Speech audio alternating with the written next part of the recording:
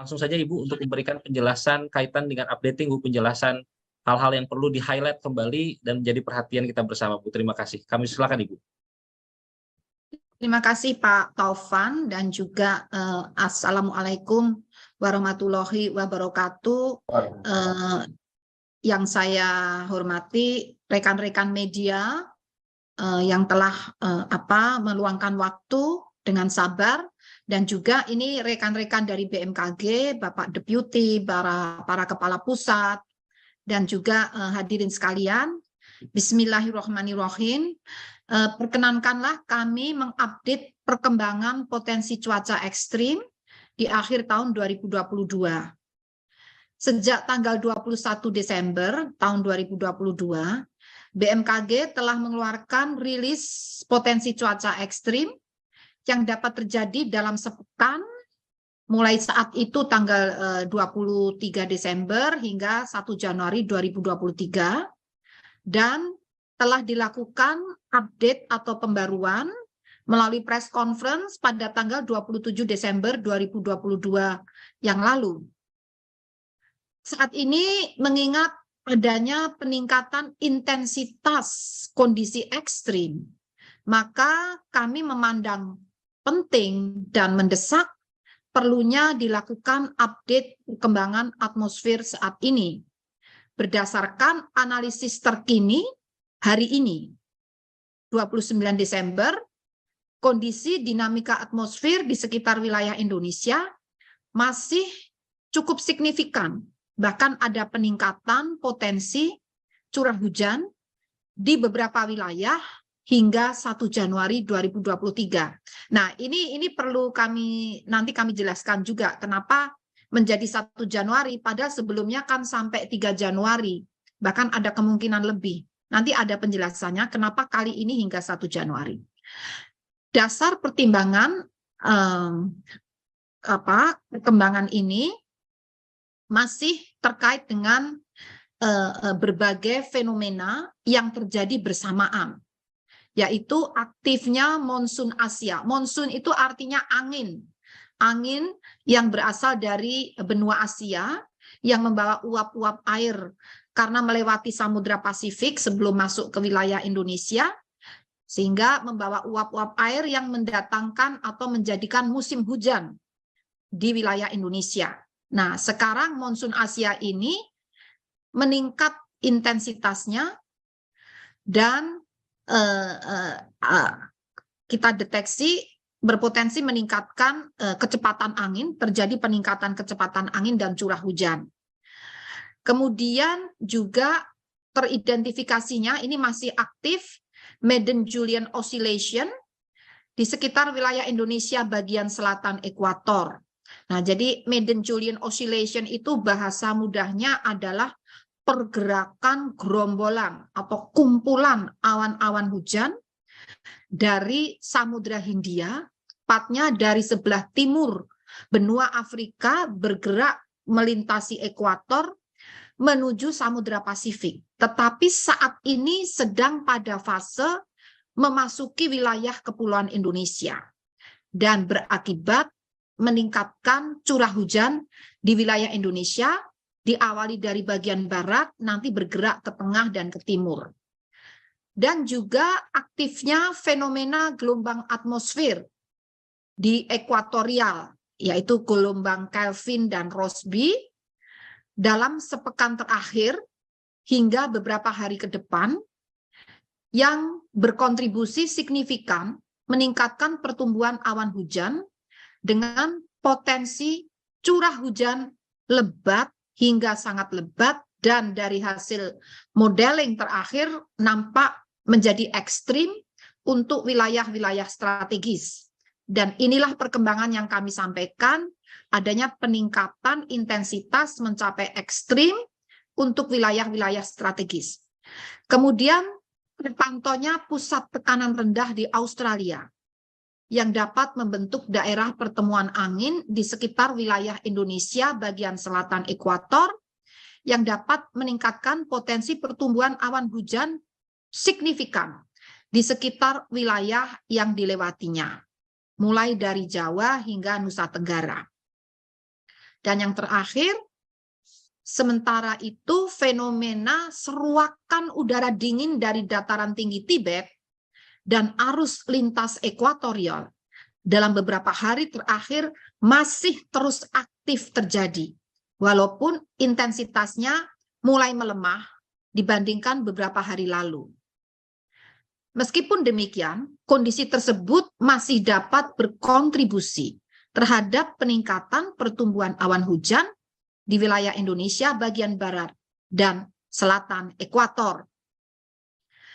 Berdasarkan hasil analisis dinamika atmosfer dan pemodelan cuaca secara numeris, akhirnya BMKG memperkirakan adanya potensi peningkatan curah hujan mulai tanggal 30 hingga 31 Desember di beberapa wilayah di Indonesia.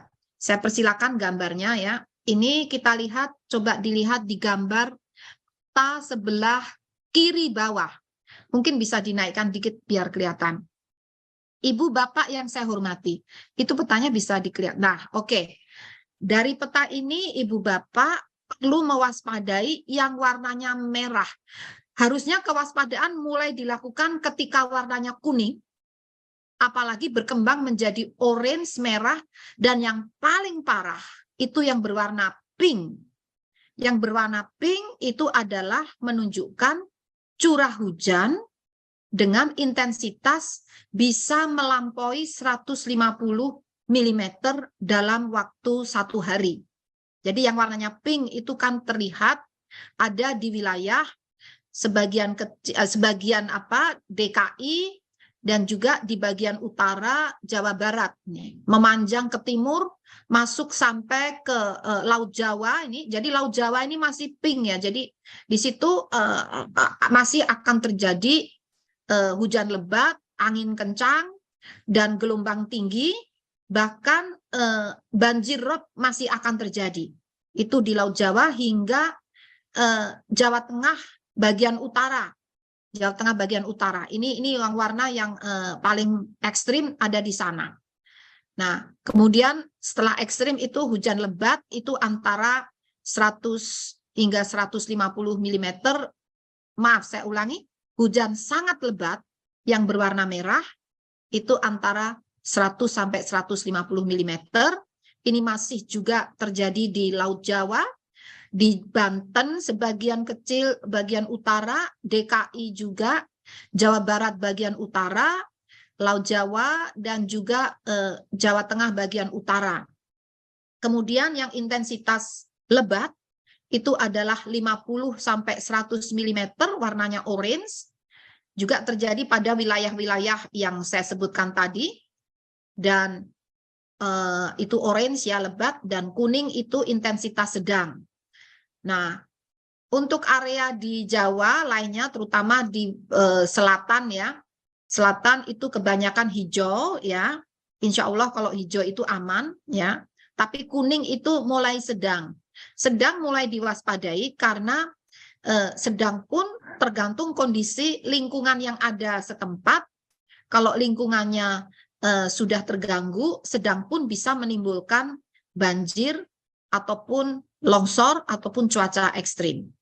Nah, jadi perlu kami sampaikan, perkembangan terakhir perakiraan curah hujan Pulau Jawa tanggal 30 Desember besok, itu potensi hujan lebat terjadi di Banten bagian barat, DKI Jakarta bagian selatan, Jawa Barat bagian selatan, Daerah Istimewa Yogyakarta, Jawa Tengah bagian selatan, Jawa Timur bagian selatan. Itu potensi lebat. Potensi hujan sangat lebat, yaitu tadi intensitasnya 100 sampai 150 mm, berpotensi terjadi di Banten bagian utara dan selatan, juga DKI Jakarta bagian utara, sebagian Jawa Timur bagian utara. Dan potensi hujan ekstrim, intensitasnya dapat mencapai lebih dari 150 mm dalam 24 jam atau dalam 1 hari, yaitu berpotensi terjadi di Jawa Barat bagian utara, Jawa Tengah bagian utara. Nah, itu yang perlu diwaspadai untuk tanggal 30 Desember. Selanjutnya tanggal 31 Desember. Nah, mohon maaf sebelum tanggal 31 Desember ini juga sangat penting kami sampaikan perakiraan curah hujan di Jabodetabek, khusus Jabodetabek untuk besok tanggal 30 Desember.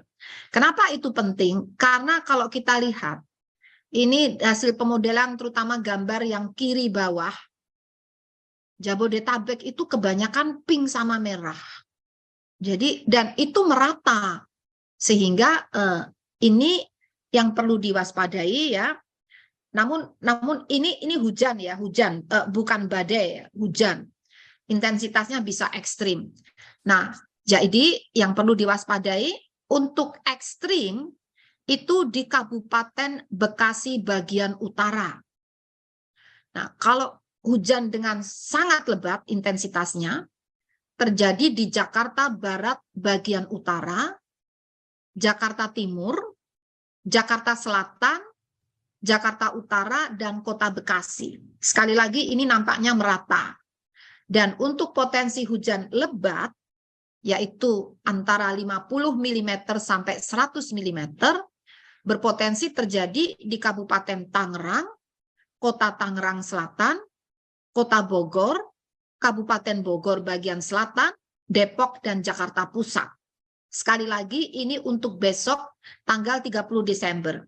Dan perlu ditambahkan, ini mohon dikoreksi Pak Guswanto, hujannya itu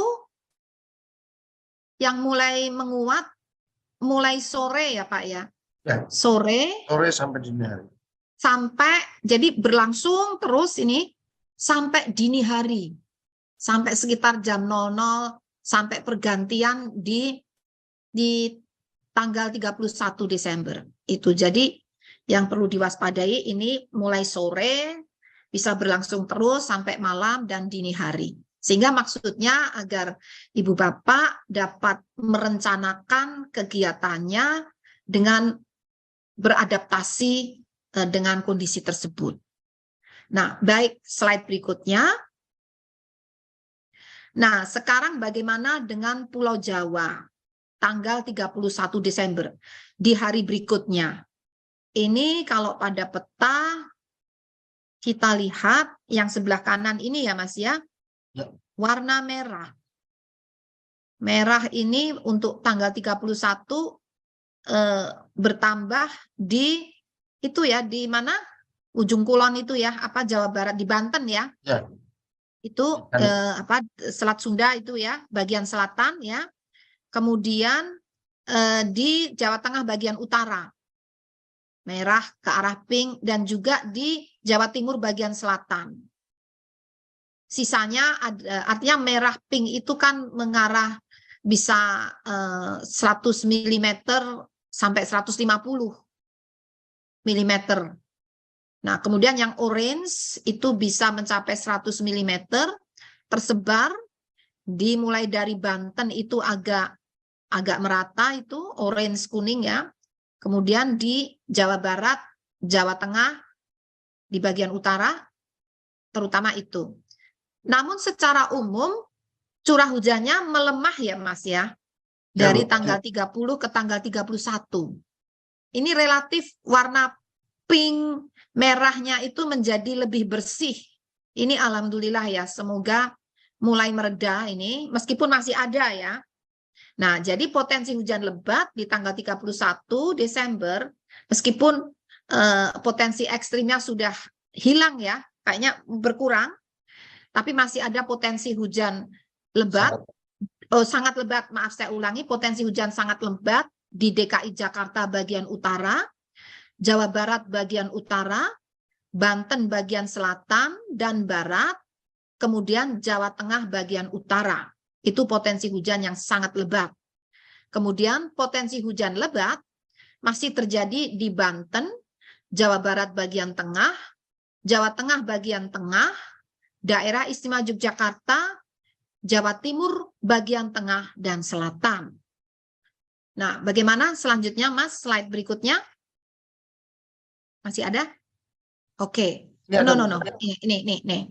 Nah, bagaimana Jabodetabek tanggal 31 Desember?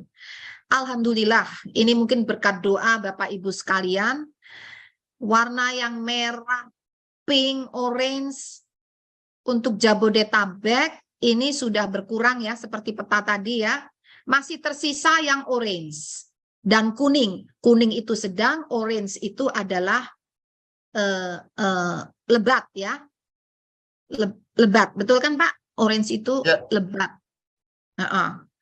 Nah, dan itu kayaknya sangat lebat masih ada ini yang Masih orange ada, Bu. tua. Ketutup sini, Bu. Ya, ketutup sini. Iya, jadi sangat lebat masih ada. Nah, inilah sebarannya agar Bapak Ibu bisa melihat.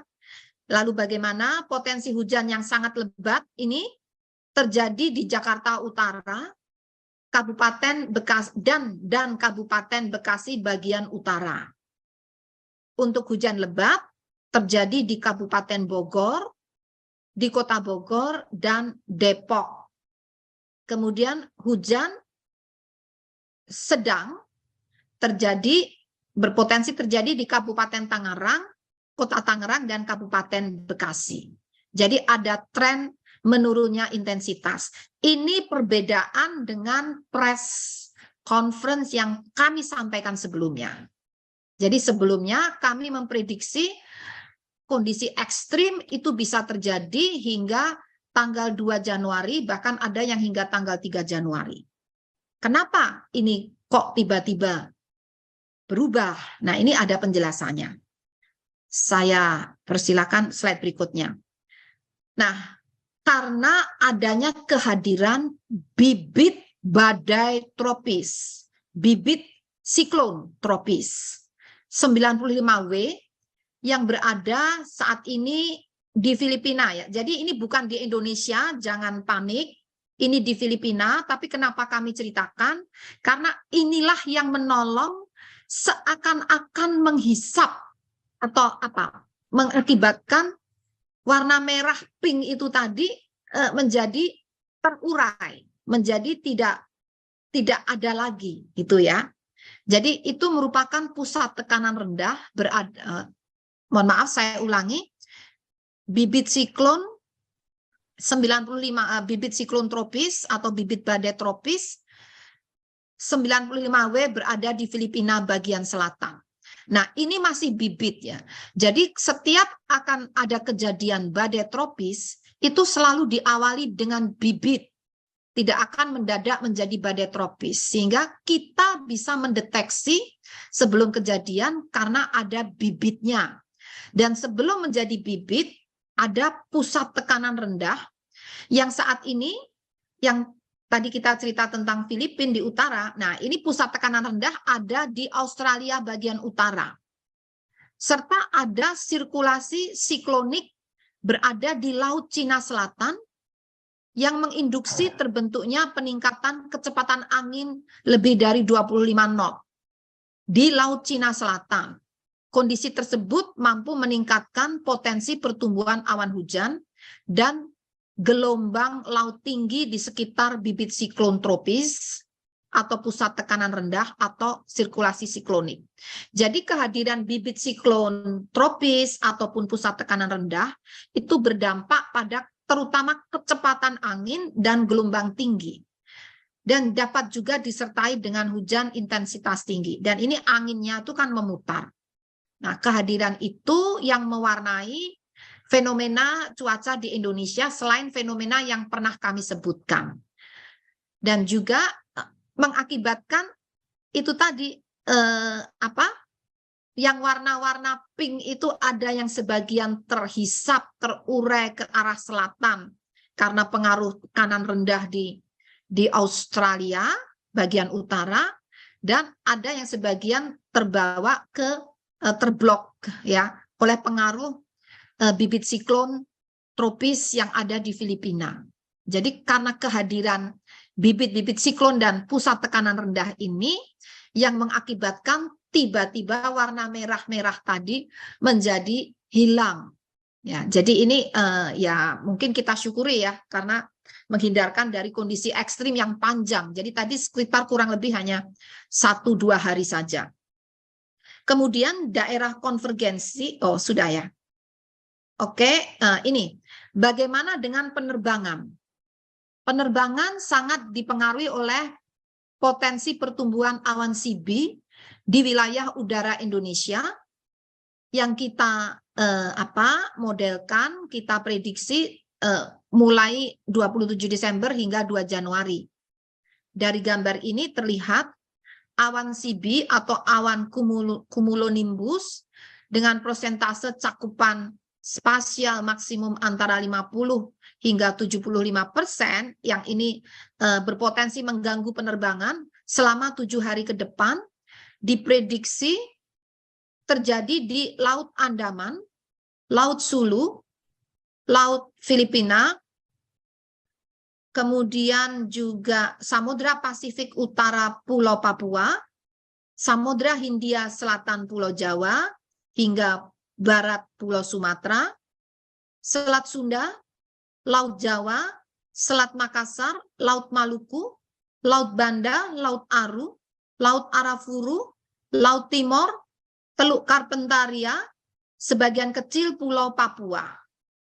Kemudian juga perlu diwaspadai, bahkan mungkin siaga ini ya, awan cumulonimbus dengan persentase cakupan yang lebih luas lagi. Cakupan spasialnya lebih dari 75%. Selama 7 hari ke depan, diprediksi terjadi di Laut Cina Selatan, Laut Sulu, Laut Filipina,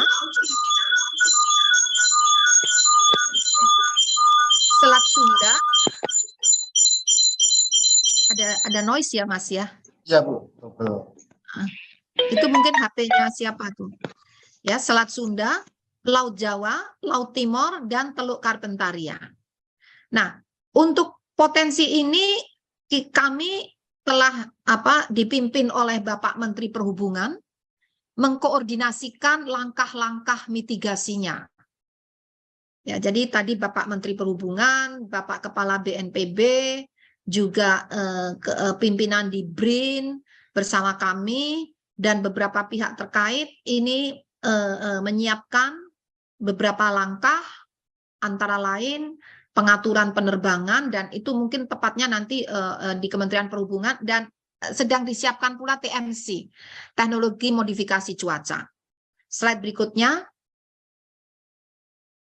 Nah, selain di darat, di udara, potensi ekstrim juga terjadi di laut, yaitu potensi gelombang tinggi di wilayah perairan Indonesia berlaku dari 28 Desember sampai 2 Januari. Nah, tinggi gelombang mencapai 4 hingga 6 meter, berpotensi terjadi di Laut Natuna Utara, perairan Kepulauan Natuna, Selat Sunda bagian barat dan selatan, perairan selatan Banten hingga Jawa Timur, Laut Jawa bagian timur, perairan utara Kepulauan Sapudi hingga Kepulauan Kangean, Laut Sumbawa, perairan selatan Pulau Sumba, Sumba Hindia Barat Bengkulu, mohon maaf saya ulangi, Samudra Hindia Barat Bengkulu. Jadi Samudra Hindia yang berada di sebelah barat Bengkulu hingga selatan Nusa Tenggara Timur. Jadi itu kita lihat pada gambar ini mulai tanggal tanggal berapa itu? Tanggal 28 ya. Nah, ini warnanya kan merah, orange, itu mulai dari sebelah barat Bengkulu di Samudra Hindia, terus menyambung, menerus, membelok di selatan Selat Sunda, dan akhirnya sampai selatan Jawa dan selatan Nusa Tenggara Timur.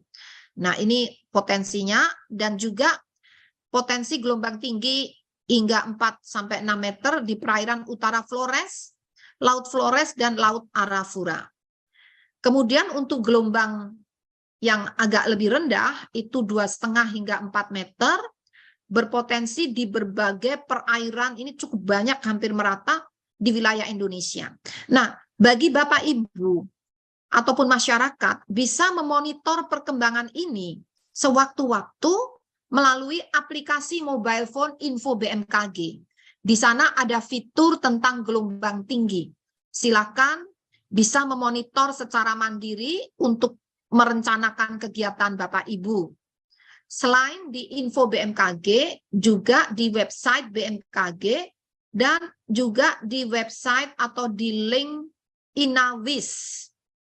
Itu nanti mohon di-share ya Pak Guswanto, link-link websitenya. Begitu. Dan tadi yang untuk kondisi awan CB itu juga open. Itu bukan rahasia, itu silahkan bisa dimonitor sewaktu-waktu, real time ya perkembangannya. Silahkan mengakses aplikasi mobile phone Info BMKG atau website BMKG, dan bisa juga nanti Pak Guswanto memberikan link ya, mungkin di Siam ya, jadi ada linknya khusus ada juga, jadi ada beberapa kanal untuk terus bisa diakses bagaimana dinamika perkembangannya, karena sangat dinamis. Di Indonesia ini banyak dipengaruhi dari berbagai samudra, dan ada 2 samudra, dan juga dari benua Asia ataupun benua Australia. Mohon maaf Pak, yang banjirop itu masih ada. Saya sebenarnya tahu bisa ditayangkan. Banjirop ini juga sangat membahayakan, bisa mengganggu ya. Mungkin tadi Pak ya Pak Sopo. Ya, sebentar Ibu, saya carikan. Ya. Atau Pak Eko mungkin udah ready banjiropnya. Mohon maaf menunggu sebentar.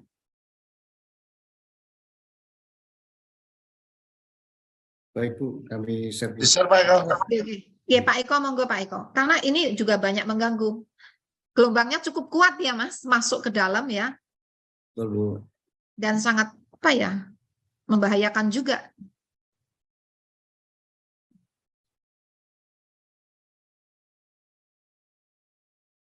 Sambil menunggu, silahkan menginstal aplikasi Info BMKG.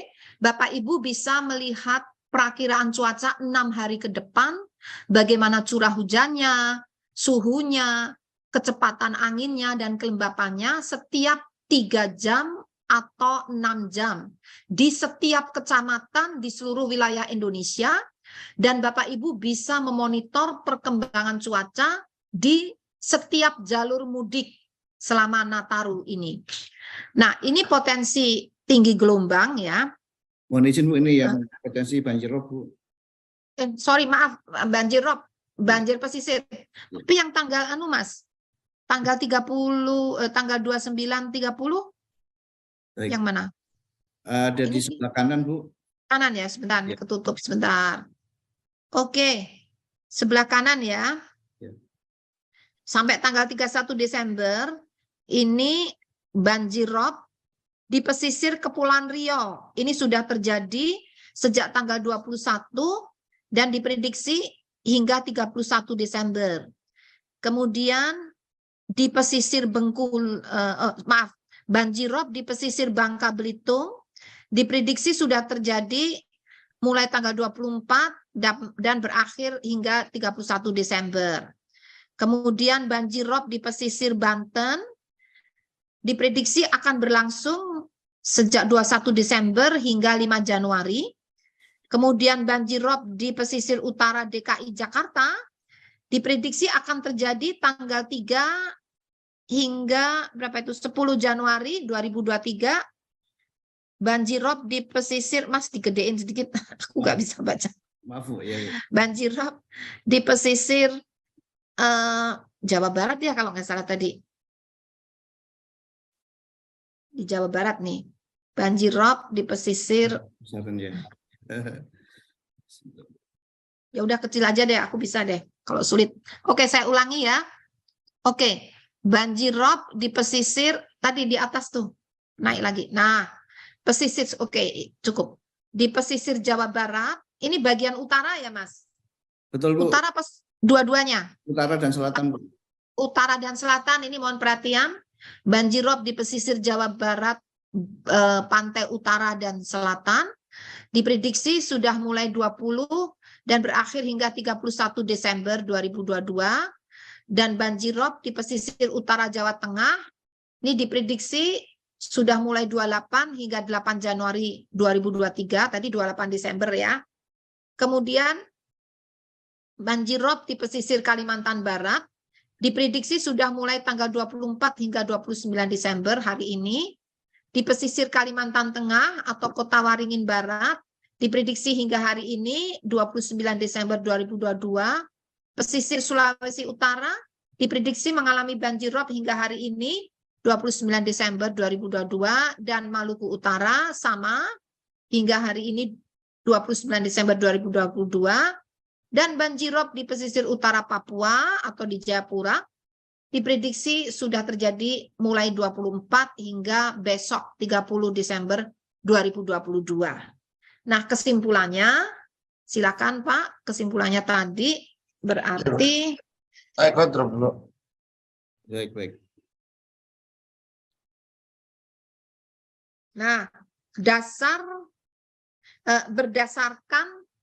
berdasarkan pertimbangan perakiraan cuaca yang meliputi masih aktifnya monsun Asia, kemudian juga masih teridentifikasi aktivitas MGO, yaitu pergerakan kumpulan awan-awan hujan dari arah timur Afrika di Samudra Hindia menuju wilayah Indonesia, berada di Indonesia, dan nanti menuju ke Samudra Pasifik, serta masih terjadinya gelombang atmosfer yang terkonsentrasi di wilayah Jawa hingga Nusa Tenggara, kemudian juga terpantaunya pusat tekanan rendah di Australia yang dapat membentuk daerah pertemuan angin di wilayah Indonesia bagian selatan ekuator, dan masih terpantaunya seruakan dingin Asia dan arus lintas ekuatorial yang dapat berkontribusi pada pertumbuhan awan hujan di wilayah Indonesia bagian barat, walaupun intensitasnya mulai berkurang dibandingkan beberapa hari lalu. Jadi ini semua fenomena masih terjadi.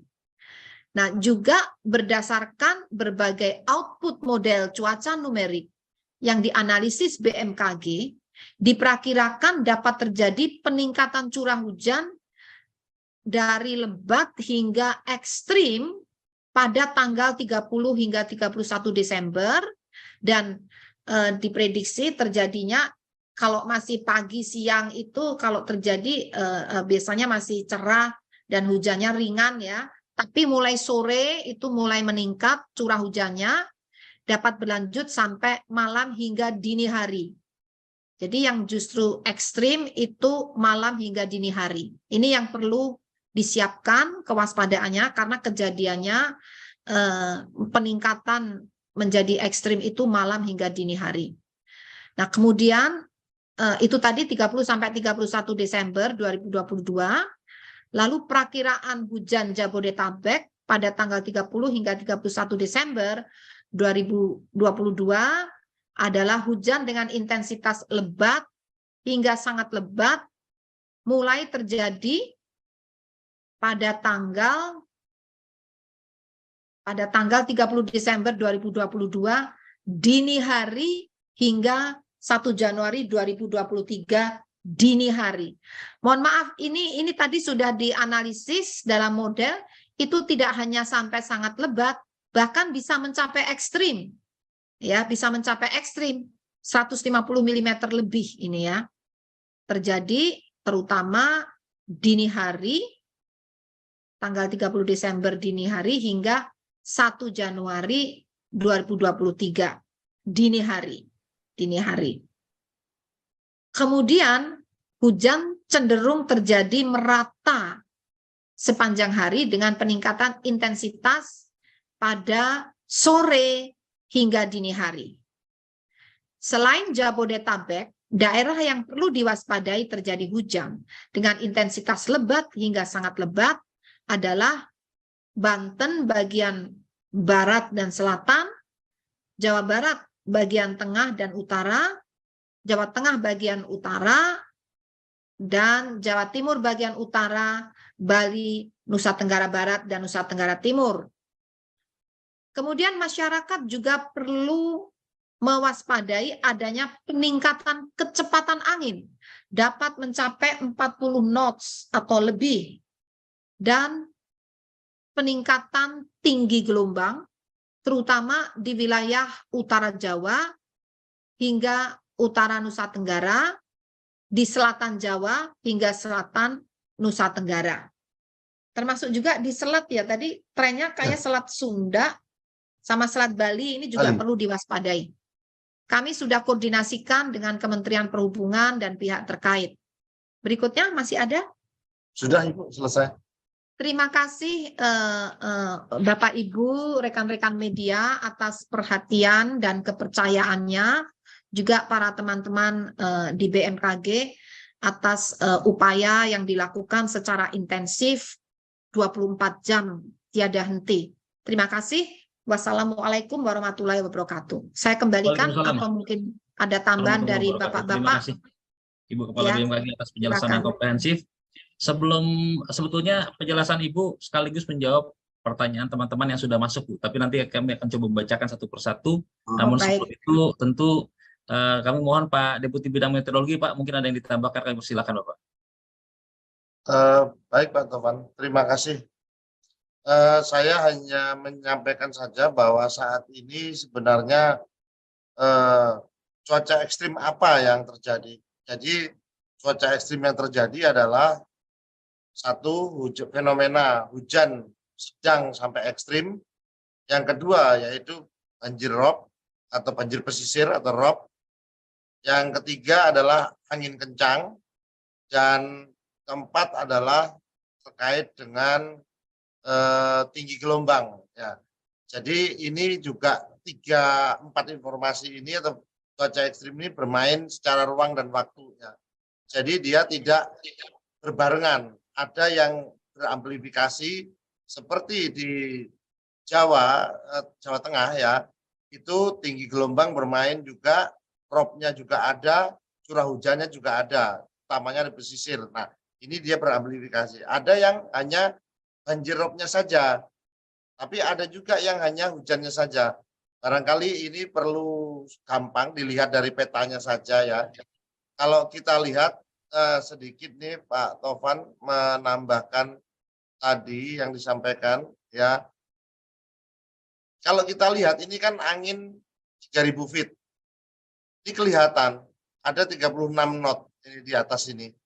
Ini 28, 32. Dari sini tuh bisa kita menganalisis sendiri kecepatan angin tertinggi daerah mana. Ini 18 knot berarti rendah, ini juga cukup rendah. Nah, itu yang perlu diperhatikan. Ini juga tidak seluruhnya wilayah Indonesia angin dengan kecepatan tinggi atau dengan angin kencang ya. Demikian kira-kira tambahan dari saya. Terima kasih. Mohon maaf Pak Guswanto, ini peta ini mohon juga di-share. Yang ini kayaknya yang terakhir peta angin itu biar masyarakat juga bisa melihat situasinya. Mungkin di website ya terutama ya. Di website ada Ibu. Oke, baik. Oke, makasih. Update tiap hari. Baik. Terima kasih Mas. Oke. Monggo Pak.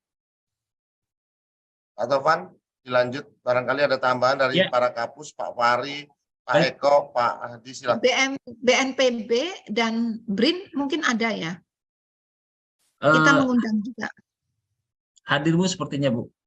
Ya, kita akan diatur coba ya, dipersilakan juga menyapa kalau sudah dari BRIN Pak Fahri, BNPB. mungkin Pak Fahri dulu Pak sama Fahri? Pak. Silakan Pak Fahri, Pak Eko. Untuk melengkapi yang cuaca, terus nanti BNPB dan BRIN. Ya, baik. Silakan. Pak Fahri. Monitor, Pak. Baik. Terima kasih Ibu BMKG, Pak Deputi, Bapak Ibu, rekan-rekan media, menambahkan sedikit apa yang disampaikan Ibu Kepala dan Pak Deputi tadi. Tadi kita sudah melihat bahwa memang ada potensi peningkatan hujan. Nah, khusus untuk malam tahun baru gitu ya, memang potensi hujan lebatnya itu dini hari ya, yang tadi Ibu sampaikan. Jadi kalau 31-nya mulai dari siang sore itu mulai meningkat, malam meningkat ya. Tapi kami mengharapkan dan melihat sih kayaknya ada celah justru menjelang malam pergantian tahun agak mereda gitu ya. Tapi meningkat lagi nanti setelah tengah malam, dini hari tadi itu mulai meningkat lagi. Jadi ini mungkin perlu mengantisipasi saudara-saudara kita yang akan merayakan malam pergantian tahun ya bisa mempersiapkan diri dengan baik, mempersiapkan peralatan, sarana prasarana agar acara atau kegiatannya tetap bisa berlangsung tapi aman dan tidak terganggu oleh kondisi hujan. Mungkin itu sedikit Ibu tambahan dari saya. Terima kasih. Terima kasih Bapak. G, monggo Pak Anu mungkin ke BNPB Pak. Soalnya kalau Pak Eko mau nambahkan. Pak Eko, monggo mau nambahkan Pak, dari ini banyak yang ditanyakan kan biasanya ke Pak Eko soal arop sama gelombang. Silakan Pak Eko kalau ada yang mau disampaikan. Baik, mohon izin Ibu Pak Deputi. Terkait dari keekstriman cuaca yang tadi telah dijelaskan lengkap oleh Ibu Kepala BMKG dan Bapak Deputi Meteorologi, perlu kita cermati kembali dan waspadai ketika kita menggunakan moda angkutan penyeberangan. Ketika ada angin kencang dan hujan lebat, tentunya ini akan menghambat aktivitas bongkar muat. Sehingga para nakhoda atau pengguna transportasi laut di penyeberangan perlu waspada, adaptasi, ikuti semua petunjuk dari operator pelabuhan. Tidak perlu memaksakan diri sehingga akan merugikan kita juga di dalam menggunakan moda angkutan penyeberangan. Juga ketika terjadi waktu yang sama di saat fase pasang maksimum yang dibarengi dengan gelombang tinggi, ini kerap kali mengganggu aktivitas kita sehari-hari, utamanya masyarakat pesisir, untuk bisa melakukan upaya penyelamatan terhadap kegiatan sehari-hari, terutama untuk perikanan darat dan tambak garam untuk bisa diselamatkan. Demikian, terima kasih. Terima kasih Pak Kapusmar. Terima kasih. Bu, mungkin kurang lengkap Bu kalau Pak Ahadi, Kapus Oh Penerbangan iya, belum mau terbang ini yang mau memberikan terbang, statement. silakan. Monggo Pak Adi. Terima kasih Pak Taufan, izin Ibu Kepala, Bapak Oke, Deputi, monggo Mas. para Kapus. Seperti yang sudah disampaikan oleh Ibu Kepala tadi bahwa Ibu sudah menyampaikan adanya potensi awan cumulonimbus yang perlu diwaspadai dengan beberapa cakupan spasial. Dapat kami sampaikan bahwa memang bagi penumpang nantinya juga perlu menjadi kesabaran bagi penumpang ketika akan naik pesawat terbang. Hal ini pada saat cuaca buruk dan seterusnya, kalaupun ada penundaan dan seterusnya juga ini bisa diakibatkan diantaranya juga memang karena adanya safety yang sudah diterapkan oleh maskapai maupun penyelenggara bandar udara. Jadi ini menjadi sangat penting, terutama pada bandara-bandara yang memiliki operating hour yang tidak 24 jam, hanya operating hour saat siang hari. Ini menjadikan satu istilahnya menjadi menjadi bagi para penumpang ini menjadi harus menjadi lebih aware bahwa adanya penundaan pesawat lebih diakibatkan oleh safety karena ada informasi-informasi yang sudah disampaikan oleh BMKG yang berada di setiap bandar udara. Kewaspadaan lainnya yang juga perlu disampaikan untuk maskapai maupun operator pesawat terbang adalah bahwa pada tanggal seperti yang disampaikan Ibu Kepala tadi, pada tanggal 29 ada kecepatan angin yang cukup tinggi sampai dengan 40 knot sampai dengan ketinggian dari permukaan sampai dengan ketinggian 23.000 feet, dan mulai dari barat Indonesia sampai dengan terutama di wilayah Jawa, kemudian sampai dengan NTT, dan ini perlu diwaspadai bagi pesawat-pesawat yang berada terbang di bawah 10.000 feet ataupun medium level sampai dengan ketinggian 23.000 feet, terutama bagi heli dan pesawat-pesawat yang tidak berbadan lebar begitu. Kemudian juga di daerah Papua kecepatan anginnya juga cukup tinggi pada ketinggian di atas 23.000 feet, dari arah timuran juga sampai 40 knot lebih, dan ini mungkin bisa menjadi ketidaknyamanan bagi penumpang ketika di area-area tersebut. Demikian dari Pusat Meteorologi Penerbangan. Terima kasih. Terima kasih Pak Kapus Penerbangan. Bu, kami memantau di Zoom BNPB dengan BRIN mungkin masih terkendala Bu untuk masuk.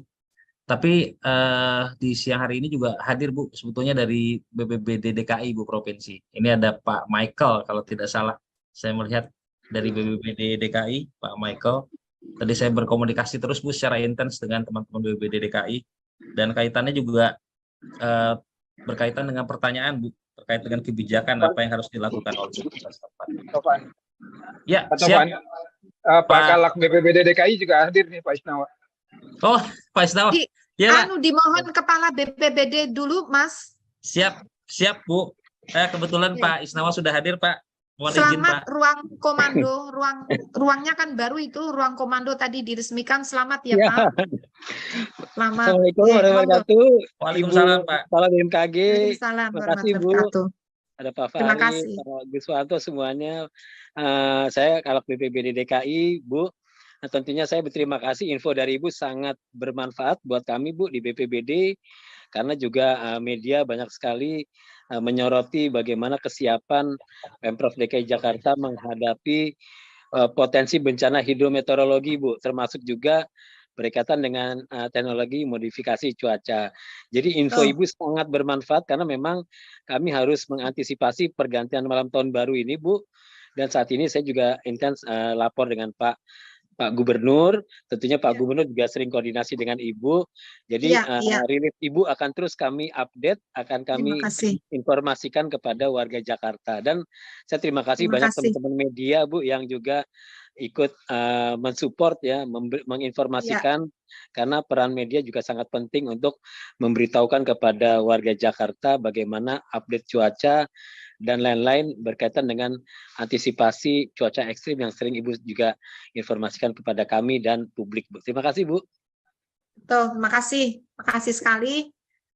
Salam hormat untuk Pak Gubernur ya. Siap Bu. Monggo. Terima kasih Bu. Ya, sama-sama. Pak Isnawa. Selanjutnya Bu, kita ini antusias teman-teman di media sangat luar biasa Bu pada hari ini. Silakan.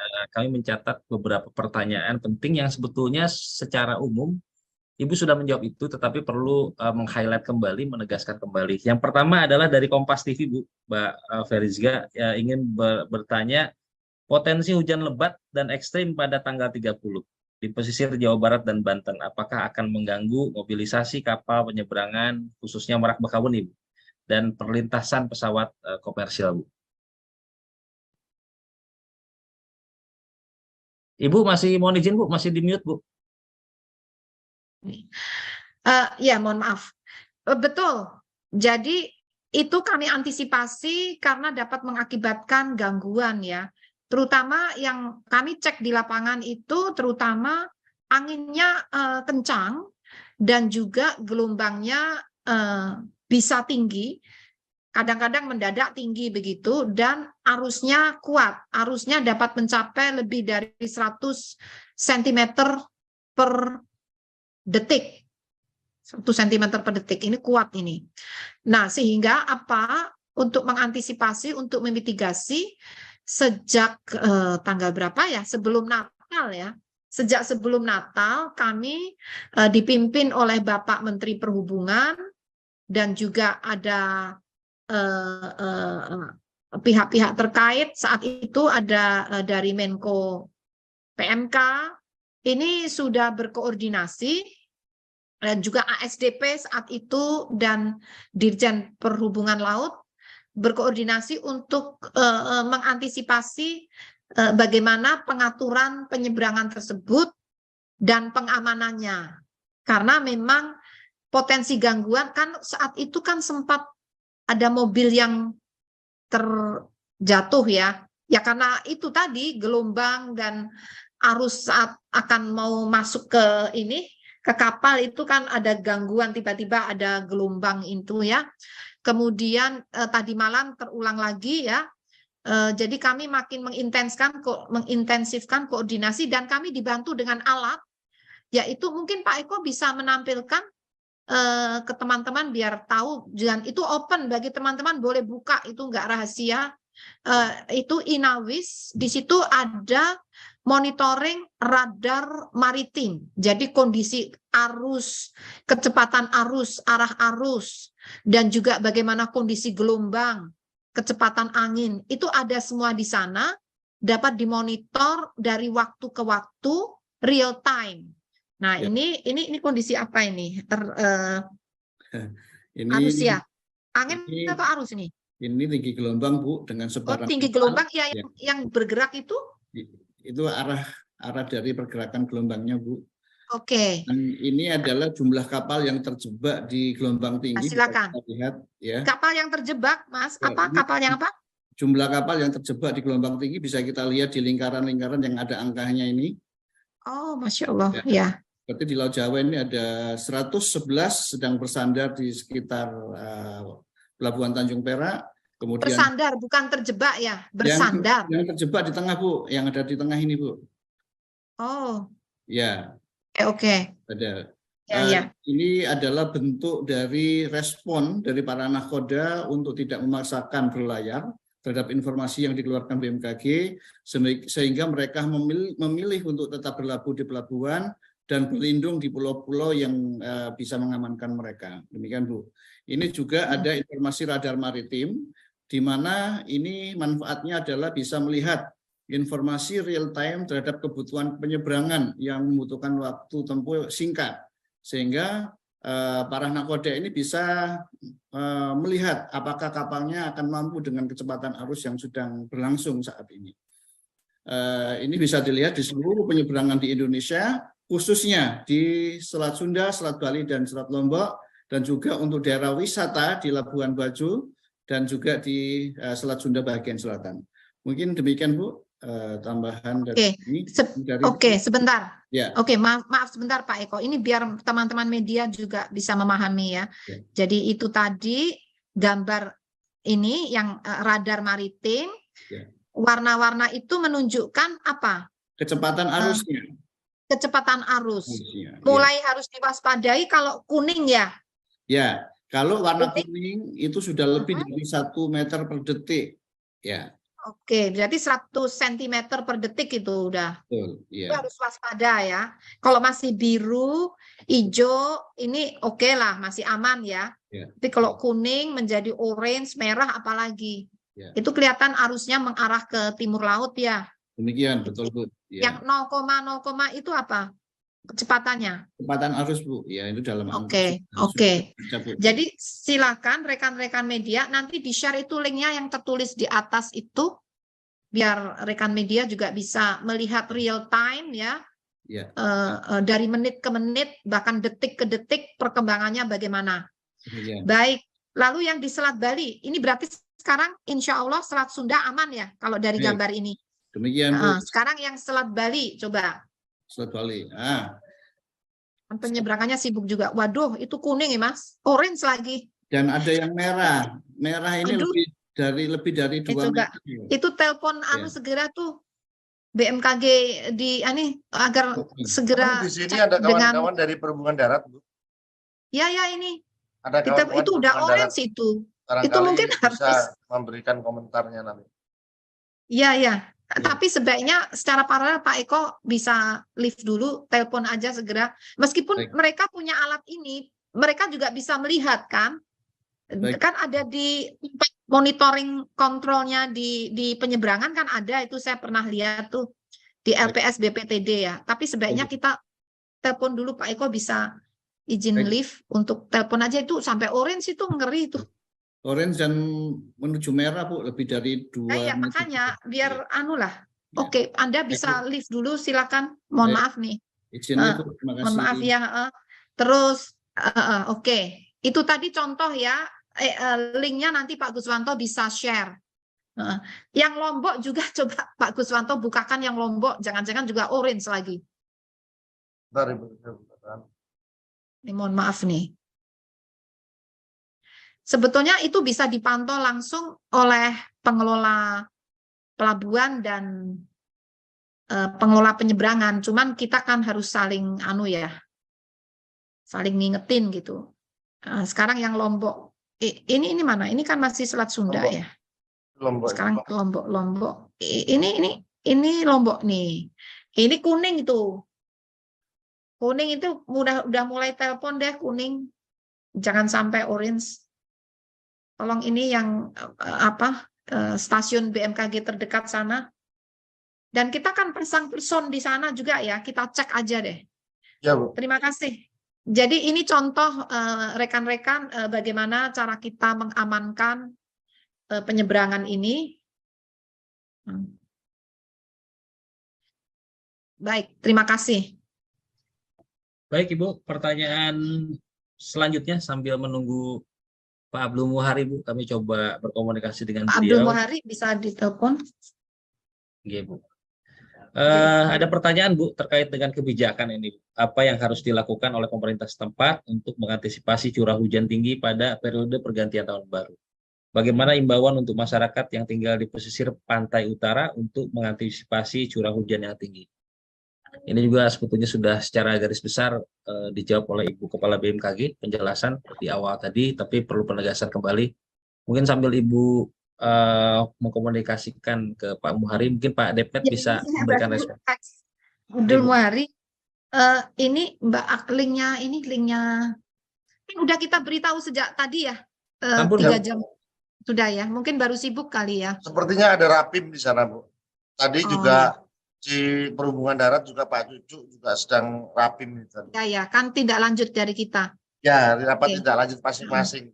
Ya, sebentar, saya selesai. Sebentar aja. Yep. Ini biar oke. Si Abdul Muhari. Oke. Jadi pertanyaannya bagaimana mengkomunikasikan dengan pemerintah daerah ya? Ini Bu, mengantisipasi kebijakan yang diambil. Oke, ya. Koordinasi itu dilakukan jauh sebelum memasuki Nataru ini ya. Karena tidak hanya khusus untuk Nataru ya, untuk sehari-hari itu juga perlu dilakukan meskipun tidak ada Nataru. Jadi kami metode komunikasinya melalui berbagai cara, kunjungan langsung. Jadi kami istilahnya sowan ya, tanda petik sowan, komunikasi langsung. Kemudian juga dilanjutkan ada beberapa pemerintah daerah yang juga berkunjung langsung ke BMKG. Contohnya ini Kepala BPBD DKI itu kayaknya beberapa kali deh ke BMKG konsultasi sejak gubernur yang lama ya. Siapapun gubernurnya, sebenarnya DKI itu aktif tuh. Siapapun gubernurnya ya. Dan juga data kami ini sharing data kami kirimkan ya secara digital, karena kalau DKI itu data dari kami masih diolah lagi. Peringatan dini dari kami ini kan sifatnya nasional ya. Nah, oleh pemerintah DKI diekstrak yang khusus DKI dan diolah lagi. Begitu. Kemudian selain kunjungan langsung, koordinasi langsung, juga ini TMC, ini juga koordinasi sejak beberapa hari yang lalu. TMC ini dilakukan teknologi modifikasi cuaca. Kemudian juga pernah kita melakukan geladi bersama, itu pernah dilakukan juga. Jadi semacam itu, dan itu diulang-ulang, dan dalam waktu eventnya sudah mendekat, kita koordinasi juga. Jadi diulang-ulang lah, sifatnya itu tidak hanya sekali 2 kali, tapi diulang lagi. Demikian, itu jawabannya. Ada pertanyaan satu lagi tadi, apa? Saya lupa. Ini Bu, imbauan untuk masyarakat yang tinggal di pesisir pantai utara, Bu, untuk mengantisipasi curah hujan yang mungkin tinggi. Ya. Karena masyarakat itu berada di pesisir dan kondisi cuaca masih ekstrim, jadi kami menghimbau nomor 1,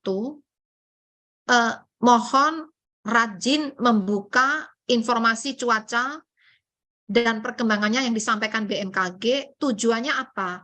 Agar bisa melakukan penyelamatan diri. Sekarang yang dipikir nomor 1 selamat dulu. Yang penting selamat gitu ya.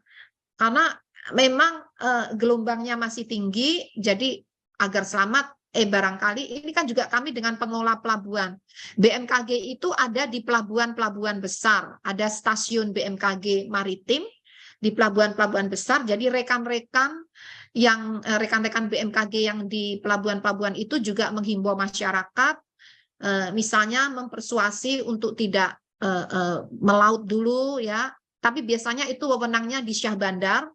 Jadi kami sifatnya menghimbau, mengingatkan untuk menyesuaikan perjalanan mereka dengan kondisi cuaca yang ada saat ini. Begitu. Jadi nomor satu adalah selamat dulu lah nomor satu. Yang lain-lain bisa dipikir kemudian. Demikian. Baik, terima kasih Ibu.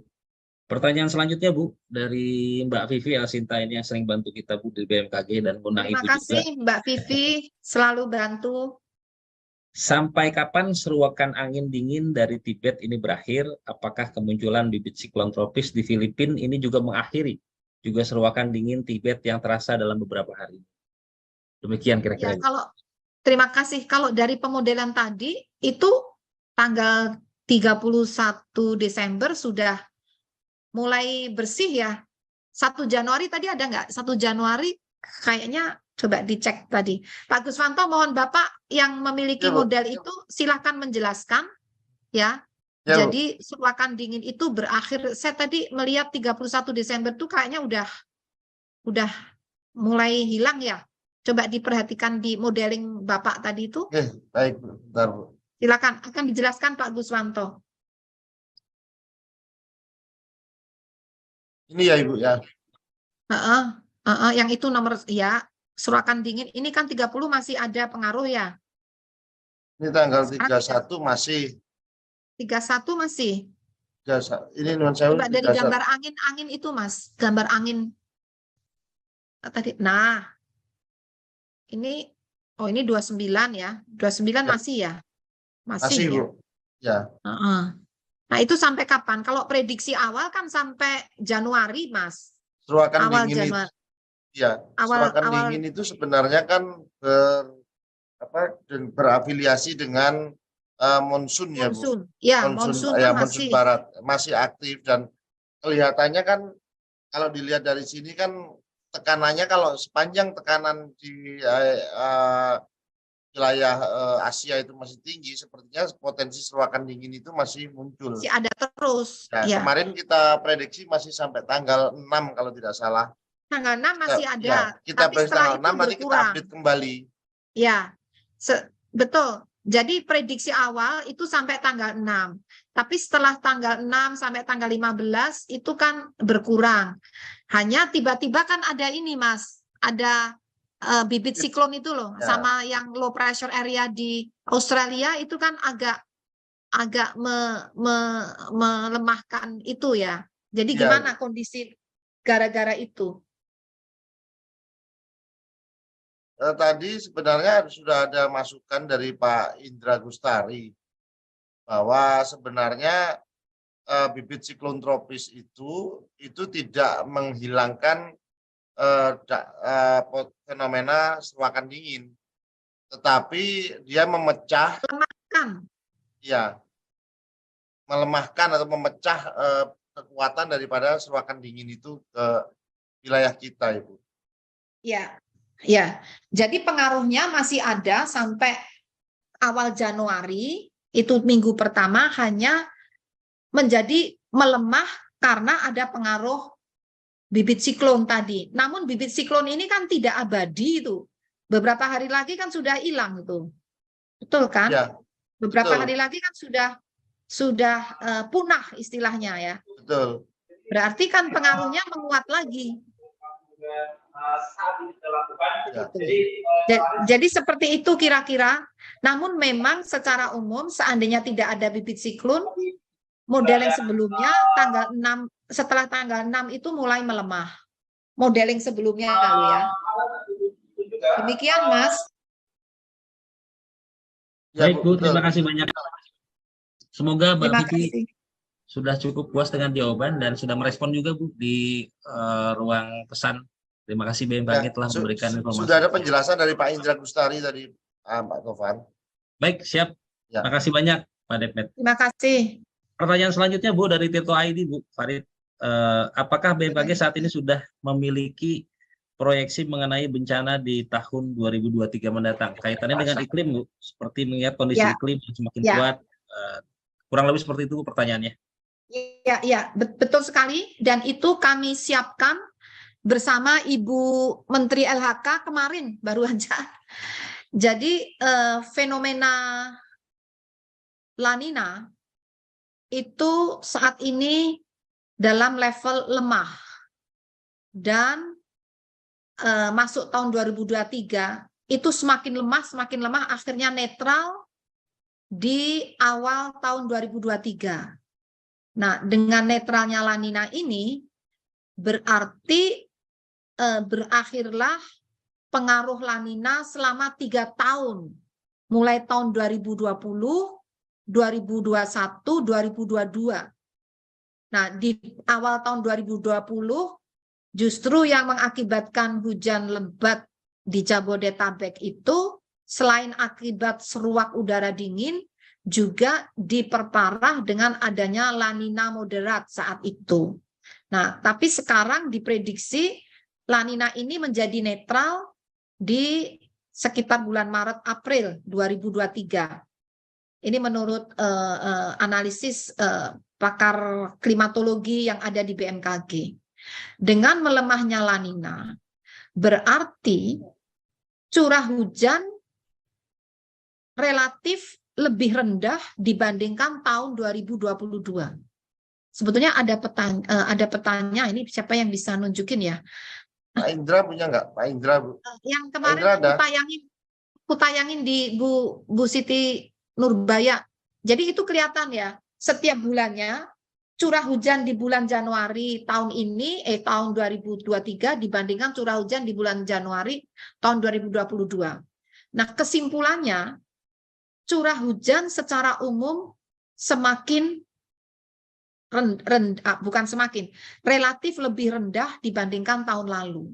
Dan ini berdampak mulai Mei, April, itu jadi mulai relatif lebih kering daripada selama 3 tahun terakhir, sehingga potensi karhutla itu mulai meningkat. Jadi Mei itu mulai ada zona yang coklat ya, coklat itu artinya curah hujannya rendah.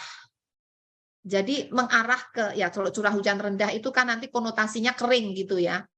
Nah, sehingga saat kami berkoordinasi dengan Ibu Siti Nurbaya, jadi mulai disiapkan teknologi modifikasi cuaca ya, karena kalau terlambat itu bisa mengarah ke kebakaran lahan hutan. Dan Juni, Juli, Agustus, September itu bulan-bulan yang harus kita mulai waspada terhadap karhutla, karena curah hujannya semakin turun.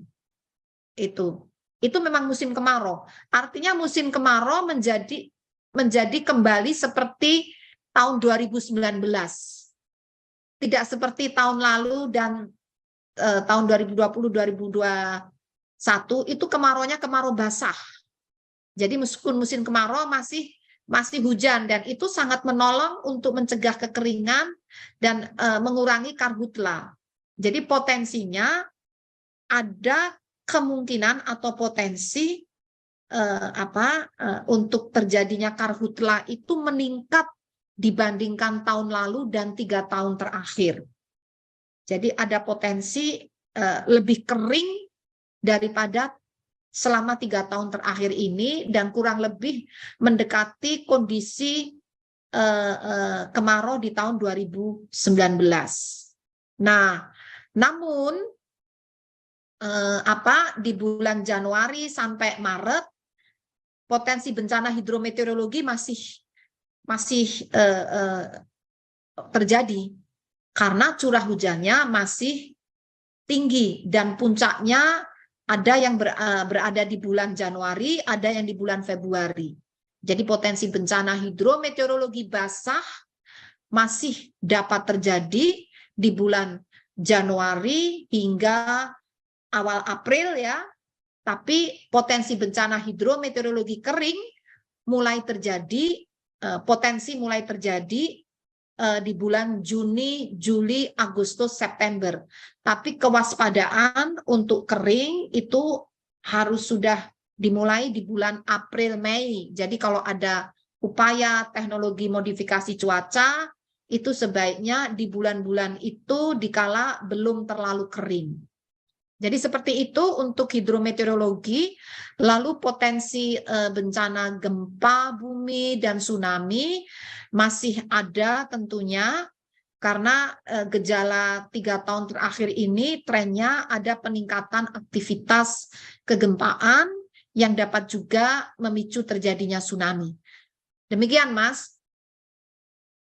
Baik, terima kasih Ibu atas penjelasannya sekaligus menjawab tadi terkait dengan prediksi musim kemarau 2023. Mungkin ini terkait pertanyaan puncak musim kemarau, tapi sudah Ibu jawab sih Bu tadi, Bu. Selanjutnya ini Bu, ada info terkait dengan fenomena puting beliung Bu yang sering terjadi di wilayah kita. Kemungkinannya seperti apa? Apakah bisa terjadi di masa-masa menjelang masuk puncak musim hujan, lalu kemudian dampaknya akan seperti apa? Kurang lebih seperti itu Bu, pertanyaan dari Royan Jawa Pos. Oke, saya persilakan Pak Fahri atau Pak Guswanto ini yang lebih menguasai puting beliung. Saya persilakan. Pak Fahri. Ya, baik. Terima kasih Pak Dep, Ibu Kepala. Mengenai puting beliung, secara umum fenomena puting beliung itu biasanya terjadi di periode peralihan musim, baik itu dari peralihan dari musim penghujan ke musim kemarau maupun di peralihan musim kemarau ke musim hujan. Nah, kita akan segera akan memasuki periode peralihan musim hujan ke musim kemarau nanti di sekitar bulan April Mei. Nah, jadi mungkin perlu kita waspadai potensi puting beliung di bulan April Mei. Tapi bukan berarti di periode musim hujan ini tidak ada potensi sama sekali ya. Tetap ada, tapi mungkin tidak sesering di periode peralihan nanti. Mungkin itu Ibu. Terima kasih.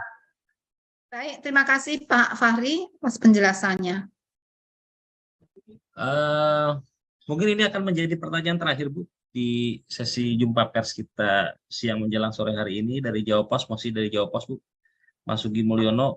Berdasarkan hasil pantauan sejauh ini di wilayah-wilayah yang diperkirakan terjadi cuaca ekstrim pada periode tanggal 28 sampai 29 itu seperti apa? Apakah terjadi hujan lebat juga potensi bencana yang mengakibatkan daripada ekstrim, cuaca ekstrim di tanggal 28-29 Bu.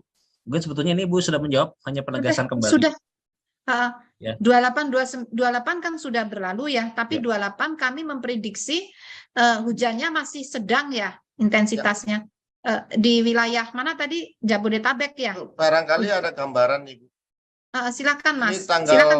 Ya ini sudah disiapkan sama kawan-kawan. Oh ya, monggo jenengan sampaikan Mas. Oke. Jadi untuk tanggal 28 ini dicatat oleh kita tertingginya hanya 60 mm ya kawan-kawan. 60 mm ini terjadi di pompa RW 01 Semanan ya. Jadi yang kemarin disampaikan ada badai itu barangkali disinilah terjawabnya. Ya, ini adalah curah hujan yang dicatat sejak tanggal 7 pagi tanggal 28 sampai 29 pukul 7 juga. Ya, jadi 1 kali 24 jam ini. Jadi untuk curah hujan tidak terjadi ya yang badai tadi. Kalau angin itu tergantung dari kecepatannya. Jadi kecepatannya kalau kita lihat kan kalau angin itu kan angin kencang bisa didefinisikan kalau kecepatannya itu udah 45 km per jam di definisi BMKG ya. Sedangkan saat ini kan angin tadi kita lihat tanggal 29 itu ada sekitar yang 30 knot, barangkali itu yang nanti perlu diperhatikan. Jadi bencana untuk tanggal 28 tidak ada lah kalau kita lihat dari data ini. Demikian kira-kira Ibu. Jadi hujannya sesuai prediksi mayoritas itu sedang hingga lebat ya Mas. Prediksi kita kan sedang hingga lebat betul. Ya. Oke, artinya terverifikasi ya hasil prediksi itu. Nah, mungkin Bapak bisa menjelaskan kali. Saya pernah ditanya juga, gimana sih metodenya gitu loh? Kok beda gitu? Sebenarnya kan metodenya kita kan standar ya, SOP Jadi metode yang kami lakukan itu harus standar dunia. Jadi kami mengeluarkan perakiraan cuaca, mengeluarkan prediksi, itu bukan karena kami belajar sendiri, lalu ya ini yang kami bisa, bukan, tapi itu diatur oleh Badan Meteorologi Dunia. Karena cuaca itu terutama dibutuhkan untuk penerbangan di mana akurasi harus 100%, sehingga Badan Meteorologi Dunia membina, mengatur, dan ini juga istilahnya tuh mengecek, selalu mereview dari validitas dan akurasi informasi yang dikeluarkan. Itu ada review evaluasi tiap tahun. Review terakhir, hasil review dari Badan Meteorologi Dunia, kualitas data dan informasi yang dikeluarkan BMKG itu sekelas dengan Australia dan beberapa negara seperti India, ya, beberapa negara di sekitar kita, ya. Jadi kelasnya itu kalau nggak salah hijau, ya. Kita kelasnya hijau, ada yang kelasnya hitam, ada yang merah, ya. Kita ini hijau. Sehingga BMKG itu dipercaya untuk melatih, mentraining BMKG-nya yang ada di negara-negara Pasifik, negara di Afrika, dan negara beberapa di Asia termasuk Timor Leste. Kami mentraining negara-negara BMKG negara-negara tersebut agar bisa memberikan perakiraan cuaca dan peringatan dini seperti standar Badan Meteorologi Dunia. Jadi metodenya seperti itu kurang lebih dengan pemodelan. Nah, ini Pak Fahri itu menggunakan pemodelan itu kalau nggak salah ada 6 model, kadang di running bersamaan, ya. Dan dan juga harus ada verifikasi. Verifikasi ini satu berdasarkan pengalaman forecaster. Jadi kadang-kadang model itu tidak bisa persis seperti yang ada di alam, sehingga harus diverifikasi oleh forecaster yang menjaga, kan harus jaga 24 jam. Ada modifikasi. Juga diverifikasi dengan data radar kurang lebih 3 jam sebelumnya. Jadi tidak hanya pemodelan langsung dilepas gitu, tidak. Harus ada SOP-nya, verifikasinya, QC-nya, quality control dari data itu otomatis juga harus dilakukan. Nah, itu metodenya sehingga keluar warna-warna tadi, seperti itu. Kurang lebihnya demikian, Mas. Baik, terima kasih Ibu. Seluruh pertanyaan sudah terjawab, Bu. Alhamdulillah. Nah, mohon izin, Bu, apakah kita masih menunggu Pak Abdul Muhari? Sepertinya beliau masih ada kendala, Bu. Oh gitu ya, nggak bisa ya? Ya oke lah, mungkin Bu. nanti rekan-rekan bisa Yap. ada sendiri kan dengan BNPB, ya. Tadi BPBD sudah, dengan BRIN juga nggak ada. Tidak, Bu, tidak kelihatan, Bu, hari ini. Mungkin masih tapi ada kita kendala. di luar ini selalu koordinasi, ya, terutama TMC, ya, dan juga beberapa kajian itu kita lakukan bersama, ya, dengan waktu itu masih 8 namanya. Waktu itu belum BRIN, masih 8. Jadi kita sering melakukan studi bersama itu, ya. Demikian, Mas. Baik, Bu, sebelum menutup biasanya kami mohon statement akhir Ibu untuk secara general saja, Bu, garis bawah highlight apa yang perlu diwaspadai. Ya, jadi secara umum kami menyampaikan perkembangan cuaca yang nampaknya mulai tanggal 31 Desember ini untuk cuaca publik, ya, terjadi peningkatan intensitas menuju ekstrim hampir merata di beberapa wilayah. Namun informasi ini jangan dijadikan sesuatu yang mencekam dan menakutkan. Justru biasakanlah untuk mendengar hal-hal yang seperti itu, tapi yang penting terukur dan valid gitu. Maksudnya apa? Agar kita bisa merencanakan kegiatan kita dapat berjalan secara aman. Begitu. Terima kasih.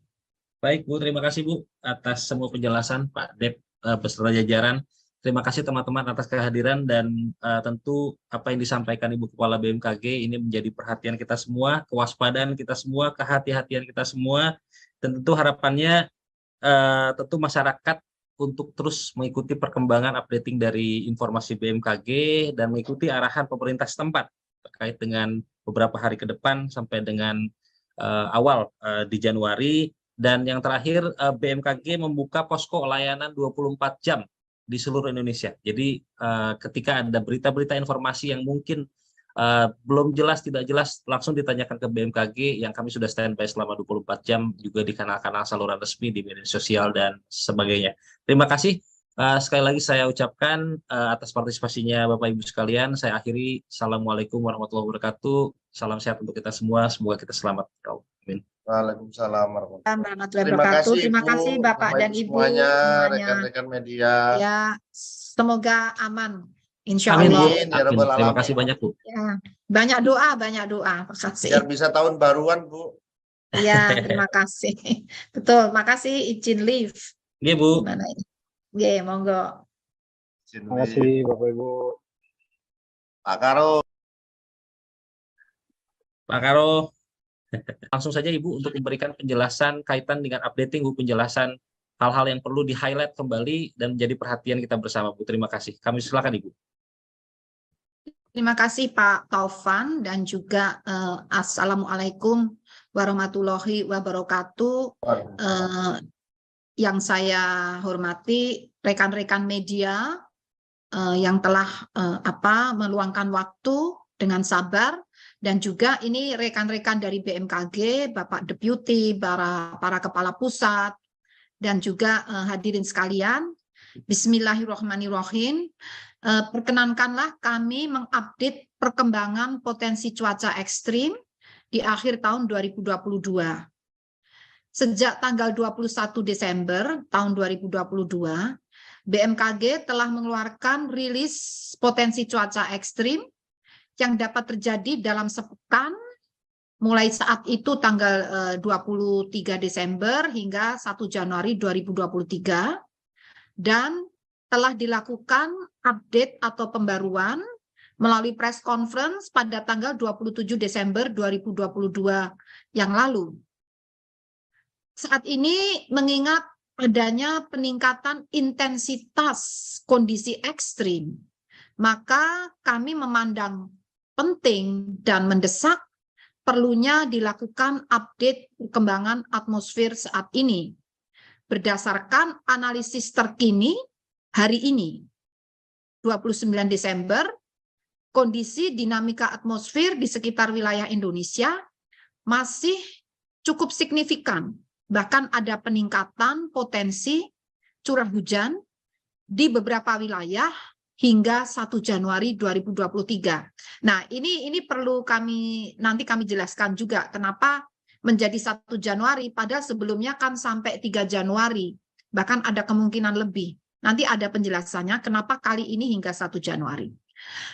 Dasar pertimbangan perkembangan ini masih terkait dengan berbagai fenomena yang terjadi bersamaan, yaitu aktifnya monsun Asia. Monsun itu artinya angin yang berasal dari benua Asia yang membawa uap-uap air karena melewati Samudra Pasifik sebelum masuk ke wilayah Indonesia, sehingga membawa uap-uap air yang mendatangkan atau menjadikan musim hujan di wilayah Indonesia. Nah, sekarang monsun Asia ini meningkat intensitasnya dan kita deteksi berpotensi meningkatkan kecepatan angin, terjadi peningkatan kecepatan angin dan curah hujan. Kemudian juga teridentifikasinya ini masih aktif Madden-Julian Oscillation di sekitar wilayah Indonesia bagian selatan ekuator.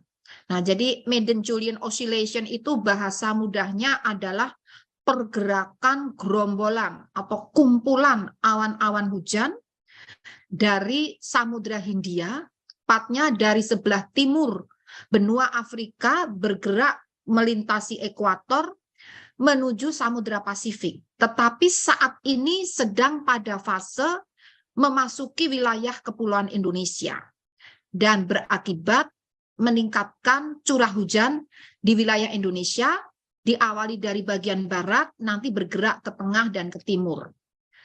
Dan juga aktifnya fenomena gelombang atmosfer di ekuatorial, yaitu gelombang Kelvin dan Rossby, dalam sepekan terakhir hingga beberapa hari ke depan, yang berkontribusi signifikan meningkatkan pertumbuhan awan hujan dengan potensi curah hujan lebat hingga sangat lebat, dan dari hasil modeling terakhir nampak menjadi ekstrim untuk wilayah-wilayah strategis. Dan inilah perkembangan yang kami sampaikan, adanya peningkatan intensitas mencapai ekstrim untuk wilayah-wilayah strategis. Kemudian terpantaunya pusat tekanan rendah di Australia yang dapat membentuk daerah pertemuan angin di sekitar wilayah Indonesia bagian selatan ekuator yang dapat meningkatkan potensi pertumbuhan awan hujan signifikan di sekitar wilayah yang dilewatinya, mulai dari Jawa hingga Nusa Tenggara. Dan yang terakhir, sementara itu fenomena seruakan udara dingin dari dataran tinggi Tibet dan arus lintas ekuatorial dalam beberapa hari terakhir masih terus aktif terjadi, walaupun intensitasnya mulai melemah dibandingkan beberapa hari lalu. Meskipun demikian, kondisi tersebut masih dapat berkontribusi terhadap peningkatan pertumbuhan awan hujan di wilayah Indonesia bagian barat dan selatan ekuator. Berdasarkan hasil analisis dinamika atmosfer dan pemodelan cuaca secara numeris, akhirnya BMKG memperkirakan adanya potensi peningkatan curah hujan mulai tanggal 30 hingga 31 Desember di beberapa wilayah di Indonesia. Saya persilakan gambarnya ya. Ini kita lihat, coba dilihat di gambar peta sebelah kiri bawah. Mungkin bisa dinaikkan dikit biar kelihatan. Ibu bapak yang saya hormati, itu petanya bisa dilihat. Nah, oke. Dari peta ini ibu bapak perlu mewaspadai yang warnanya merah. Harusnya kewaspadaan mulai dilakukan ketika warnanya kuning, apalagi berkembang menjadi orange merah, dan yang paling parah itu yang berwarna pink. Yang berwarna pink itu adalah menunjukkan curah hujan dengan intensitas bisa melampaui 150 mm dalam waktu 1 hari. Jadi yang warnanya pink itu kan terlihat ada di wilayah sebagian DKI dan juga di bagian utara Jawa Barat, memanjang ke timur masuk sampai ke Laut Jawa ini. Jadi Laut Jawa ini masih pink ya. Jadi di situ masih akan terjadi hujan lebat, angin kencang dan gelombang tinggi, bahkan banjir rob masih akan terjadi. Itu di Laut Jawa hingga Jawa Tengah bagian utara. Jawa Tengah bagian utara. Ini yang warna yang paling ekstrim ada di sana. Nah, kemudian setelah ekstrim itu hujan lebat itu antara 100 hingga 150 mm. Maaf, saya ulangi. Hujan sangat lebat yang berwarna merah itu antara 100 sampai 150 mm.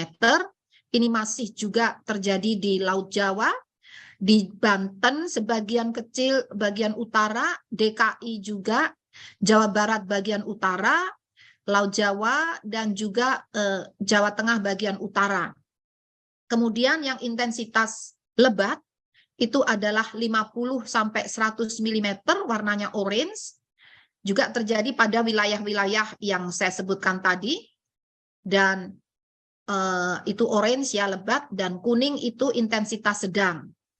Nah, untuk area di Jawa lainnya, terutama di selatan ya, selatan itu kebanyakan hijau ya. Insya Allah kalau hijau itu aman ya. Tapi kuning itu mulai sedang. Sedang mulai diwaspadai karena sedang pun tergantung kondisi lingkungan yang ada setempat. Kalau lingkungannya sudah terganggu, sedang pun bisa menimbulkan banjir ataupun longsor ataupun cuaca ekstrim. Nah, jadi perlu kami sampaikan perkembangan terakhir Perakiraan curah hujan Pulau Jawa tanggal 30 Desember besok itu potensi hujan lebat terjadi di Banten bagian barat, DKI Jakarta bagian selatan, Jawa Barat bagian selatan, Daerah Istimewa Yogyakarta, Jawa Tengah bagian selatan, Jawa Timur bagian selatan. Itu potensi lebat. Potensi hujan sangat lebat, yaitu tadi intensitasnya 100 sampai 150 mm, berpotensi terjadi di Banten bagian utara dan selatan, juga DKI Jakarta bagian utara, sebagian Jawa Timur bagian utara. Dan potensi hujan ekstrim, intensitasnya dapat mencapai lebih dari 150 mm dalam 24 jam, atau dalam satu hari, yaitu berpotensi terjadi di Jawa Barat bagian utara, Jawa Tengah bagian utara. Nah, itu yang perlu diwaspadai untuk tanggal 30 Desember. Selanjutnya tanggal 31 Desember.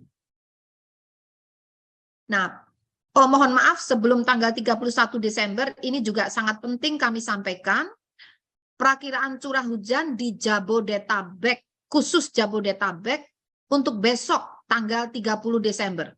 Kenapa itu penting? Karena kalau kita lihat, ini hasil pemodelan terutama gambar yang kiri bawah, Jabodetabek itu kebanyakan pink sama merah. Jadi, dan itu merata. Sehingga ini yang perlu diwaspadai ya. Namun ini hujan ya, hujan, bukan badai ya, hujan. Intensitasnya bisa ekstrim. Nah, jadi yang perlu diwaspadai untuk ekstrim itu di Kabupaten Bekasi bagian utara. Nah, kalau hujan dengan sangat lebat intensitasnya terjadi di Jakarta Barat bagian utara, Jakarta Timur, Jakarta Selatan, Jakarta Utara, dan Kota Bekasi. Sekali lagi ini nampaknya merata. Dan untuk potensi hujan lebat, yaitu antara 50 mm sampai 100 mm, berpotensi terjadi di Kabupaten Tangerang, Kota Tangerang Selatan, Kota Bogor, Kabupaten Bogor bagian selatan, Depok, dan Jakarta Pusat. Sekali lagi, ini untuk besok tanggal 30 Desember. Dan perlu ditambahkan, ini mohon dikoreksi Pak Guswanto, hujannya itu yang mulai menguat, mulai sore ya Pak ya? Ya. Sore Sampai dini hari. Sampai, jadi berlangsung terus ini, sampai dini hari. Sampai sekitar jam 00, sampai pergantian di tanggal 31 Desember. Itu jadi yang perlu diwaspadai ini mulai sore, bisa berlangsung terus sampai malam dan dini hari. Sehingga maksudnya agar Ibu Bapak dapat merencanakan kegiatannya dengan beradaptasi dengan kondisi tersebut. Nah, baik, slide berikutnya. Nah, sekarang bagaimana dengan Pulau Jawa? Tanggal 31 Desember, di hari berikutnya. Ini kalau pada peta, kita lihat yang sebelah kanan ini ya Mas ya, warna merah. Merah ini untuk tanggal 31 bertambah di itu ya, di mana? Ujung Kulon itu ya, apa Jawa Barat, di Banten ya. Ya. Itu Selat Sunda itu ya, bagian selatan ya. Kemudian di Jawa Tengah bagian utara. Merah ke arah pink, dan juga di Jawa Timur bagian selatan. Sisanya artinya merah pink itu kan mengarah bisa 100 mm sampai 150 mm. Nah, kemudian yang orange itu bisa mencapai 100 mm, tersebar dimulai dari Banten itu agak merata itu orange kuning ya. Kemudian di Jawa Barat, Jawa Tengah, di bagian utara terutama itu. Namun secara umum curah hujannya melemah ya Mas ya. dari Bu. tanggal 30 ke tanggal 31. Ini relatif warna pink merahnya itu menjadi lebih bersih. Ini alhamdulillah ya, semoga mulai mereda ini, meskipun masih ada ya. Nah, jadi potensi hujan lebat di tanggal 31 Desember, meskipun potensi ekstrimnya sudah hilang ya, kayaknya berkurang, tapi masih ada potensi hujan lebat, sangat lebat, maaf saya ulangi, potensi hujan sangat lebat di DKI Jakarta bagian utara, Jawa Barat bagian utara, Banten bagian selatan dan barat, kemudian Jawa Tengah bagian utara. Itu potensi hujan yang sangat lebat. Kemudian potensi hujan lebat masih terjadi di Banten, Jawa Barat bagian tengah, Jawa Tengah bagian tengah, Daerah Istimewa Yogyakarta, Jawa Timur bagian tengah dan selatan. Nah, bagaimana selanjutnya, Mas? Slide berikutnya. Masih ada? Oke. No. Ini. Nah, bagaimana Jabodetabek tanggal 31 Desember? Alhamdulillah, ini mungkin berkat doa Bapak Ibu sekalian, warna yang merah, pink, orange untuk Jabodetabek ini sudah berkurang ya, seperti peta tadi ya. Masih tersisa yang orange dan kuning. Kuning itu sedang, orange itu adalah lebat ya. Lebat, betul kan Pak? Orange itu ya. Lebat. Nah, dan itu kayaknya sangat lebat masih ada ini yang Masih orange ada, tua. ketutup sini Bu, ya, ketutup sini. Iya, jadi sangat lebat masih ada. Nah, inilah sebarannya agar Bapak Ibu bisa melihat. Lalu bagaimana potensi hujan yang sangat lebat ini terjadi di Jakarta Utara, Kabupaten Bekasi dan Kabupaten Bekasi bagian utara.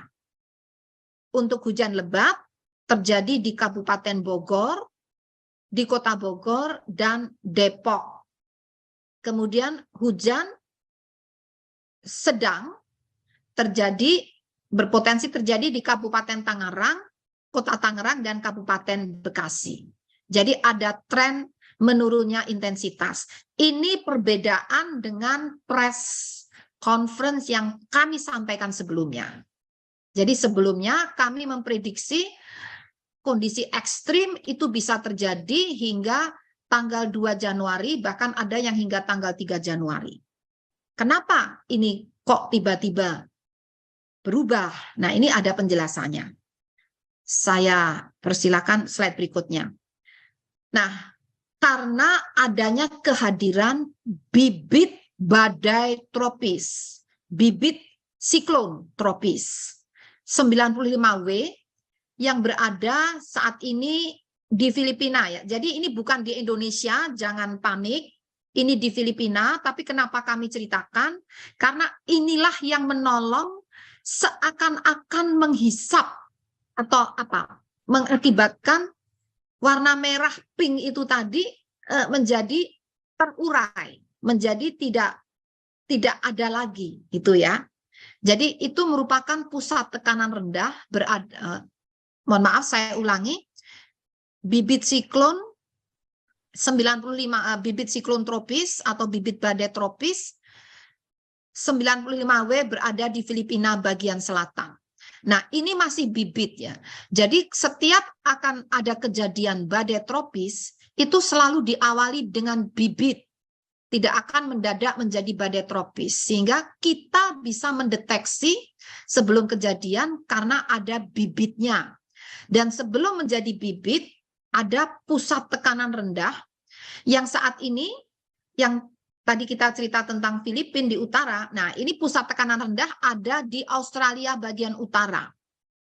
Serta ada sirkulasi siklonik berada di Laut Cina Selatan yang menginduksi terbentuknya peningkatan kecepatan angin lebih dari 25 knot di Laut Cina Selatan. Kondisi tersebut mampu meningkatkan potensi pertumbuhan awan hujan dan gelombang laut tinggi di sekitar bibit siklon tropis atau pusat tekanan rendah atau sirkulasi siklonik. Jadi kehadiran bibit siklon tropis ataupun pusat tekanan rendah itu berdampak pada terutama kecepatan angin dan gelombang tinggi. Dan dapat juga disertai dengan hujan intensitas tinggi. Dan ini anginnya itu kan memutar. Nah, kehadiran itu yang mewarnai fenomena cuaca di Indonesia selain fenomena yang pernah kami sebutkan. Dan juga mengakibatkan itu tadi yang warna-warna pink itu ada yang sebagian terhisap, terurai ke arah selatan karena pengaruh kanan rendah di Australia bagian utara, dan ada yang sebagian terbawa ke terblok ya oleh pengaruh bibit siklon tropis yang ada di Filipina. Jadi karena kehadiran bibit-bibit siklon dan pusat tekanan rendah ini yang mengakibatkan tiba-tiba warna merah-merah tadi menjadi hilang. Ya, jadi ini ya mungkin kita syukuri ya karena menghindarkan dari kondisi ekstrim yang panjang. Jadi tadi sekitar kurang lebih hanya 1-2 hari saja. Kemudian daerah konvergensi, oh sudah ya. Oke, ini bagaimana dengan penerbangan? Penerbangan sangat dipengaruhi oleh potensi pertumbuhan awan CB di wilayah udara Indonesia yang kita modelkan, kita prediksi mulai 27 Desember hingga 2 Januari. Dari gambar ini terlihat awan CB atau awan cumulonimbus dengan persentase cakupan spasial maksimum antara 50 hingga 75% yang ini berpotensi mengganggu penerbangan selama 7 hari ke depan diprediksi terjadi di Laut Andaman, Laut Sulu, Laut Filipina, kemudian juga Samudra Pasifik Utara Pulau Papua, Samudra Hindia Selatan Pulau Jawa, hingga Barat Pulau Sumatera, Selat Sunda, Laut Jawa, Selat Makassar, Laut Maluku, Laut Banda, Laut Aru, Laut Arafuru, Laut Timor, Teluk Karpentaria, sebagian kecil Pulau Papua. Kemudian juga perlu diwaspadai, bahkan mungkin siaga ini ya, awan cumulonimbus dengan persentase cakupan yang lebih luas lagi. Cakupan spasialnya lebih dari 75%. Selama 7 hari ke depan, diprediksi terjadi di Laut Cina Selatan, Laut Sulu, Laut Filipina, Selat Sunda. Ada noise ya Mas ya? Iya Bu. Betul. Itu mungkin HP-nya siapa tuh? Ya, Selat Sunda, Laut Jawa, Laut Timor, dan Teluk Karpentaria. Nah, untuk potensi ini kami telah dipimpin oleh Bapak Menteri Perhubungan mengkoordinasikan langkah-langkah mitigasinya. Ya, jadi tadi Bapak Menteri Perhubungan, Bapak Kepala BNPB, juga pimpinan di BRIN bersama kami dan beberapa pihak terkait ini menyiapkan beberapa langkah, antara lain pengaturan penerbangan, dan itu mungkin tepatnya nanti di Kementerian Perhubungan, dan sedang disiapkan pula TMC, teknologi modifikasi cuaca. Slide berikutnya. Nah, selain di darat, di udara, potensi ekstrim juga terjadi di laut, yaitu potensi gelombang tinggi di wilayah perairan Indonesia berlaku dari 28 Desember sampai 2 Januari. Nah, tinggi gelombang mencapai 4 hingga 6 meter, berpotensi terjadi di Laut Natuna Utara, perairan Kepulauan Natuna, Selat Sunda bagian barat dan selatan, perairan selatan Banten hingga Jawa Timur, Laut Jawa bagian timur, perairan utara Kepulauan Sapudi hingga Kepulauan Kangean, Laut Sumbawa, perairan selatan Pulau Sumba, Sumba Hindia Barat Bengkulu, mohon maaf saya ulangi, Samudra Hindia Barat Bengkulu. Jadi Samudra Hindia yang berada di sebelah barat Bengkulu hingga selatan Nusa Tenggara Timur.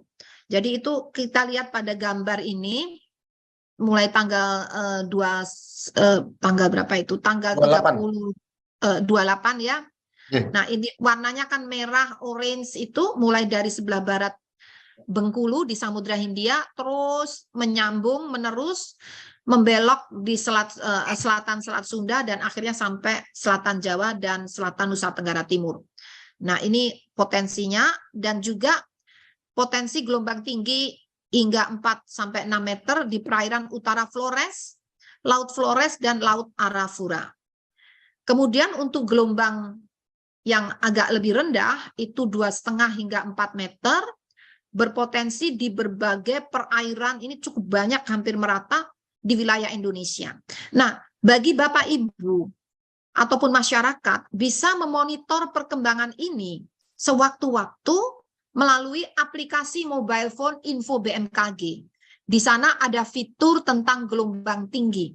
Silakan bisa memonitor secara mandiri untuk merencanakan kegiatan Bapak Ibu.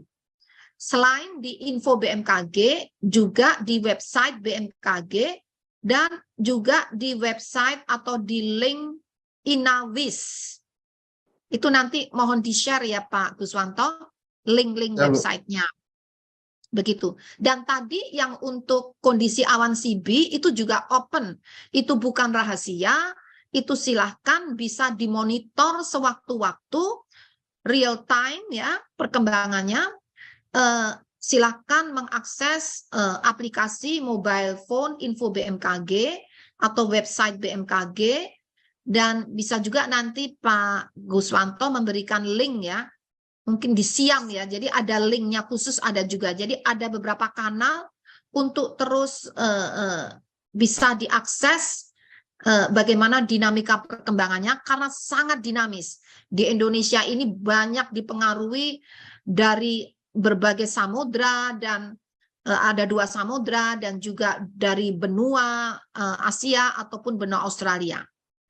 Mohon maaf Pak, yang banjirop itu masih ada. Saya sebenarnya tahu bisa ditayangkan. Banjirop ini juga sangat membahayakan, bisa mengganggu ya. Mungkin tadi Pak Pak Sopo. Pak. Ya, sebentar Ibu, saya carikan. Ya. Atau Pak Eko mungkin udah ready banjiropnya. Mohon maaf menunggu sebentar.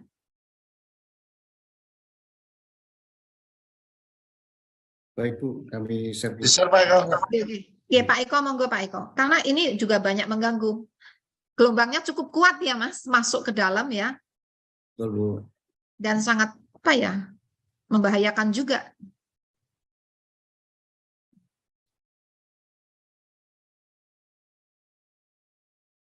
Sambil menunggu, silahkan menginstal aplikasi Info BMKG.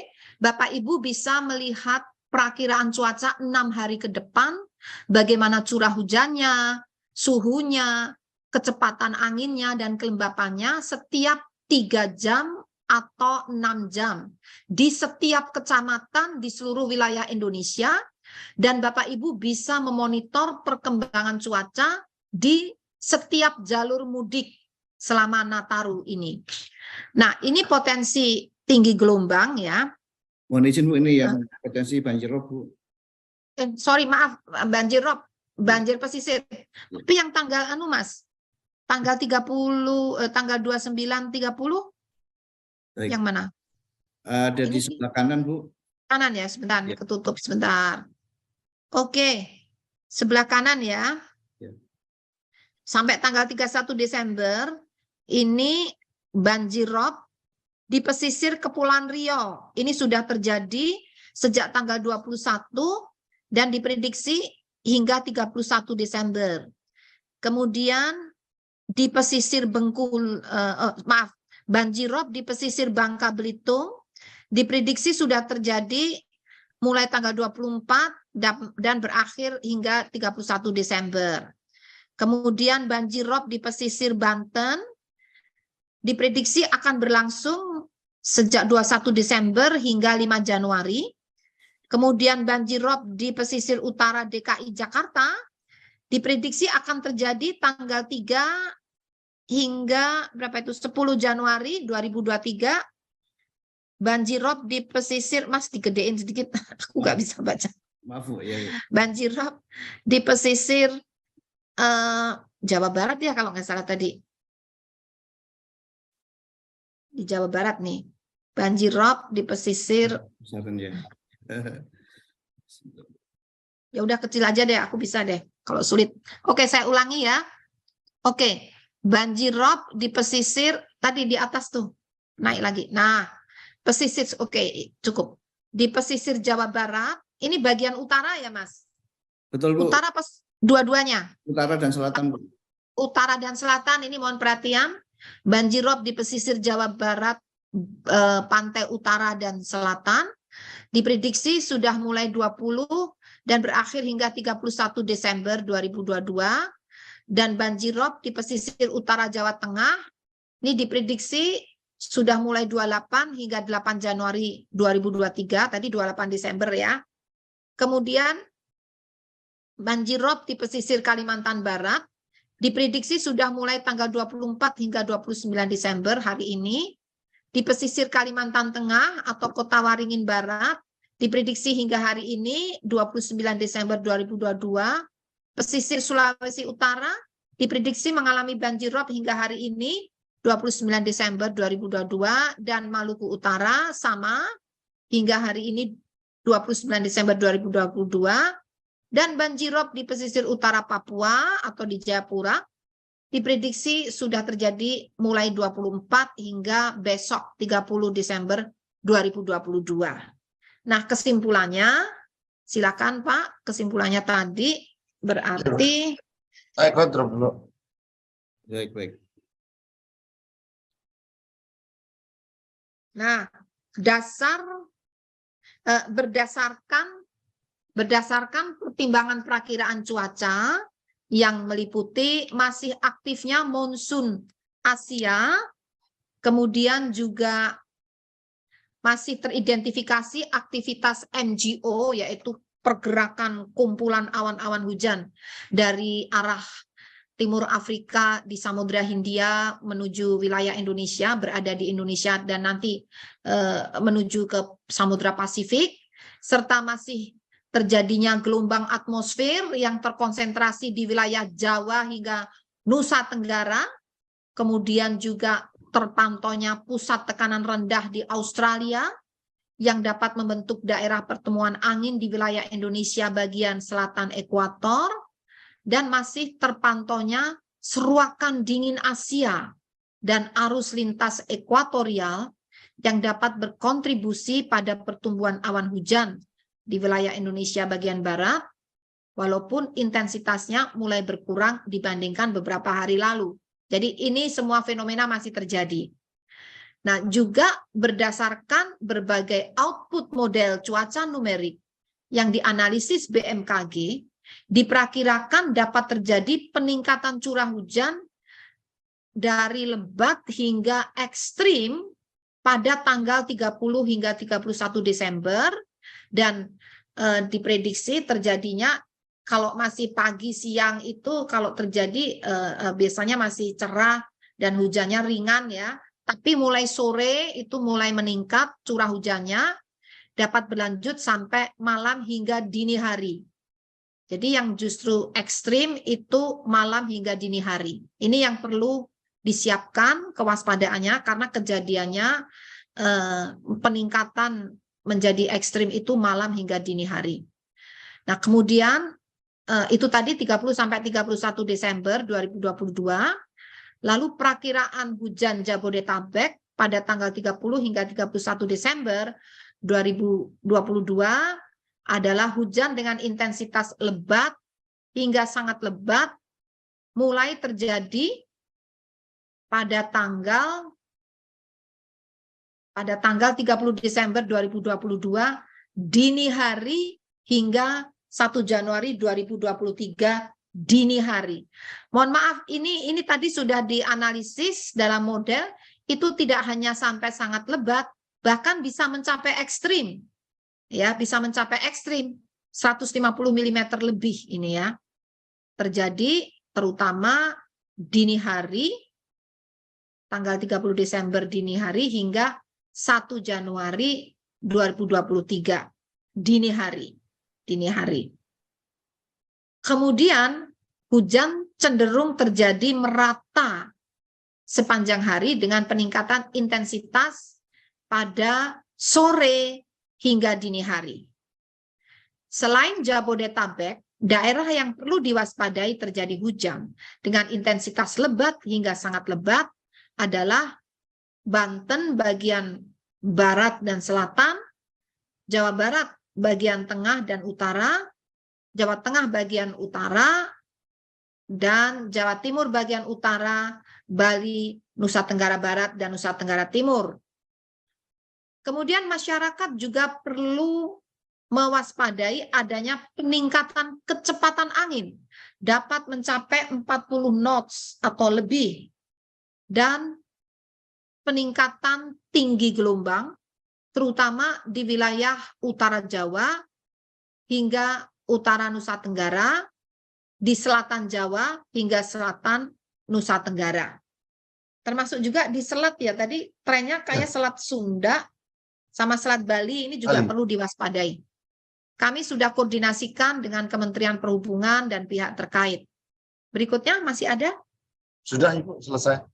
Terima kasih Bapak Ibu, rekan-rekan media atas perhatian dan kepercayaannya, juga para teman-teman di BMKG atas upaya yang dilakukan secara intensif 24 jam tiada henti. Terima kasih. Wassalamualaikum warahmatullahi wabarakatuh. Saya kembalikan atau mungkin ada tambahan dari Bapak-Bapak. Terima kasih Ibu Kepala BMKG atas penjelasan yang komprehensif. Sebetulnya penjelasan Ibu sekaligus menjawab pertanyaan teman-teman yang sudah masuk, Bu. Tapi nanti kami akan coba membacakan satu persatu. Namun sebelum itu tentu kami mohon Pak Deputi Bidang Meteorologi, Pak, mungkin ada yang ditambahkan, kami persilakan Bapak. Baik Pak Tovan, terima kasih. Saya hanya menyampaikan saja bahwa saat ini sebenarnya cuaca ekstrim apa yang terjadi. Jadi cuaca ekstrim yang terjadi adalah satu, fenomena hujan sedang sampai ekstrim.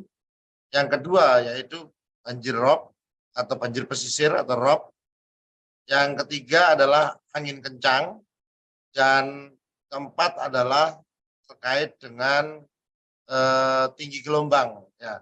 Jadi ini juga 3-4 informasi ini atau cuaca ekstrim ini bermain secara ruang dan waktu. Ya. Jadi dia tidak berbarengan. Ada yang beramplifikasi seperti di Jawa Tengah ya, itu tinggi gelombang bermain juga, robnya juga ada, curah hujannya juga ada, utamanya di pesisir. Nah, ini dia beramplifikasi. Ada yang hanya banjir robnya saja, tapi ada juga yang hanya hujannya saja. Barangkali ini perlu gampang dilihat dari petanya saja ya. Kalau kita lihat sedikit nih Pak Tovan menambahkan tadi yang disampaikan ya. Kalau kita lihat ini kan angin 3000 feet. Ini kelihatan ada 36 knot ini di atas ini.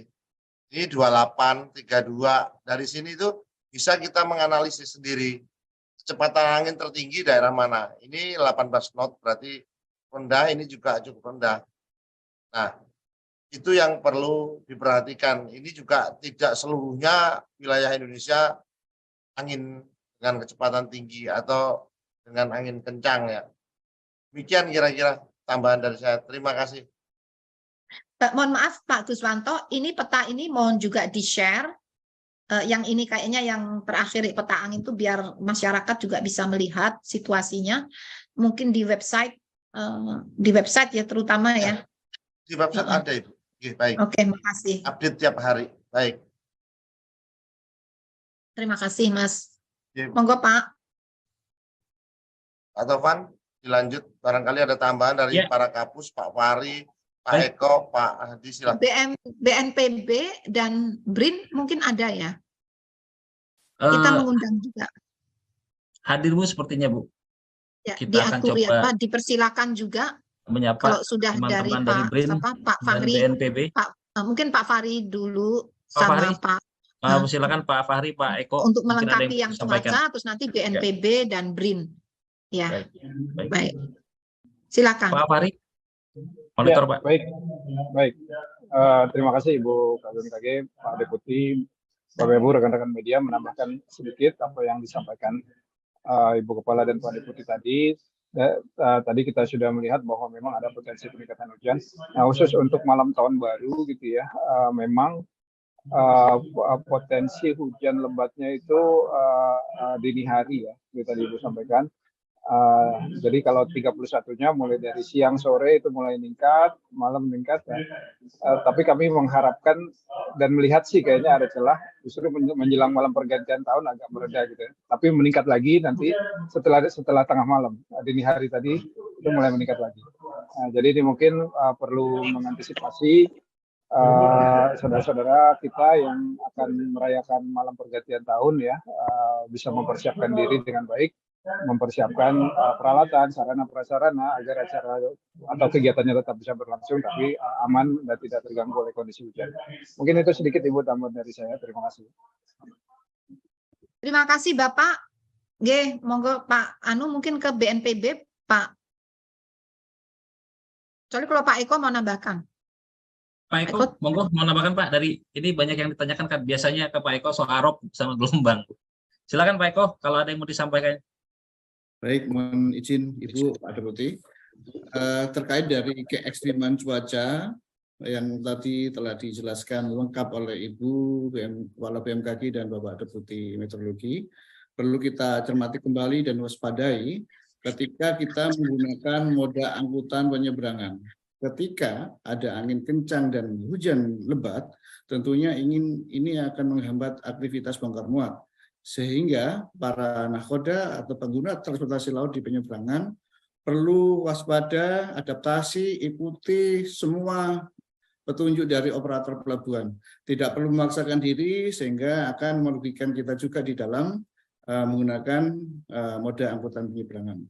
Juga ketika terjadi waktu yang sama di saat fase pasang maksimum yang dibarengi dengan gelombang tinggi, ini kerap kali mengganggu aktivitas kita sehari-hari, utamanya masyarakat pesisir, untuk bisa melakukan upaya penyelamatan terhadap kegiatan sehari-hari, terutama untuk perikanan darat dan tambak garam untuk bisa diselamatkan. Demikian, terima kasih. Terima kasih Pak Kapusmar. Terima kasih.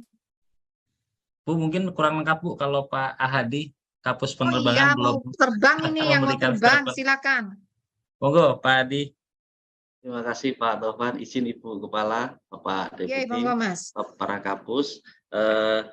Seperti yang sudah disampaikan oleh Ibu Kepala tadi bahwa Ibu sudah menyampaikan adanya potensi awan cumulonimbus yang perlu diwaspadai dengan beberapa cakupan spasial. Dapat kami sampaikan bahwa memang bagi penumpang nantinya juga perlu menjadi kesabaran bagi penumpang ketika akan naik pesawat terbang. Hal ini pada saat cuaca buruk dan seterusnya, kalaupun ada penundaan dan seterusnya juga ini bisa diakibatkan diantaranya juga memang karena adanya safety yang sudah diterapkan oleh maskapai maupun penyelenggara bandar udara. Jadi ini menjadi sangat penting, terutama pada bandara-bandara yang memiliki operating hour yang tidak 24 jam, hanya operating hour saat siang hari. Ini menjadikan satu istilahnya menjadi menjadi bagi para penumpang ini menjadi harus menjadi lebih aware bahwa adanya penundaan pesawat lebih diakibatkan oleh safety karena ada informasi-informasi yang sudah disampaikan oleh BMKG yang berada di setiap bandar udara. Kewaspadaan lainnya yang juga perlu disampaikan untuk maskapai maupun operator pesawat terbang adalah bahwa pada tanggal seperti yang disampaikan Ibu Kepala tadi, pada tanggal 29 pada kecepatan angin yang cukup tinggi sampai dengan 40 knot sampai dengan ketinggian dari permukaan sampai dengan ketinggian 23.000 feet, dan mulai dari barat Indonesia sampai dengan terutama di wilayah Jawa, kemudian sampai dengan NTT, dan ini perlu diwaspadai bagi pesawat-pesawat yang berada terbang di bawah 10.000 feet ataupun medium level sampai dengan ketinggian 23.000 feet, terutama bagi heli dan pesawat-pesawat yang tidak berbadan lebar begitu. Kemudian juga di daerah Papua kecepatan anginnya juga cukup tinggi pada ketinggian di atas 23.000 feet, dari arah timuran juga sampai 40 knot lebih, dan ini mungkin bisa menjadi ketidaknyamanan bagi penumpang ketika di area-area tersebut. Demikian dari Pusat Meteorologi Penerbangan. Terima kasih. Terima kasih Pak Kapus Penerbangan. Bu, kami memantau di Zoom BNPB dengan BRIN mungkin masih terkendala Bu untuk masuk. Tapi di siang hari ini juga hadir Bu, sebetulnya dari BPBD DKI Bu Provinsi. Ini ada Pak Michael kalau tidak salah. Saya melihat dari BPBD DKI, Pak Michael. Tadi saya berkomunikasi terus Bu secara intens dengan teman-teman BPBD DKI.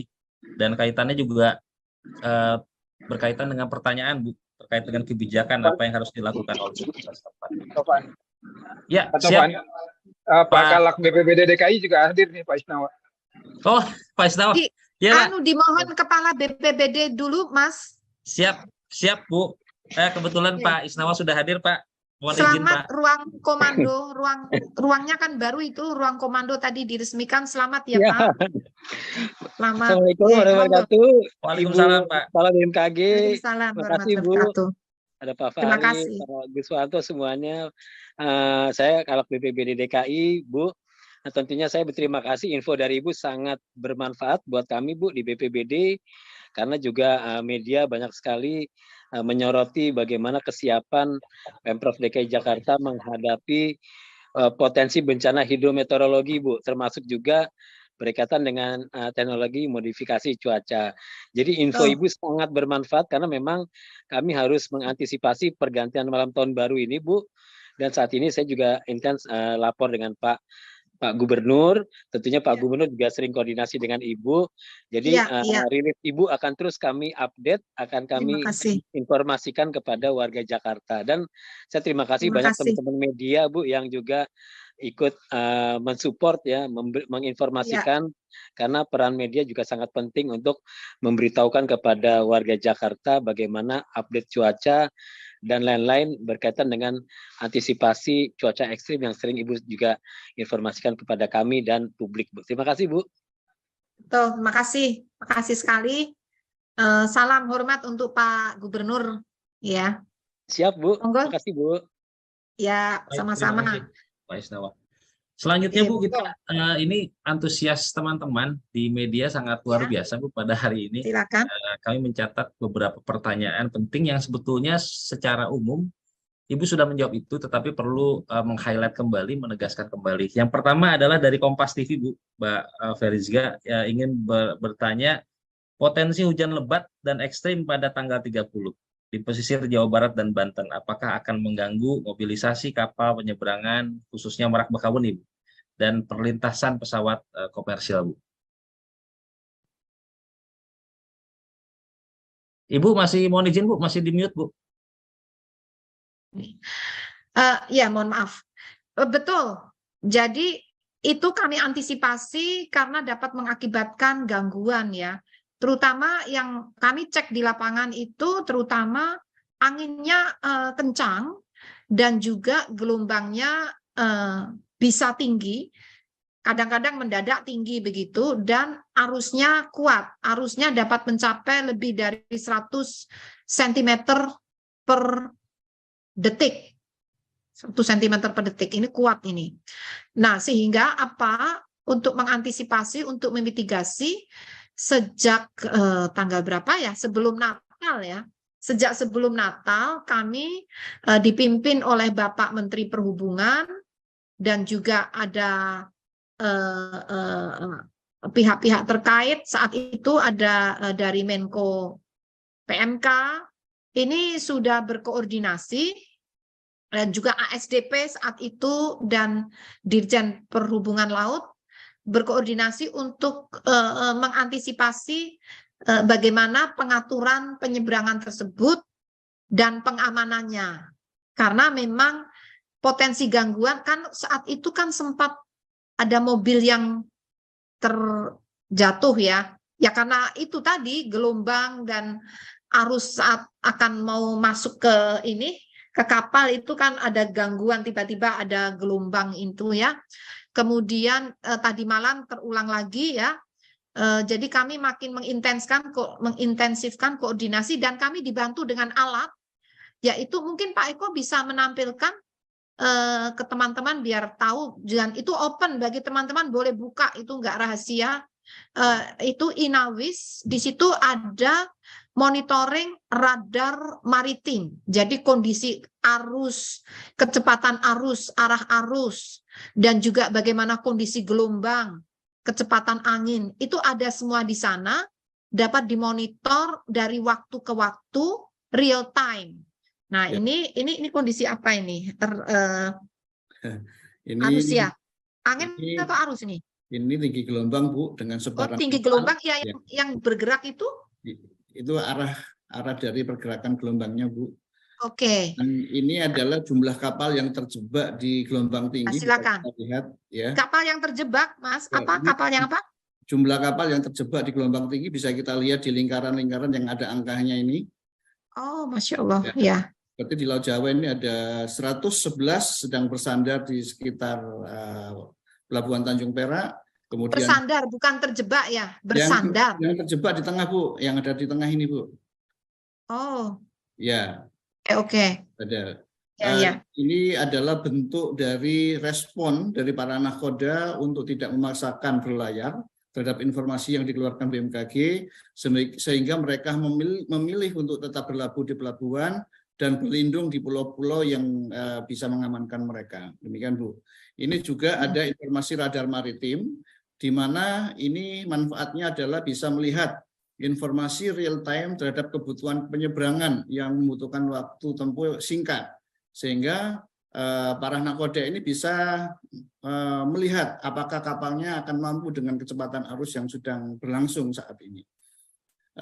Ini bisa dilihat di seluruh penyeberangan di Indonesia, khususnya di Selat Sunda, Selat Bali, dan Selat Lombok, dan juga untuk daerah wisata di Labuan Bajo, dan juga di Selat Sunda bagian selatan. Mungkin demikian, Bu, tambahan dari ini. Oke, sebentar. Ya. Oke, maaf sebentar Pak Eko. Ini biar teman-teman media juga bisa memahami ya. Ya. Jadi itu tadi gambar ini yang radar maritim. Ya. Warna-warna itu menunjukkan apa? Kecepatan arusnya. Kecepatan arus. Ya. Mulai harus diwaspadai kalau kuning ya. Ya, kalau warna kuning itu sudah lebih dari 1 meter per detik. Ya. Oke, berarti 100 cm per detik itu udah. Betul, Itu ya. harus waspada ya. Kalau masih biru, hijau, ini oke lah, masih aman ya. Ya. Tapi kalau kuning menjadi orange, merah apalagi. Ya. Itu kelihatan arusnya mengarah ke timur laut ya. Demikian, betul, Bu. Ya. Yang 0,0 itu apa? Kecepatannya. Kecepatan arus, Bu. Ya, itu dalam Oke, angka. oke. Jadi Jadi silakan rekan-rekan media nanti di-share itu linknya yang tertulis di atas itu, biar rekan media juga bisa melihat real time ya. Ya. Dari menit ke menit bahkan detik ke detik perkembangannya bagaimana. Demikian. Baik. Lalu yang di Selat Bali ini berarti sekarang insya Allah Selat Sunda aman ya kalau dari Ya. gambar ini. Demikian, Bu. Sekarang yang Selat Bali coba. Selat Bali. Penyeberangannya sibuk juga. Waduh, itu kuning ya Mas. Orange lagi. Dan ada yang merah. Merah ini Aduh. lebih dari 2 Coba. meter. Itu telepon Ya. segera tuh BMKG agar segera Di sini cek ada dengan kawan-kawan dari Perhubungan Darat, Bu. ya ini. Ada kawan-kawan Itu udah Perhubungan orange Darat. itu. Barangkali Itu mungkin bisa harus memberikan komentarnya nanti.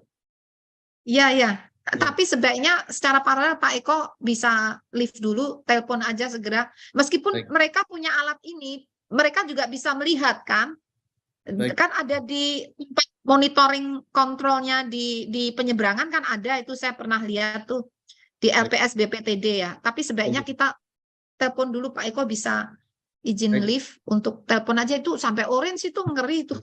Orange dan menuju merah Bu, lebih dari 2 Nah, ya menit. makanya biar anu lah.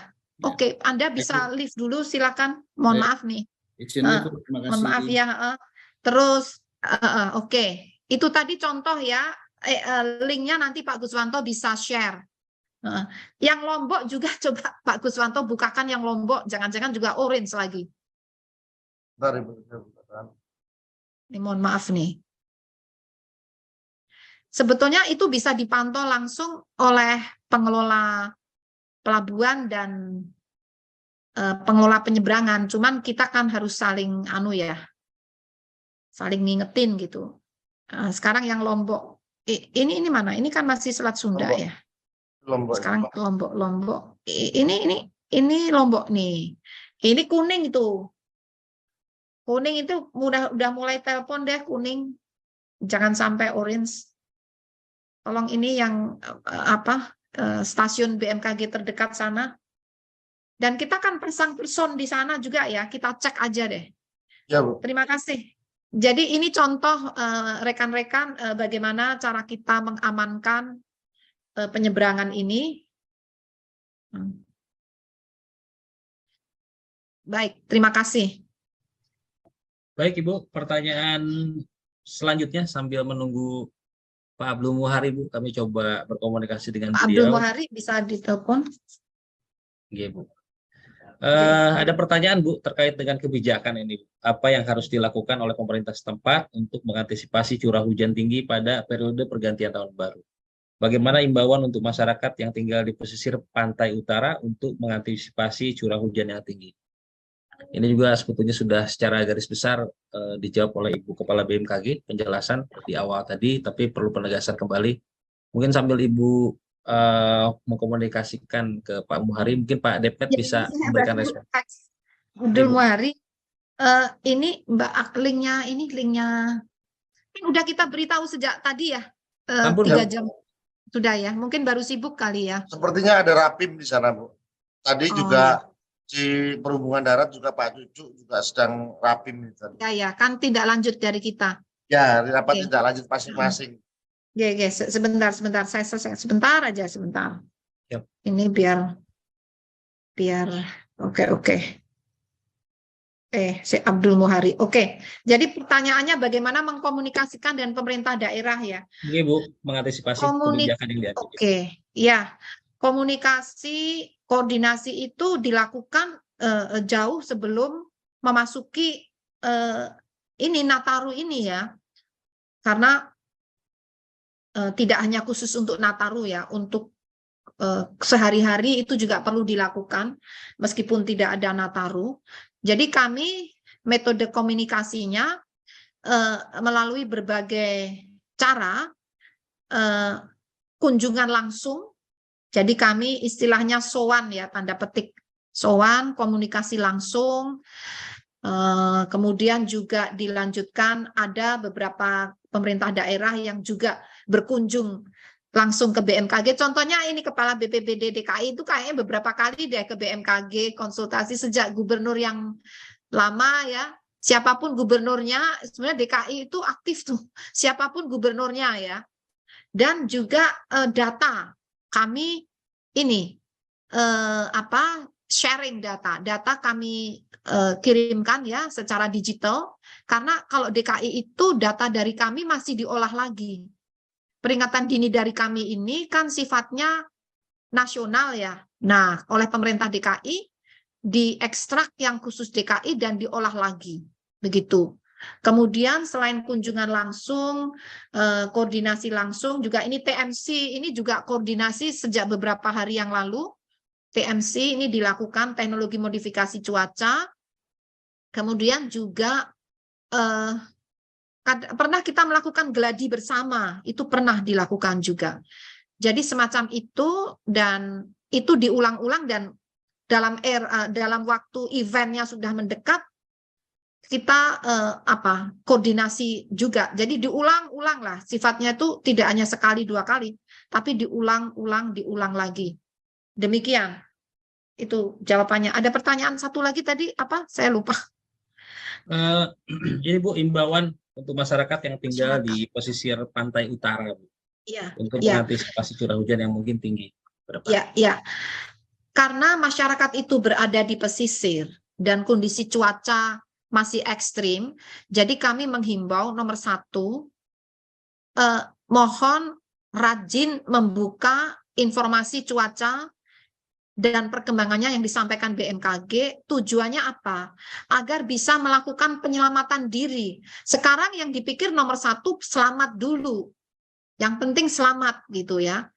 Karena memang gelombangnya masih tinggi, jadi agar selamat barangkali ini kan juga kami dengan pengelola pelabuhan. BMKG itu ada di pelabuhan-pelabuhan besar, ada stasiun BMKG maritim di pelabuhan-pelabuhan besar. Jadi rekan-rekan BMKG yang di pelabuhan-pelabuhan itu juga menghimbau masyarakat, misalnya mempersuasi untuk tidak melaut dulu ya. Tapi biasanya itu wewenangnya di Syah Bandar.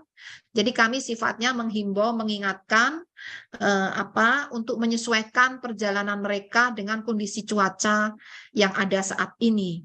Begitu. Jadi nomor 1 adalah selamat dulu lah nomor 1. Yang lain-lain bisa dipikir kemudian. Demikian. Baik, terima kasih Ibu. Pertanyaan selanjutnya Bu, dari Mbak Vivi Alsinta ini yang sering bantu kita Bu di BMKG dan undang Ibu juga. Terima kasih Mbak Vivi, selalu bantu. Sampai kapan seruakan angin dingin dari Tibet ini berakhir? Apakah kemunculan bibit siklon tropis di Filipina ini juga mengakhiri juga seruakan dingin Tibet yang terasa dalam beberapa hari? Demikian kira-kira. Ya, terima kasih. Kalau dari pemodelan tadi itu tanggal 31 Desember sudah mulai bersih ya. 1 Januari tadi ada nggak? 1 Januari kayaknya coba dicek tadi. Pak Guswanto, mohon Bapak yang memiliki model itu silahkan menjelaskan ya. Jadi seruakan dingin itu berakhir. Saya tadi melihat 31 Desember tuh kayaknya udah mulai hilang ya. Coba diperhatikan di modeling Bapak tadi itu. Oke, baik, bentar Bu. Silakan, akan dijelaskan Pak Guswanto. Ini ya Ibu ya. Yang itu nomor ya, seruakan dingin. Ini kan 30 masih ada pengaruh ya. Ini tanggal 31 masih. 31 masih. Ini non saya. Coba dari gambar angin itu Mas, gambar angin tadi. Nah, ini ini 29 ya. 29 masih ya. Masih ya. Bu. Ya. Nah, itu sampai kapan? Kalau prediksi awal kan sampai Januari, Mas. Seruakan awal dingin Januari. Ya, seruakan dingin itu sebenarnya kan berafiliasi dengan monsun ya, Bu. Monsun. Ya, monsun monsun barat masih aktif dan kelihatannya kan kalau dilihat dari sini kan tekanannya kalau sepanjang tekanan di wilayah Asia itu masih tinggi, sepertinya potensi seruakan dingin itu masih muncul. Masih ada terus. Ya, kemarin kita prediksi masih sampai tanggal 6 kalau tidak salah. Tanggal 6 masih ada. Ya, kita prediksi tanggal 6 nanti kita update kembali. Ya, betul. Jadi prediksi awal itu sampai tanggal 6. Tapi setelah tanggal 6 sampai tanggal 15 itu kan berkurang. Hanya tiba-tiba kan ada ini Mas, ada bibit siklon itu loh, ya. Sama yang low pressure area di Australia itu kan agak melemahkan itu ya. Jadi gimana kondisi gara-gara itu? Tadi sebenarnya sudah ada masukan dari Pak Indra Gustari bahwa sebenarnya bibit siklon tropis itu tidak menghilangkan fenomena seruakan dingin, tetapi dia melemahkan atau memecah kekuatan daripada seruakan dingin itu ke wilayah kita, Ibu. Ya. Jadi pengaruhnya masih ada sampai awal Januari, itu minggu pertama hanya menjadi melemah karena ada pengaruh bibit siklon tadi. Namun bibit siklon ini kan tidak abadi itu. Beberapa hari lagi kan sudah hilang itu. Betul kan? Ya, Beberapa betul. hari lagi kan sudah punah istilahnya ya. betul. Berarti kan pengaruhnya menguat lagi. Ya. Jadi seperti itu kira-kira. Namun memang secara umum seandainya tidak ada bibit siklon, model yang sebelumnya tanggal 6 setelah tanggal 6 itu mulai melemah. Model yang sebelumnya lalu ya. Demikian Mas. Ya, Baik Bu, betul. terima kasih banyak. Semoga Mbak Terima Vivi kasih. sudah cukup puas dengan jawaban dan sudah merespon juga Bu di ruang pesan. Terima kasih BMKG Ya, telah memberikan informasi. sudah ada penjelasan dari Pak Indra Gustari tadi, Pak Tovan. Baik, siap. Ya. Terima kasih banyak Pak Depmet. Terima kasih. Pertanyaan selanjutnya Bu dari Tirto ID Bu Farid. Apakah BMKG saat ini sudah memiliki proyeksi mengenai bencana di tahun 2023 mendatang? Kaitannya dengan iklim Bu, seperti mengingat kondisi Ya. iklim yang semakin Ya. kuat. Kurang lebih seperti itu Bu pertanyaannya. Ya, betul sekali. Dan itu kami siapkan bersama Ibu Menteri LHK kemarin baru aja. Jadi fenomena La Nina itu saat ini dalam level lemah dan masuk tahun 2023 itu semakin lemah akhirnya netral di awal tahun 2023. Nah, dengan netralnya La Nina ini berarti berakhirlah pengaruh La Nina selama 3 tahun, mulai tahun 2020, 2021, 2022. Nah, di awal tahun 2020 justru yang mengakibatkan hujan lebat di Jabodetabek itu selain akibat seruak udara dingin juga diperparah dengan adanya La Nina moderat saat itu. Nah, tapi sekarang diprediksi La Nina ini menjadi netral di sekitar bulan Maret-April 2023. Ini menurut analisis pakar klimatologi yang ada di BMKG. Dengan melemahnya La Nina, berarti curah hujan relatif lebih rendah dibandingkan tahun 2022. Sebetulnya ada petanya, ini siapa yang bisa nunjukin ya? Pak Indra punya nggak? Pak Indra, Bu. Yang Pak kemarin Indra ada? kutayangin di Bu Siti Nurbaya. Jadi itu kelihatan ya, setiap bulannya curah hujan di bulan Januari tahun ini, tahun 2023 dibandingkan curah hujan di bulan Januari tahun 2022. Nah, kesimpulannya curah hujan secara umum semakin relatif lebih rendah dibandingkan tahun lalu. Dan ini berdampak mulai Mei, April itu jadi mulai relatif lebih kering daripada selama 3 tahun terakhir, sehingga potensi karhutla itu mulai meningkat. Jadi Mei itu mulai ada zona yang coklat ya, coklat itu artinya curah hujannya rendah. Jadi mengarah ke, ya kalau curah hujan rendah itu kan nanti konotasinya kering gitu ya. Nah, sehingga saat kami berkoordinasi dengan Ibu Siti Nurbaya, jadi mulai disiapkan teknologi modifikasi cuaca ya, karena kalau terlambat itu bisa mengarah ke kebakaran lahan hutan. Dan Juni, Juli, Agustus, September itu bulan-bulan yang harus kita mulai waspada terhadap karhutla, karena curah hujannya semakin turun. Itu memang musim kemarau. Artinya musim kemarau menjadi kembali seperti tahun 2019.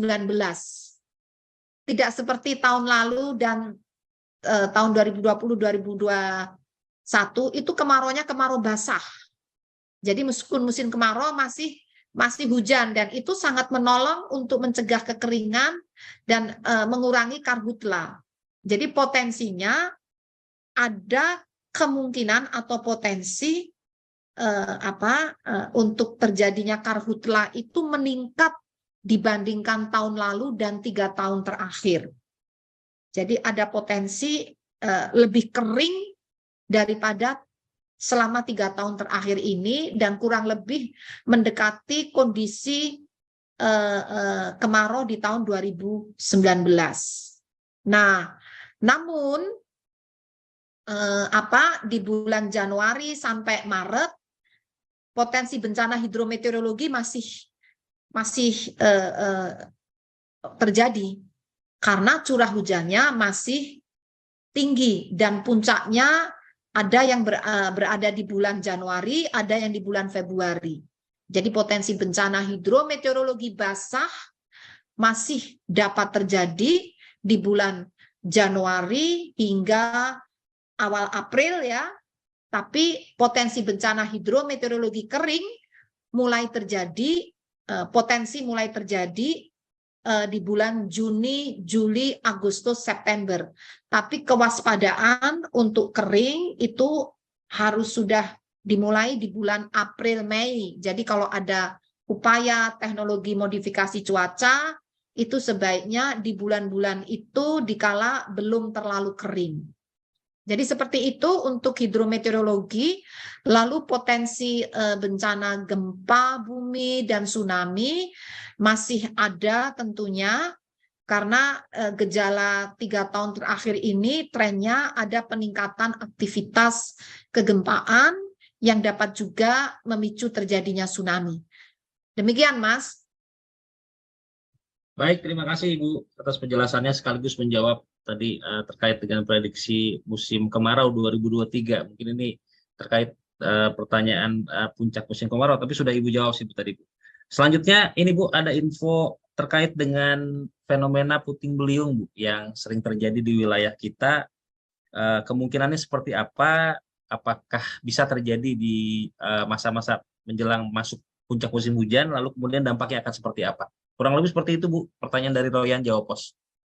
Oke, saya persilakan Pak Fahri atau Pak Guswanto ini yang lebih menguasai puting beliung. Saya persilakan. Pak Fahri. Ya, baik. Terima kasih Pak Dep, Ibu Kepala.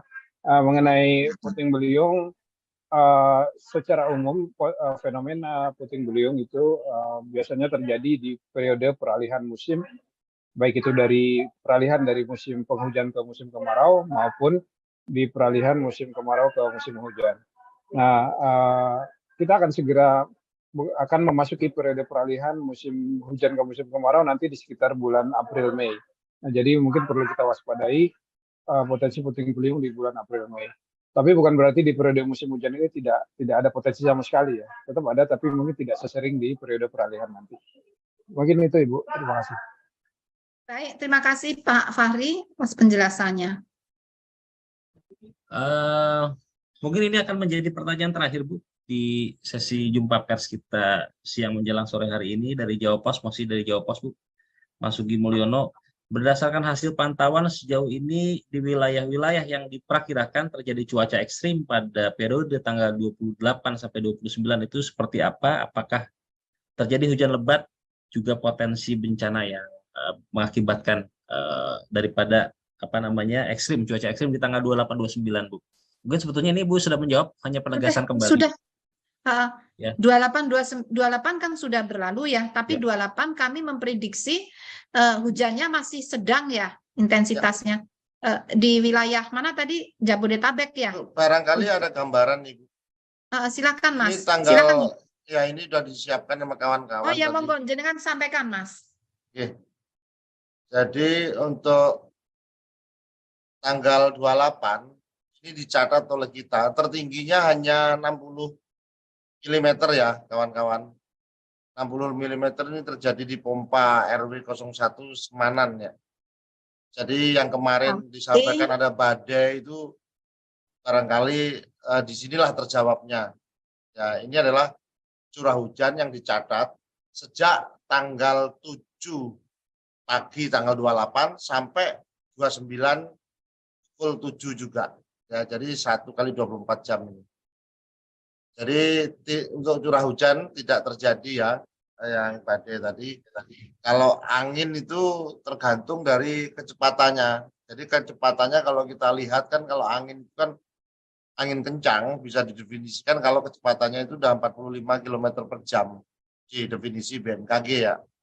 Sedangkan saat ini kan angin tadi kita lihat tanggal 29 itu ada sekitar yang 30 knot, barangkali itu yang nanti perlu diperhatikan. Jadi bencana untuk tanggal 28 tidak ada lah kalau kita lihat dari data ini. Demikian kira-kira Ibu.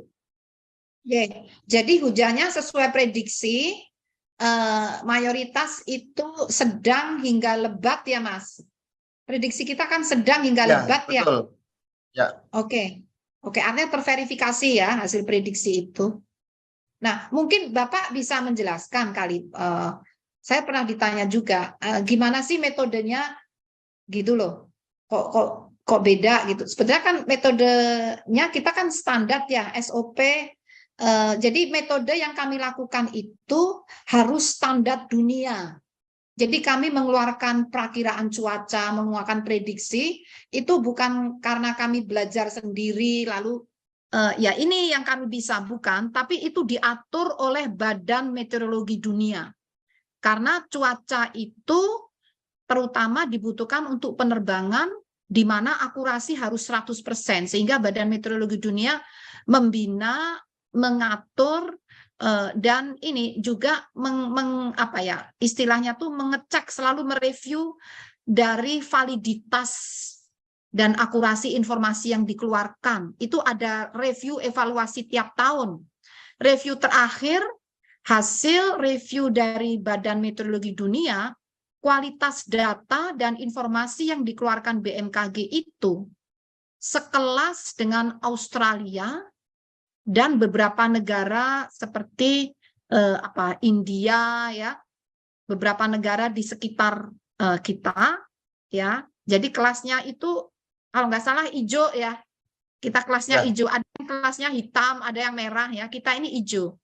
Sehingga BMKG itu dipercaya untuk melatih, mentraining BMKG-nya yang ada di negara-negara Pasifik, negara di Afrika, dan negara beberapa di Asia termasuk Timor Leste. Kami mentraining negara-negara BMKG negara-negara tersebut agar bisa memberikan perakiraan cuaca dan peringatan dini seperti standar Badan Meteorologi Dunia. Jadi metodenya seperti itu kurang lebih dengan pemodelan. Nah ini Pak Fahri itu menggunakan pemodelan itu kalau nggak salah ada 6 model, kadang di running bersamaan ya. Dan dan juga harus ada verifikasi. Verifikasi ini satu berdasarkan pengalaman forecaster. Jadi kadang-kadang model itu tidak bisa persis seperti yang ada di alam, sehingga harus diverifikasi oleh forecaster yang menjaga, kan harus jaga 24 jam. Ada modifikasi. Juga diverifikasi dengan data radar kurang lebih 3 jam sebelumnya. Jadi tidak hanya pemodelan langsung dilepas gitu, tidak. Harus ada SOP-nya, verifikasinya, QC-nya, quality control dari data itu otomatis juga harus dilakukan. Nah, itu metodenya sehingga keluar warna-warna tadi. Seperti itu. Kurang lebihnya demikian, Mas. Baik, terima kasih Ibu. Seluruh pertanyaan sudah terjawab, Bu. Alhamdulillah. Nah, mohon izin, Bu, apakah kita masih menunggu Pak Abdul Muhari? Sepertinya beliau masih ada kendala, Bu. Oh gitu ya, nggak bisa ya? Ya oke lah, mungkin Bu. nanti rekan-rekan bisa Yap.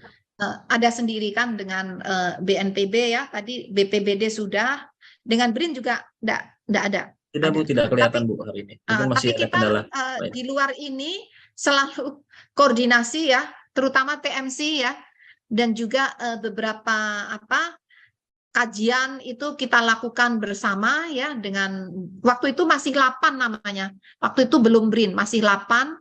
Jadi kita sering melakukan studi bersama itu ya. Demikian Mas. Baik Bu, sebelum menutup biasanya kami mohon statement akhir Ibu untuk secara general saja Bu, garis bawah highlight apa yang perlu diwaspadai. Ya, jadi secara umum kami menyampaikan perkembangan cuaca yang nampaknya mulai tanggal 31 Desember ini untuk cuaca publik ya, terjadi peningkatan intensitas menuju ekstrim hampir merata di beberapa wilayah. Namun informasi ini jangan dijadikan sesuatu yang mencekam dan menakutkan.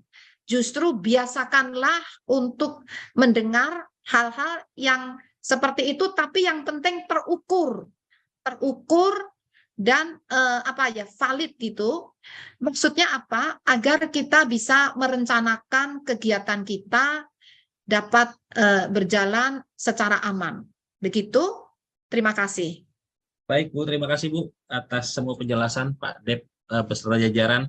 Terima kasih teman-teman atas kehadiran dan tentu apa yang disampaikan Ibu Kepala BMKG ini menjadi perhatian kita semua, kewaspadaan kita semua, kehati-hatian kita semua.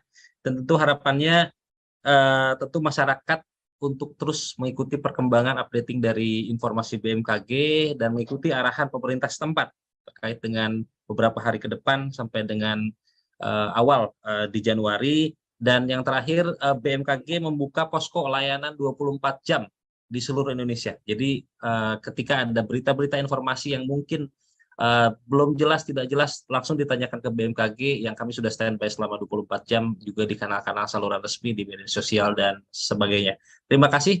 Sekali lagi saya ucapkan atas partisipasinya Bapak Ibu sekalian. Saya akhiri. Assalamualaikum warahmatullahi wabarakatuh. Salam sehat untuk kita semua. Semoga kita selamat. Amin. Waalaikumsalam warahmatullahi Terima kasih. Terima kasih Ibu, Bapak dan Ibu semuanya, semuanya. rekan-rekan media. Ya, semoga aman. Insya Amin, Bu. Allah. Amin, ya Amin. Rabbal Terima Alamin. kasih banyak Bu. Ya, banyak doa, banyak doa. Terima kasih. Biar bisa tahun baruan, Bu. Ya, terima kasih. Betul, makasih izin live. Iya Bu. Gimana ini? Oke, monggo. Terima kasih Bapak Ibu. Pak Karo. Pak Karo. Langsung saja Ibu untuk memberikan penjelasan kaitan dengan updating Bu, penjelasan hal-hal yang perlu di-highlight kembali dan menjadi perhatian kita bersama Bu. Terima kasih. Kami silakan Ibu. Terima kasih Pak Taufan dan juga Assalamualaikum warahmatullahi wabarakatuh. Yang saya hormati rekan-rekan media yang telah meluangkan waktu dengan sabar, dan juga ini rekan-rekan dari BMKG, Bapak Deputi, para kepala pusat, dan juga hadirin sekalian. Bismillahirrahmanirrahim. Perkenankanlah kami mengupdate perkembangan potensi cuaca ekstrim di akhir tahun 2022. Sejak tanggal 21 Desember tahun 2022, BMKG telah mengeluarkan rilis potensi cuaca ekstrim yang dapat terjadi dalam sepekan mulai saat itu tanggal 23 Desember hingga 1 Januari 2023, dan telah dilakukan update atau pembaruan melalui press conference pada tanggal 27 Desember 2022 yang lalu. Saat ini mengingat adanya peningkatan intensitas kondisi ekstrim, maka kami memandang penting dan mendesak perlunya dilakukan update perkembangan atmosfer saat ini berdasarkan analisis terkini hari ini 29 Desember. Kondisi dinamika atmosfer di sekitar wilayah Indonesia masih cukup signifikan, bahkan ada peningkatan potensi curah hujan di beberapa wilayah hingga 1 Januari 2023. Nah, ini perlu nanti kami jelaskan juga kenapa menjadi 1 Januari, padahal sebelumnya kan sampai 3 Januari, bahkan ada kemungkinan lebih. Nanti ada penjelasannya kenapa kali ini hingga 1 Januari. Dasar pertimbangan perkembangan ini masih terkait dengan berbagai fenomena yang terjadi bersamaan, yaitu aktifnya monsun Asia. Monsun itu artinya angin yang berasal dari benua Asia yang membawa uap-uap air karena melewati Samudra Pasifik sebelum masuk ke wilayah Indonesia, sehingga membawa uap-uap air yang mendatangkan atau menjadikan musim hujan di wilayah Indonesia. Nah, sekarang monsun Asia ini meningkat intensitasnya dan kita deteksi berpotensi meningkatkan kecepatan angin, terjadi peningkatan kecepatan angin dan curah hujan. Kemudian juga teridentifikasinya ini masih aktif Madden-Julian Oscillation di sekitar wilayah Indonesia bagian selatan ekuator. Nah, jadi Madden-Julian Oscillation itu bahasa mudahnya adalah pergerakan gerombolan atau kumpulan awan-awan hujan dari Samudra Hindia, tepatnya dari sebelah timur benua Afrika bergerak melintasi ekuator menuju Samudra Pasifik. Tetapi saat ini sedang pada fase memasuki wilayah kepulauan Indonesia dan berakibat meningkatkan curah hujan di wilayah Indonesia, diawali dari bagian barat, nanti bergerak ke tengah dan ke timur. Dan juga aktifnya fenomena gelombang atmosfer di ekuatorial, yaitu gelombang Kelvin dan Rossby, dalam sepekan terakhir hingga beberapa hari ke depan, yang berkontribusi signifikan meningkatkan pertumbuhan awan hujan dengan potensi curah hujan lebat hingga sangat lebat, dan dari hasil modeling terakhir nampak menjadi ekstrim untuk wilayah-wilayah strategis. Dan inilah perkembangan yang kami sampaikan, adanya peningkatan intensitas mencapai ekstrim untuk wilayah-wilayah strategis. Kemudian terpantaunya pusat tekanan rendah di Australia yang dapat membentuk daerah pertemuan angin di sekitar wilayah Indonesia bagian selatan ekuator yang dapat meningkatkan potensi pertumbuhan awan hujan signifikan di sekitar wilayah yang dilewatinya, mulai dari Jawa hingga Nusa Tenggara. Dan yang terakhir, sementara itu fenomena seruakan udara dingin dari dataran tinggi Tibet dan arus lintas ekuatorial dalam beberapa hari terakhir masih terus aktif terjadi, walaupun intensitasnya mulai melemah dibandingkan beberapa hari lalu. Meskipun demikian, kondisi tersebut masih dapat berkontribusi terhadap peningkatan pertumbuhan awan hujan di wilayah Indonesia bagian barat dan selatan ekuator.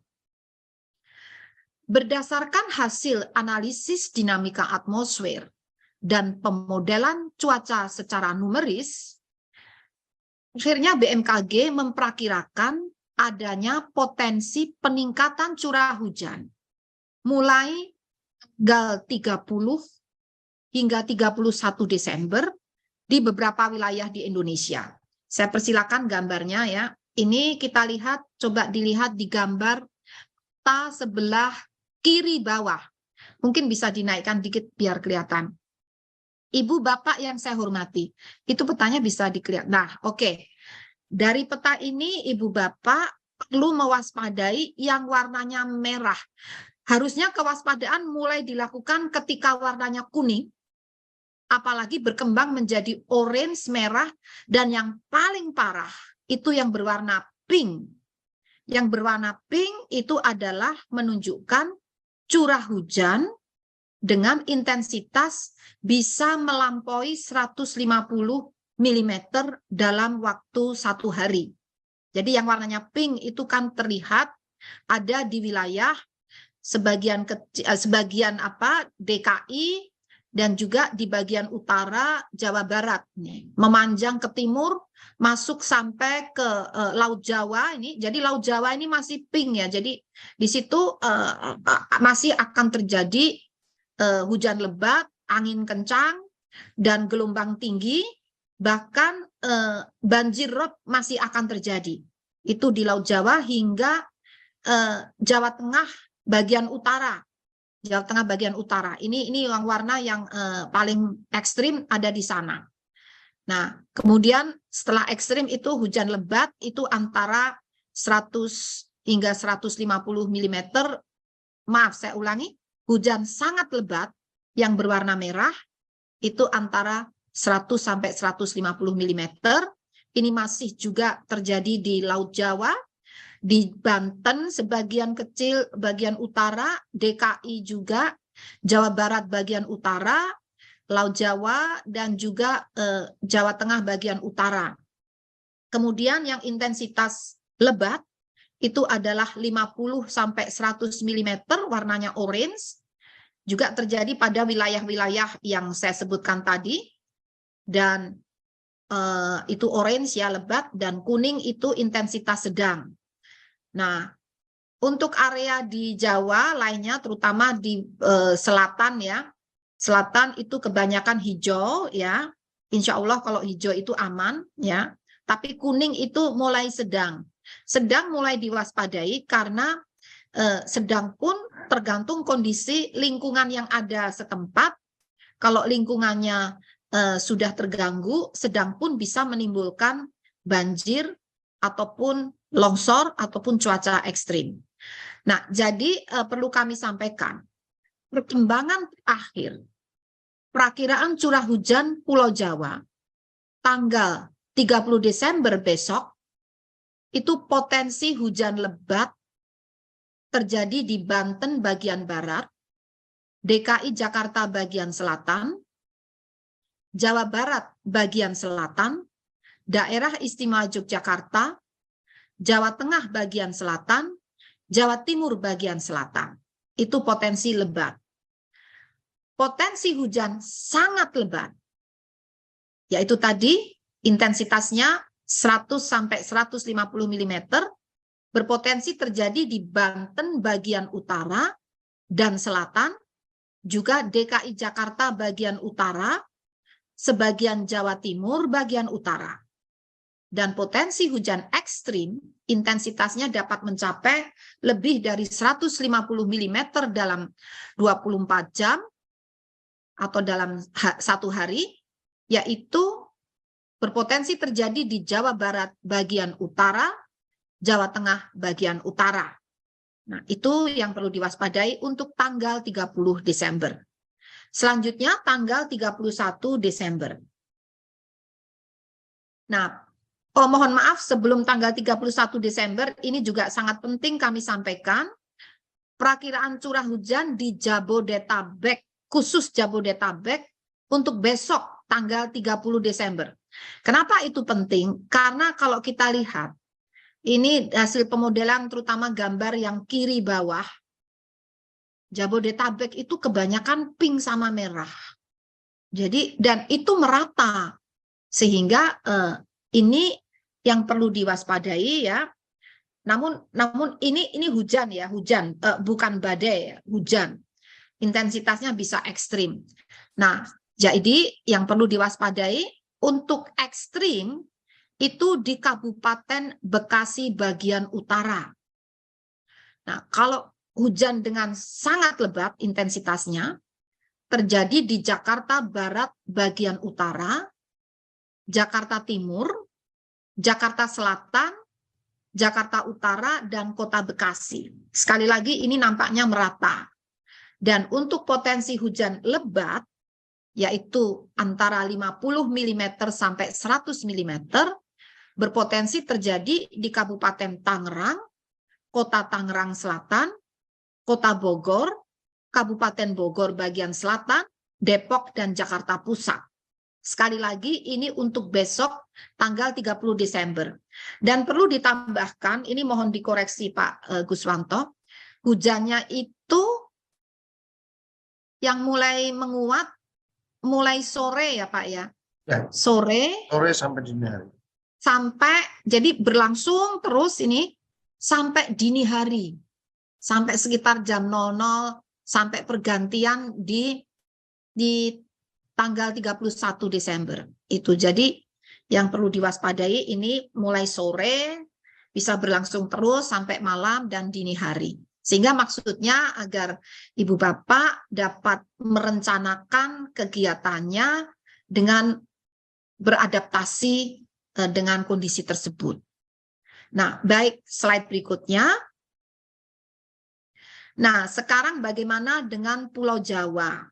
Tanggal 31 Desember, di hari berikutnya.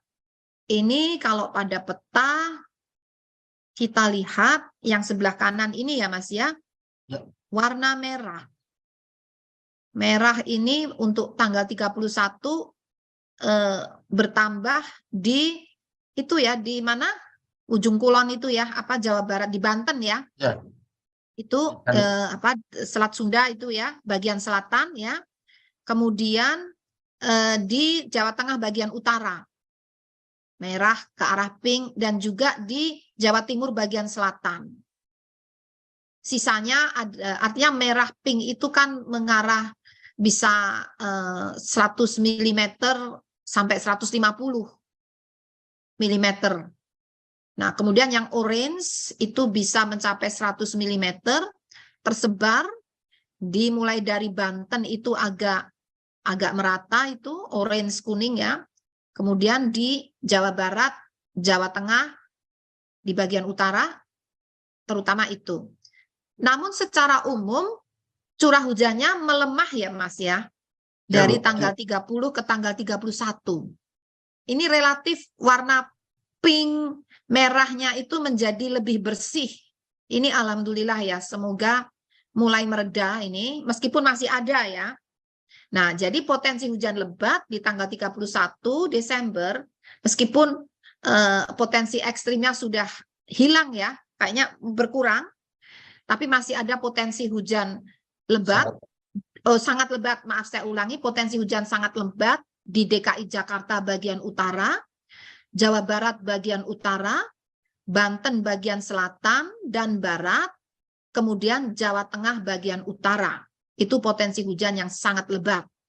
Kemudian potensi hujan lebat masih terjadi di Banten, Jawa Barat bagian tengah, Jawa Tengah bagian tengah, Daerah Istimewa Yogyakarta, Jawa Timur bagian tengah dan selatan. Nah, bagaimana selanjutnya Mas? Slide berikutnya. Masih ada? Oke. No. Ini. Nah, bagaimana Jabodetabek tanggal 31 Desember? Alhamdulillah, ini mungkin berkat doa Bapak Ibu sekalian, warna yang merah, pink, orange untuk Jabodetabek ini sudah berkurang ya, seperti peta tadi ya. Masih tersisa yang orange dan kuning. Kuning itu sedang, orange itu adalah lebat ya. Lebat, betul kan Pak? Orange itu ya, lebat. Nah, dan itu kayaknya sangat lebat masih ada ini yang orange. Masih ada, ketutup sini Bu, ya, ketutup sini. Iya, jadi sangat lebat masih ada. Nah, inilah sebarannya agar Bapak Ibu bisa melihat. Lalu bagaimana potensi hujan yang sangat lebat ini terjadi di Jakarta Utara, Kabupaten Bekasi dan Kabupaten Bekasi bagian utara. Untuk hujan lebat terjadi di Kabupaten Bogor, di Kota Bogor dan Depok. Kemudian hujan sedang berpotensi terjadi di Kabupaten Tangerang, Kota Tangerang dan Kabupaten Bekasi. Jadi ada tren menurunnya intensitas. Ini perbedaan dengan press conference yang kami sampaikan sebelumnya. Jadi sebelumnya kami memprediksi kondisi ekstrim itu bisa terjadi hingga tanggal 2 Januari, bahkan ada yang hingga tanggal 3 Januari. Kenapa ini kok tiba-tiba berubah? Nah, ini ada penjelasannya. Saya persilakan slide berikutnya. Nah, karena adanya kehadiran bibit badai tropis, bibit siklon tropis 95W yang berada saat ini di Filipina ya. Jadi ini bukan di Indonesia, jangan panik. Ini di Filipina, tapi kenapa kami ceritakan? Karena inilah yang menolong seakan-akan menghisap atau apa? Mengakibatkan warna merah pink itu tadi menjadi terurai, menjadi tidak ada lagi gitu ya. Jadi itu merupakan pusat tekanan rendah mohon maaf saya ulangi, bibit siklon 95 bibit siklon tropis atau bibit badai tropis 95W berada di Filipina bagian selatan. Nah, ini masih bibit ya. Jadi setiap akan ada kejadian badai tropis itu selalu diawali dengan bibit, tidak akan mendadak menjadi badai tropis, sehingga kita bisa mendeteksi sebelum kejadian karena ada bibitnya. Dan sebelum menjadi bibit, ada pusat tekanan rendah yang saat ini, yang tadi kita cerita tentang Filipina di utara, nah ini pusat tekanan rendah ada di Australia bagian utara. Serta ada sirkulasi siklonik berada di Laut Cina Selatan yang menginduksi terbentuknya peningkatan kecepatan angin lebih dari 25 knot di Laut Cina Selatan. Kondisi tersebut mampu meningkatkan potensi pertumbuhan awan hujan dan gelombang laut tinggi di sekitar bibit siklon tropis atau pusat tekanan rendah atau sirkulasi siklonik. Jadi kehadiran bibit siklon tropis ataupun pusat tekanan rendah itu berdampak pada terutama kecepatan angin dan gelombang tinggi.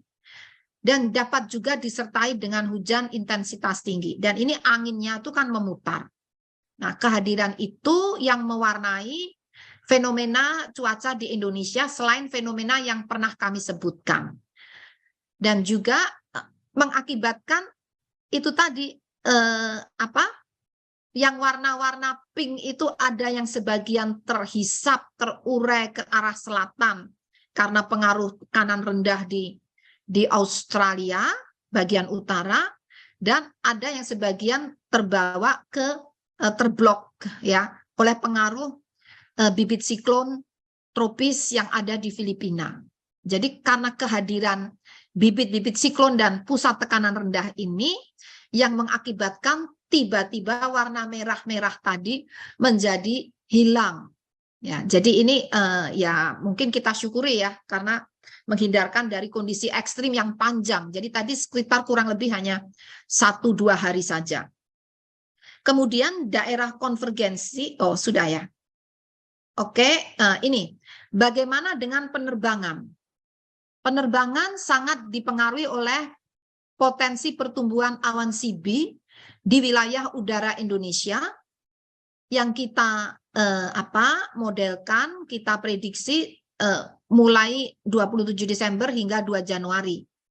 Dari gambar ini terlihat awan CB atau awan cumulonimbus dengan persentase cakupan spasial maksimum antara 50 hingga 75% yang ini berpotensi mengganggu penerbangan selama 7 hari ke depan diprediksi terjadi di Laut Andaman, Laut Sulu, Laut Filipina, kemudian juga Samudra Pasifik Utara Pulau Papua, Samudra Hindia Selatan Pulau Jawa, hingga Barat Pulau Sumatera, Selat Sunda, Laut Jawa, Selat Makassar, Laut Maluku, Laut Banda, Laut Aru, Laut Arafuru, Laut Timor, Teluk Karpentaria, sebagian kecil Pulau Papua.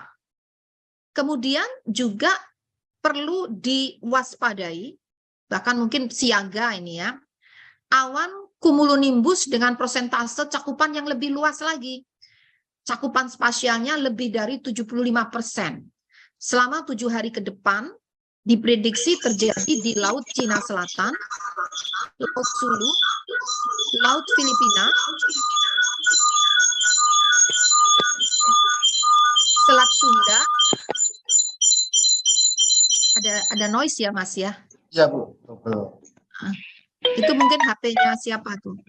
Ya, Selat Sunda, Laut Jawa, Laut Timor, dan Teluk Karpentaria. Nah, untuk potensi ini kami telah dipimpin oleh Bapak Menteri Perhubungan mengkoordinasikan langkah-langkah mitigasinya.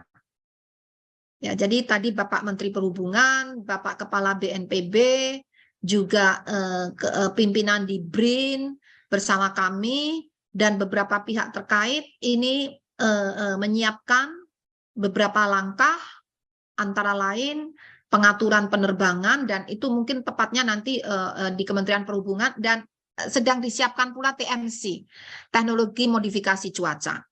Slide berikutnya. Nah, selain di darat, di udara, potensi ekstrim juga terjadi di laut, yaitu potensi gelombang tinggi di wilayah perairan Indonesia berlaku dari 28 Desember sampai 2 Januari. Nah, tinggi gelombang mencapai 4 hingga 6 meter, berpotensi terjadi di Laut Natuna Utara, perairan Kepulauan Natuna, Selat Sunda bagian barat dan selatan, perairan selatan Banten hingga Jawa Timur, Laut Jawa bagian timur, perairan utara Kepulauan Sapudi hingga Kepulauan Kangean, Laut Sumbawa, perairan selatan Pulau Sumba, Sumba Hindia Barat Bengkulu, mohon maaf saya ulangi, Samudra Hindia Barat Bengkulu. Jadi Samudra Hindia yang berada di sebelah barat Bengkulu hingga selatan Nusa Tenggara Timur. Jadi itu kita lihat pada gambar ini mulai tanggal tanggal berapa itu? Tanggal 28 ya. Nah, ini warnanya kan merah, orange itu mulai dari sebelah barat Bengkulu di Samudra Hindia terus menyambung menerus membelok di selatan Selat Sunda dan akhirnya sampai selatan Jawa dan selatan Nusa Tenggara Timur. Nah, ini potensinya dan juga potensi gelombang tinggi hingga 4-6 meter di perairan utara Flores, Laut Flores dan Laut Arafura. Kemudian untuk gelombang yang agak lebih rendah itu 2,5 hingga 4 meter berpotensi di berbagai perairan, ini cukup banyak hampir merata di wilayah Indonesia. Nah, bagi Bapak Ibu ataupun masyarakat bisa memonitor perkembangan ini sewaktu-waktu melalui aplikasi mobile phone Info BMKG. Di sana ada fitur tentang gelombang tinggi. Silakan bisa memonitor secara mandiri untuk merencanakan kegiatan Bapak Ibu. Selain di Info BMKG, juga di website BMKG dan juga di website atau di link Inawis. Itu nanti mohon di-share ya Pak Guswanto, link-link websitenya. Begitu. Dan tadi yang untuk kondisi awan CB itu juga open. Itu bukan rahasia, itu silahkan bisa dimonitor sewaktu-waktu, real time ya perkembangannya. Silahkan mengakses aplikasi mobile phone Info BMKG atau website BMKG. Dan bisa juga nanti Pak Guswanto memberikan link ya, mungkin di siang ya, jadi ada linknya khusus ada juga. Jadi ada beberapa kanal untuk terus bisa diakses bagaimana dinamika perkembangannya karena sangat dinamis. Di Indonesia ini banyak dipengaruhi dari berbagai samudra dan ada 2 samudra dan juga dari benua Asia ataupun benua Australia. Mohon maaf Pak, yang banjirop itu masih ada. Saya sebenarnya tahu bisa ditayangkan. Banjirop ini juga sangat membahayakan, bisa mengganggu ya. Mungkin tadi Pak Anu ya Pak Sopo. Pak, ya sebentar Ibu, saya carikan. Ya. Atau Pak Eko mungkin udah ready banjiropnya. Mohon maaf menunggu sebentar.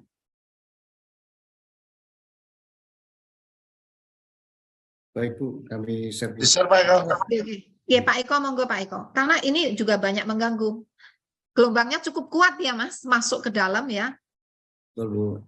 Dan sangat membahayakan juga.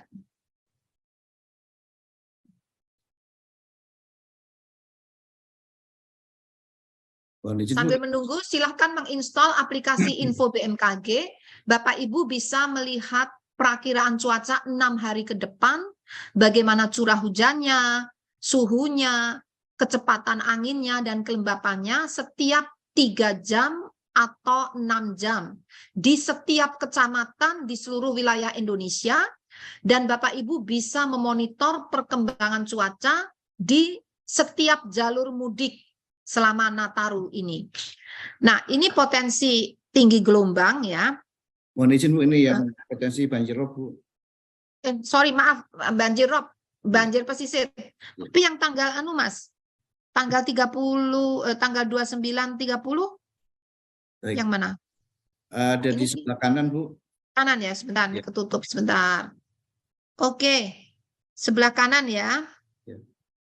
Sampai tanggal 31 Desember, ini banjir rob di pesisir Kepulauan Riau. Ini sudah terjadi sejak tanggal 21 dan diprediksi hingga 31 Desember.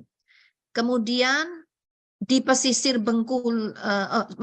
banjir rob di pesisir Bangka Belitung diprediksi sudah terjadi mulai tanggal 24 dan berakhir hingga 31 Desember. Kemudian banjir rob di pesisir Banten diprediksi akan berlangsung sejak 21 Desember hingga 5 Januari.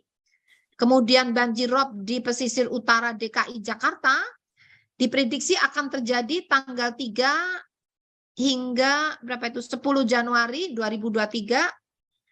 Banjir rob di pesisir, Mas digedein sedikit, aku nggak bisa baca.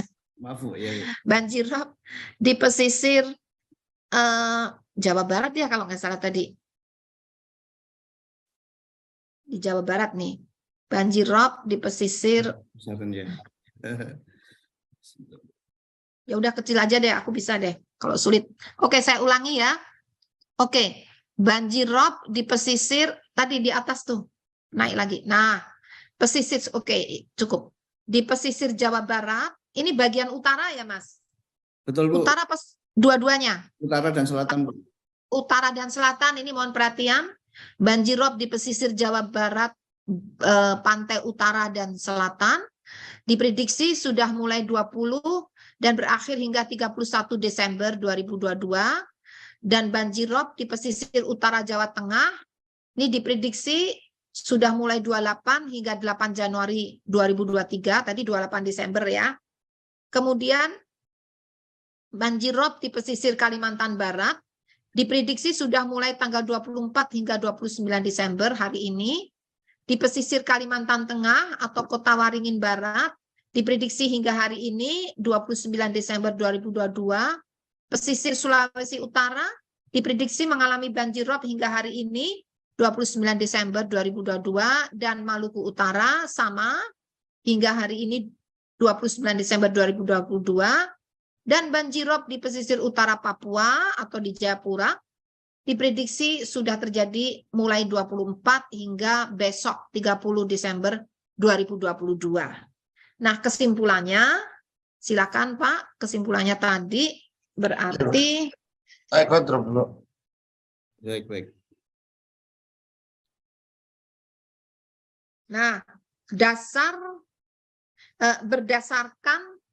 berdasarkan pertimbangan perakiraan cuaca yang meliputi masih aktifnya monsun Asia, kemudian juga masih teridentifikasi aktivitas MGO, yaitu pergerakan kumpulan awan-awan hujan dari arah timur Afrika di Samudra Hindia menuju wilayah Indonesia, berada di Indonesia dan nanti menuju ke Samudra Pasifik, serta masih terjadinya gelombang atmosfer yang terkonsentrasi di wilayah Jawa hingga Nusa Tenggara, kemudian juga terpantaunya pusat tekanan rendah di Australia yang dapat membentuk daerah pertemuan angin di wilayah Indonesia bagian selatan ekuator, dan masih terpantaunya seruakan dingin Asia dan arus lintas ekuatorial yang dapat berkontribusi pada pertumbuhan awan hujan di wilayah Indonesia bagian barat, walaupun intensitasnya mulai berkurang dibandingkan beberapa hari lalu. Jadi ini semua fenomena masih terjadi. Nah, juga berdasarkan berbagai output model cuaca numerik yang dianalisis BMKG, diperkirakan dapat terjadi peningkatan curah hujan dari lebat hingga ekstrim pada tanggal 30 hingga 31 Desember, dan diprediksi terjadinya kalau masih pagi siang itu kalau terjadi biasanya masih cerah dan hujannya ringan ya, tapi mulai sore itu mulai meningkat curah hujannya, dapat berlanjut sampai malam hingga dini hari. Jadi yang justru ekstrim itu malam hingga dini hari. Ini yang perlu disiapkan kewaspadaannya karena kejadiannya peningkatan menjadi ekstrim itu malam hingga dini hari. Nah, kemudian itu tadi 30 sampai 31 Desember 2022. Lalu perakiraan hujan Jabodetabek pada tanggal 30 hingga 31 Desember 2022 adalah hujan dengan intensitas lebat hingga sangat lebat mulai terjadi pada tanggal 30 Desember 2022 dini hari hingga 1 Januari 2023 dini hari. Mohon maaf, ini tadi sudah dianalisis dalam model, itu tidak hanya sampai sangat lebat, bahkan bisa mencapai ekstrim. Ya, bisa mencapai ekstrim 150 mm lebih ini ya.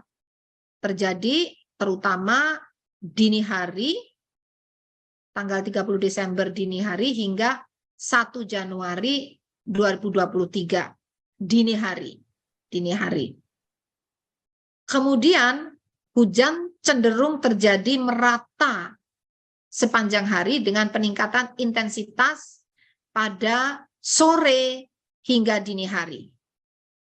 Selain Jabodetabek, daerah yang perlu diwaspadai terjadi hujan dengan intensitas lebat hingga sangat lebat adalah Banten bagian barat dan selatan, Jawa Barat bagian tengah dan utara, Jawa Tengah bagian utara, dan Jawa Timur bagian utara, Bali, Nusa Tenggara Barat, dan Nusa Tenggara Timur.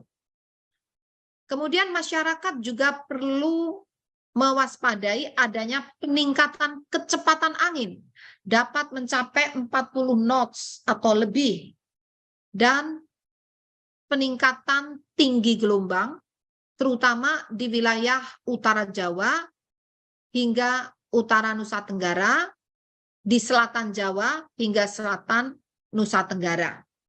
Termasuk juga di selat ya, tadi trennya kayak Selat Sunda sama Selat Bali ini juga perlu diwaspadai. Kami sudah koordinasikan dengan Kementerian Perhubungan dan pihak terkait. Berikutnya masih ada? Sudah Ibu, selesai. Terima kasih Bapak Ibu, rekan-rekan media atas perhatian dan kepercayaannya, juga para teman-teman di BMKG atas upaya yang dilakukan secara intensif 24 jam tiada henti. Terima kasih. Wassalamualaikum warahmatullahi wabarakatuh. Saya kembalikan atau mungkin ada tambahan dari Bapak-Bapak. Terima kasih Ibu Kepala BMKG atas penjelasan yang komprehensif. Sebetulnya penjelasan Ibu sekaligus menjawab pertanyaan teman-teman yang sudah masuk, Bu. Tapi nanti kami akan coba membacakan satu persatu. Namun sebelum itu tentu kami mohon Pak Deputi Bidang Meteorologi, Pak, mungkin ada yang ditambahkan, kami persilakan Bapak. Baik Pak Tovan, terima kasih. Saya hanya menyampaikan saja bahwa saat ini sebenarnya cuaca ekstrim apa yang terjadi. Jadi cuaca ekstrim yang terjadi adalah satu, fenomena hujan sedang sampai ekstrim. Yang kedua yaitu banjir rob atau banjir pesisir atau rob. Yang ketiga adalah angin kencang. Dan keempat adalah terkait dengan tinggi gelombang. Ya. Jadi ini juga 3-4 informasi ini atau cuaca ekstrim ini bermain secara ruang dan waktu. Ya. Jadi dia tidak berbarengan. Ada yang beramplifikasi seperti di Jawa Tengah ya, itu tinggi gelombang bermain juga, robnya juga ada, curah hujannya juga ada, utamanya di pesisir. Nah, ini dia beramplifikasi. Ada yang hanya banjir robnya saja, tapi ada juga yang hanya hujannya saja. Barangkali ini perlu gampang dilihat dari petanya saja ya. Kalau kita lihat sedikit nih Pak Tovan menambahkan tadi yang disampaikan ya. Kalau kita lihat ini kan angin 3000 feet. Ini kelihatan ada 36 knot ini di atas ini. Ini 28, 32. Dari sini tuh bisa kita menganalisis sendiri kecepatan angin tertinggi daerah mana. Ini 18 knot berarti rendah, ini juga cukup rendah.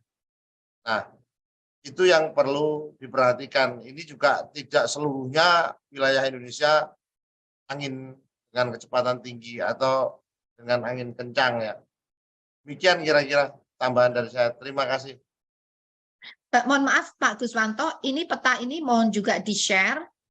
Yang ini kayaknya yang terakhir peta angin itu biar masyarakat juga bisa melihat situasinya. Mungkin di website ya terutama ya.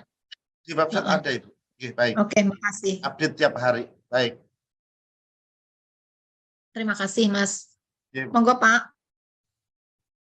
Pak Tovan, dilanjut. Barangkali ada tambahan dari Ya. para kapus, Pak Fahri, Pak Baik. Eko, Pak Hadi, silakan. BNPB dan BRIN mungkin ada ya. Kita mengundang juga. Hadir Bu sepertinya Bu. Ya, Kita akan diatur ya coba Pak, dipersilakan juga menyapa kalau sudah dari teman-teman dari Pak BRIN Pak dan Fahri, BNPB. mungkin Pak Fahri dulu Pak sama Fahri? Pak Silakan Pak Fahri, Pak Eko. untuk mungkin ada melengkapi yang disampaikan. cuaca, terus nanti BNPB dan BRIN. Ya, Baik. baik. Silakan. Pak Fahri, monitor Pak. Baik. Terima kasih Ibu Kak BMKG, Pak Deputi, Bapak Ibu rekan-rekan media menambahkan sedikit apa yang disampaikan Ibu Kepala dan Pak Deputi tadi.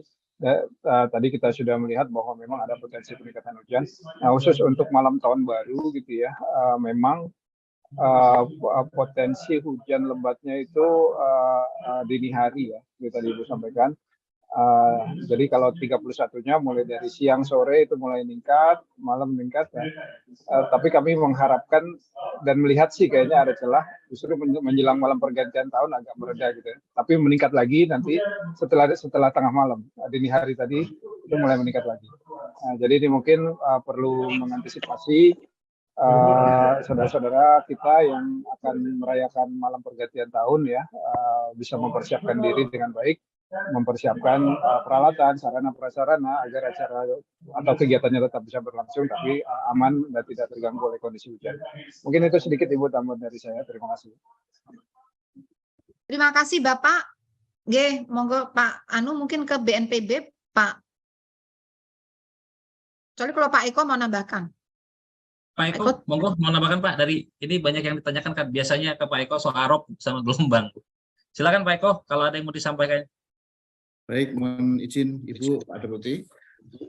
Terkait dari keekstriman cuaca yang tadi telah dijelaskan lengkap oleh Ibu Kepala BMKG dan Bapak Deputi Meteorologi, perlu kita cermati kembali dan waspadai ketika kita menggunakan moda angkutan penyeberangan.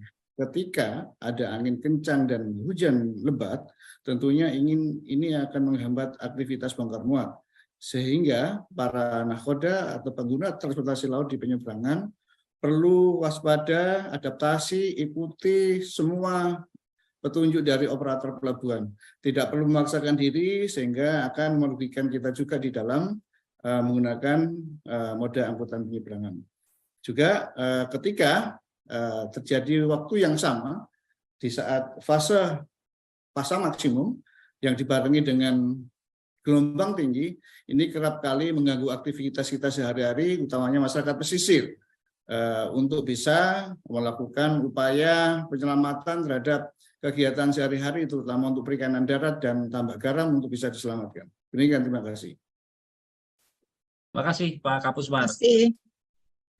Bu, mungkin kurang lengkap Bu kalau Pak Ahadi, Kapus Iya, Penerbangan mau belum terbang ini yang mau memberikan terbang, statement. silakan. Monggo Pak Adi. Terima kasih Pak Tovan, izin Ibu Kepala, Bapak Deputi, Monggo Mas. para kapus. Seperti yang sudah disampaikan oleh Ibu Kepala tadi bahwa Ibu sudah menyampaikan adanya potensi awan cumulonimbus yang perlu diwaspadai dengan beberapa cakupan spasial. Dapat kami sampaikan bahwa memang bagi penumpang nantinya juga perlu menjadi kesabaran bagi penumpang ketika akan naik pesawat terbang. Hal ini pada saat cuaca buruk dan seterusnya, kalaupun ada penundaan dan seterusnya juga ini bisa diakibatkan diantaranya juga memang karena adanya safety yang sudah diterapkan oleh maskapai maupun penyelenggara bandar udara. Jadi ini menjadi sangat penting terutama pada bandara-bandara yang memiliki operating hour yang tidak 24 jam, hanya operating hour saat siang hari. Ini menjadikan satu istilahnya menjadi menjadi bagi para penumpang ini menjadi harus menjadi lebih aware bahwa adanya penundaan pesawat lebih diakibatkan oleh safety karena ada informasi-informasi yang sudah disampaikan oleh BMKG yang berada di setiap bandar udara.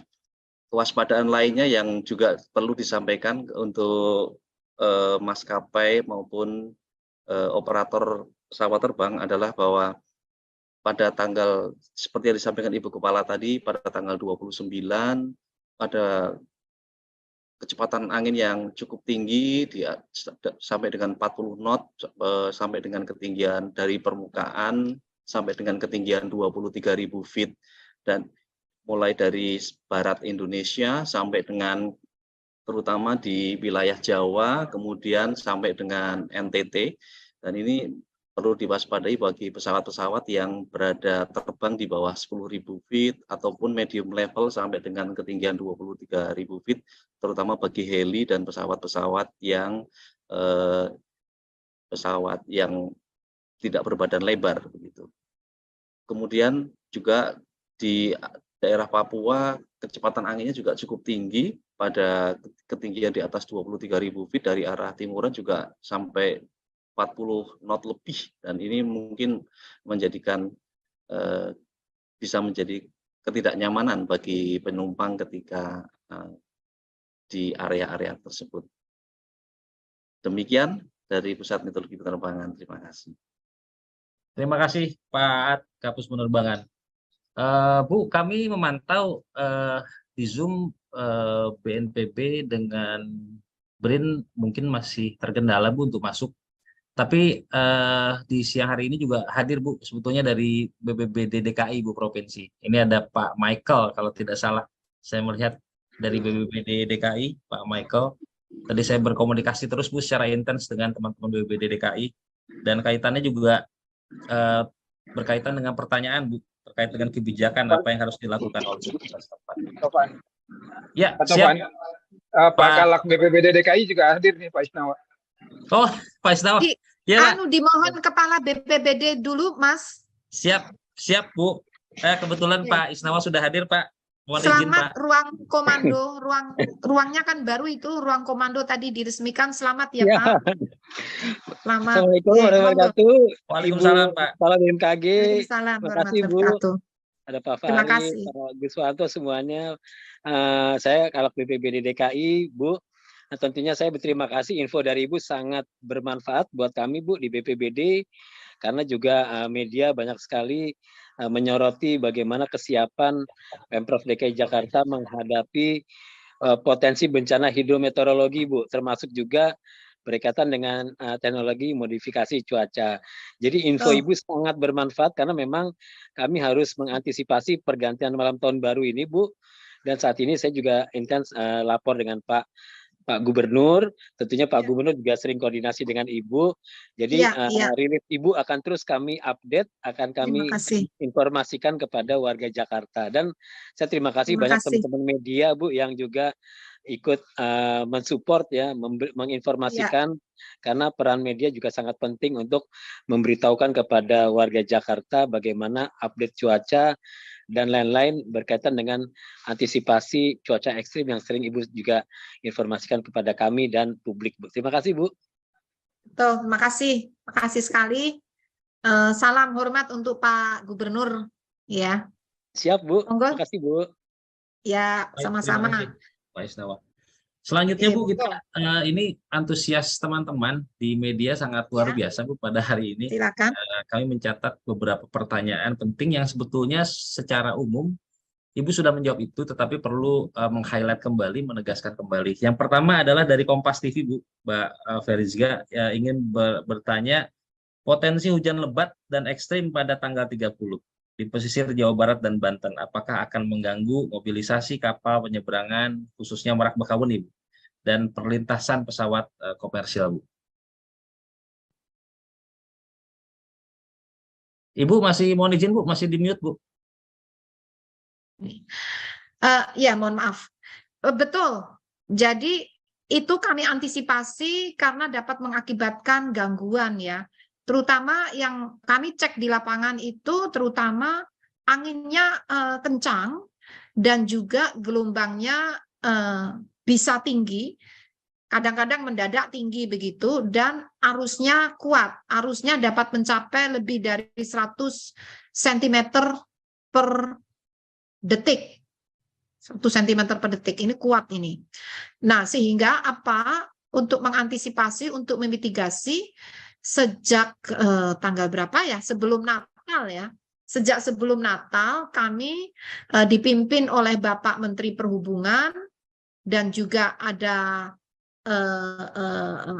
pihak-pihak terkait. Saat itu ada dari Menko PMK, ini sudah berkoordinasi, dan juga ASDP saat itu dan Dirjen Perhubungan Laut berkoordinasi untuk mengantisipasi bagaimana pengaturan penyeberangan tersebut dan pengamanannya. Karena memang potensi gangguan kan saat itu kan sempat ada mobil yang terjatuh ya. Ya karena itu tadi gelombang dan arus saat akan mau masuk ke ini ke kapal itu kan ada gangguan, tiba-tiba ada gelombang itu ya. Kemudian tadi malam terulang lagi ya. Jadi kami makin mengintensifkan koordinasi dan kami dibantu dengan alat, yaitu mungkin Pak Eko bisa menampilkan ke teman-teman biar tahu, dan itu open bagi teman-teman, boleh buka, itu nggak rahasia.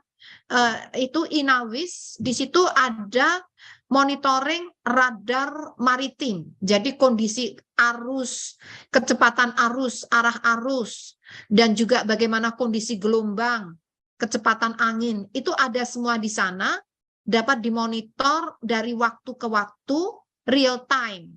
Nah, Ya. ini kondisi apa ini? Ini Arus ya. Angin ini- atau arus ini? Ini tinggi gelombang, Bu, dengan Oh, sebaran tinggi kapal. gelombang ya, yang bergerak itu? Itu arah dari pergerakan gelombangnya, Bu. Oke. Dan ini adalah jumlah kapal yang terjebak di gelombang tinggi. Bisa Silakan. kita lihat, ya. Kapal yang terjebak, Mas. Ya, Apa ini- kapal yang apa? Jumlah kapal yang terjebak di gelombang tinggi bisa kita lihat di lingkaran-lingkaran yang ada angkanya ini. Oh, Masya Allah. Ya. Berarti di Laut Jawa ini ada 111 sedang bersandar di sekitar Pelabuhan Tanjung Perak. Kemudian Bersandar, bukan terjebak ya. Bersandar. yang terjebak di tengah, Bu, yang ada di tengah ini, Bu. Oh, Ya, oke. ada. Ya. Ini adalah bentuk dari respon dari para nahkoda untuk tidak memaksakan berlayar terhadap informasi yang dikeluarkan BMKG, sehingga mereka memilih untuk tetap berlabuh di pelabuhan dan berlindung di pulau-pulau yang bisa mengamankan mereka. Demikian, Bu. Ini juga ada informasi radar maritim, di mana ini manfaatnya adalah bisa melihat informasi real time terhadap kebutuhan penyeberangan yang membutuhkan waktu tempuh singkat, sehingga para nakoda ini bisa melihat apakah kapalnya akan mampu dengan kecepatan arus yang sedang berlangsung saat ini. Ini bisa dilihat di seluruh penyeberangan di Indonesia, khususnya di Selat Sunda, Selat Bali, dan Selat Lombok, dan juga untuk daerah wisata di Labuan Bajo, dan juga di Selat Sunda bagian selatan. Mungkin demikian, Bu, tambahan dari ini. Oke, sebentar. Ya. Oke, maaf sebentar Pak Eko. Ini biar teman-teman media juga bisa memahami ya. Jadi itu tadi gambar ini yang radar maritim. Ya. Warna-warna itu menunjukkan apa? Kecepatan arusnya. Kecepatan arus. Ya. Mulai harus diwaspadai kalau kuning ya. Ya, kalau warna kuning itu sudah lebih dari 1 meter per detik. Ya. Oke, berarti 100 cm per detik itu udah. Betul, ya. Itu harus waspada ya. Kalau masih biru, hijau, ini oke lah, masih aman ya. Ya. Tapi kalau kuning menjadi orange, merah apalagi. Ya. Itu kelihatan arusnya mengarah ke timur laut ya. Demikian, betul, Bu. Ya. Yang 0,0 itu apa? kecepatannya. Kecepatan arus Bu, ya itu dalam Oke, angka. oke. Sudah baca, Bu. Jadi silakan rekan-rekan media nanti di-share itu linknya yang tertulis di atas itu, biar rekan media juga bisa melihat real time ya, Ya, dari menit ke menit bahkan detik ke detik perkembangannya bagaimana. demikian. Baik, lalu yang di Selat Bali ini berarti sekarang insya Allah Selat Sunda aman ya kalau dari Baik. gambar ini. Demikian Bu, Sekarang yang Selat Bali coba. Selat Bali. Penyeberangannya sibuk juga. Waduh, itu kuning ya Mas, orange lagi. Dan ada yang merah. Merah ini Aduh.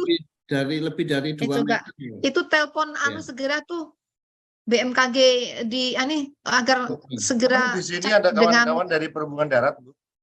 ya ini Ada kawan-kawan itu udah Perhubungan Darat. orange itu. Barangkali mungkin bisa harus memberikan komentarnya nanti. ya. Tapi sebaiknya secara paralel Pak Eko bisa lift dulu, telepon aja segera. Meskipun Baik. mereka punya alat ini, mereka juga bisa melihat kan. Baik. Kan ada di monitoring kontrolnya di penyeberangan kan ada, itu saya pernah lihat tuh di Baik. LPS BPTD ya. Tapi sebaiknya Baik. kita telepon dulu Pak Eko, bisa izin Baik. lift untuk telepon aja, itu sampai orange itu ngeri tuh. Orange dan menuju merah Bu, lebih dari 2 Ya, meter. makanya biar Ya. Oke, Anda bisa lift dulu silakan. Mohon Baik. maaf nih. Izin Ibu, terima kasih. Mohon maaf ya. Terus oke. Itu tadi contoh ya. Linknya nanti Pak Guswanto bisa share. Yang Lombok juga coba Pak Guswanto bukakan yang Lombok. Jangan-jangan juga orange lagi. Bentar, Ibu. Ini mohon maaf nih. Sebetulnya itu bisa dipantau langsung oleh pengelola pelabuhan dan pengelola penyeberangan. Cuman kita kan harus saling saling ngingetin gitu. Sekarang yang Lombok, ini mana? Ini kan masih Selat Sunda Lombok. ya. Lombok. Sekarang Lombok. Ini Lombok nih. Ini kuning itu. Kuning itu udah mulai telepon deh kuning. Jangan sampai orange. Tolong ini yang stasiun BMKG terdekat sana. Dan kita kan pasang person di sana juga ya. Kita cek aja deh. Ya, Bu. Terima kasih. Jadi ini contoh rekan-rekan bagaimana cara kita mengamankan penyeberangan ini. Baik, terima kasih. Baik Ibu, pertanyaan selanjutnya sambil menunggu Pak Abdul Muhari, Bu, kami coba berkomunikasi dengan Pak Abdul beliau. Muhari bisa ditelepon. Iya, Bu. Ada pertanyaan Bu terkait dengan kebijakan ini. Apa yang harus dilakukan oleh pemerintah setempat untuk mengantisipasi curah hujan tinggi pada periode pergantian tahun baru? Bagaimana imbauan untuk masyarakat yang tinggal di pesisir pantai utara untuk mengantisipasi curah hujan yang tinggi? Ini juga sebetulnya sudah secara garis besar dijawab oleh Ibu Kepala BMKG penjelasan di awal tadi, tapi perlu penegasan kembali. Mungkin sambil Ibu mengkomunikasikan ke Pak Muhari, mungkin Pak Depet bisa memberikan respon. Abdul Muhari, ini Mbak linknya kan udah kita beritahu sejak tadi ya, 3 jam sudah ya, mungkin baru sibuk kali ya. Sepertinya ada Rapim di sana, Bu. Tadi juga di Perhubungan Darat juga Pak Cucu juga sedang Rapim tadi. Ya, kan tidak lanjut dari kita. Ya, rapat tidak lanjut masing-masing. Ya, sebentar, saya selesai. Sebentar aja. Yep. Ini biar oke. Si Abdul Muhari. Oke. Jadi pertanyaannya bagaimana mengkomunikasikan dengan pemerintah daerah ya? Ini Bu, mengantisipasi kebijakan yang diambil. Oke. Ya. Koordinasi itu dilakukan jauh sebelum memasuki Nataru ini ya. Karena tidak hanya khusus untuk Nataru ya, untuk sehari-hari itu juga perlu dilakukan meskipun tidak ada Nataru. Jadi kami metode komunikasinya melalui berbagai cara, kunjungan langsung.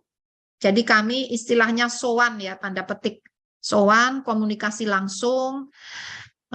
Kemudian juga dilanjutkan ada beberapa pemerintah daerah yang juga berkunjung langsung ke BMKG. Contohnya ini Kepala BPBD DKI itu kayaknya beberapa kali deh ke BMKG konsultasi sejak gubernur yang lama ya. Siapapun gubernurnya, sebenarnya DKI itu aktif tuh, siapapun gubernurnya ya. Dan juga data kami ini sharing data kami kirimkan ya secara digital, karena kalau DKI itu data dari kami masih diolah lagi. Peringatan dini dari kami ini kan sifatnya nasional ya. Nah, oleh pemerintah DKI diekstrak yang khusus DKI dan diolah lagi. Begitu. Kemudian selain kunjungan langsung, koordinasi langsung, juga ini TMC, ini juga koordinasi sejak beberapa hari yang lalu. TMC ini dilakukan teknologi modifikasi cuaca. Kemudian juga pernah kita melakukan geladi bersama, itu pernah dilakukan juga.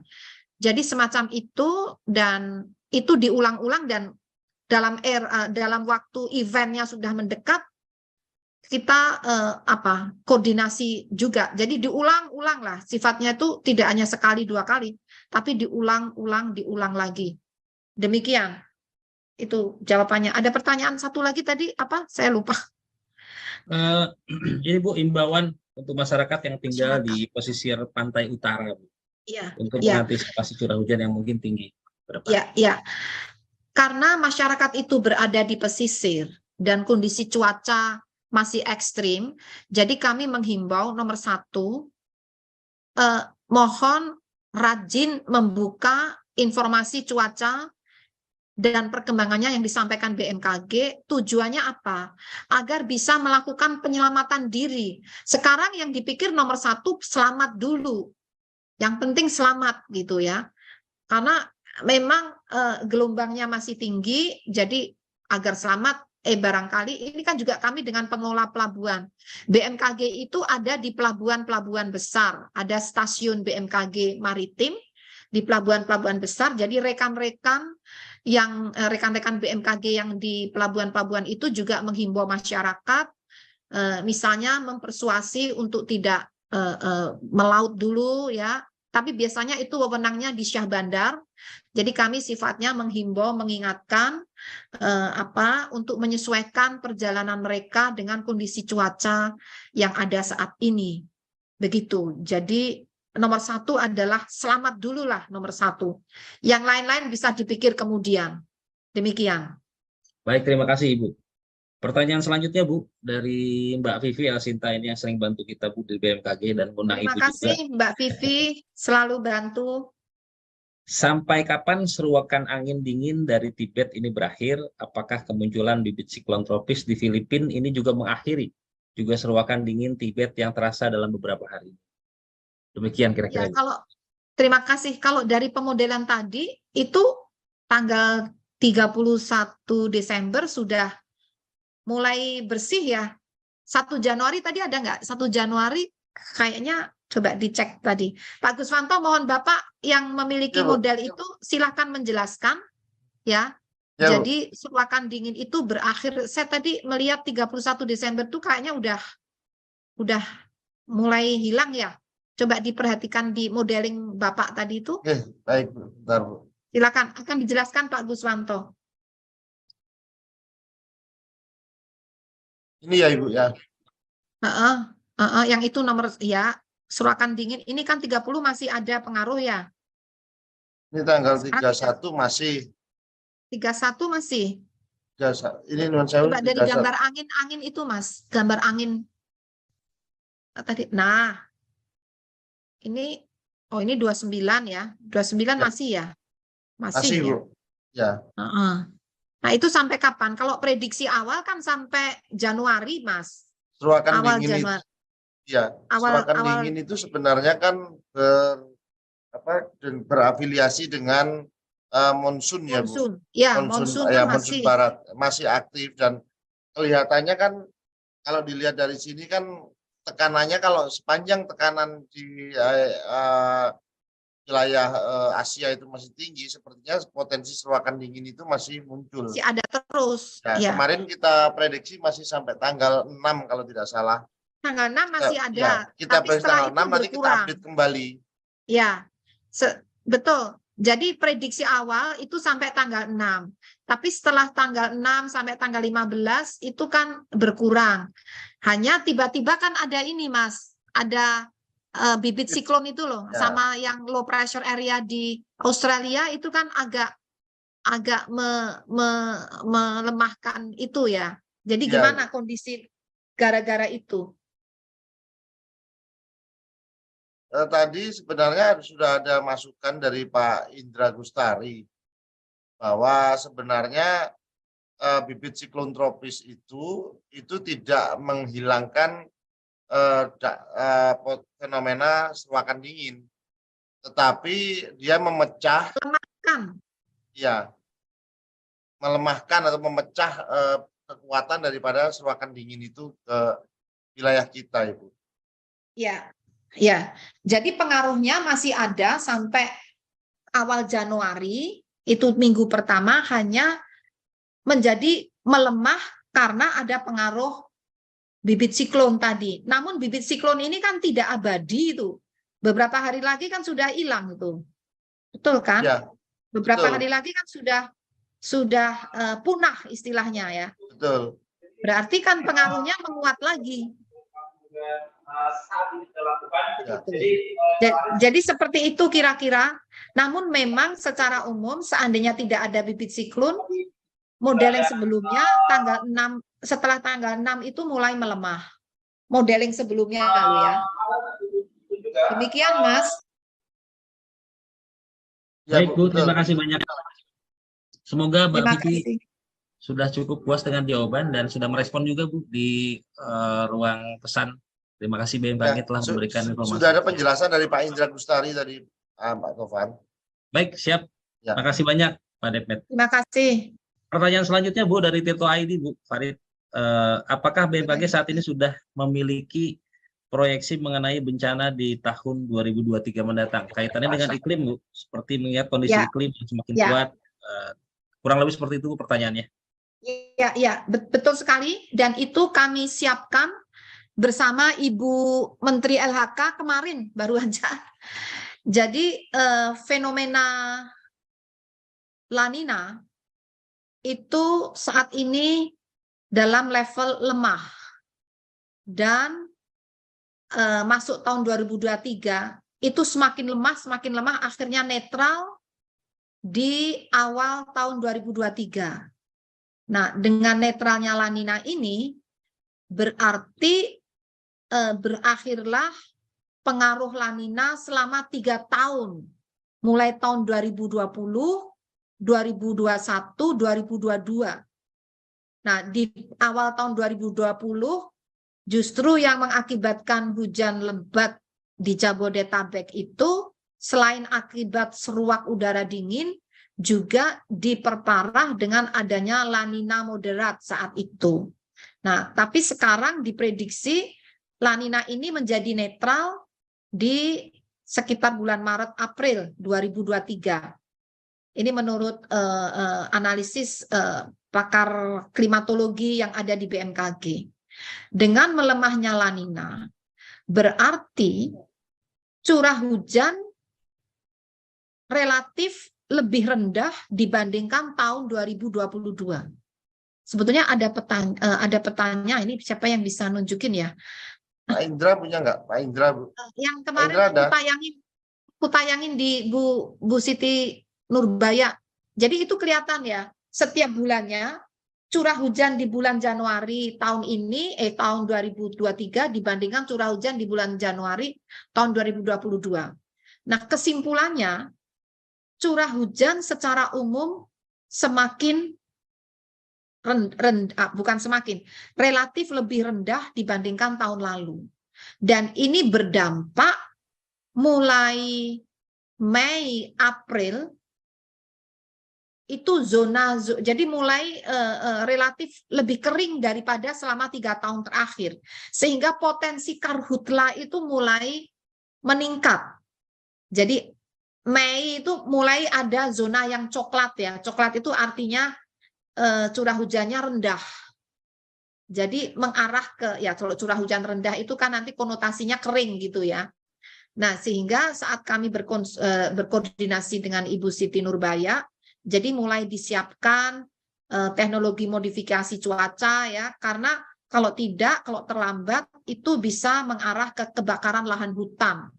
Dan Juni, Juli, Agustus, September itu bulan-bulan yang harus kita mulai waspada terhadap karhutla, karena curah hujannya semakin turun. Itu memang musim kemarau. Artinya musim kemarau menjadi kembali seperti tahun 2019. Tidak seperti tahun lalu dan tahun 2020-2021 itu kemaraunya kemarau basah. Jadi meskipun musim kemarau masih hujan, dan itu sangat menolong untuk mencegah kekeringan dan mengurangi karhutla. Jadi potensinya ada kemungkinan atau potensi untuk terjadinya karhutla itu meningkat dibandingkan tahun lalu dan 3 tahun terakhir. Jadi ada potensi lebih kering daripada selama 3 tahun terakhir ini, dan kurang lebih mendekati kondisi kemarau di tahun 2019. Nah, namun di bulan Januari sampai Maret potensi bencana hidrometeorologi masih terjadi karena curah hujannya masih tinggi, dan puncaknya ada yang berada di bulan Januari, ada yang di bulan Februari.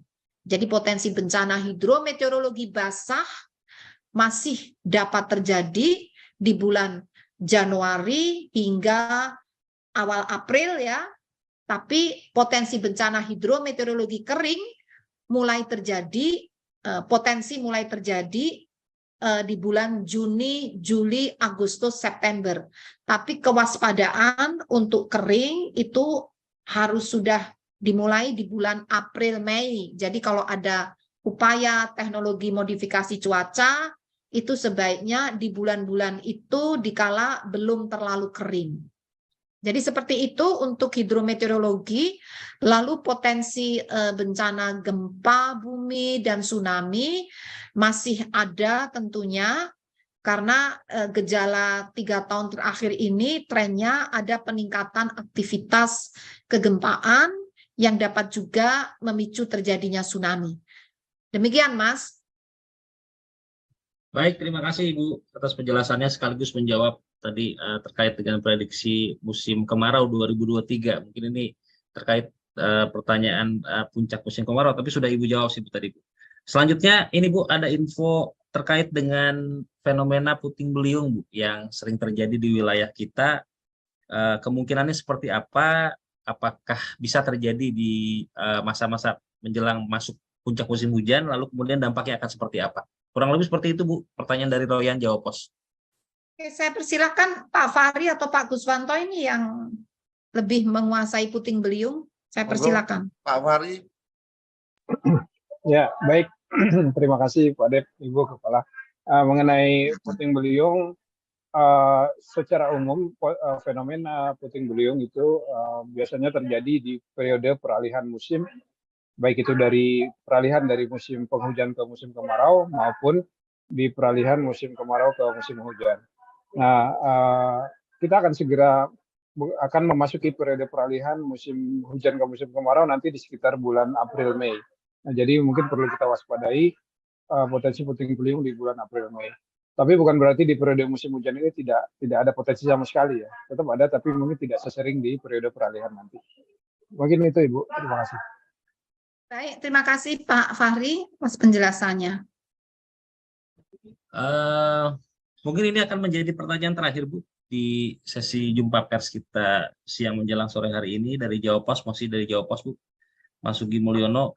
Berdasarkan hasil pantauan sejauh ini di wilayah-wilayah yang diperkirakan terjadi cuaca ekstrim pada periode tanggal 28 sampai 29 itu seperti apa? Apakah terjadi hujan lebat, juga potensi bencana yang mengakibatkan daripada ekstrim, cuaca ekstrim di tanggal 28-29 Bu. Mungkin sebetulnya ini Bu sudah menjawab, hanya penegasan kembali. Sudah. Ya. 28 kan sudah berlalu ya, tapi Ya. 28 kami memprediksi hujannya masih sedang ya intensitasnya. Di wilayah mana tadi? Jabodetabek ya? Barangkali ada gambaran nih, Bu. Silakan Ini Mas. tanggal, Silakan. ya ini sudah disiapkan sama kawan-kawan. Oh ya, tadi. monggo jenengan sampaikan Mas. Oke. Jadi untuk tanggal 28 ini dicatat oleh kita tertingginya hanya 60 mm ya kawan-kawan. 60 mm ini terjadi di pompa RW 01 Semanan ya. Jadi yang kemarin disampaikan ada badai itu barangkali disinilah terjawabnya. Ya, ini adalah curah hujan yang dicatat sejak tanggal 7 pagi tanggal 28 sampai 29 pukul 7 juga. Ya, jadi 1 kali 24 jam ini. Jadi untuk curah hujan tidak terjadi ya yang badai tadi. Kalau angin itu tergantung dari kecepatannya. Jadi kecepatannya kalau kita lihat kan kalau angin itu kan angin kencang bisa didefinisikan kalau kecepatannya itu udah 45 km per jam di definisi BMKG ya. Sedangkan saat ini kan angin tadi kita lihat tanggal 29 itu ada sekitar yang 30 knot, barangkali itu yang nanti perlu diperhatikan. Jadi bencana untuk tanggal 28 tidak ada lah kalau kita lihat dari data ini. Demikian kira-kira Ibu. Jadi hujannya sesuai prediksi mayoritas itu sedang hingga lebat ya Mas. Prediksi kita kan sedang hingga lebat ya. Betul. Ya. Oke, artinya terverifikasi ya hasil prediksi itu. Nah, mungkin Bapak bisa menjelaskan kali. Saya pernah ditanya juga, gimana sih metodenya gitu loh. Kok beda gitu. Sebenarnya kan metodenya kita kan standar ya, SOP. Jadi metode yang kami lakukan itu harus standar dunia. Jadi kami mengeluarkan perakiraan cuaca, mengeluarkan prediksi, itu bukan karena kami belajar sendiri, lalu ya ini yang kami bisa, bukan, tapi itu diatur oleh Badan Meteorologi Dunia. Karena cuaca itu terutama dibutuhkan untuk penerbangan di mana akurasi harus 100%, sehingga Badan Meteorologi Dunia membina, mengatur, dan ini juga istilahnya tuh mengecek, selalu mereview dari validitas dan akurasi informasi yang dikeluarkan. Itu ada review evaluasi tiap tahun. Review terakhir, hasil review dari Badan Meteorologi Dunia, kualitas data dan informasi yang dikeluarkan BMKG itu sekelas dengan Australia dan beberapa negara seperti India ya, beberapa negara di sekitar kita ya. Jadi kelasnya itu kalau nggak salah hijau ya. Kita kelasnya hijau, ada yang kelasnya hitam, ada yang merah ya. Kita ini hijau.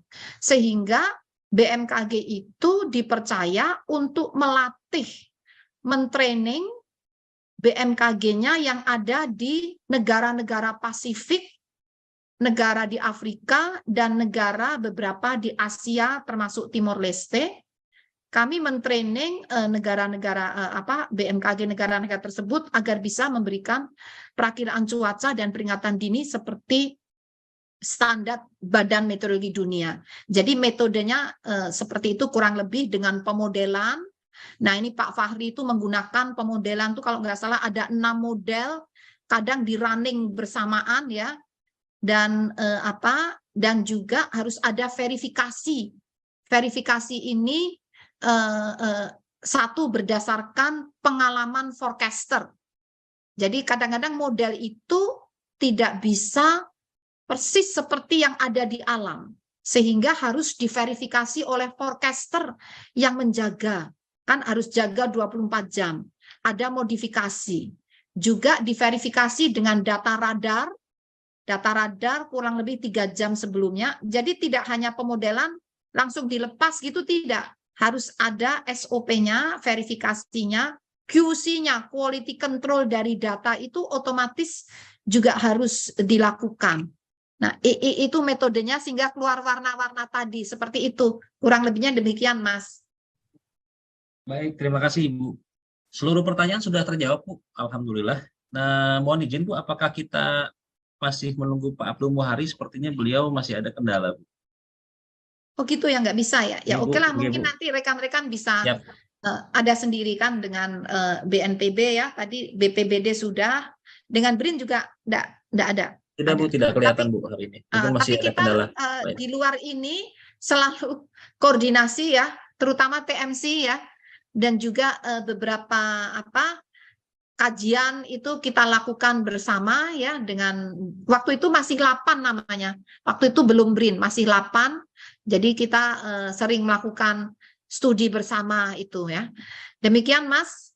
Baik, Bu, Cukup. sebelum menutup, biasanya kami mohon statement akhir Ibu untuk secara general saja, Bu, garis bawah highlight Oke. apa yang perlu diwaspadai.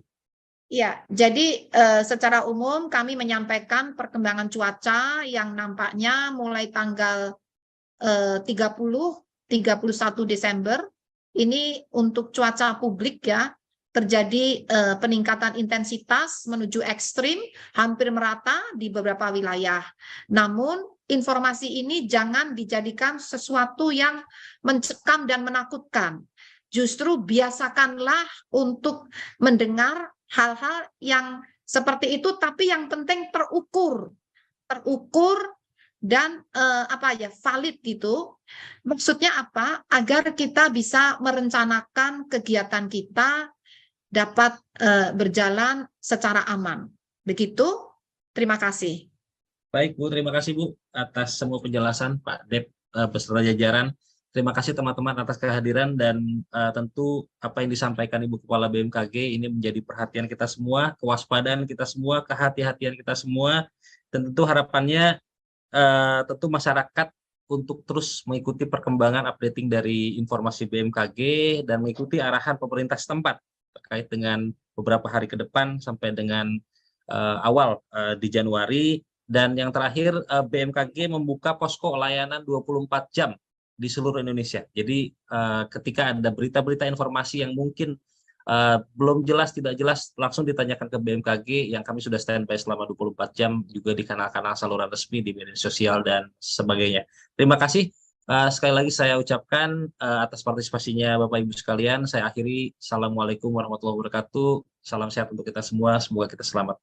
Amin. Waalaikumsalam warahmatullahi Terima kasih. Terima Ibu, kasih Bapak Bapak dan Ibu Ibu semuanya, semuanya. rekan-rekan media. Ya, semoga aman. Insya Amin, Bu. Allah. Amin, ya Amin. Rabbal Terima Alamin. kasih banyak, Bu. Ya, banyak doa, banyak doa. Terima kasih. Biar bisa tahun baruan, Bu. Iya, terima kasih. Betul, makasih izin live. Iya, Bu. Gimana ini? Oke, monggo. Terima kasih Bapak Ibu. Pak Karo. Pak Karo.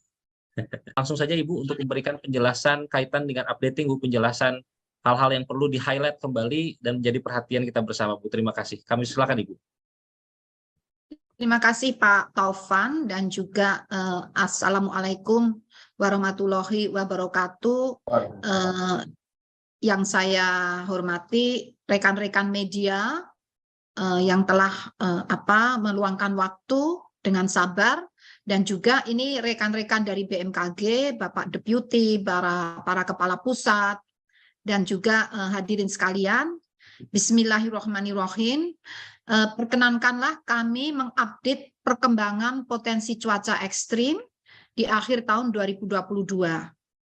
Sejak tanggal 21 Desember tahun 2022, BMKG telah mengeluarkan rilis potensi cuaca ekstrim yang dapat terjadi dalam sepekan mulai saat itu tanggal 23 Desember hingga 1 Januari 2023, dan telah dilakukan update atau pembaruan melalui press conference pada tanggal 27 Desember 2022 yang lalu. Saat ini mengingat adanya peningkatan intensitas kondisi ekstrim, maka kami memandang penting dan mendesak perlunya dilakukan update perkembangan atmosfer saat ini berdasarkan analisis terkini hari ini 29 Desember. Kondisi dinamika atmosfer di sekitar wilayah Indonesia masih cukup signifikan bahkan ada peningkatan potensi curah hujan di beberapa wilayah hingga 1 Januari 2023. Nah, ini perlu nanti kami jelaskan juga kenapa menjadi 1 Januari, padahal sebelumnya kan sampai 3 Januari, bahkan ada kemungkinan lebih. Nanti ada penjelasannya kenapa kali ini hingga 1 Januari. Dasar pertimbangan perkembangan ini masih terkait dengan berbagai fenomena yang terjadi bersamaan, yaitu aktifnya monsun Asia. Monsun itu artinya angin yang berasal dari benua Asia yang membawa uap-uap air karena melewati Samudra Pasifik sebelum masuk ke wilayah Indonesia, sehingga membawa uap-uap air yang mendatangkan atau menjadikan musim hujan di wilayah Indonesia. Nah, sekarang monsun Asia ini meningkat intensitasnya dan kita deteksi berpotensi meningkatkan kecepatan angin, terjadi peningkatan kecepatan angin dan curah hujan. Kemudian juga teridentifikasinya ini masih aktif Madden-Julian Oscillation di sekitar wilayah Indonesia bagian selatan ekuator. Nah, jadi Madden-Julian Oscillation itu bahasa mudahnya adalah pergerakan gerombolan atau kumpulan awan-awan hujan dari Samudra Hindia, tepatnya dari sebelah timur benua Afrika, bergerak melintasi ekuator menuju Samudra Pasifik. Tetapi saat ini sedang pada fase memasuki wilayah kepulauan Indonesia dan berakibat meningkatkan curah hujan di wilayah Indonesia, diawali dari bagian barat, nanti bergerak ke tengah dan ke timur. Dan juga aktifnya fenomena gelombang atmosfer di ekuatorial, yaitu gelombang Kelvin dan Rossby, dalam sepekan terakhir hingga beberapa hari ke depan, yang berkontribusi signifikan meningkatkan pertumbuhan awan hujan dengan potensi curah hujan lebat hingga sangat lebat, dan dari hasil modeling terakhir nampak menjadi ekstrim untuk wilayah-wilayah strategis. Dan inilah perkembangan yang kami sampaikan, adanya peningkatan intensitas mencapai ekstrim untuk wilayah-wilayah strategis. Kemudian terpantaunya pusat tekanan rendah di Australia yang dapat membentuk daerah pertemuan angin di sekitar wilayah Indonesia bagian selatan ekuator yang dapat meningkatkan potensi pertumbuhan awan hujan signifikan di sekitar wilayah yang dilewatinya, mulai dari Jawa hingga Nusa Tenggara. Dan yang terakhir, sementara itu fenomena seruakan udara dingin dari dataran tinggi Tibet dan arus lintas ekuatorial dalam beberapa hari terakhir masih terus aktif terjadi, walaupun intensitasnya mulai melemah dibandingkan beberapa hari lalu. Meskipun demikian, kondisi tersebut masih dapat berkontribusi terhadap peningkatan pertumbuhan awan hujan di wilayah Indonesia bagian barat dan selatan ekuator. Berdasarkan hasil analisis dinamika atmosfer dan pemodelan cuaca secara numeris, akhirnya BMKG memperkirakan adanya potensi peningkatan curah hujan mulai tanggal 30 hingga 31 Desember di beberapa wilayah di Indonesia. Saya persilakan gambarnya ya. Ini kita lihat, coba dilihat di gambar peta sebelah kiri bawah. Mungkin bisa dinaikkan dikit biar kelihatan. Ibu bapak yang saya hormati, itu petanya bisa dikelihat. Nah, oke. Dari peta ini ibu bapak perlu mewaspadai yang warnanya merah. Harusnya kewaspadaan mulai dilakukan ketika warnanya kuning, apalagi berkembang menjadi orange merah, dan yang paling parah itu yang berwarna pink. Yang berwarna pink itu adalah menunjukkan curah hujan dengan intensitas bisa melampaui 150 mm dalam waktu 1 hari. Jadi yang warnanya pink itu kan terlihat ada di wilayah sebagian DKI dan juga di bagian utara Jawa Barat nih, memanjang ke timur masuk sampai ke Laut Jawa ini. Jadi Laut Jawa ini masih pink ya. Jadi di situ masih akan terjadi hujan lebat, angin kencang dan gelombang tinggi, bahkan banjir rob masih akan terjadi. Itu di Laut Jawa hingga Jawa Tengah bagian utara. Jawa Tengah bagian utara. Ini yang warna yang paling ekstrim ada di sana. Nah, kemudian setelah ekstrim itu hujan lebat itu antara 100 hingga 150 mm. Maaf, saya ulangi. Hujan sangat lebat yang berwarna merah itu antara 100 sampai 150 mm. Ini masih juga terjadi di Laut Jawa, di Banten sebagian kecil bagian utara, DKI juga, Jawa Barat bagian utara, Laut Jawa, dan juga Jawa Tengah bagian utara. Kemudian yang intensitas lebat itu adalah 50 sampai 100 mm, warnanya orange, juga terjadi pada wilayah-wilayah yang saya sebutkan tadi, dan itu orange ya lebat, dan kuning itu intensitas sedang. Nah, untuk area di Jawa lainnya, terutama di selatan ya, selatan itu kebanyakan hijau ya. Insya Allah kalau hijau itu aman ya. Tapi kuning itu mulai sedang. Sedang mulai diwaspadai karena sedang pun tergantung kondisi lingkungan yang ada setempat. Kalau lingkungannya sudah terganggu, sedang pun bisa menimbulkan banjir ataupun longsor ataupun cuaca ekstrim. Nah, jadi perlu kami sampaikan perkembangan akhir perakiraan curah hujan Pulau Jawa tanggal 30 Desember besok itu potensi hujan lebat terjadi di Banten bagian barat, DKI Jakarta bagian selatan, Jawa Barat bagian selatan, Daerah Istimewa Yogyakarta, Jawa Tengah bagian selatan, Jawa Timur bagian selatan. Itu potensi lebat. Potensi hujan sangat lebat, yaitu tadi intensitasnya 100 sampai 150 mm, berpotensi terjadi di Banten bagian utara dan selatan, juga DKI Jakarta bagian utara, sebagian Jawa Timur bagian utara.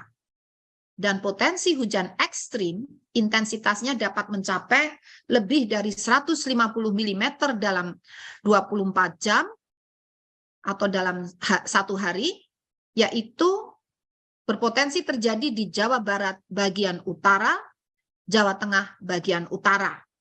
Nah, itu yang perlu diwaspadai untuk tanggal 30 Desember. Selanjutnya tanggal 31 Desember. Nah, mohon maaf sebelum tanggal 31 Desember ini juga sangat penting kami sampaikan perakiraan curah hujan di Jabodetabek, khusus Jabodetabek untuk besok tanggal 30 Desember. Kenapa itu penting? Karena kalau kita lihat ini hasil pemodelan terutama gambar yang kiri bawah, Jabodetabek itu kebanyakan pink sama merah. Jadi dan itu merata sehingga ini yang perlu diwaspadai ya. Namun ini hujan ya, hujan bukan badai ya, hujan. Intensitasnya bisa ekstrim. Nah, jadi yang perlu diwaspadai untuk ekstrim itu di Kabupaten Bekasi bagian utara. Nah, kalau hujan dengan sangat lebat intensitasnya terjadi di Jakarta Barat bagian utara, Jakarta Timur, Jakarta Selatan, Jakarta Utara, dan Kota Bekasi. Sekali lagi ini nampaknya merata. Dan untuk potensi hujan lebat, yaitu antara 50 mm sampai 100 mm, berpotensi terjadi di Kabupaten Tangerang, Kota Tangerang Selatan, Kota Bogor, Kabupaten Bogor bagian selatan, Depok, dan Jakarta Pusat. Sekali lagi ini untuk besok tanggal 30 Desember. Dan perlu ditambahkan, ini mohon dikoreksi Pak Guswanto, hujannya itu yang mulai menguat mulai sore ya Pak ya. Ya. Sore sampai dini hari. Sampai jadi berlangsung terus ini sampai dini hari. Sampai sekitar jam 00 sampai pergantian di tanggal 31 Desember. Itu jadi yang perlu diwaspadai ini mulai sore bisa berlangsung terus sampai malam dan dini hari. Sehingga maksudnya agar Ibu Bapak dapat merencanakan kegiatannya dengan beradaptasi dengan kondisi tersebut. Nah, baik, slide berikutnya. Nah, sekarang bagaimana dengan Pulau Jawa? Tanggal 31 Desember, di hari berikutnya. Ini kalau pada peta, kita lihat yang sebelah kanan ini ya Mas ya, warna merah. Merah ini untuk tanggal 31 bertambah di itu ya, di mana? Ujung Kulon itu ya, apa Jawa Barat, di Banten ya. Ya. Itu Selat Sunda itu ya, bagian selatan ya. Kemudian di Jawa Tengah bagian utara. Merah ke arah pink, dan juga di Jawa Timur bagian selatan. Sisanya artinya merah pink itu kan mengarah bisa 100 mm sampai 150 mm. Nah, kemudian yang orange itu bisa mencapai 100 mm, tersebar dimulai dari Banten itu agak merata itu orange kuning ya. Kemudian di Jawa Barat, Jawa Tengah, di bagian utara, terutama itu. Namun secara umum curah hujannya melemah ya Mas ya, dari tanggal 30 ke tanggal 31. Ini relatif warna pink merahnya itu menjadi lebih bersih. Ini alhamdulillah ya, semoga mulai mereda ini, meskipun masih ada ya. Nah, jadi potensi hujan lebat di tanggal 31 Desember, meskipun potensi ekstrimnya sudah hilang ya, kayaknya berkurang, tapi masih ada potensi hujan lebat, sangat lebat, maaf saya ulangi, potensi hujan sangat lebat di DKI Jakarta bagian utara, Jawa Barat bagian utara, Banten bagian selatan dan barat, kemudian Jawa Tengah bagian utara. Itu potensi hujan yang sangat lebat. Kemudian potensi hujan lebat masih terjadi di Banten, Jawa Barat bagian tengah, Jawa Tengah bagian tengah, Daerah Istimewa Yogyakarta, Jawa Timur bagian tengah dan selatan. Nah, bagaimana selanjutnya Mas? Slide berikutnya. Masih ada? Oke. No. Ini. Nah, bagaimana Jabodetabek tanggal 31 Desember? Alhamdulillah, ini mungkin berkat doa Bapak Ibu sekalian, warna yang merah, pink, orange untuk Jabodetabek ini sudah berkurang ya, seperti peta tadi ya. Masih tersisa yang orange dan kuning. Kuning itu sedang, orange itu adalah lebat ya. Lebat, betul kan Pak? Orange itu lebat. Nah, dan itu kayaknya sangat lebat masih ada ini yang orange. Masih ada, ketutup sini Bu, ya, ketutup sini. Iya, jadi sangat lebat masih ada. Nah, inilah sebarannya agar Bapak Ibu bisa melihat. Lalu bagaimana potensi hujan yang sangat lebat ini terjadi di Jakarta Utara, Kabupaten Bekasi dan Kabupaten Bekasi bagian utara. Untuk hujan lebat terjadi di Kabupaten Bogor, di Kota Bogor dan Depok. Kemudian hujan sedang berpotensi terjadi di Kabupaten Tangerang, Kota Tangerang dan Kabupaten Bekasi. Jadi ada tren menurunnya intensitas. Ini perbedaan dengan press conference yang kami sampaikan sebelumnya. Jadi sebelumnya kami memprediksi kondisi ekstrim itu bisa terjadi hingga tanggal 2 Januari, bahkan ada yang hingga tanggal 3 Januari. Kenapa ini kok tiba-tiba berubah? Nah, ini ada penjelasannya. Saya persilakan slide berikutnya. Nah, karena adanya kehadiran bibit badai tropis, bibit siklon tropis 95W yang berada saat ini di Filipina ya. Jadi ini bukan di Indonesia, jangan panik. Ini di Filipina, tapi kenapa kami ceritakan? Karena inilah yang menolong seakan-akan menghisap atau apa? Mengakibatkan warna merah pink itu tadi menjadi terurai, menjadi tidak ada lagi gitu ya. Jadi itu merupakan pusat tekanan rendah berada, mohon maaf saya ulangi, bibit siklon 95 bibit siklon tropis atau bibit badai tropis 95W berada di Filipina bagian selatan. Nah, ini masih bibit ya. Jadi setiap akan ada kejadian badai tropis itu selalu diawali dengan bibit. Tidak akan mendadak menjadi badai tropis, sehingga kita bisa mendeteksi sebelum kejadian karena ada bibitnya. Dan sebelum menjadi bibit, ada pusat tekanan rendah yang saat ini, yang tadi kita cerita tentang Filipina di utara, nah ini pusat tekanan rendah ada di Australia bagian utara. Serta ada sirkulasi siklonik berada di Laut Cina Selatan yang menginduksi terbentuknya peningkatan kecepatan angin lebih dari 25 knot di Laut Cina Selatan. Kondisi tersebut mampu meningkatkan potensi pertumbuhan awan hujan dan gelombang laut tinggi di sekitar bibit siklon tropis atau pusat tekanan rendah atau sirkulasi siklonik.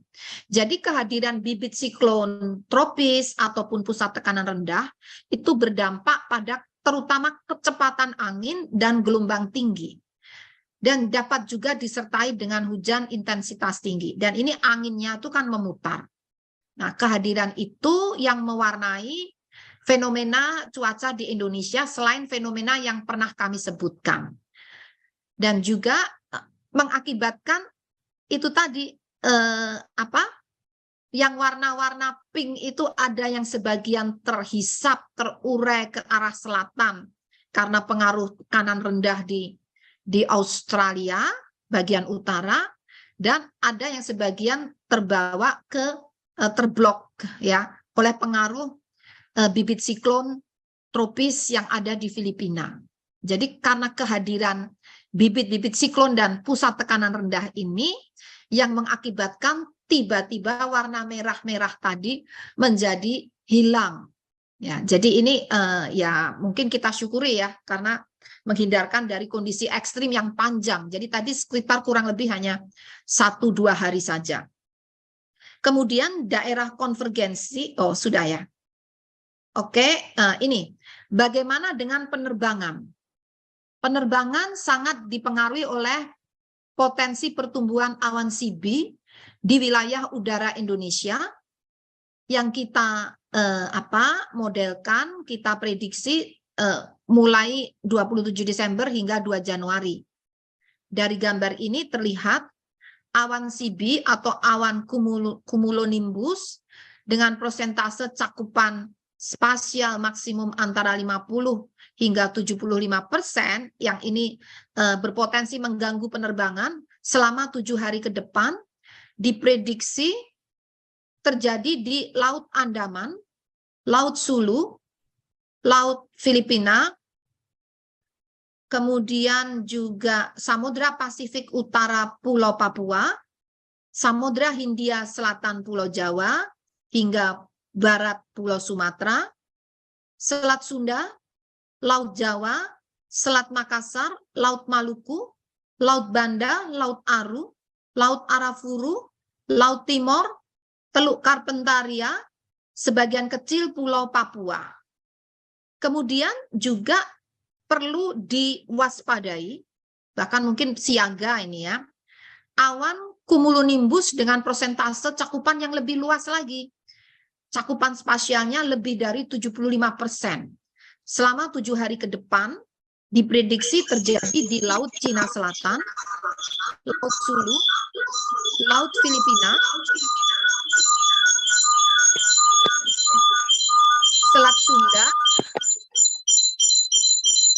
Ada noise ya Mas ya? Iya Bu. Betul. Itu mungkin HP-nya siapa tuh? Ya, Selat Sunda, Laut Jawa, Laut Timur, dan Teluk Karpentaria.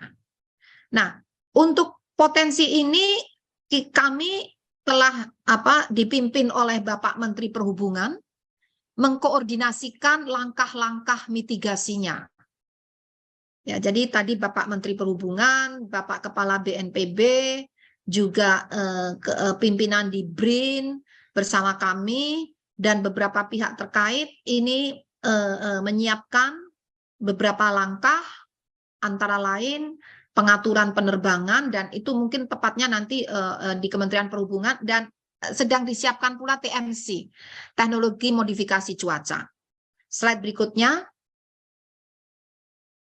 Nah, selain di darat, di udara, potensi ekstrim juga terjadi di laut, yaitu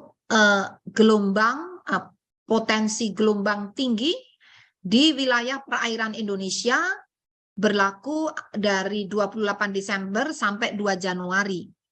Nah, tinggi gelombang mencapai 4 hingga 6 meter, berpotensi terjadi di Laut Natuna Utara, perairan Kepulauan Natuna, Selat Sunda bagian barat dan selatan, perairan selatan Banten hingga Jawa Timur, Laut Jawa bagian timur, perairan utara Kepulauan Sapudi hingga Kepulauan Kangean, Laut Sumbawa, perairan selatan Pulau Sumba, Sumba Hindia Barat Bengkulu, mohon maaf saya ulangi, Samudra Hindia Barat Bengkulu. Jadi Samudra Hindia yang berada di sebelah barat Bengkulu hingga selatan Nusa Tenggara Timur. Jadi itu kita lihat pada gambar ini mulai tanggal tanggal berapa itu? Tanggal 28 ya. Nah, ini warnanya kan merah, orange, itu mulai dari sebelah barat Bengkulu di Samudra Hindia, terus menyambung, menerus membelok di selatan Selat Sunda, dan akhirnya sampai selatan Jawa dan selatan Nusa Tenggara Timur. Nah, ini potensinya, dan juga potensi gelombang tinggi hingga 4-6 meter di perairan utara Flores, Laut Flores, dan Laut Arafura. Kemudian untuk gelombang yang agak lebih rendah, itu 2,5 hingga 4 meter, berpotensi di berbagai perairan, ini cukup banyak, hampir merata di wilayah Indonesia. Nah, bagi Bapak Ibu ataupun masyarakat bisa memonitor perkembangan ini sewaktu-waktu melalui aplikasi mobile phone Info BMKG. Di sana ada fitur tentang gelombang tinggi. Silakan bisa memonitor secara mandiri untuk merencanakan kegiatan Bapak Ibu. Selain di Info BMKG, juga di website BMKG, dan juga di website atau di link Inawis. Itu nanti mohon di-share ya Pak Guswanto, link-link websitenya. Begitu. Dan tadi yang untuk kondisi awan CB itu juga open. Itu bukan rahasia, itu silahkan bisa dimonitor sewaktu-waktu, real time ya perkembangannya. Silakan mengakses aplikasi mobile phone Info BMKG atau website BMKG, dan bisa juga nanti Pak Guswanto memberikan link ya, mungkin di Siam ya, jadi ada linknya khusus ada juga, jadi ada beberapa kanal untuk terus bisa diakses bagaimana dinamika perkembangannya, karena sangat dinamis. Di Indonesia ini banyak dipengaruhi dari berbagai samudra, dan ada 2 samudra, dan juga dari benua Asia ataupun benua Australia. Mohon maaf Pak, yang banjirop itu masih ada. Saya sebenarnya tahu bisa ditayangkan. Banjirop ini juga sangat membahayakan, bisa mengganggu ya. Mungkin tadi Pak Pak Sopo. Pak, ya sebentar Ibu, saya carikan. Ya. Atau Pak Eko mungkin udah ready banjiropnya.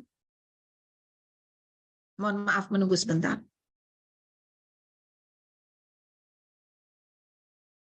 Baik Bu, kami share. Di-share Pak Eko. Ya Pak Eko, monggo Pak Eko. Karena ini juga banyak mengganggu. Gelombangnya cukup kuat ya Mas, masuk ke dalam ya. Betul Bu. Dan sangat apa ya, membahayakan juga.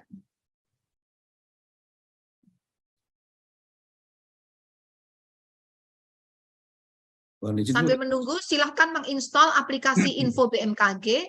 Bapak Ibu bisa melihat perakiraan cuaca 6 hari ke depan, bagaimana curah hujannya, suhunya, kecepatan anginnya, dan kelembapannya setiap 3 jam atau 6 jam di setiap kecamatan di seluruh wilayah Indonesia, dan Bapak Ibu bisa memonitor perkembangan cuaca di setiap jalur mudik selama Nataru ini.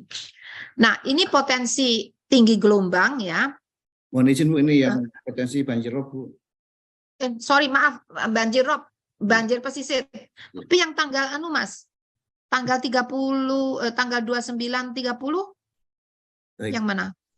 Ada Ini di sebelah kanan Bu. Kanan ya, sebentar, Ya. ketutup sebentar. Oke, sebelah kanan ya. Ya.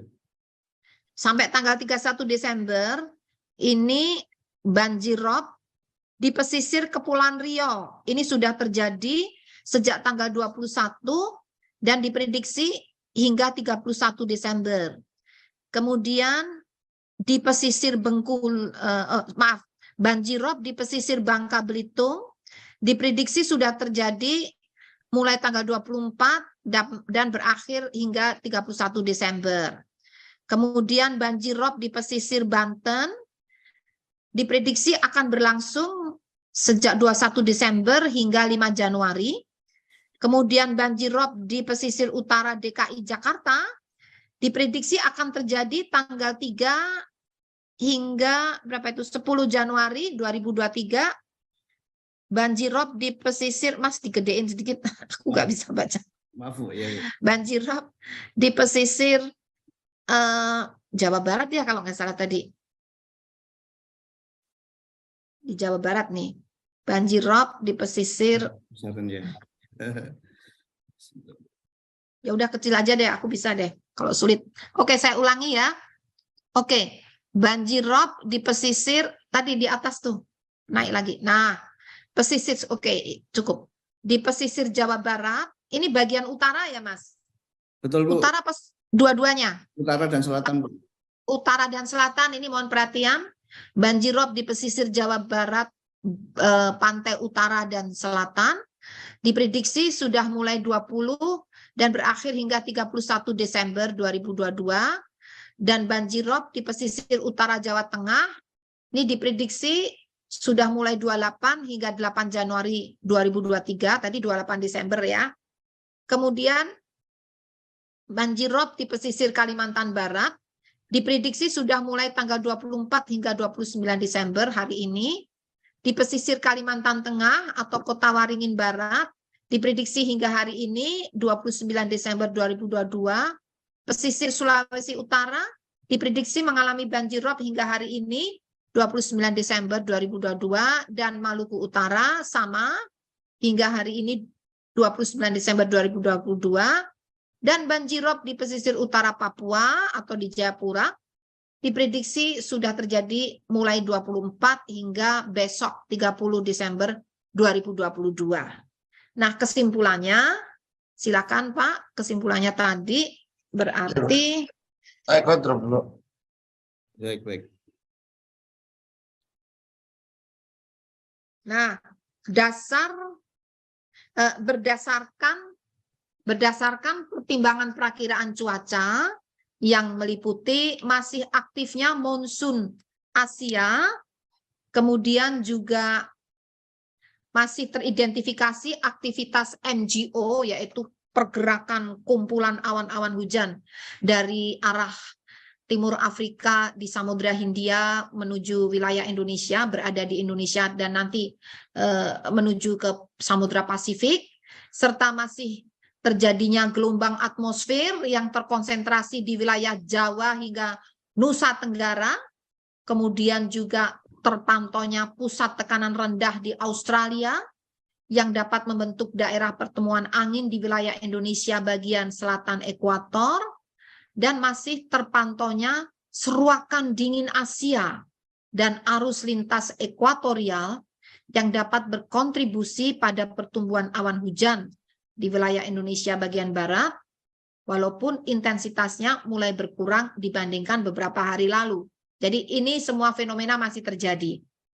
Nah, juga berdasarkan berbagai output model cuaca numerik yang dianalisis BMKG, diperkirakan dapat terjadi peningkatan curah hujan dari lebat hingga ekstrim pada tanggal 30 hingga 31 Desember, dan diprediksi terjadinya kalau masih pagi siang itu kalau terjadi biasanya masih cerah dan hujannya ringan ya.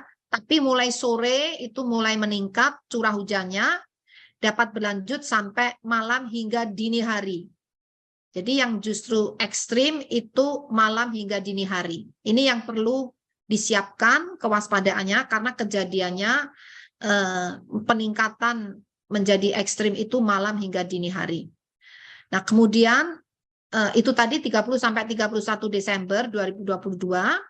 Lalu perakiraan hujan Jabodetabek pada tanggal 30 hingga 31 Desember 2022 adalah hujan dengan intensitas lebat hingga sangat lebat mulai terjadi pada tanggal 30 Desember 2022 dini hari hingga 1 Januari 2023 dini hari. Mohon maaf, ini tadi sudah dianalisis dalam model, itu tidak hanya sampai sangat lebat, bahkan bisa mencapai ekstrim. Ya, bisa mencapai ekstrim 150 mm lebih ini ya. Terjadi terutama dini hari tanggal 30 Desember dini hari hingga 1 Januari 2023 dini hari. Kemudian hujan cenderung terjadi merata sepanjang hari dengan peningkatan intensitas pada sore hingga dini hari. Selain Jabodetabek, daerah yang perlu diwaspadai terjadi hujan dengan intensitas lebat hingga sangat lebat adalah Banten bagian barat dan selatan, Jawa Barat bagian tengah dan utara, Jawa Tengah bagian utara, dan Jawa Timur bagian utara, Bali, Nusa Tenggara Barat, dan Nusa Tenggara Timur. Kemudian masyarakat juga perlu mewaspadai adanya peningkatan kecepatan angin, dapat mencapai 40 knots atau lebih, dan peningkatan tinggi gelombang, terutama di wilayah utara Jawa hingga utara Nusa Tenggara, di selatan Jawa hingga selatan Nusa Tenggara. Termasuk juga di selat ya, tadi trennya kayak selat Sunda sama selat Bali ini juga perlu diwaspadai. Kami sudah koordinasikan dengan Kementerian Perhubungan dan pihak terkait. Berikutnya masih ada? Sudah Ibu, selesai. Terima kasih Bapak Ibu, rekan-rekan media atas perhatian dan kepercayaannya, juga para teman-teman di BMKG atas upaya yang dilakukan secara intensif 24 jam tiada henti. Terima kasih. Wassalamualaikum warahmatullahi wabarakatuh. Saya kembalikan apa mungkin ada tambahan dari Bapak-Bapak. Terima kasih Ibu Kepala BMKG atas penjelasan yang komprehensif. Sebetulnya penjelasan Ibu sekaligus menjawab pertanyaan teman-teman yang sudah masuk, Bu. Tapi nanti kami akan coba membacakan satu persatu. Namun sebelum itu tentu kami mohon Pak Deputi Bidang Meteorologi, Pak, mungkin ada yang ditambahkan, kami persilakan Bapak. Baik Pak Tovan, terima kasih.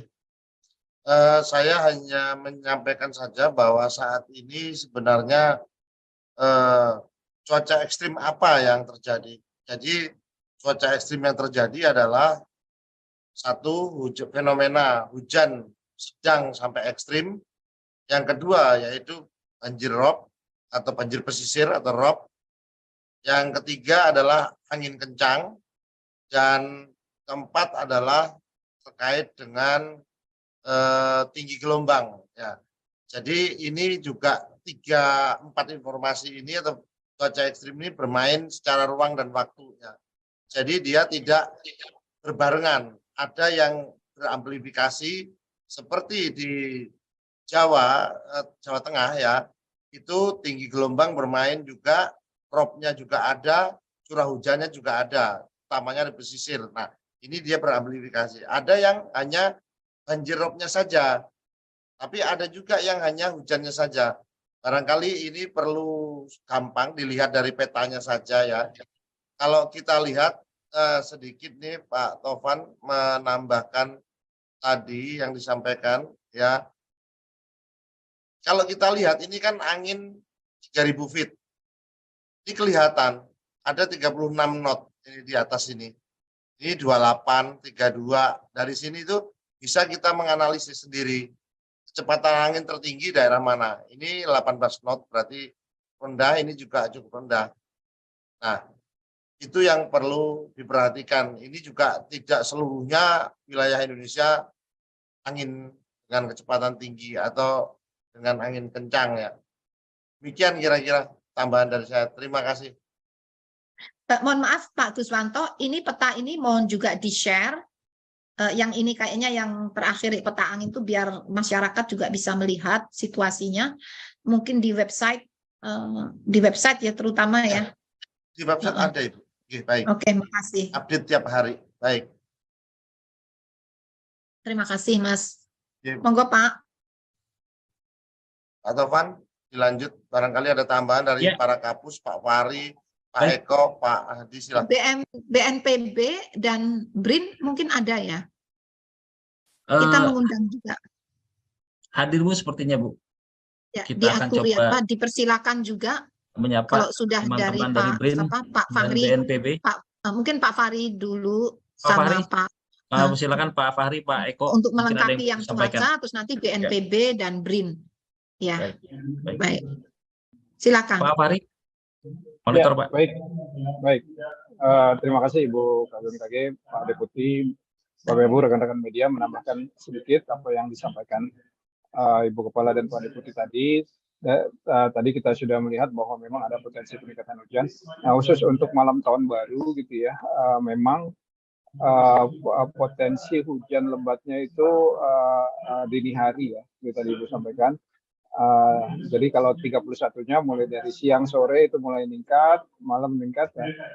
Tapi kami mengharapkan dan melihat sih kayaknya ada celah justru menjelang malam pergantian tahun agak mereda gitu ya. Tapi meningkat lagi nanti setelah tengah malam, dini hari tadi itu mulai meningkat lagi. Jadi ini mungkin perlu mengantisipasi saudara-saudara kita yang akan merayakan malam pergantian tahun ya, bisa mempersiapkan diri dengan baik, mempersiapkan peralatan, sarana prasarana agar acara atau kegiatannya tetap bisa berlangsung tapi aman dan tidak terganggu oleh kondisi hujan. Mungkin itu sedikit Ibu tambahan dari saya. Terima kasih. Terima kasih Bapak. Monggo Pak Anu mungkin ke BNPB Pak. Soalnya kalau Pak Eko mau nambahkan. Pak Eko, monggo mau nambahkan Pak, dari ini banyak yang ditanyakan kan biasanya ke Pak Eko soal rop sama gelombang.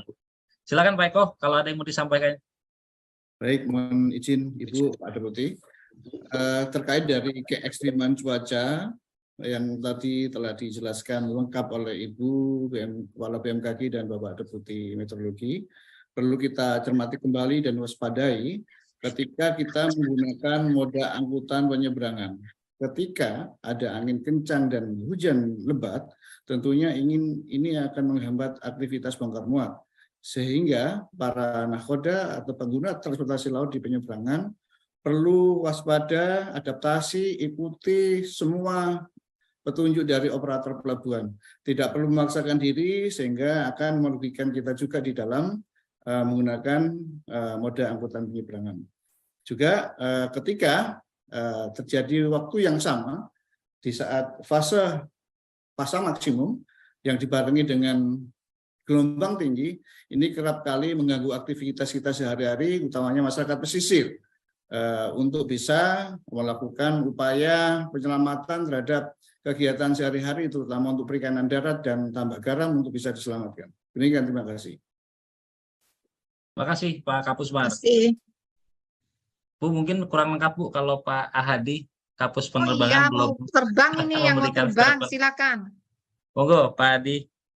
Terima kasih Pak Taufan, izin Ibu Kepala, Bapak Oke, Deputi, monggo Mas. para kapus. Seperti yang sudah disampaikan oleh Ibu Kepala tadi bahwa Ibu sudah menyampaikan adanya potensi awan cumulonimbus yang perlu diwaspadai dengan beberapa cakupan spasial. Dapat kami sampaikan bahwa memang bagi penumpang nantinya juga perlu menjadi kesabaran bagi penumpang ketika akan naik pesawat terbang. Hal ini pada saat cuaca buruk dan seterusnya, kalaupun ada penundaan dan seterusnya juga ini bisa diakibatkan diantaranya juga memang karena adanya safety yang sudah diterapkan oleh maskapai maupun penyelenggara bandar udara. Jadi ini menjadi sangat penting, terutama pada bandara-bandara yang memiliki operating hour yang tidak 24 jam, hanya operating hour saat siang hari. Ini menjadikan satu istilahnya menjadi menjadi bagi para penumpang ini menjadi harus menjadi lebih aware bahwa adanya penundaan pesawat lebih diakibatkan oleh safety karena ada informasi-informasi yang sudah disampaikan oleh BMKG yang berada di setiap bandar udara. Kewaspadaan lainnya yang juga perlu disampaikan untuk maskapai maupun operator pesawat terbang adalah bahwa pada tanggal seperti yang disampaikan Ibu Kepala tadi, pada tanggal 29 ada kecepatan angin yang cukup tinggi sampai dengan 40 knot sampai dengan ketinggian dari permukaan sampai dengan ketinggian 23.000 feet, dan mulai dari barat Indonesia sampai dengan terutama di wilayah Jawa, kemudian sampai dengan NTT, dan ini perlu diwaspadai bagi pesawat-pesawat yang berada terbang di bawah 10.000 feet ataupun medium level sampai dengan ketinggian 23.000 feet, terutama bagi heli dan pesawat-pesawat yang tidak berbadan lebar begitu. Kemudian juga di daerah Papua kecepatan anginnya juga cukup tinggi pada ketinggian di atas 23.000 feet, dari arah timuran juga sampai 40 knot lebih, dan ini mungkin bisa menjadi ketidaknyamanan bagi penumpang ketika di area-area tersebut. Demikian dari Pusat Meteorologi Penerbangan. Terima kasih. Terima kasih Pak Kapus Penerbangan. Bu, kami memantau di Zoom BNPB dengan BRIN mungkin masih terkendala Bu untuk masuk. Tapi di siang hari ini juga hadir Bu, sebetulnya dari BPBD DKI Bu Provinsi. Ini ada Pak Michael kalau tidak salah. Saya melihat dari BPBD DKI, Pak Michael. Tadi saya berkomunikasi terus Bu secara intens dengan teman-teman BPBD DKI, dan kaitannya juga berkaitan dengan pertanyaan Bu terkait dengan kebijakan apa yang harus dilakukan oleh setempat. Ya, siap. Pak Kalak BPBD DKI juga hadir nih, Pak Isnawa. Oh, Pak Isnawa. Ya, Dimohon Kepala BPBD dulu, Mas. Siap Bu. Kebetulan Pak Isnawa sudah hadir, Pak. Mohon izin, Selamat Pak. ruang komando, ruangnya kan baru itu, ruang komando tadi diresmikan. Selamat ya, Pak. Selamat. Assalamualaikum warahmatullahi wabarakatuh. Waalaikumsalam, Pak. Kepala BMKG. Waalaikumsalam Terima kasih, Bu. warahmatullahi wabarakatuh. Ada Pak Terima Fahri, kasih. Pak Guswanto, semuanya. Saya Kalak BPBD DKI, Bu. Nah, tentunya saya berterima kasih, info dari Ibu sangat bermanfaat buat kami, Bu, di BPBD, karena juga media banyak sekali menyoroti bagaimana kesiapan Pemprov DKI Jakarta menghadapi potensi bencana hidrometeorologi, Bu, termasuk juga berkaitan dengan teknologi modifikasi cuaca. Jadi info Ibu sangat bermanfaat karena memang kami harus mengantisipasi pergantian malam tahun baru ini, Bu. Dan saat ini saya juga intens lapor dengan Pak Pak Gubernur. Tentunya Pak Ya. Gubernur juga sering koordinasi dengan Ibu. Jadi Iya. rilis Ibu akan terus kami update, akan Terima kami kasih. informasikan kepada warga Jakarta. Dan saya terima kasih Terima banyak kasih. teman-teman media, Bu, yang juga ikut mensupport ya, menginformasikan, karena peran media juga sangat penting untuk memberitahukan kepada warga Jakarta bagaimana update cuaca dan lain-lain berkaitan dengan antisipasi cuaca ekstrim yang sering Ibu juga informasikan kepada kami dan publik, Bu. Terima kasih, Bu. Tuh, terima kasih. Terima kasih sekali. Salam hormat untuk Pak Gubernur. Ya, Siap, Bu. monggo. Terima kasih, Bu. Ya, Baik, sama-sama. terima kasih, Pak Isnawa. Selanjutnya Iya, Bu, kita monggo. ini antusias teman-teman di media sangat luar Ya. biasa Bu pada hari ini. Silakan. Kami mencatat beberapa pertanyaan penting yang sebetulnya secara umum Ibu sudah menjawab itu, tetapi perlu meng-highlight kembali, menegaskan kembali. Yang pertama adalah dari Kompas TV, Bu, Mbak Ferizga, ingin bertanya potensi hujan lebat dan ekstrim pada tanggal 30 di pesisir Jawa Barat dan Banten. Apakah akan mengganggu mobilisasi kapal penyeberangan, khususnya Merak Bakahuni, Bu, dan perlintasan pesawat komersial, Bu? Ibu masih mohon izin, Bu, masih di mute, Bu. Ya, mohon maaf. Betul. Jadi itu kami antisipasi karena dapat mengakibatkan gangguan ya. Terutama yang kami cek di lapangan itu terutama anginnya kencang dan juga gelombangnya bisa tinggi. Kadang-kadang mendadak tinggi begitu dan arusnya kuat. Arusnya dapat mencapai lebih dari 100 cm per detik. 1 cm per detik, ini kuat ini. Nah, sehingga apa? Untuk mengantisipasi, untuk memitigasi, sejak tanggal berapa ya? Sebelum Natal ya. Sejak sebelum Natal kami dipimpin oleh Bapak Menteri Perhubungan dan juga ada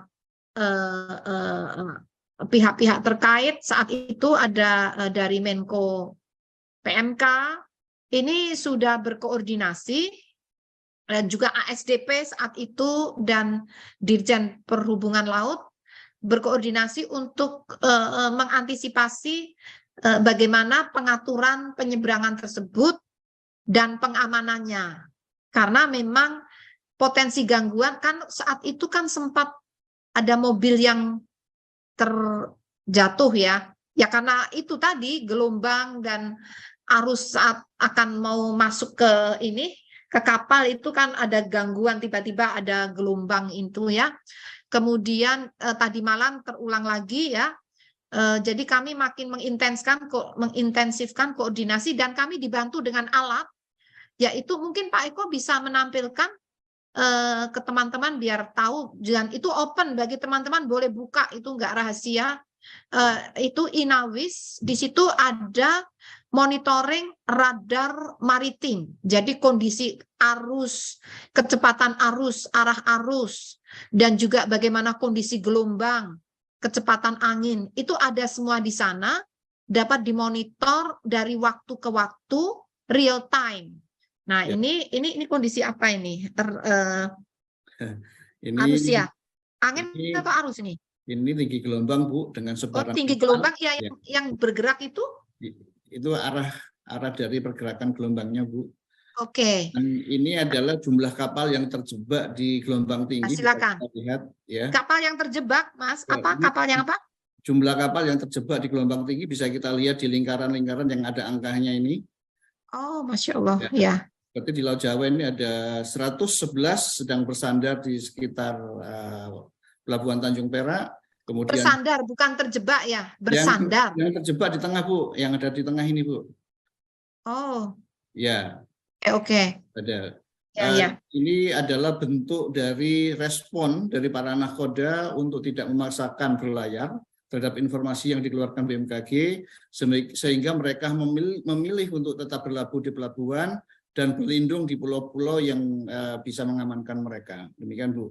Ini juga ada informasi radar maritim, di mana ini manfaatnya adalah bisa melihat informasi real time terhadap kebutuhan penyeberangan yang membutuhkan waktu tempuh singkat, sehingga para nakoda ini bisa melihat apakah kapalnya akan mampu dengan kecepatan arus yang sedang berlangsung saat ini. Ini bisa dilihat di seluruh penyeberangan di Indonesia, khususnya di Selat Sunda, Selat Bali, dan Selat Lombok, dan juga untuk daerah wisata di Labuan Bajo, dan juga di Selat Sunda bagian selatan. Mungkin demikian, Bu, tambahan dari ini. Oke, sebentar. Ya. Oke, maaf sebentar Pak Eko. Ini biar teman-teman media juga bisa memahami ya. Ya. Jadi itu tadi gambar ini yang radar maritim. Ya. Warna-warna itu menunjukkan apa? Kecepatan arusnya. Kecepatan arus. Ya. Mulai harus diwaspadai kalau kuning ya. Ya, kalau warna kuning itu sudah lebih dari 1 meter per detik. Ya. Oke, berarti 100 cm per detik itu udah. Betul, Itu ya. harus waspada ya. Kalau masih biru, hijau, ini oke lah, masih aman ya. Ya. Tapi kalau kuning menjadi orange, merah apalagi. Ya. Itu kelihatan arusnya mengarah ke timur laut ya. Demikian, betul, Bu. Ya. Yang 0,0 itu apa? Kecepatannya. Kecepatan arus, Bu. Ya, itu dalam Oke. Jadi silakan rekan-rekan media nanti di-share itu linknya yang tertulis di atas itu, biar rekan media juga bisa melihat real time ya. Ya. Dari menit ke menit, bahkan detik ke detik perkembangannya bagaimana. Demikian. Baik. Lalu yang di Selat Bali, ini berarti sekarang insya Allah Selat Sunda aman ya kalau dari Baik. gambar ini. Demikian, Bu. Sekarang yang Selat Bali coba. Selat Bali. Penyeberangannya sibuk juga. Waduh, itu kuning ya Mas. Orange lagi. Dan ada yang merah. Merah ini lebih dari 2 coba. meter. Itu telepon segera tuh BMKG agar segera di sini ada kawan-kawan dari Perhubungan Darat, Bu. Ya ini. Ada Itu udah orange itu. Itu mungkin harus bisa memberikan komentarnya nanti. Iya. Tapi sebaiknya secara paralel Pak Eko bisa lift dulu, telepon aja segera. Meskipun mereka punya alat ini, mereka juga bisa melihat kan. Kan ada di monitoring kontrolnya di penyeberangan kan ada, itu saya pernah lihat tuh di LPS BPTD ya. Tapi sebaiknya kita telepon dulu Pak Eko, bisa izin lift untuk telepon aja, itu sampai orange itu ngeri tuh. Orange dan menuju merah, Bu, lebih dari 2 ya, meter. makanya biar Ya. Oke, Anda bisa lift dulu, silakan. Mohon maaf nih. Izin, Bu, terima kasih. Mohon maaf ya. Terus oke. Itu tadi contoh ya. Linknya nanti Pak Guswanto bisa share. Yang Lombok juga coba Pak Guswanto bukakan yang Lombok, jangan-jangan juga orange lagi. Bentar, Ibu. Ini mohon maaf nih. Sebetulnya itu bisa dipantau langsung oleh pengelola pelabuhan dan pengelola penyeberangan. Cuman kita kan harus saling saling ngingetin gitu. Sekarang yang Lombok, ini mana? Ini kan masih Selat Sunda Lombok. Ya. Lombok. Sekarang Lombok. Ini Lombok nih. Ini kuning itu. Kuning itu udah mulai telepon deh kuning. Jangan sampai orange. Tolong ini yang stasiun BMKG terdekat sana.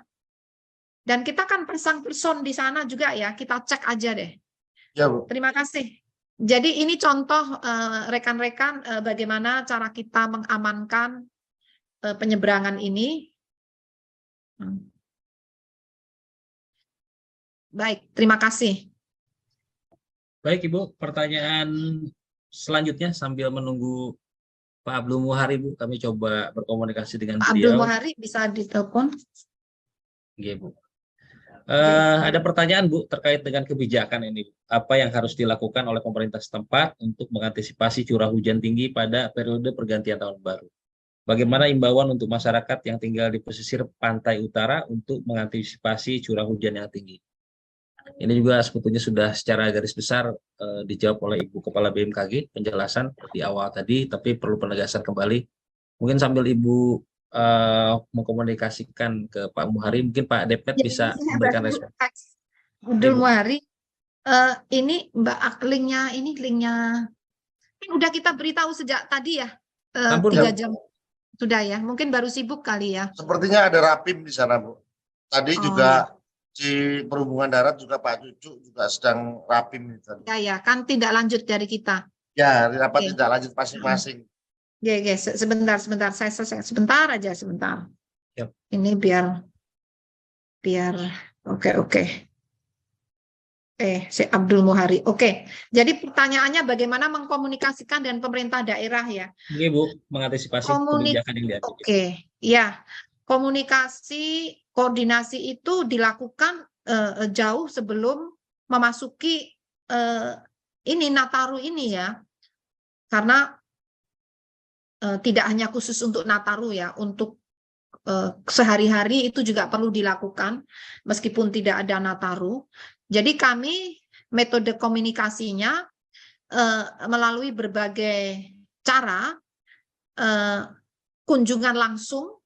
Jadi kami istilahnya sowan ya, tanda petik sowan, komunikasi langsung. Kemudian juga dilanjutkan ada beberapa pemerintah daerah yang juga berkunjung langsung ke BMKG. Contohnya ini Kepala BPBD DKI itu kayaknya beberapa kali deh ke BMKG konsultasi sejak gubernur yang lama ya. Siapapun gubernurnya, sebenarnya DKI itu aktif tuh. Siapapun gubernurnya ya.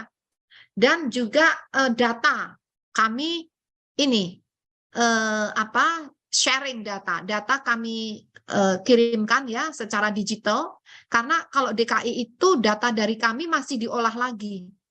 Peringatan dini dari kami ini kan sifatnya nasional ya. Nah, oleh pemerintah DKI diekstrak yang khusus DKI dan diolah lagi. Begitu. Kemudian selain kunjungan langsung, koordinasi langsung, juga ini TMC, ini juga koordinasi sejak beberapa hari yang lalu. TMC ini dilakukan teknologi modifikasi cuaca. Kemudian juga pernah kita melakukan geladi bersama, itu pernah dilakukan juga. Jadi semacam itu, dan itu diulang-ulang, dan dalam waktu eventnya sudah mendekat, kita koordinasi juga. Jadi diulang-ulang lah, sifatnya itu tidak hanya sekali dua kali, tapi diulang lagi. Demikian, itu jawabannya. Ada pertanyaan satu lagi tadi apa? Saya lupa. Ini Bu, imbauan untuk masyarakat yang tinggal di pesisir pantai utara, Bu, untuk mengantisipasi curah hujan yang mungkin tinggi. Ya.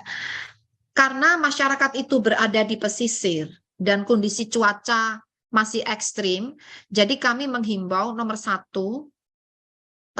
mohon rajin membuka informasi cuaca dan perkembangannya yang disampaikan BMKG. Tujuannya apa? Agar bisa melakukan penyelamatan diri. Sekarang yang dipikir nomor 1 selamat dulu. Yang penting selamat gitu ya. Karena memang gelombangnya masih tinggi, jadi agar selamat barangkali ini kan juga kami dengan pengelola pelabuhan.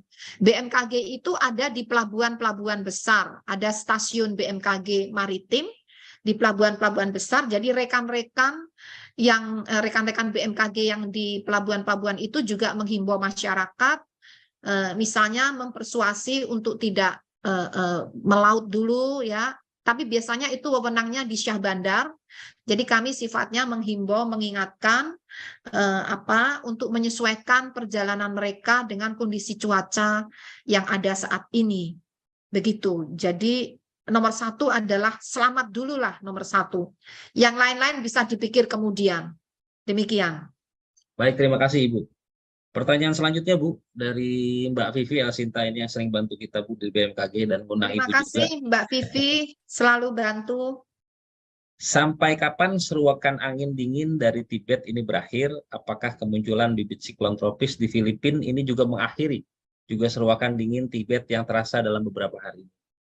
Demikian kira-kira. Ya, terima kasih. Kalau dari pemodelan tadi itu tanggal 31 Desember sudah mulai bersih ya.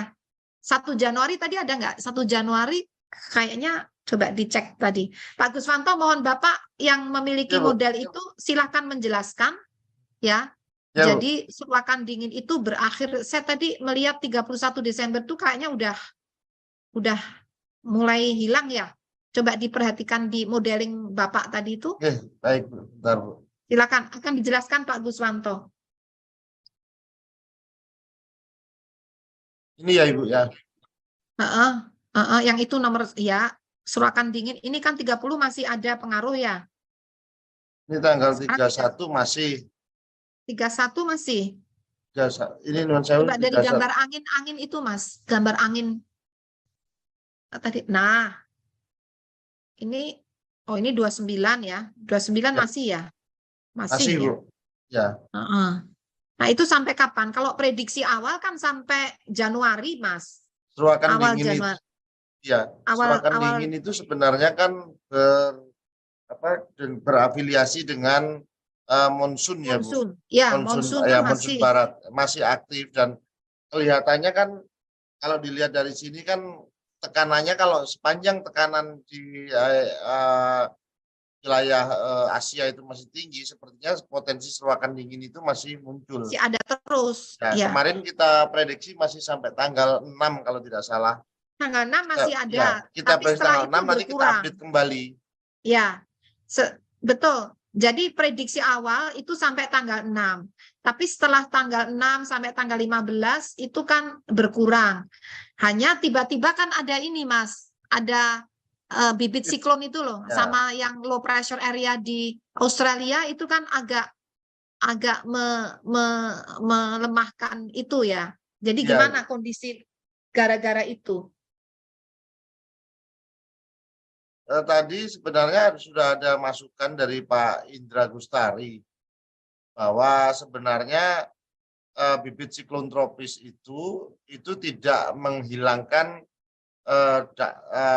fenomena seruakan dingin, tetapi dia melemahkan atau memecah kekuatan daripada seruakan dingin itu ke wilayah kita, Ibu. Ya. Ya, jadi pengaruhnya masih ada sampai awal Januari, itu minggu pertama hanya menjadi melemah karena ada pengaruh bibit siklon tadi. Namun bibit siklon ini kan tidak abadi itu. Beberapa hari lagi kan sudah hilang itu. Betul kan? Ya, beberapa betul. hari lagi kan sudah punah istilahnya ya. Betul. Berarti kan pengaruhnya menguat lagi. Jadi seperti itu kira-kira. Namun memang secara umum seandainya tidak ada bibit siklon, model yang sebelumnya setelah tanggal 6 itu mulai melemah. Modeling sebelumnya lalu ya. Demikian, Mas.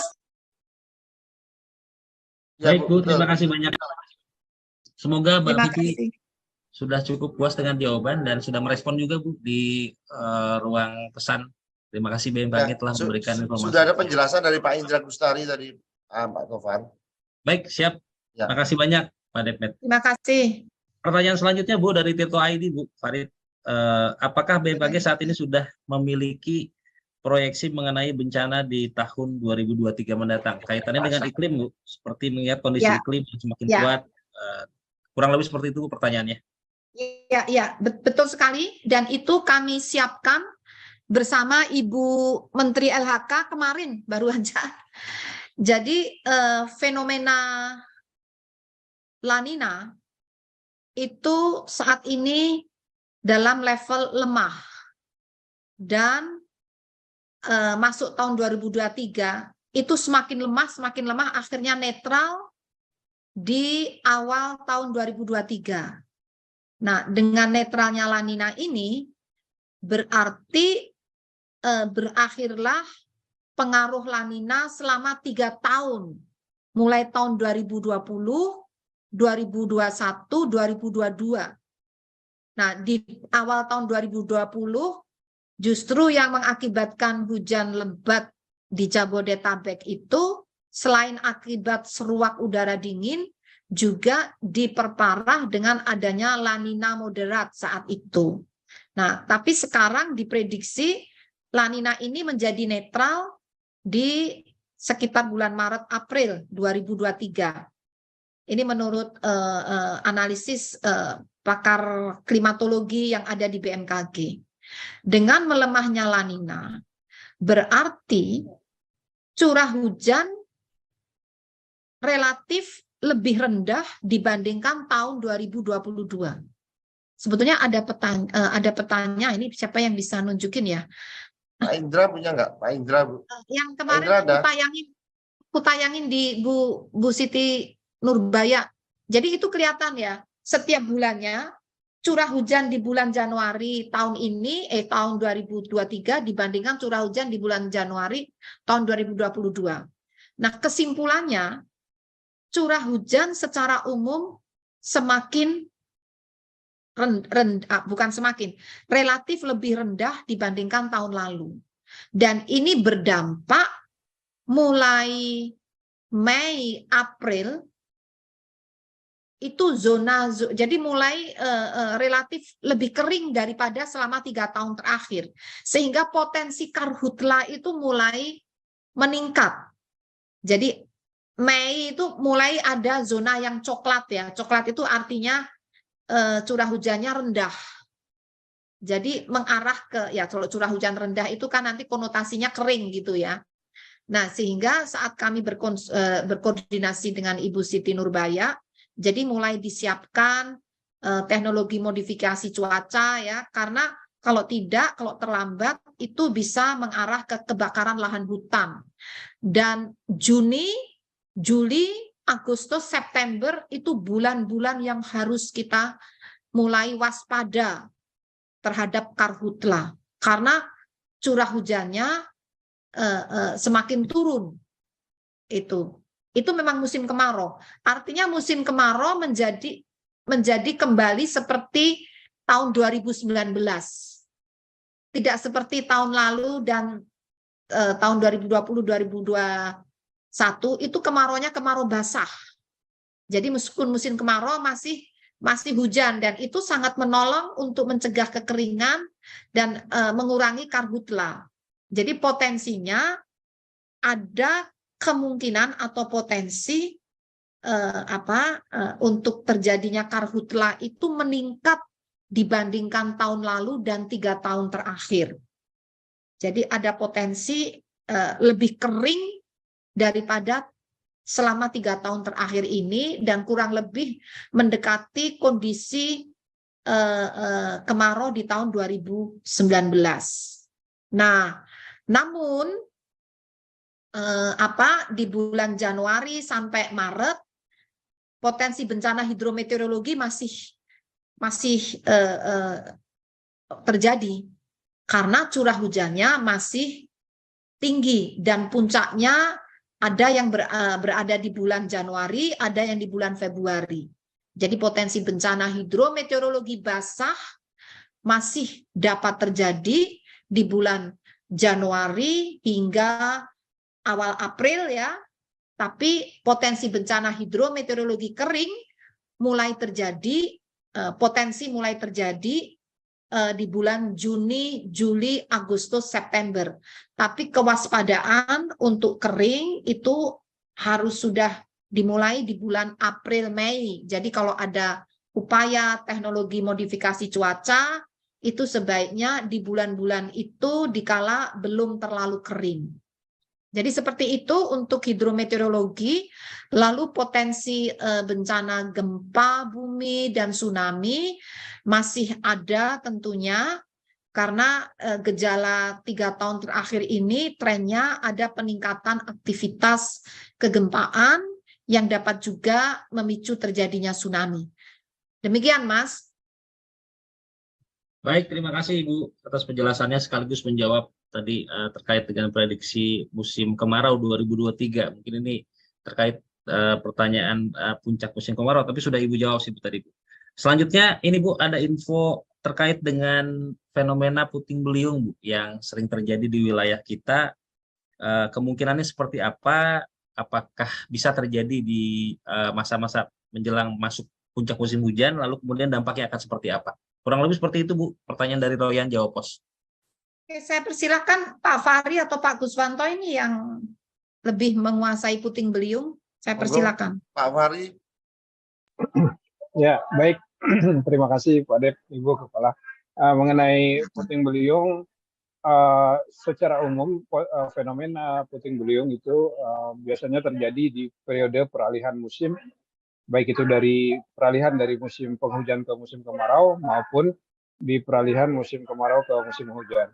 Nah, kita akan segera akan memasuki periode peralihan musim hujan ke musim kemarau nanti di sekitar bulan April Mei. Nah, jadi mungkin perlu kita waspadai potensi puting beliung di bulan April Mei.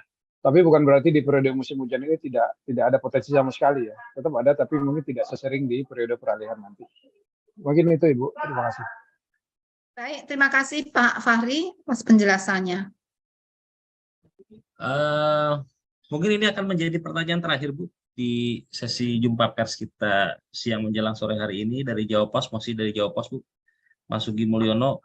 Berdasarkan hasil pantauan sejauh ini di wilayah-wilayah yang diperkirakan terjadi cuaca ekstrim pada periode tanggal 28 sampai 29 itu seperti apa? Apakah terjadi hujan lebat juga potensi bencana yang mengakibatkan daripada ekstrim, cuaca ekstrim di tanggal 28-29 Bu? Mungkin sebetulnya ini Bu sudah menjawab, hanya penegasan kembali. Sudah.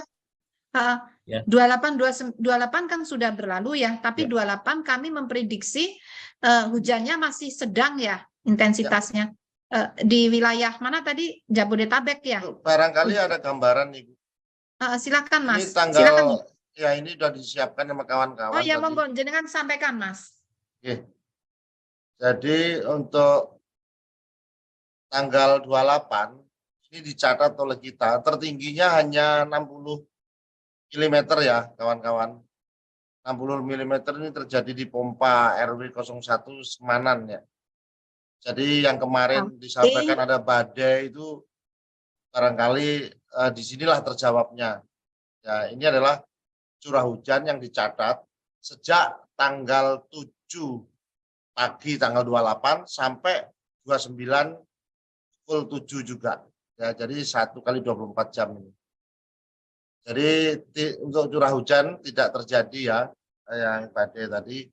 Kalau angin itu tergantung dari kecepatannya. Jadi kecepatannya kalau kita lihat kan kalau angin itu kan angin kencang bisa didefinisikan kalau kecepatannya itu udah 45 km per jam di definisi BMKG ya. Sedangkan saat ini kan angin tadi kita lihat tanggal 29 itu ada sekitar yang 30 knot, barangkali itu yang nanti perlu diperhatikan. Jadi bencana untuk tanggal 28 tidak ada lah kalau kita lihat dari data ini. Demikian kira-kira Ibu. Jadi hujannya sesuai prediksi mayoritas itu sedang hingga lebat ya Mas.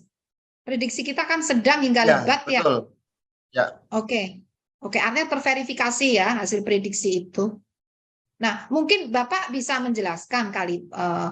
Saya pernah ditanya juga, gimana sih metodenya gitu loh? Kok beda gitu? Sebenarnya kan metodenya kita kan standar ya, SOP. Jadi metode yang kami lakukan itu harus standar dunia. Jadi kami mengeluarkan perakiraan cuaca, mengeluarkan prediksi, itu bukan karena kami belajar sendiri, lalu ya ini yang kami bisa, bukan, tapi itu diatur oleh Badan Meteorologi Dunia.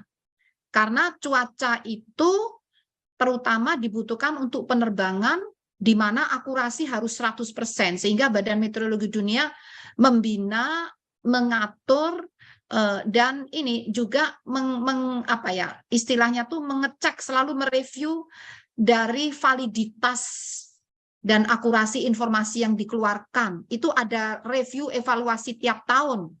Review terakhir, hasil review dari Badan Meteorologi Dunia, kualitas data dan informasi yang dikeluarkan BMKG itu sekelas dengan Australia dan beberapa negara seperti India ya, beberapa negara di sekitar kita ya. Jadi kelasnya itu kalau nggak salah hijau ya. Kita kelasnya hijau, ada yang kelasnya hitam, ada yang merah ya. Kita ini hijau. Sehingga BMKG itu dipercaya untuk melatih, mentraining BMKG-nya yang ada di negara-negara Pasifik, negara di Afrika, dan negara beberapa di Asia termasuk Timor Leste. Kami mentraining negara-negara BMKG negara-negara tersebut agar bisa memberikan perakiraan cuaca dan peringatan dini seperti standar Badan Meteorologi Dunia. Jadi metodenya seperti itu kurang lebih dengan pemodelan Nah, ini Pak Fahri itu menggunakan pemodelan tuh kalau nggak salah ada 6 model, kadang di running bersamaan ya, dan dan juga harus ada verifikasi. Verifikasi ini satu berdasarkan pengalaman forecaster. Jadi kadang-kadang model itu tidak bisa persis seperti yang ada di alam, sehingga harus diverifikasi oleh forecaster yang menjaga. Kan harus jaga 24 jam. Ada modifikasi. Juga diverifikasi dengan data radar kurang lebih 3 jam sebelumnya. Jadi tidak hanya pemodelan langsung dilepas gitu, tidak. Harus ada SOP-nya, verifikasinya, QC-nya, quality control dari data itu otomatis juga harus dilakukan. Nah, itu metodenya sehingga keluar warna-warna tadi. Seperti itu. Kurang lebihnya demikian, Mas. Baik, terima kasih Ibu. Seluruh pertanyaan sudah terjawab, Bu. Alhamdulillah. Nah, mohon izin, Bu, apakah kita masih menunggu Pak Abdul Muhari? Sepertinya beliau masih ada kendala, Bu. Oh gitu ya, nggak bisa ya? Ya Iya, Bu. oke lah, Iya, mungkin Bu. nanti rekan-rekan bisa Yap. ada sendiri kan dengan BNPB ya. Tadi BPBD sudah, dengan BRIN juga nggak ada. Tidak, Bu, tidak kelihatan, Bu, hari ini. Mungkin masih Tapi ada kita kendala. di luar ini selalu koordinasi ya, terutama TMC ya, dan juga beberapa kajian itu kita lakukan bersama ya, dengan waktu itu masih 8 namanya. Waktu itu belum BRIN, masih 8. Jadi kita sering melakukan studi bersama itu ya. Demikian Mas. Baik, Bu, sebelum menutup biasanya kami mohon statement akhir Ibu untuk secara general saja, Bu, garis bawah highlight apa yang perlu diwaspadai. Ya, jadi secara umum kami menyampaikan perkembangan cuaca yang nampaknya mulai tanggal 31 Desember ini untuk cuaca publik ya, terjadi peningkatan intensitas menuju ekstrim hampir merata di beberapa wilayah. Namun informasi ini jangan dijadikan sesuatu yang mencekam dan menakutkan. Justru biasakanlah untuk mendengar hal-hal yang seperti itu, tapi yang penting terukur dan valid gitu.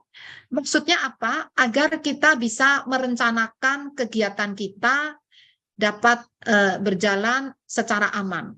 Begitu. Terima kasih. Baik, Bu, terima kasih, Bu, atas semua penjelasan Pak Dep beserta jajaran.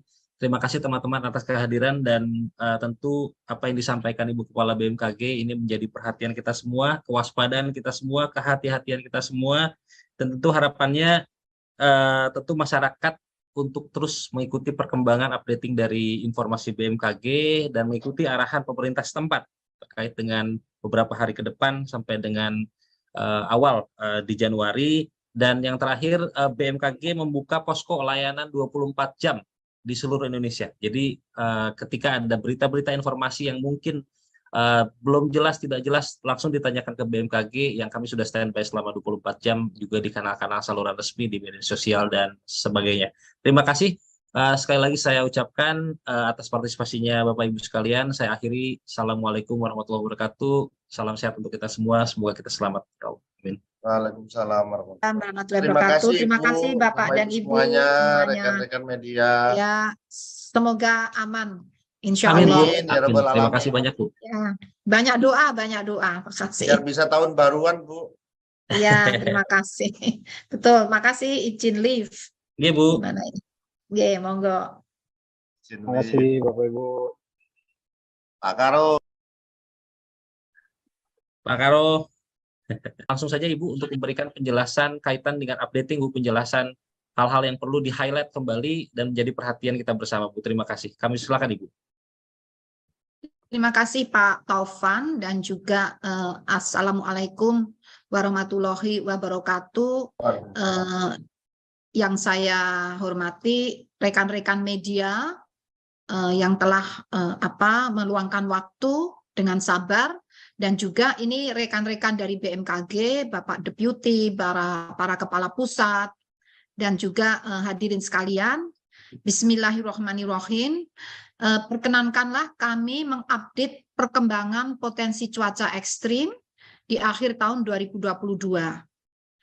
sejak tanggal 21 Desember tahun 2022, BMKG telah mengeluarkan rilis potensi cuaca ekstrim yang dapat terjadi dalam sepekan mulai saat itu tanggal 23 Desember hingga 1 Januari 2023, dan telah dilakukan update atau pembaruan melalui press conference pada tanggal 27 Desember 2022 yang lalu.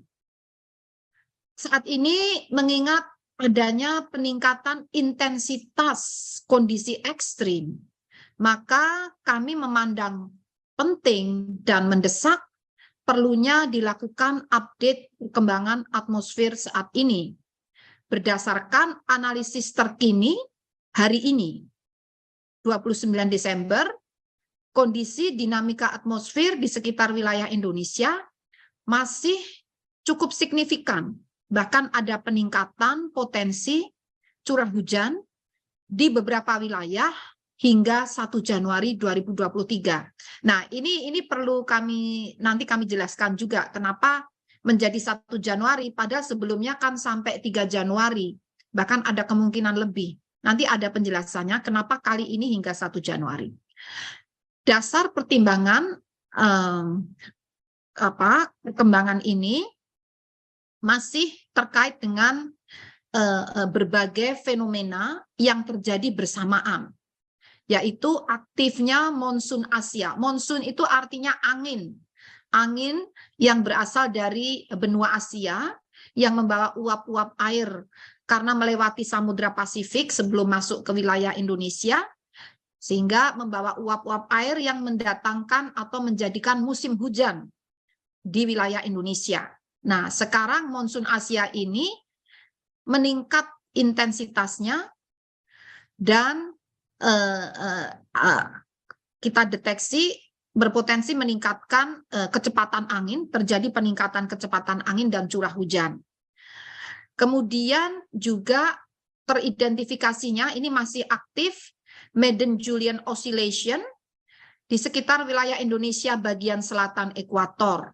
Nah, jadi Madden-Julian Oscillation itu bahasa mudahnya adalah pergerakan gerombolan atau kumpulan awan-awan hujan dari Samudra Hindia, tepatnya dari sebelah timur benua Afrika, bergerak melintasi ekuator menuju Samudra Pasifik. Tetapi saat ini sedang pada fase memasuki wilayah kepulauan Indonesia dan berakibat meningkatkan curah hujan di wilayah Indonesia, diawali dari bagian barat, nanti bergerak ke tengah dan ke timur.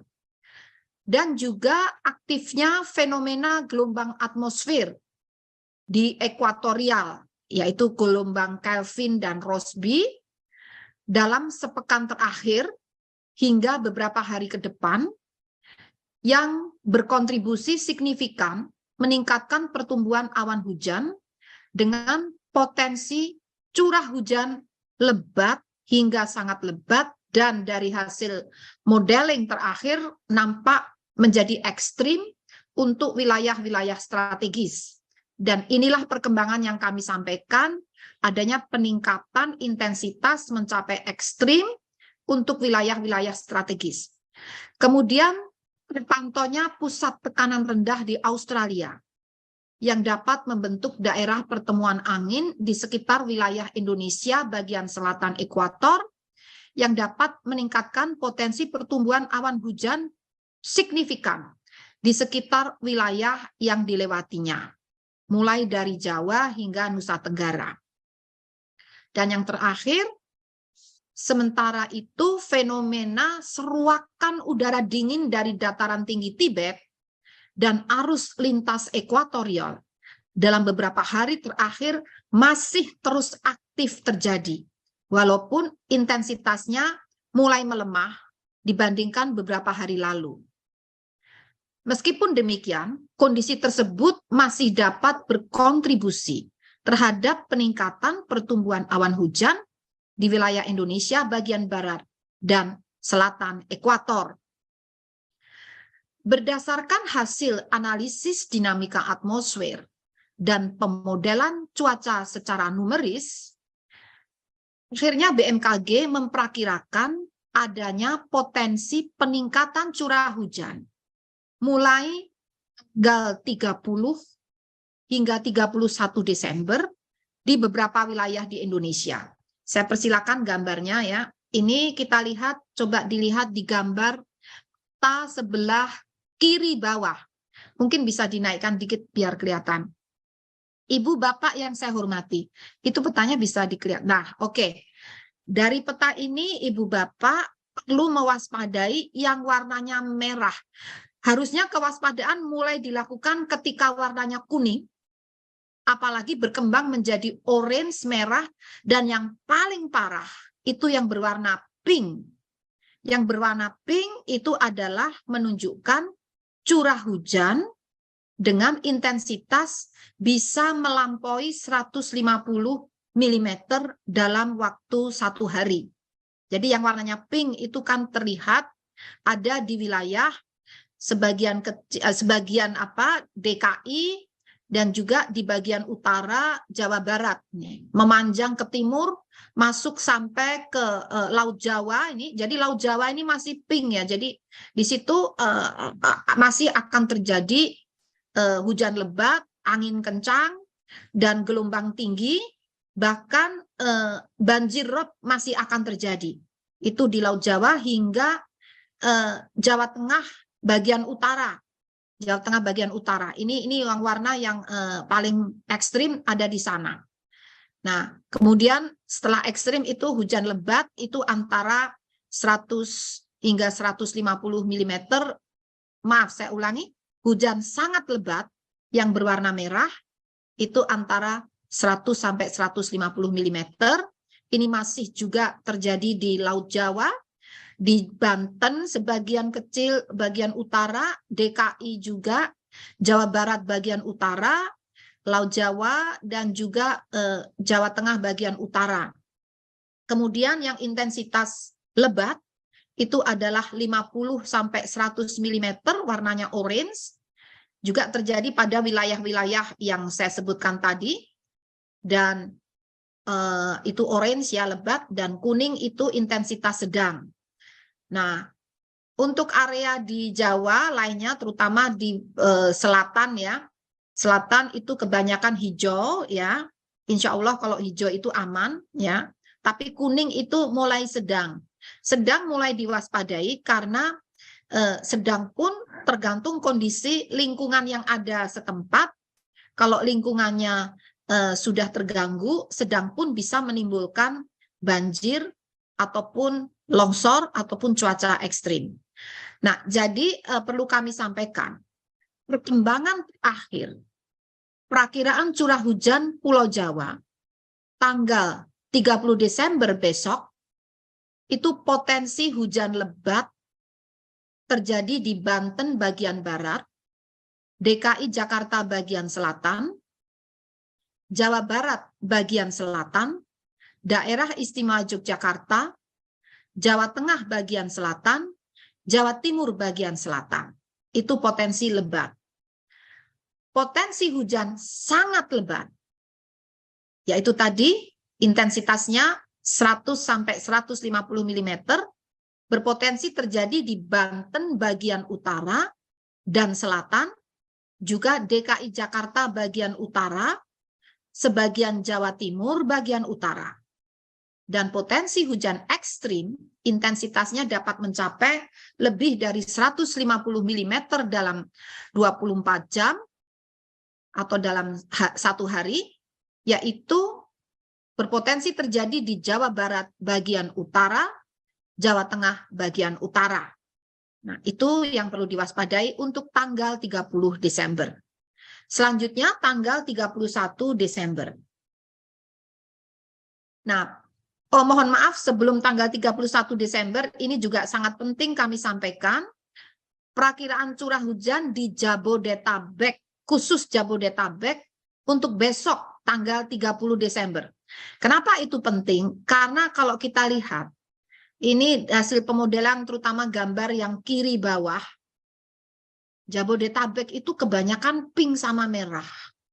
Jadi, dan itu merata. Sehingga ini yang perlu diwaspadai ya.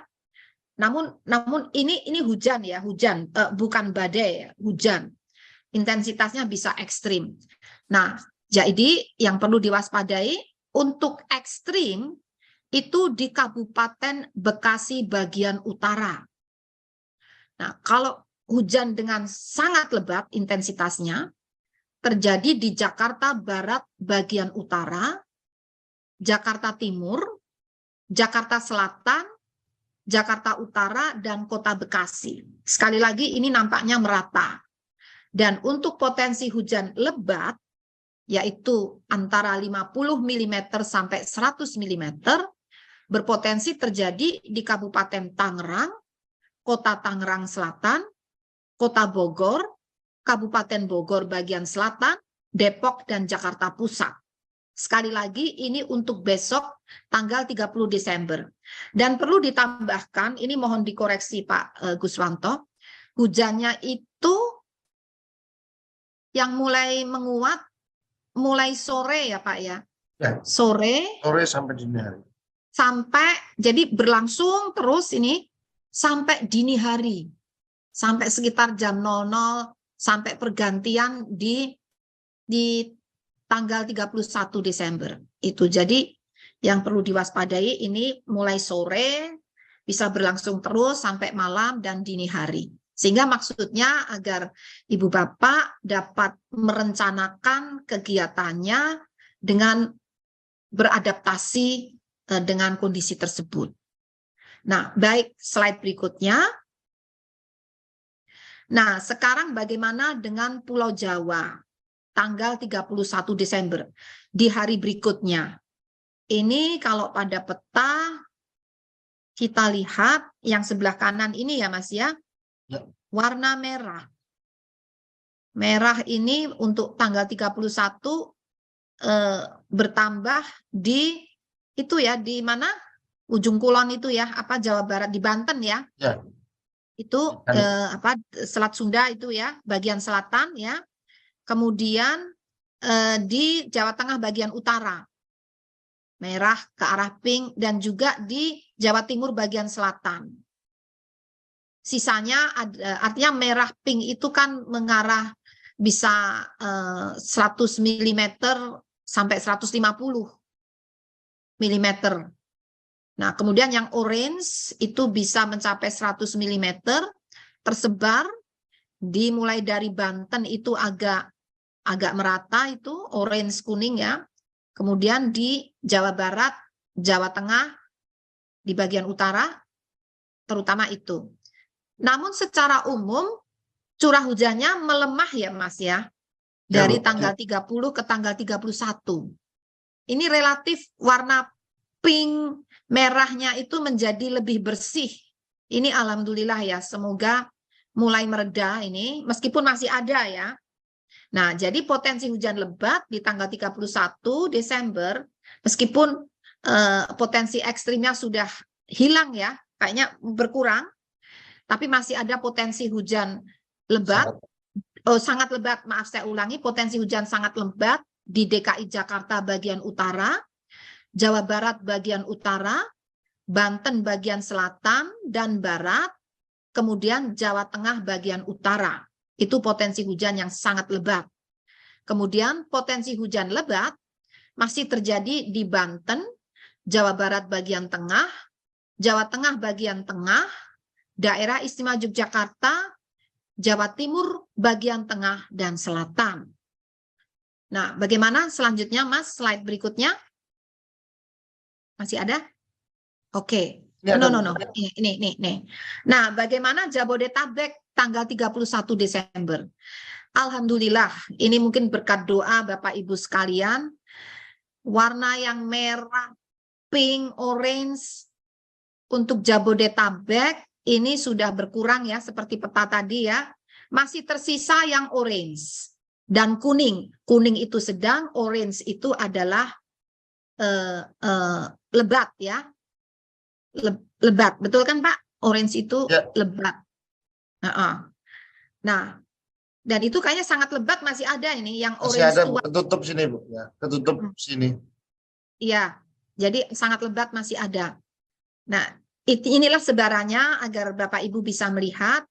Lalu bagaimana potensi hujan yang sangat lebat ini terjadi di Jakarta Utara, Kabupaten Bekasi dan Kabupaten Bekasi bagian utara. Untuk hujan lebat terjadi di Kabupaten Bogor, di Kota Bogor, dan Depok. Kemudian hujan sedang berpotensi terjadi di Kabupaten Tangerang, Kota Tangerang, dan Kabupaten Bekasi. Jadi ada tren menurunnya intensitas. Ini perbedaan dengan press conference yang kami sampaikan sebelumnya. Jadi sebelumnya kami memprediksi kondisi ekstrim itu bisa terjadi hingga tanggal 2 Januari, bahkan ada yang hingga tanggal 3 Januari. Kenapa ini kok tiba-tiba berubah? Nah, ini ada penjelasannya. Saya persilakan slide berikutnya. Nah, karena adanya kehadiran bibit badai tropis, bibit siklon tropis 95W yang berada saat ini di Filipina ya. Jadi ini bukan di Indonesia, jangan panik. Ini di Filipina, tapi kenapa kami ceritakan? Karena inilah yang menolong seakan-akan menghisap atau mengakibatkan warna merah pink itu tadi menjadi terurai, menjadi tidak ada lagi gitu ya. Jadi itu merupakan pusat tekanan rendah mohon maaf saya ulangi, bibit siklon 95 bibit siklon tropis atau bibit badai tropis 95W berada di Filipina bagian selatan. Nah, ini masih bibit ya. Jadi setiap akan ada kejadian badai tropis, itu selalu diawali dengan bibit. Tidak akan mendadak menjadi badai tropis. Sehingga kita bisa mendeteksi sebelum kejadian karena ada bibitnya. Dan sebelum menjadi bibit, ada pusat tekanan rendah yang saat ini, yang tadi kita cerita tentang Filipina di utara, nah ini pusat tekanan rendah ada di Australia bagian utara. Serta ada sirkulasi siklonik berada di Laut Cina Selatan yang menginduksi terbentuknya peningkatan kecepatan angin lebih dari 25 knot di Laut Cina Selatan. Kondisi tersebut mampu meningkatkan potensi pertumbuhan awan hujan dan gelombang laut tinggi di sekitar bibit siklon tropis atau pusat tekanan rendah atau sirkulasi siklonik. Jadi kehadiran bibit siklon tropis ataupun pusat tekanan rendah itu berdampak pada terutama kecepatan angin dan gelombang tinggi. Dan dapat juga disertai dengan hujan intensitas tinggi. Dan ini anginnya itu kan memutar. Nah, kehadiran itu yang mewarnai fenomena cuaca di Indonesia selain fenomena yang pernah kami sebutkan. Dan juga mengakibatkan itu tadi yang warna-warna pink itu ada yang sebagian terhisap, terurai ke arah selatan karena pengaruh tekanan rendah di Australia bagian utara, dan ada yang sebagian terbawa ke terblok ya oleh pengaruh bibit siklon tropis yang ada di Filipina. Jadi karena kehadiran bibit-bibit siklon dan pusat tekanan rendah ini yang mengakibatkan tiba-tiba warna merah-merah tadi menjadi hilang. Ya, jadi ini ya mungkin kita syukuri ya karena menghindarkan dari kondisi ekstrim yang panjang. Jadi tadi sekitar kurang lebih hanya 1-2 hari saja. Kemudian daerah konvergensi, oh sudah ya. Oke, ini bagaimana dengan penerbangan? Penerbangan sangat dipengaruhi oleh potensi pertumbuhan awan CB di wilayah udara Indonesia yang kita modelkan, kita prediksi mulai 27 Desember hingga 2 Januari. Dari gambar ini terlihat awan CB atau awan cumulonimbus dengan persentase cakupan spasial maksimum antara 50 hingga 75% yang ini berpotensi mengganggu penerbangan selama 7 hari ke depan diprediksi terjadi di Laut Andaman, Laut Sulu, Laut Filipina, kemudian juga Samudra Pasifik Utara Pulau Papua, Samudra Hindia Selatan Pulau Jawa, hingga barat Pulau Sumatera, Selat Sunda, Laut Jawa, Selat Makassar, Laut Maluku, Laut Banda, Laut Aru, Laut Arafuru, Laut Timor, Teluk Karpentaria, sebagian kecil Pulau Papua. Kemudian juga perlu diwaspadai, bahkan mungkin siaga ini ya, awan cumulonimbus dengan persentase cakupan yang lebih luas lagi. Cakupan spasialnya lebih dari 75%. Selama 7 hari ke depan, diprediksi terjadi di Laut Cina Selatan, Laut Sulu, Laut Filipina, Selat Sunda. Ada noise ya, Mas ya? Iya, Bu. Betul. Itu mungkin HP-nya siapa tuh? Ya, Selat Sunda, Laut Jawa, Laut Timor, dan Teluk Karpentaria. Nah, untuk potensi ini kami telah dipimpin oleh Bapak Menteri Perhubungan mengkoordinasikan langkah-langkah mitigasinya. Ya, jadi tadi Bapak Menteri Perhubungan, Bapak Kepala BNPB, juga pimpinan di BRIN bersama kami dan beberapa pihak terkait ini menyiapkan beberapa langkah, antara lain pengaturan penerbangan, dan itu mungkin tepatnya nanti di Kementerian Perhubungan, dan sedang disiapkan pula TMC, teknologi modifikasi cuaca. Slide berikutnya. Nah, selain di darat, di udara, potensi ekstrim juga terjadi di laut, yaitu potensi gelombang tinggi di wilayah perairan Indonesia berlaku dari 28 Desember sampai 2 Januari. Nah, tinggi gelombang mencapai 4 hingga 6 meter, berpotensi terjadi di Laut Natuna Utara, perairan Kepulauan Natuna, Selat Sunda bagian barat dan selatan, perairan selatan Banten hingga Jawa Timur, Laut Jawa bagian timur, perairan utara Kepulauan Sapudi hingga Kepulauan Kangean, Laut Sumbawa, perairan selatan Pulau Sumba, Sumba Hindia Barat Bengkulu, mohon maaf saya ulangi, Samudra Hindia Barat Bengkulu. Jadi Samudra Hindia yang berada di sebelah barat Bengkulu hingga selatan Nusa Tenggara Timur. Jadi itu kita lihat pada gambar ini mulai tanggal tanggal berapa itu? Tanggal 28 ya. Nah, ini warnanya kan merah, orange, itu mulai dari sebelah barat Bengkulu di Samudra Hindia terus menyambung menerus membelok di selatan Selat Sunda dan akhirnya sampai selatan Jawa dan selatan Nusa Tenggara Timur. Nah, ini potensinya, dan juga potensi gelombang tinggi hingga 4-6 meter di perairan utara Flores, Laut Flores dan Laut Arafura. Kemudian untuk gelombang yang agak lebih rendah itu 2,5 hingga 4 meter, berpotensi di berbagai perairan, ini cukup banyak, hampir merata di wilayah Indonesia. Nah, bagi Bapak Ibu ataupun masyarakat bisa memonitor perkembangan ini sewaktu-waktu melalui aplikasi mobile phone Info BMKG. Di sana ada fitur tentang gelombang tinggi.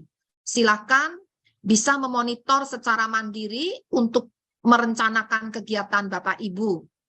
Selain di Info BMKG, juga di website BMKG, dan juga di website atau di link Inawis. Itu nanti mohon di-share ya Pak Guswanto, link-link websitenya. Begitu. Dan tadi yang untuk kondisi awan CB itu juga open. Itu bukan rahasia, itu silahkan bisa dimonitor sewaktu-waktu, real time ya perkembangannya. Silahkan mengakses aplikasi mobile phone Info BMKG atau website BMKG, dan bisa juga nanti Pak Guswanto memberikan link ya, mungkin di Siam ya, jadi ada linknya khusus ada juga, jadi ada beberapa kanal untuk terus bisa diakses bagaimana dinamika perkembangannya, karena sangat dinamis. Di Indonesia ini banyak dipengaruhi dari berbagai samudra, dan ada 2 samudra, dan juga dari benua Asia ataupun benua Australia. Mohon maaf Pak, yang banjirop itu masih ada. Saya sebenarnya tahu, bisa ditayangkan. Banjirop ini juga sangat membahayakan, bisa mengganggu ya. Mungkin tadi Pak Anu ya, Pak Sopo? Pak... Ya sebentar Ibu, saya carikan. Ya. Atau Pak Eko mungkin udah ready banjiropnya. Mohon maaf menunggu sebentar.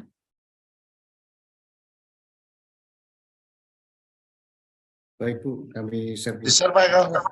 Ya Pak Eko, monggo Pak Eko. Karena ini juga banyak mengganggu. Gelombangnya cukup kuat ya Mas, masuk ke dalam ya. Betul Bu. Dan sangat apa ya, membahayakan juga.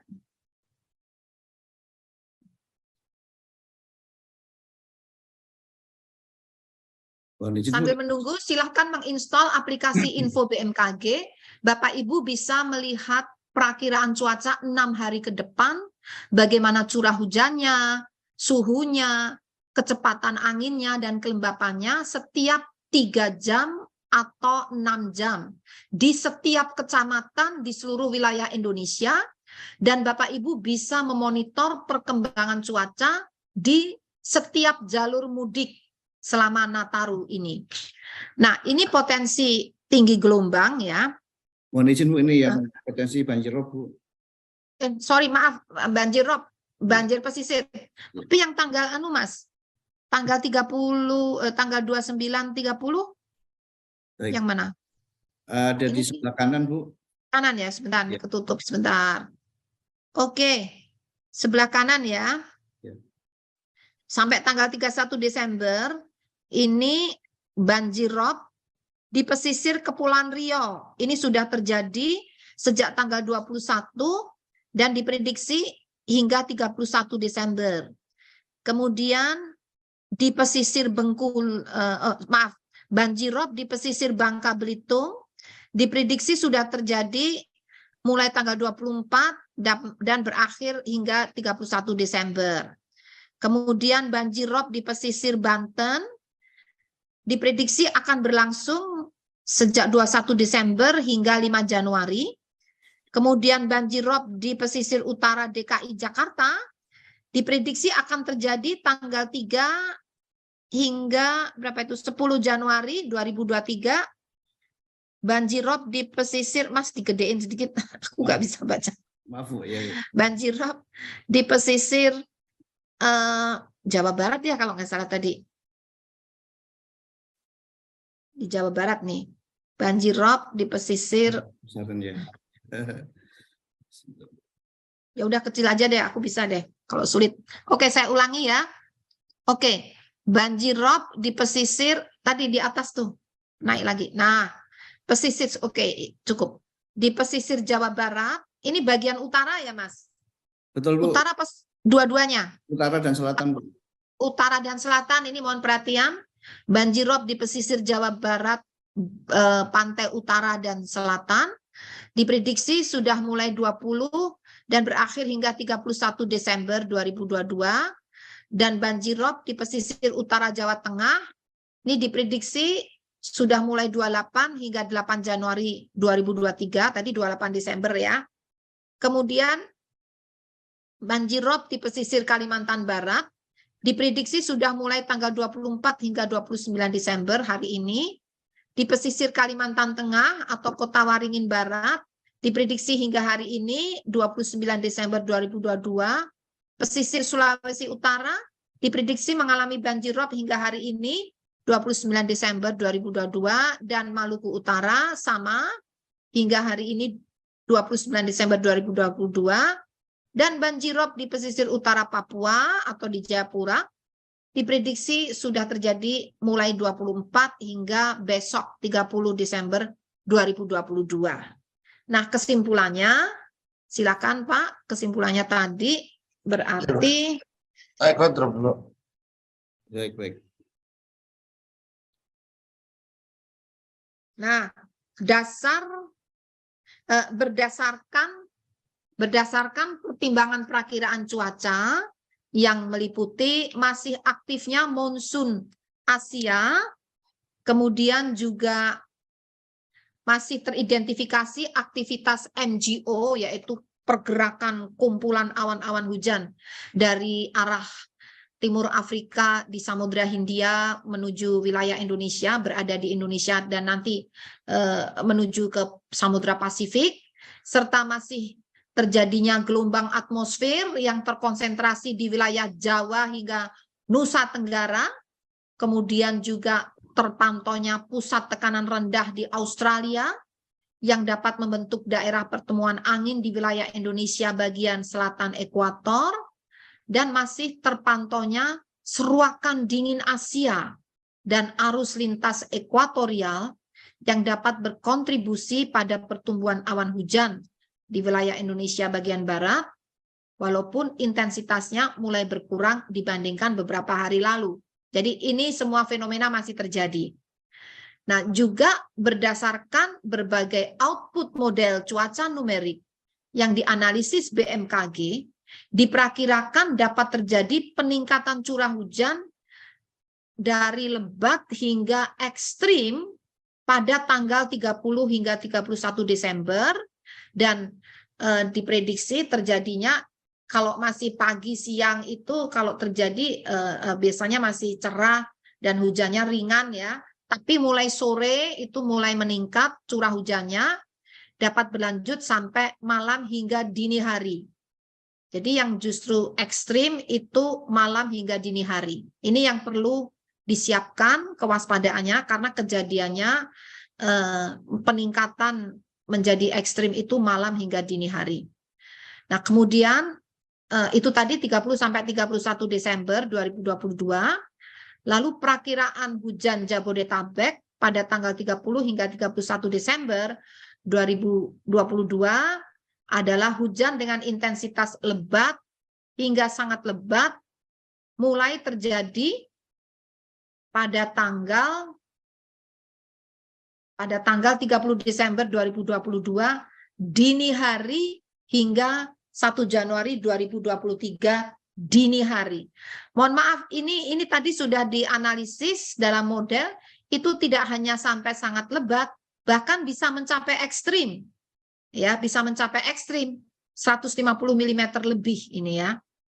Terjadi terutama dini hari tanggal 30 Desember dini hari hingga 1 Januari 2023 dini hari. Kemudian hujan cenderung terjadi merata sepanjang hari dengan peningkatan intensitas pada sore hingga dini hari. Selain Jabodetabek, daerah yang perlu diwaspadai terjadi hujan dengan intensitas lebat hingga sangat lebat adalah Banten bagian barat dan selatan, Jawa Barat bagian tengah dan utara, Jawa Tengah bagian utara, dan Jawa Timur bagian utara, Bali, Nusa Tenggara Barat, dan Nusa Tenggara Timur. Kemudian masyarakat juga perlu mewaspadai adanya peningkatan kecepatan angin, dapat mencapai 40 knots atau lebih, dan peningkatan tinggi gelombang, terutama di wilayah utara Jawa hingga utara Nusa Tenggara, di selatan Jawa hingga selatan Nusa Tenggara. Termasuk juga di selat ya, tadi trennya kayak selat Sunda sama selat Bali ini juga perlu diwaspadai. Kami sudah koordinasikan dengan Kementerian Perhubungan dan pihak terkait. Berikutnya masih ada? Sudah Ibu, selesai. Terima kasih Bapak Ibu, rekan-rekan media atas perhatian dan kepercayaannya, juga para teman-teman di BMKG atas upaya yang dilakukan secara intensif 24 jam tiada henti. Terima kasih. Wassalamualaikum warahmatullahi wabarakatuh. Saya kembalikan atau mungkin ada tambahan Warahmatullahi dari wabarakatuh. Terima bapak-bapak. kasih Ibu Kepala Ya, BMKG atas penjelasan yang silakan. komprehensif. Sebetulnya penjelasan Ibu sekaligus menjawab pertanyaan teman-teman yang sudah masuk, Bu. Tapi nanti kami akan coba membacakan satu persatu. Namun baik. sebelum itu tentu kami mohon Pak Deputi Bidang Meteorologi, Pak, mungkin ada yang ditambahkan, kami persilakan Bapak. Baik Pak Tovan, terima kasih.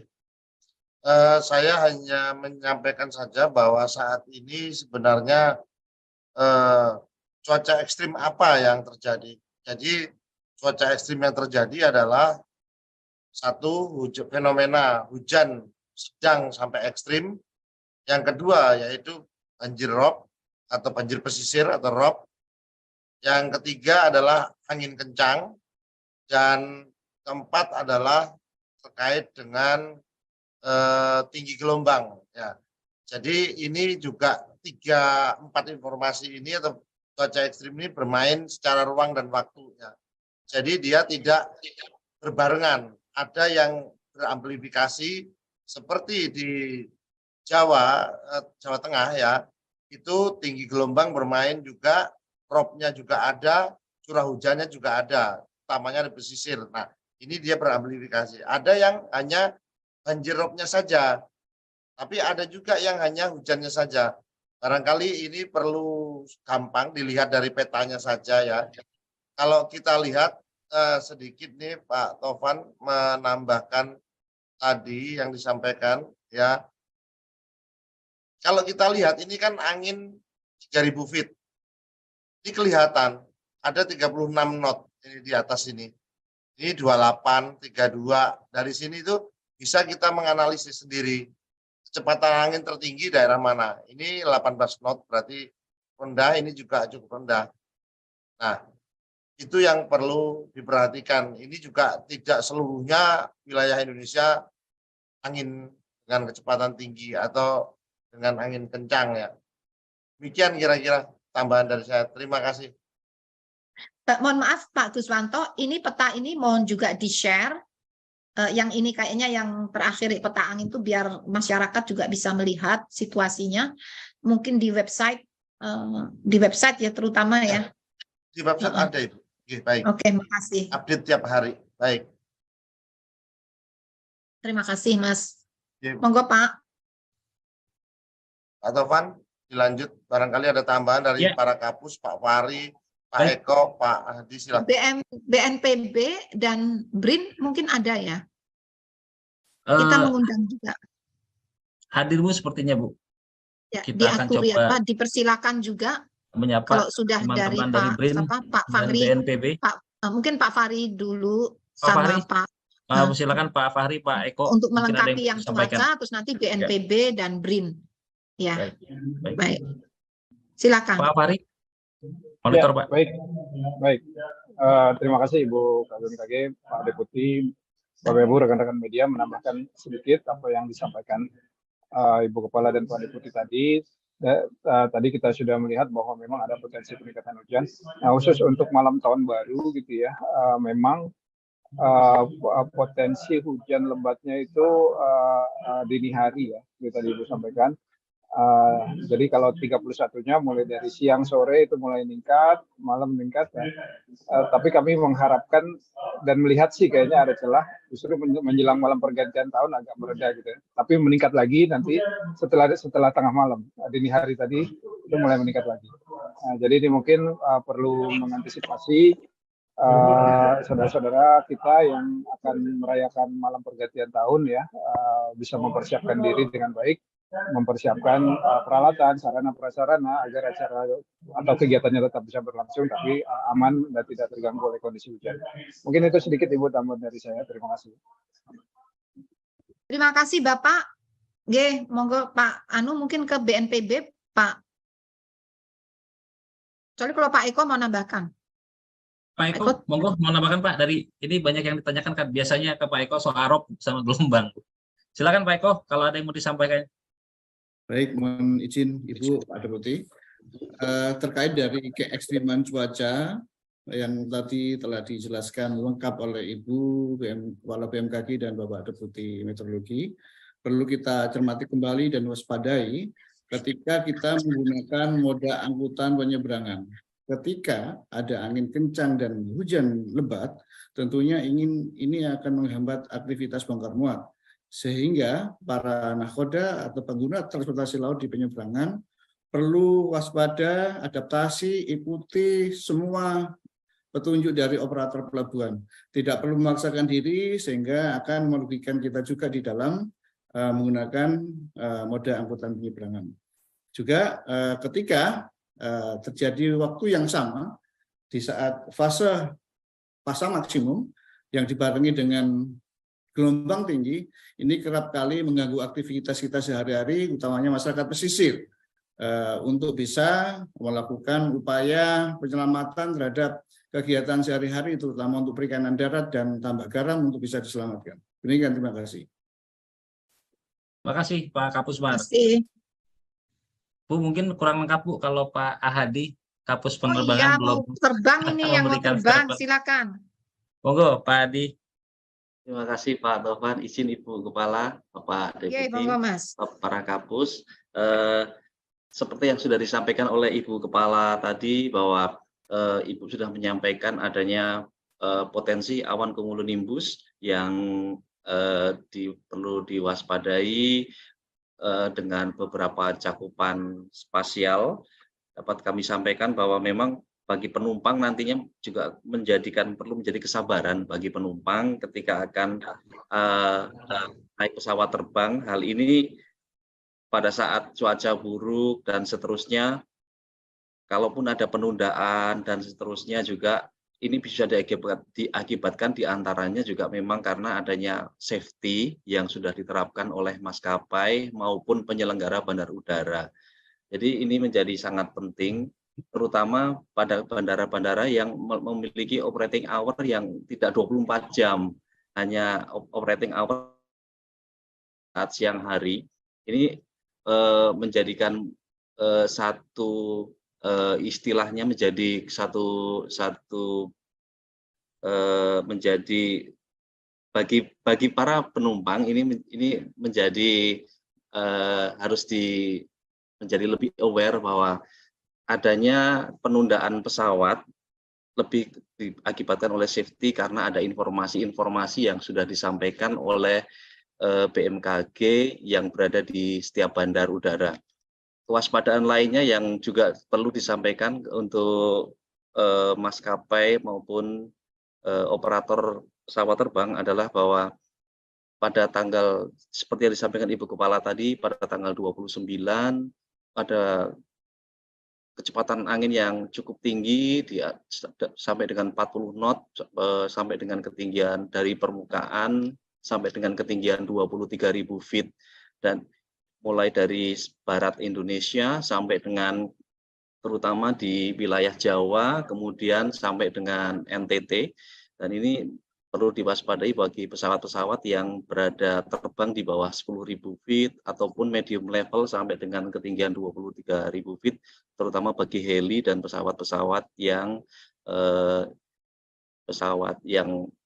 tidak berbadan lebar begitu. Kemudian juga di daerah Papua kecepatan anginnya juga cukup tinggi pada ketinggian di atas 23.000 feet dari arah timuran juga sampai 40 knot lebih, dan ini mungkin bisa menjadi ketidaknyamanan bagi penumpang ketika di area-area tersebut. Demikian dari Pusat Meteorologi Penerbangan. Terima kasih.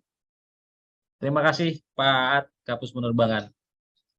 Bu, kami memantau di Zoom BNPB dengan BRIN mungkin masih terkendala Bu untuk masuk. Tapi di siang hari ini juga hadir Bu, sebetulnya dari BPBD DKI Bu Provinsi. Ini ada Pak Michael kalau tidak salah. Saya melihat dari BPBD DKI, Pak Michael. Tadi saya berkomunikasi terus Bu secara intens dengan teman-teman BPBD DKI, dan kaitannya juga berkaitan dengan pertanyaan Bu terkait dengan kebijakan apa yang harus dilakukan oleh setempat. Ya, siap. Pak Kalak BPBD DKI juga hadir nih, Pak Isnawa. Oh, Pak Isnawa. Ya. Dimohon Kepala BPBD dulu, Mas. Siap Bu. Kebetulan Pak Isnawa sudah hadir, Pak. Mohon izin, Selamat Pak. ruang komando, ruangnya kan baru itu, ruang komando tadi diresmikan. Selamat ya, Ya. Pak. Selamat. Assalamualaikum Monggo. warahmatullahi wabarakatuh. Waalaikumsalam, Ibu Pak. Kepala BMKG. Waalaikumsalam Terima kasih, warahmatullahi Bu. wabarakatuh. Ada Pak Terima Fahri, kasih. Pak Guswanto, semuanya. Saya kalau BPBD DKI, Bu, tentunya saya berterima kasih, info dari Ibu sangat bermanfaat buat kami, Bu, di BPBD, karena juga media banyak sekali menyoroti bagaimana kesiapan Pemprov DKI Jakarta menghadapi potensi bencana hidrometeorologi, Bu, termasuk juga berkaitan dengan teknologi modifikasi cuaca. Jadi info Oh. Ibu sangat bermanfaat karena memang kami harus mengantisipasi pergantian malam tahun baru ini, Bu. Dan saat ini saya juga intens lapor dengan Pak Gubernur. Tentunya Pak Ya. Gubernur juga sering koordinasi dengan Ibu. Jadi Iya. rilis Ibu akan terus kami update, akan kami Terima kasih. informasikan kepada warga Jakarta. Dan saya terima kasih Terima banyak kasih. teman-teman media, Bu, yang juga ikut mensupport ya, menginformasikan, karena peran media juga sangat penting untuk memberitahukan kepada warga Jakarta bagaimana update cuaca dan lain-lain berkaitan dengan antisipasi cuaca ekstrim yang sering Ibu juga informasikan kepada kami dan publik, Bu. Terima kasih, Bu. Tuh, terima kasih. Terima kasih sekali. Salam hormat untuk Pak Gubernur. Ya, Siap, Bu. Monggo. Terima kasih, Bu. Ya, Baik, sama-sama. terima kasih, Pak Isnawa. Selanjutnya, Iya, Bu, kita monggo. ini antusias teman-teman di media sangat luar Ya. biasa, Bu, pada hari ini. Silakan. Kami mencatat beberapa pertanyaan penting yang sebetulnya secara umum Ibu sudah menjawab itu, tetapi perlu meng-highlight kembali, menegaskan kembali. Yang pertama adalah dari Kompas TV, Bu, Mbak Ferizga, ingin bertanya potensi hujan lebat dan ekstrim pada tanggal 30 di pesisir Jawa Barat dan Banten. Apakah akan mengganggu mobilisasi kapal penyeberangan, khususnya Merak Bakahuni, Bu, dan perlintasan pesawat komersial, Bu? Ibu masih mohon izin, Bu, masih di mute, Bu. Ya, mohon maaf. Betul. Jadi itu kami antisipasi karena dapat mengakibatkan gangguan ya. Terutama yang kami cek di lapangan itu terutama anginnya kencang dan juga gelombangnya bisa tinggi. Kadang-kadang mendadak tinggi begitu dan arusnya kuat. Arusnya dapat mencapai lebih dari 100 cm per detik. 1 cm per detik, ini kuat ini. Nah, sehingga apa? Untuk mengantisipasi, untuk memitigasi, sejak tanggal berapa ya? Sebelum Natal ya. Sejak sebelum Natal kami dipimpin oleh Bapak Menteri Perhubungan dan juga ada pihak-pihak terkait. Saat itu ada dari Menko PMK, ini sudah berkoordinasi dan juga ASDP saat itu dan Dirjen Perhubungan Laut berkoordinasi untuk mengantisipasi bagaimana pengaturan penyeberangan tersebut dan pengamanannya. Karena memang potensi gangguan kan saat itu kan sempat ada mobil yang terjatuh ya. Ya karena itu tadi gelombang dan arus saat akan mau masuk ke ke kapal itu kan ada gangguan, tiba-tiba ada gelombang itu ya. Kemudian tadi malam terulang lagi ya. Jadi kami makin mengintensifkan koordinasi dan kami dibantu dengan alat, yaitu mungkin Pak Eko bisa menampilkan ke teman-teman biar tahu, dan itu open bagi teman-teman, boleh buka, itu enggak rahasia. Itu Inawis, di situ ada monitoring radar maritim. Jadi kondisi arus, kecepatan arus, arah arus, dan juga bagaimana kondisi gelombang, kecepatan angin, itu ada semua di sana, dapat dimonitor dari waktu ke waktu, real time. Nah, Ya. ini kondisi apa ini? Ini Arus ya? Angin ini- atau arus ini? Ini tinggi gelombang, Bu, dengan Oh, sebaran tinggi gelombang ya, yang bergerak itu? itu arah dari pergerakan gelombangnya, Bu. Oke. Dan ini adalah jumlah kapal yang terjebak di gelombang tinggi. Silakan. Kita lihat ya. Kapal yang terjebak, Mas. Ya, Apa ini- kapal yang apa? Jumlah kapal yang terjebak di gelombang tinggi bisa kita lihat di lingkaran-lingkaran yang ada angkanya ini. Oh, Masya Allah. Ya. Ya. Berarti di Laut Jawa ini ada 111 sedang bersandar di sekitar Pelabuhan Tanjung Perak. Kemudian Bersandar, bukan terjebak ya, bersandar. yang terjebak di tengah, Bu, yang ada di tengah ini, Bu. Oh, Ya, oke. ada. Ya. Ini adalah bentuk dari respon dari para nahkoda untuk tidak memaksakan berlayar terhadap informasi yang dikeluarkan BMKG, sehingga mereka memilih untuk tetap berlabuh di pelabuhan dan berlindung di pulau-pulau yang bisa mengamankan mereka. Demikian, Bu. Ini juga ada informasi radar maritim, di mana ini manfaatnya adalah bisa melihat informasi real time terhadap kebutuhan penyeberangan yang membutuhkan waktu tempuh singkat, sehingga para nakoda ini bisa melihat apakah kapalnya akan mampu dengan kecepatan arus yang sedang berlangsung saat ini. Ini bisa dilihat di seluruh penyeberangan di Indonesia, khususnya di Selat Sunda, Selat Bali, dan Selat Lombok, dan juga untuk daerah wisata di Labuan Bajo, dan juga di Selat Sunda bagian selatan. Mungkin demikian, Bu, tambahan dari ini. Oke, sebentar. Ya. Oke, maaf sebentar Pak Eko. Ini biar teman-teman media juga bisa memahami ya. Jadi itu tadi gambar ini yang radar maritim. Warna-warna itu menunjukkan apa? Kecepatan arusnya. Kecepatan arus. Mulai harus diwaspadai kalau kuning ya. Ya, kalau warna kuning itu sudah lebih dari 1 meter per detik. Ya. Oke, berarti 100 cm per detik itu udah. Betul, Itu harus waspada ya. Kalau masih biru, hijau, ini oke lah, masih aman ya. Tapi kalau kuning menjadi orange, merah apalagi. Itu kelihatan arusnya mengarah ke timur laut ya. Demikian, betul, Bu. Yang 0,0 itu apa? Kecepatannya. Kecepatan arus, Bu. Ya, itu dalam. Oke. Jadi silakan rekan-rekan media nanti di-share itu linknya yang tertulis di atas itu, biar rekan media juga bisa melihat real time ya. Dari menit ke menit, bahkan detik ke detik perkembangannya bagaimana. Baik. Lalu yang di Selat Bali, ini berarti sekarang insya Allah Selat Sunda aman ya kalau dari gambar ini. Demikian, Bu. Sekarang yang Selat Bali coba. Selat Bali. Penyeberangannya sibuk juga. Waduh, itu kuning ya Mas. Orange lagi. Dan ada yang merah. Merah ini lebih dari 2 meter. Itu telepon segera tuh BMKG agar segera. Di sini ada kawan-kawan dari Perhubungan Darat, Bu. Ya ini. Ada itu udah orange itu. Itu mungkin harus memberikan komentarnya nanti.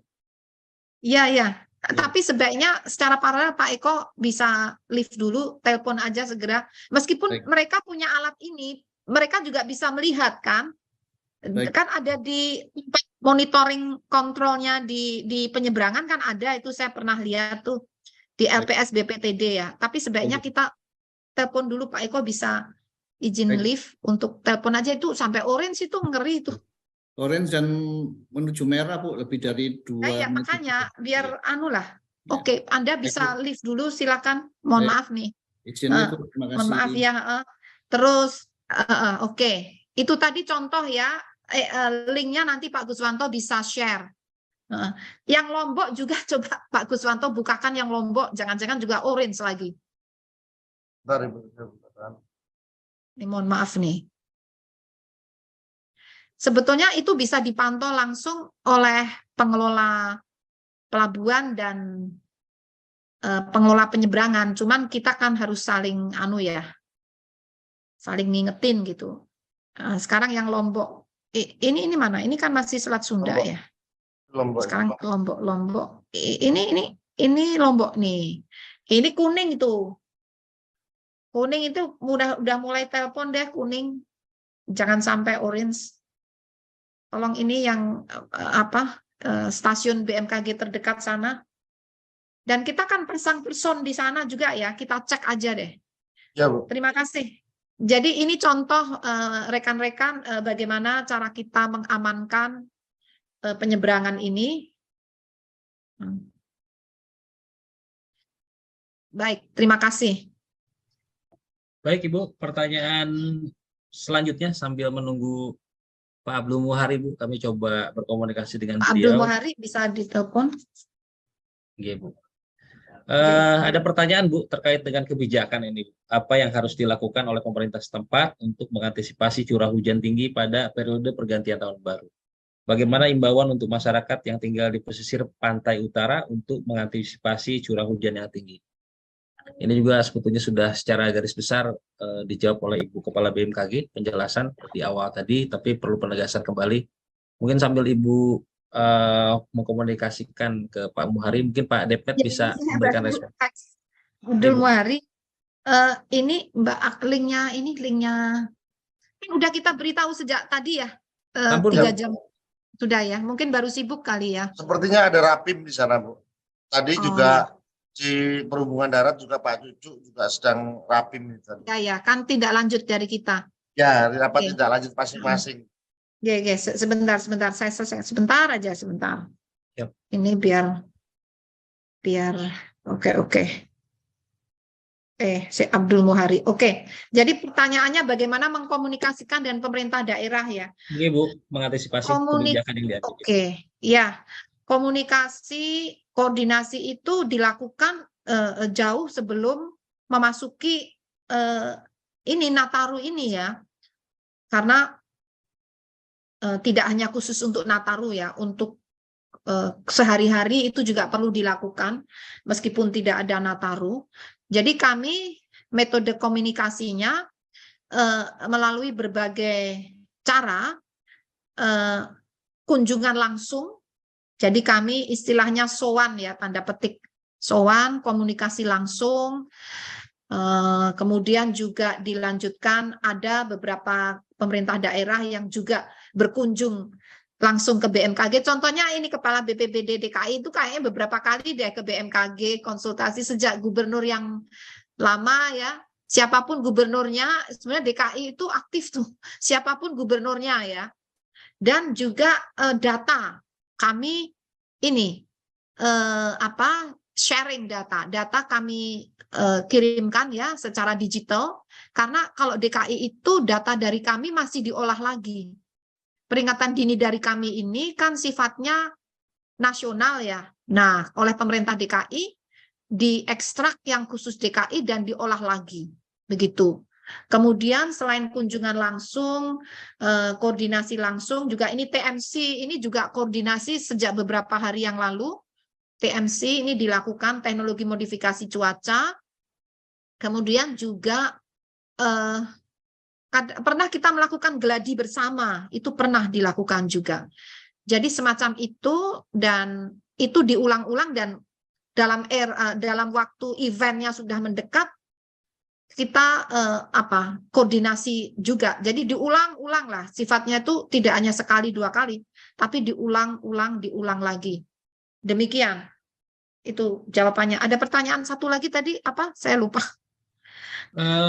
Ini Bu, imbauan untuk masyarakat yang tinggal di pesisir pantai utara, Bu. Iya. Untuk mengantisipasi curah hujan yang mungkin tinggi. Iya. Karena masyarakat itu berada di pesisir dan kondisi cuaca masih ekstrim, jadi kami menghimbau nomor 1, mohon rajin membuka informasi cuaca dan perkembangannya yang disampaikan BMKG. Tujuannya apa? Agar bisa melakukan penyelamatan diri. Sekarang yang dipikir nomor 1 selamat dulu. Yang penting selamat gitu ya. Karena memang gelombangnya masih tinggi, jadi agar selamat barangkali ini kan juga kami dengan pengelola pelabuhan. BMKG itu ada di pelabuhan-pelabuhan besar, ada stasiun BMKG maritim di pelabuhan-pelabuhan besar. Jadi rekan-rekan BMKG yang di pelabuhan-pelabuhan itu juga menghimbau masyarakat, misalnya mempersuasi untuk tidak melaut dulu ya. Tapi biasanya itu wewenangnya di Syah Bandar. Jadi kami sifatnya menghimbau, mengingatkan untuk menyesuaikan perjalanan mereka dengan kondisi cuaca yang ada saat ini. Begitu. Jadi nomor 1 adalah selamat dulu lah nomor 1. Yang lain-lain bisa dipikir kemudian. Demikian. Baik, terima kasih Ibu. Pertanyaan selanjutnya Bu, dari Mbak Vivi Alsinta ini yang sering bantu kita Bu di BMKG dan undang Ibu juga. Terima kasih Mbak Vivi, selalu bantu. Sampai kapan seruakan angin dingin dari Tibet ini berakhir? Apakah kemunculan bibit siklon tropis di Filipina ini juga mengakhiri juga seruakan dingin Tibet yang terasa dalam beberapa hari? Demikian kira-kira. Ya, terima kasih. Kalau dari pemodelan tadi itu tanggal 31 Desember sudah mulai bersih ya. 1 Januari tadi ada nggak? 1 Januari kayaknya coba dicek tadi. Pak Guswanto, mohon Bapak yang memiliki Ya, Bu. model itu silakan menjelaskan ya. Ya, Bu. Jadi seruakan dingin itu berakhir. Saya tadi melihat 31 Desember itu kayaknya udah mulai hilang ya. Coba diperhatikan di modeling Bapak tadi itu. Oke, baik, bentar, Bu. Silakan, akan dijelaskan Pak Guswanto. Ini ya Ibu ya. Yang itu nomor ya, seruakan dingin. Ini kan 30 masih ada pengaruh ya. Ini tanggal 31 masih. 31 masih. Ini Nuan Sewu Coba dari 31. gambar angin itu Mas, gambar angin tadi. Nah, ini ini 29 ya. 29 Ya. masih ya. Masih ya. Bu. Ya. Nah, itu sampai kapan? Kalau prediksi awal kan sampai Januari, Mas. Seruakan Awal dingin Januari. itu. Ya, seruakan dingin itu sebenarnya kan berafiliasi dengan monsun ya Bu. Monsun. Ya, monsun kan monsun masih. barat masih aktif, dan kelihatannya kan kalau dilihat dari sini kan tekanannya, kalau sepanjang tekanan di wilayah Asia itu masih tinggi, sepertinya potensi seruakan dingin itu masih muncul. Masih ada terus. Ya, Ya. kemarin kita prediksi masih sampai tanggal 6 kalau tidak salah. Tanggal 6 masih ada. Ya, kita tapi prediksi setelah tanggal 6 itu nanti kita berkurang. update kembali. Ya, betul. Jadi prediksi awal itu sampai tanggal 6. Tapi setelah tanggal 6 sampai tanggal 15 itu kan berkurang. Hanya tiba-tiba kan ada ini Mas, ada bibit siklon itu loh, Ya. sama yang low pressure area di Australia itu kan agak melemahkan itu ya. Jadi Ya. gimana kondisi gara-gara itu? Tadi sebenarnya sudah ada masukan dari Pak Indra Gustari bahwa sebenarnya bibit siklon tropis itu tidak menghilangkan fenomena seruakan dingin, tetapi dia melemahkan atau memecah kekuatan daripada seruakan dingin itu ke wilayah kita, Ibu. Ya. Ya, jadi pengaruhnya masih ada sampai awal Januari, itu minggu pertama hanya menjadi melemah karena ada pengaruh bibit siklon tadi. Namun bibit siklon ini kan tidak abadi itu. Beberapa hari lagi kan sudah hilang itu. Betul kan? Ya, beberapa betul. hari lagi kan sudah punah istilahnya ya. Betul. Berarti kan pengaruhnya menguat lagi. Jadi seperti itu kira-kira. Namun memang secara umum seandainya tidak ada bibit siklon, modeling sebelumnya tanggal 6, setelah tanggal 6 itu mulai melemah. Modeling sebelumnya lalu ya. Demikian Mas. Ya, Baik Bu, betul. terima kasih banyak. Semoga Mbak Terima Vivi kasih. sudah cukup puas dengan jawaban dan sudah merespon juga Bu di ruang pesan. Terima kasih BMKG telah memberikan informasi. Sudah ada penjelasan dari Pak Indra Gustari tadi, Pak Tovan. Baik, siap. Ya. Terima kasih banyak Pak Depmet. Terima kasih. Pertanyaan selanjutnya Bu dari Tirto ID Bu Farid. Apakah BMKG saat ini sudah memiliki proyeksi mengenai bencana di tahun 2023 mendatang? Kaitannya dengan iklim Bu, seperti mengingat kondisi iklim yang semakin kuat. Kurang lebih seperti itu Bu pertanyaannya. Ya, betul sekali. Dan itu kami siapkan bersama Ibu Menteri LHK kemarin baru aja.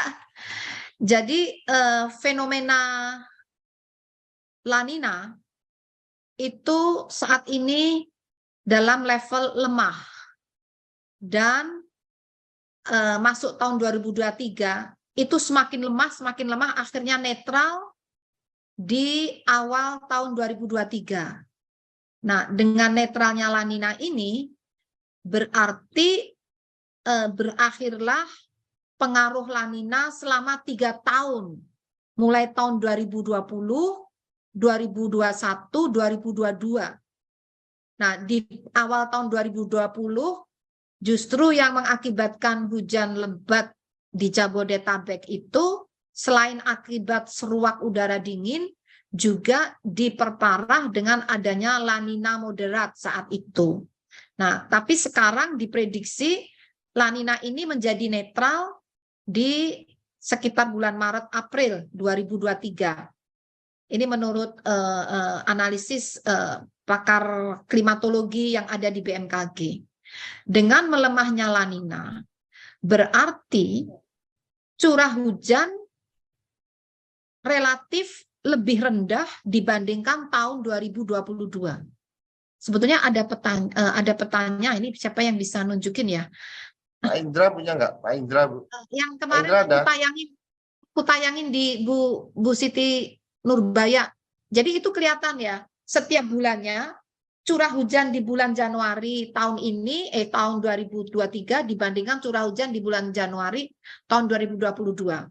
Nah, kesimpulannya curah hujan secara umum semakin relatif lebih rendah dibandingkan tahun lalu. Dan ini berdampak mulai Mei, April, itu jadi mulai relatif lebih kering daripada selama 3 tahun terakhir. Sehingga potensi karhutla itu mulai meningkat. Jadi Mei itu mulai ada zona yang coklat ya. Coklat itu artinya curah hujannya rendah. Jadi mengarah ke, ya kalau curah hujan rendah itu kan nanti konotasinya kering gitu ya. Nah, sehingga saat kami berkoordinasi dengan Ibu Siti Nurbaya, jadi mulai disiapkan teknologi modifikasi cuaca ya, karena kalau terlambat itu bisa mengarah ke kebakaran lahan hutan. Dan Juni, Juli, Agustus, September itu bulan-bulan yang harus kita mulai waspada terhadap karhutla karena curah hujannya semakin turun. Itu memang musim kemarau. Artinya musim kemarau menjadi kembali seperti tahun 2019. Tidak seperti tahun lalu dan tahun 2020-2021 itu kemaraunya kemarau basah. Jadi meskipun musim kemarau masih hujan dan itu sangat menolong untuk mencegah kekeringan dan mengurangi karhutla. Jadi potensinya ada kemungkinan atau potensi untuk terjadinya karhutla itu meningkat dibandingkan tahun lalu dan 3 tahun terakhir. Jadi ada potensi lebih kering daripada selama 3 tahun terakhir ini dan kurang lebih mendekati kondisi kemarau di tahun 2019. Nah, namun di bulan Januari sampai Maret potensi bencana hidrometeorologi masih terjadi karena curah hujannya masih tinggi dan puncaknya ada yang berada di bulan Januari, ada yang di bulan Februari. Jadi potensi bencana hidrometeorologi basah masih dapat terjadi di bulan Januari hingga awal April ya. Tapi potensi bencana hidrometeorologi kering mulai terjadi, potensi mulai terjadi di bulan Juni, Juli, Agustus, September. Tapi kewaspadaan untuk kering itu harus sudah dimulai di bulan April, Mei. Jadi kalau ada upaya teknologi modifikasi cuaca, itu sebaiknya di bulan-bulan itu dikala belum terlalu kering. Jadi seperti itu untuk hidrometeorologi, lalu potensi bencana gempa bumi dan tsunami masih ada tentunya karena gejala 3 tahun terakhir ini trennya ada peningkatan aktivitas kegempaan yang dapat juga memicu terjadinya tsunami. Demikian, Mas. Baik, terima kasih Ibu atas penjelasannya sekaligus menjawab tadi terkait dengan prediksi musim kemarau 2023. Mungkin ini terkait pertanyaan puncak musim kemarau, tapi sudah Ibu jawab sih Bu tadi Bu. Selanjutnya ini Bu ada info terkait dengan fenomena puting beliung Bu yang sering terjadi di wilayah kita. Kemungkinannya seperti apa? Apakah bisa terjadi di masa-masa menjelang masuk puncak musim hujan, lalu kemudian dampaknya akan seperti apa? Kurang lebih seperti itu Bu, pertanyaan dari Royan Jawa Pos. Oke, saya persilakan Pak Fahri atau Pak Guswanto ini yang lebih menguasai puting beliung. Saya Monggo, persilakan. Pak Fahri. Ya, baik. Terima kasih Pak Dep, Ibu Kepala.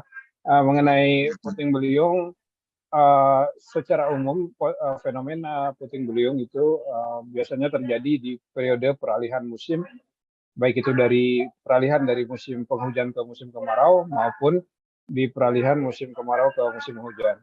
Nah, kita akan segera akan memasuki periode peralihan musim hujan ke musim kemarau nanti di sekitar bulan April Mei. Nah, jadi mungkin perlu kita waspadai potensi puting beliung di bulan April Mei. Tapi bukan berarti di periode musim hujan ini tidak ada potensi sama sekali ya. Tetap ada, tapi mungkin tidak sesering di periode peralihan nanti. Mungkin itu Ibu. Terima kasih. Baik, terima kasih Pak Fahri atas penjelasannya.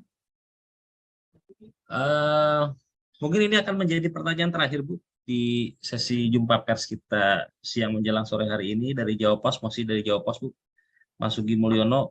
Berdasarkan hasil pantauan sejauh ini di wilayah-wilayah yang diperkirakan terjadi cuaca ekstrim pada periode tanggal 28 sampai 29 itu seperti apa? Apakah terjadi hujan lebat juga potensi bencana yang mengakibatkan daripada ekstrim, cuaca ekstrim di tanggal 28-29 Bu. Mungkin sebetulnya ini Bu sudah menjawab, hanya penegasan kembali. Sudah. Ya. 28 kan sudah berlalu ya, tapi ya. 28 kami memprediksi hujannya masih sedang ya intensitasnya. Di wilayah mana tadi? Jabodetabek ya? Barangkali ada gambaran Ibu. Silakan Mas. Ini tanggal, silakan. Ya ini sudah disiapkan sama kawan-kawan. Oh ya, monggo jenengan sampaikan Mas. Oke. Jadi untuk tanggal 28 ini dicatat oleh kita tertingginya hanya 60 mm ya kawan-kawan. 60 mm ini terjadi di pompa RW 01 Semanan ya. Jadi yang kemarin disampaikan ada badai itu barangkali disinilah terjawabnya. Ya, ini adalah curah hujan yang dicatat sejak tanggal 7 pagi tanggal 28 sampai 29 pukul 7 juga. Ya, jadi 1 kali 24 jam ini. Jadi untuk curah hujan tidak terjadi ya yang badai tadi. Kalau angin itu tergantung dari kecepatannya. Jadi kecepatannya kalau kita lihat kan kalau angin itu kan angin kencang bisa didefinisikan kalau kecepatannya itu udah 45 km per jam di definisi BMKG ya. Sedangkan saat ini kan angin tadi kita lihat tanggal 29 itu ada sekitar yang 30 knot, barangkali itu yang nanti perlu diperhatikan. Jadi bencana untuk tanggal 28 tidak ada lah kalau kita lihat dari data ini. Demikian kira-kira Ibu. Jadi hujannya sesuai prediksi mayoritas itu sedang hingga lebat ya Mas. Prediksi kita kan sedang hingga lebat ya. Betul. Ya. Oke, artinya terverifikasi ya hasil prediksi itu. Nah, mungkin Bapak bisa menjelaskan kali. Saya pernah ditanya juga, gimana sih metodenya gitu loh. Kok beda gitu. Sebenarnya kan metodenya kita kan standar ya, SOP. Jadi metode yang kami lakukan itu harus standar dunia. Jadi kami mengeluarkan perakiraan cuaca, mengeluarkan prediksi, itu bukan karena kami belajar sendiri, lalu ya ini yang kami bisa, bukan, tapi itu diatur oleh Badan Meteorologi Dunia. Karena cuaca itu terutama dibutuhkan untuk penerbangan di mana akurasi harus 100%, sehingga Badan Meteorologi Dunia membina, mengatur, dan ini juga istilahnya tuh mengecek, selalu mereview dari validitas dan akurasi informasi yang dikeluarkan. Itu ada review evaluasi tiap tahun.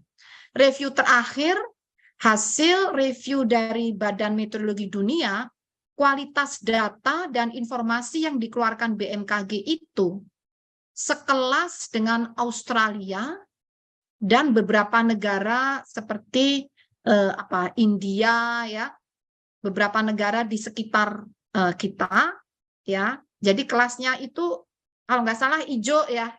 Kita kelasnya hijau, ada yang kelasnya hitam, ada yang merah, ya. Kita ini hijau.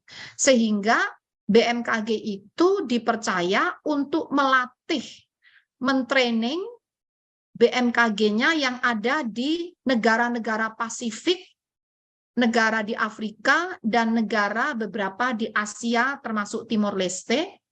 Kami mentraining negara-negara BMKG negara-negara tersebut agar bisa memberikan perakiraan cuaca dan peringatan dini seperti standar Badan Meteorologi Dunia. Jadi metodenya seperti itu kurang lebih dengan pemodelan. Nah, ini Pak Fahri itu menggunakan pemodelan itu kalau nggak salah ada 6 model, kadang di running bersamaan, ya. Dan dan juga harus ada verifikasi. Verifikasi ini satu berdasarkan pengalaman forecaster. Jadi kadang-kadang model itu tidak bisa persis seperti yang ada di alam, sehingga harus diverifikasi oleh forecaster yang menjaga, kan harus jaga 24 jam. Ada modifikasi.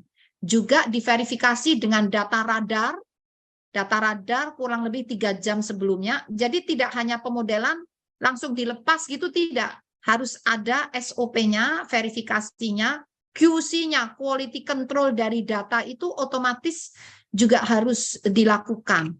Nah, itu metodenya sehingga keluar warna-warna tadi, seperti itu. Kurang lebihnya demikian, Mas. Baik, terima kasih Ibu. Seluruh pertanyaan sudah terjawab, Bu. Alhamdulillah. Nah, mohon izin, Bu, apakah kita masih menunggu Pak Abdul Muhari? Sepertinya beliau masih ada kendala, Bu.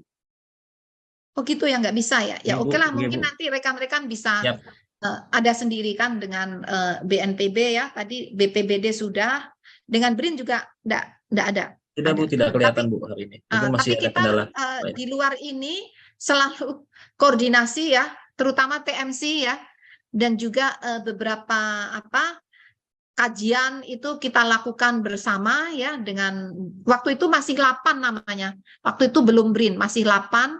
Jadi kita sering melakukan studi bersama itu, ya. Demikian, Mas. Baik, Bu, sebelum menutup biasanya kami mohon statement akhir Ibu untuk secara general saja, Bu, garis bawah highlight apa yang perlu diwaspadai. Ya, jadi secara umum kami menyampaikan perkembangan cuaca yang nampaknya mulai tanggal 31 Desember ini untuk cuaca publik, ya, terjadi peningkatan intensitas menuju ekstrim hampir merata di beberapa wilayah. Namun informasi ini jangan dijadikan sesuatu yang mencekam dan menakutkan. Justru biasakanlah untuk mendengar hal-hal yang seperti itu, tapi yang penting terukur dan valid gitu. Maksudnya apa? Agar kita bisa merencanakan kegiatan kita dapat berjalan secara aman. Begitu. Terima kasih. Baik, Bu, terima kasih, Bu, atas semua penjelasan Pak Dep beserta jajaran.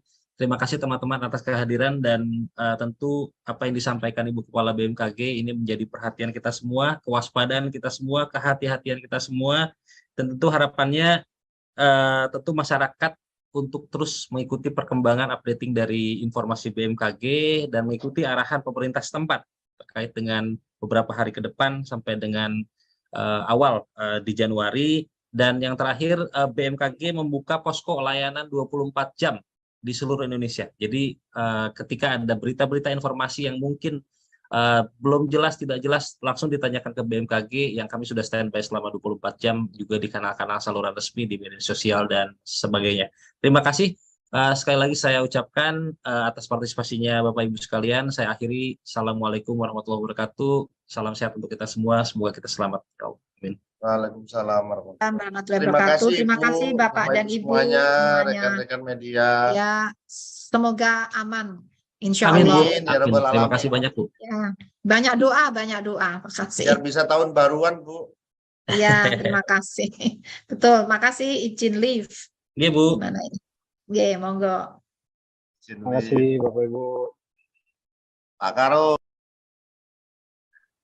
Pak Karo, langsung saja Ibu untuk memberikan penjelasan kaitan dengan updating Bu, penjelasan hal-hal yang perlu di-highlight kembali dan menjadi perhatian kita bersama Bu. Terima kasih. Kami silakan Ibu. Terima kasih Pak Taufan dan juga Assalamualaikum warahmatullahi wabarakatuh. Yang saya hormati rekan-rekan media yang telah meluangkan waktu dengan sabar, dan juga ini rekan-rekan dari BMKG, Bapak Deputi, para kepala pusat, dan juga hadirin sekalian. Bismillahirrahmanirrahim. Perkenankanlah kami mengupdate perkembangan potensi cuaca ekstrim di akhir tahun 2022. Sejak tanggal 21 Desember tahun 2022, BMKG telah mengeluarkan rilis potensi cuaca ekstrim yang dapat terjadi dalam sepekan mulai saat itu tanggal 23 Desember hingga 1 Januari 2023, dan telah dilakukan update atau pembaruan melalui press conference pada tanggal 27 Desember 2022 yang lalu.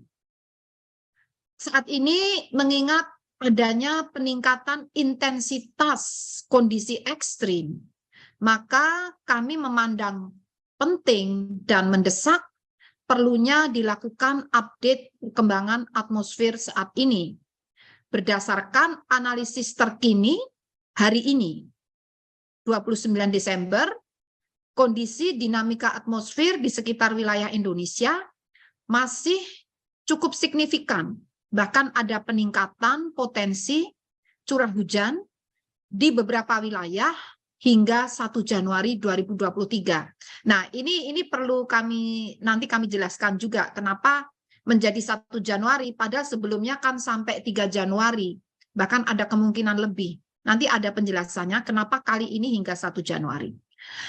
Dasar pertimbangan perkembangan ini masih terkait dengan berbagai fenomena yang terjadi bersamaan, yaitu aktifnya monsun Asia. Monsun itu artinya angin yang berasal dari benua Asia yang membawa uap-uap air karena melewati Samudra Pasifik sebelum masuk ke wilayah Indonesia, sehingga membawa uap-uap air yang mendatangkan atau menjadikan musim hujan di wilayah Indonesia. Nah, sekarang monsun Asia ini meningkat intensitasnya dan kita deteksi berpotensi meningkatkan kecepatan angin, terjadi peningkatan kecepatan angin dan curah hujan. Kemudian juga teridentifikasinya ini masih aktif Madden-Julian Oscillation di sekitar wilayah Indonesia bagian selatan ekuator. Nah, jadi Madden-Julian Oscillation itu bahasa mudahnya adalah pergerakan gerombolan atau kumpulan awan-awan hujan dari Samudra Hindia, tepatnya dari sebelah timur benua Afrika, bergerak melintasi ekuator menuju Samudra Pasifik. Tetapi saat ini sedang pada fase memasuki wilayah kepulauan Indonesia dan berakibat meningkatkan curah hujan di wilayah Indonesia, diawali dari bagian barat, nanti bergerak ke tengah dan ke timur. Dan juga aktifnya fenomena gelombang atmosfer di ekuatorial, yaitu gelombang Kelvin dan Rossby, dalam sepekan terakhir hingga beberapa hari ke depan, yang berkontribusi signifikan meningkatkan pertumbuhan awan hujan dengan potensi curah hujan lebat hingga sangat lebat, dan dari hasil modeling terakhir nampak menjadi ekstrim untuk wilayah-wilayah strategis. Dan inilah perkembangan yang kami sampaikan, adanya peningkatan intensitas mencapai ekstrim untuk wilayah-wilayah strategis. Kemudian terpantaunya pusat tekanan rendah di Australia yang dapat membentuk daerah pertemuan angin di sekitar wilayah Indonesia bagian selatan ekuator yang dapat meningkatkan potensi pertumbuhan awan hujan signifikan di sekitar wilayah yang dilewatinya, mulai dari Jawa hingga Nusa Tenggara. Dan yang terakhir, sementara itu fenomena seruakan udara dingin dari dataran tinggi Tibet dan arus lintas ekuatorial dalam beberapa hari terakhir masih terus aktif terjadi, walaupun intensitasnya mulai melemah dibandingkan beberapa hari lalu. Meskipun demikian, kondisi tersebut masih dapat berkontribusi terhadap peningkatan pertumbuhan awan hujan di wilayah Indonesia bagian barat dan selatan ekuator. Berdasarkan hasil analisis dinamika atmosfer dan pemodelan cuaca secara numeris, akhirnya BMKG memperkirakan adanya potensi peningkatan curah hujan mulai tanggal 30 hingga 31 Desember di beberapa wilayah di Indonesia. Saya persilakan gambarnya ya. Ini kita lihat, coba dilihat di gambar peta sebelah kiri bawah. Mungkin bisa dinaikkan dikit biar kelihatan. Ibu bapak yang saya hormati, itu petanya bisa dilihat. Nah, oke. Dari peta ini ibu bapak perlu mewaspadai yang warnanya merah. Harusnya kewaspadaan mulai dilakukan ketika warnanya kuning, apalagi berkembang menjadi orange merah, dan yang paling parah itu yang berwarna pink. Yang berwarna pink itu adalah menunjukkan curah hujan dengan intensitas bisa melampaui 150 mm dalam waktu 1 hari. Jadi yang warnanya pink itu kan terlihat ada di wilayah sebagian DKI dan juga di bagian utara Jawa Barat nih, memanjang ke timur masuk sampai ke Laut Jawa ini. Jadi Laut Jawa ini masih pink ya. Jadi di situ masih akan terjadi hujan lebat, angin kencang dan gelombang tinggi, bahkan banjir rob masih akan terjadi. Itu di Laut Jawa hingga Jawa Tengah bagian utara.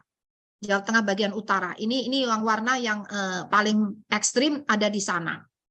Nah, kemudian setelah ekstrim itu hujan lebat itu antara 100 hingga 150 mm.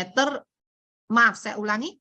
Hujan sangat lebat yang berwarna merah itu antara 100 sampai 150 mm. Ini masih juga terjadi di Laut Jawa, di Banten sebagian kecil bagian utara, DKI juga, Jawa Barat bagian utara, Laut Jawa, dan juga Jawa Tengah bagian utara. Kemudian yang intensitas lebat itu adalah 50 sampai 100 mm warnanya orange, juga terjadi pada wilayah-wilayah yang saya sebutkan tadi, dan itu orange ya lebat, dan kuning itu intensitas sedang. Nah, untuk area di Jawa lainnya, terutama di selatan ya, selatan itu kebanyakan hijau ya. Insya Allah kalau hijau itu aman ya. Tapi kuning itu mulai sedang. Sedang mulai diwaspadai karena sedang pun tergantung kondisi lingkungan yang ada setempat. Kalau lingkungannya sudah terganggu, sedang pun bisa menimbulkan banjir ataupun longsor ataupun cuaca ekstrim. Nah, jadi perlu kami sampaikan, perkembangan akhir perakiraan curah hujan Pulau Jawa tanggal 30 Desember besok, itu potensi hujan lebat terjadi di Banten bagian barat, DKI Jakarta bagian selatan, Jawa Barat bagian selatan, Daerah Istimewa Yogyakarta, Jawa Tengah bagian selatan, Jawa Timur bagian selatan. Itu potensi lebat. Potensi hujan sangat lebat, yaitu tadi intensitasnya 100 sampai 150 mm, berpotensi terjadi di Banten bagian utara dan selatan, juga DKI Jakarta bagian utara, sebagian Jawa Timur bagian utara. dan potensi hujan ekstrim intensitasnya dapat mencapai lebih dari 150 mm dalam 24 jam atau dalam satu hari, yaitu berpotensi terjadi di Jawa Barat bagian utara, Jawa Tengah bagian utara.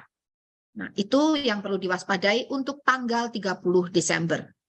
Selanjutnya tanggal 31 Desember. Nah, mohon maaf sebelum tanggal 31 Desember, ini juga sangat penting kami sampaikan, perakiraan curah hujan di Jabodetabek, khusus Jabodetabek, untuk besok tanggal 30 Desember. Kenapa itu penting? Karena kalau kita lihat, ini hasil pemodelan terutama gambar yang kiri bawah, Jabodetabek itu kebanyakan pink sama merah. Jadi, dan itu merata. Sehingga ini yang perlu diwaspadai ya. Namun ini hujan ya, hujan bukan badai ya, hujan. Intensitasnya bisa ekstrim. Nah, jadi yang perlu diwaspadai untuk ekstrim itu di Kabupaten Bekasi bagian utara.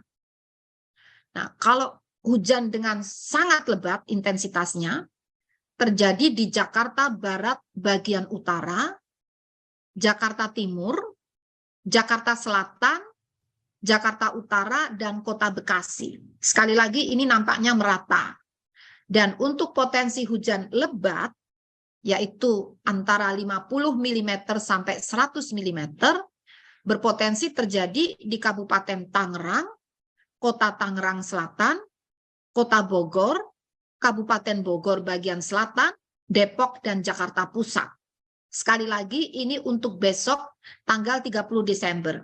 Dan perlu ditambahkan, ini mohon dikoreksi Pak Guswanto, hujannya itu yang mulai menguat mulai sore ya Pak ya. Ya. Sore Sampai dini hari. Sampai jadi berlangsung terus ini sampai dini hari. Sampai sekitar jam 00 sampai pergantian di tanggal 31 Desember. Itu jadi yang perlu diwaspadai ini mulai sore bisa berlangsung terus sampai malam dan dini hari. Sehingga maksudnya agar Ibu Bapak dapat merencanakan kegiatannya dengan beradaptasi dengan kondisi tersebut. Nah, baik, slide berikutnya. Nah, sekarang bagaimana dengan Pulau Jawa? Tanggal 31 Desember, di hari berikutnya. Ini kalau pada peta, kita lihat yang sebelah kanan ini ya Mas ya, warna merah. Merah ini untuk tanggal 31 bertambah di itu ya, di mana? Ujung Kulon itu ya, apa Jawa Barat, di Banten ya. Ya. Itu Selat Sunda itu ya, bagian selatan ya. Kemudian di Jawa Tengah bagian utara, merah ke arah pink, dan juga di Jawa Timur bagian selatan. Sisanya artinya merah pink itu kan mengarah bisa 100 mm sampai 150 mm. Nah, kemudian yang orange itu bisa mencapai 100 mm, tersebar dimulai dari Banten itu agak merata itu orange kuning ya.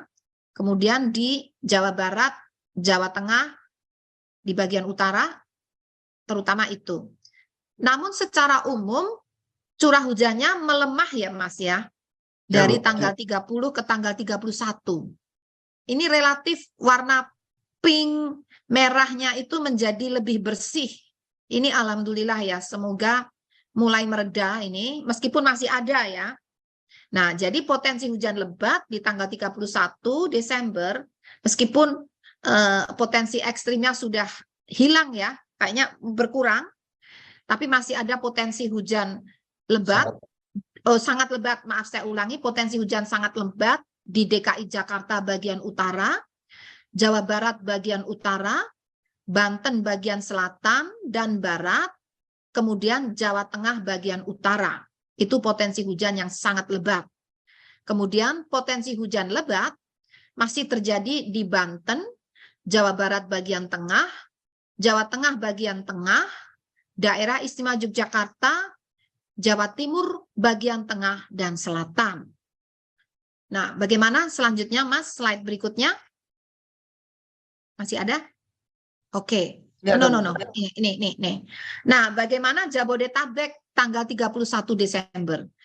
Alhamdulillah, ini mungkin berkat doa Bapak Ibu sekalian, warna yang merah, pink, orange untuk Jabodetabek ini sudah berkurang ya, seperti peta tadi ya. Masih tersisa yang orange dan kuning. Kuning itu sedang, orange itu adalah lebat ya. Lebat, betul kan Pak? Orange itu lebat. Nah, dan itu kayaknya sangat lebat masih ada ini yang masih orange ada, tua. ketutup sini Bu, ya, ketutup sini. Iya, jadi sangat lebat masih ada. Nah, inilah sebarannya agar Bapak Ibu bisa melihat. Lalu bagaimana potensi hujan yang sangat lebat ini terjadi di Jakarta Utara, Kabupaten Bekasi dan Kabupaten Bekasi bagian utara. Untuk hujan lebat terjadi di Kabupaten Bogor, di Kota Bogor dan Depok. Kemudian hujan sedang berpotensi terjadi di Kabupaten Tangerang, Kota Tangerang dan Kabupaten Bekasi. Jadi ada tren menurunnya intensitas. Ini perbedaan dengan press conference yang kami sampaikan sebelumnya. Jadi sebelumnya kami memprediksi kondisi ekstrim itu bisa terjadi hingga tanggal 2 Januari, bahkan ada yang hingga tanggal 3 Januari. Kenapa ini kok tiba-tiba berubah? Nah, ini ada penjelasannya. Saya persilakan slide berikutnya. Nah, karena adanya kehadiran bibit badai tropis, bibit siklon tropis 95W yang berada saat ini di Filipina ya. Jadi ini bukan di Indonesia, jangan panik. Ini di Filipina, tapi kenapa kami ceritakan? Karena inilah yang menolong seakan-akan menghisap atau apa? Mengakibatkan warna merah pink itu tadi menjadi terurai, menjadi tidak ada lagi gitu ya. Jadi itu merupakan pusat tekanan rendah mohon maaf saya ulangi, bibit siklon 95 bibit siklon tropis atau bibit badai tropis 95W berada di Filipina bagian selatan. Nah, ini masih bibit ya. Jadi setiap akan ada kejadian badai tropis itu selalu diawali dengan bibit.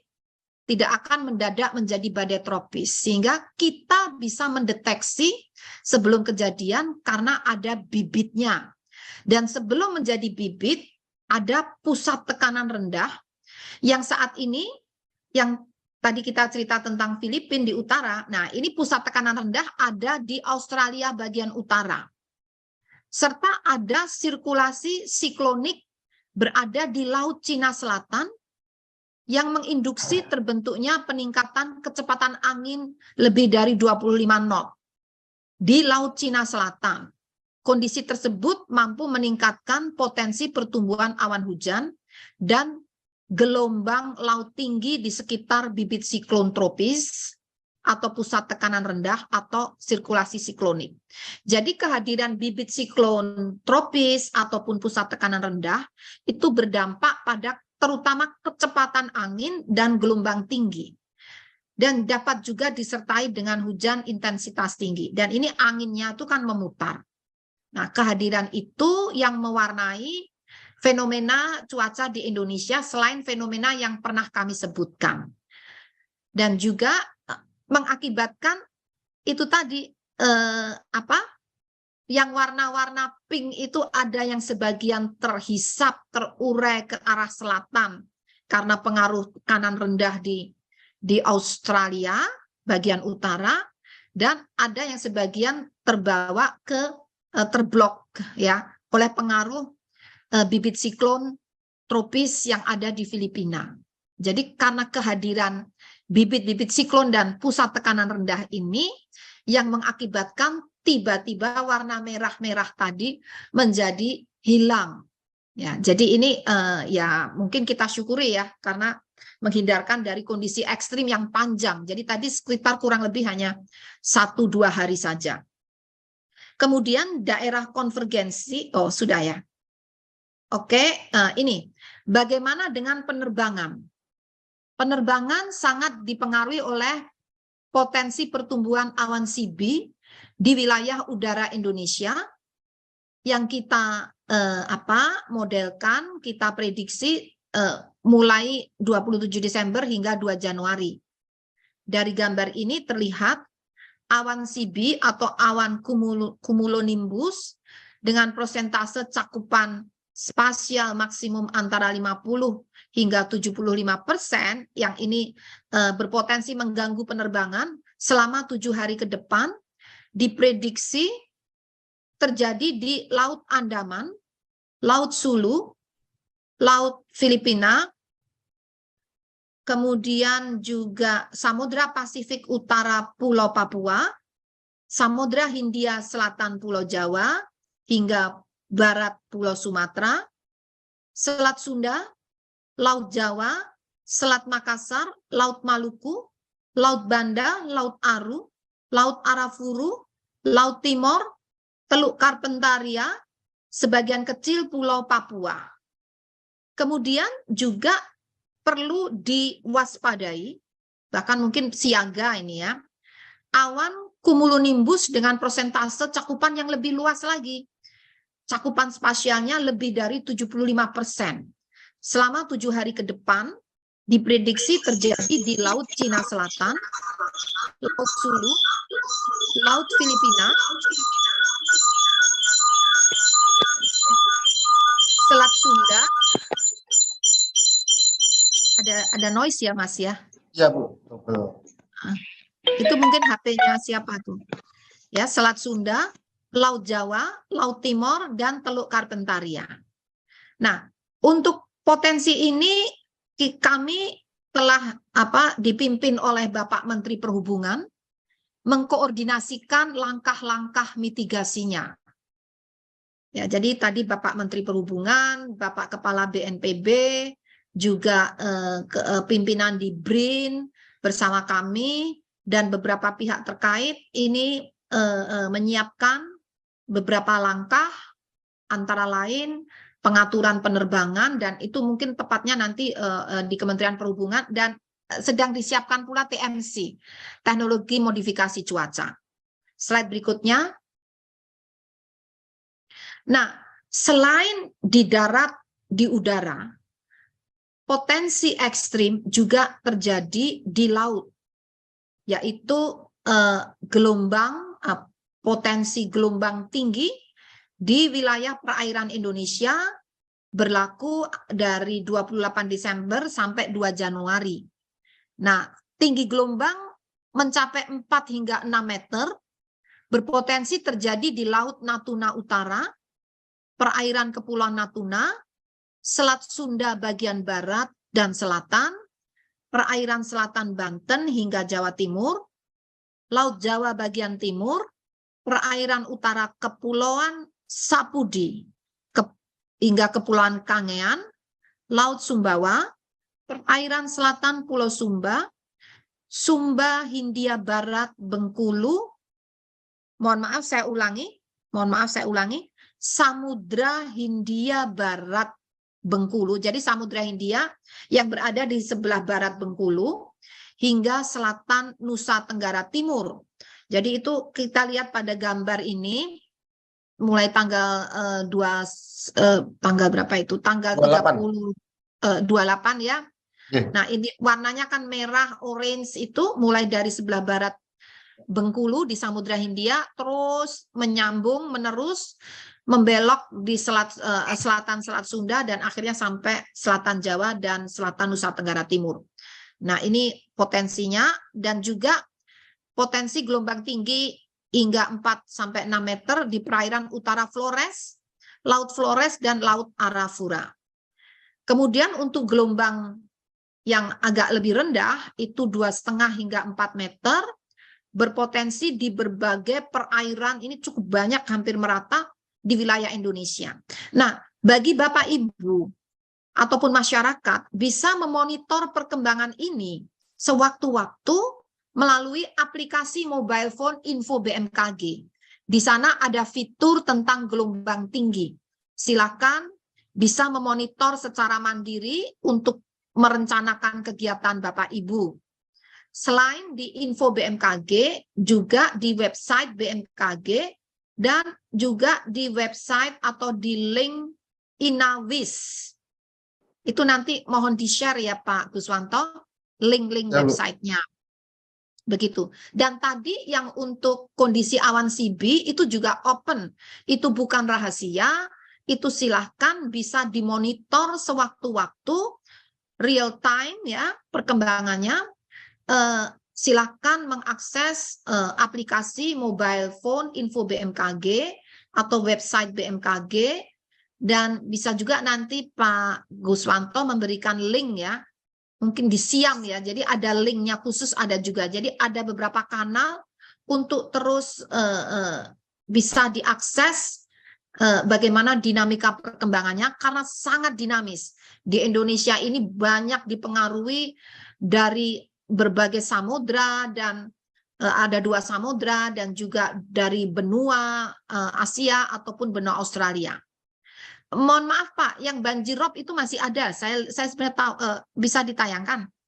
Banjirop ini juga sangat membahayakan, bisa mengganggu ya. Mungkin tadi Pak Anu ya, Pak Sopo? Pak... Ya sebentar Ibu, saya carikan. Ya. Atau Pak Eko mungkin udah ready banjiropnya. Mohon maaf menunggu sebentar.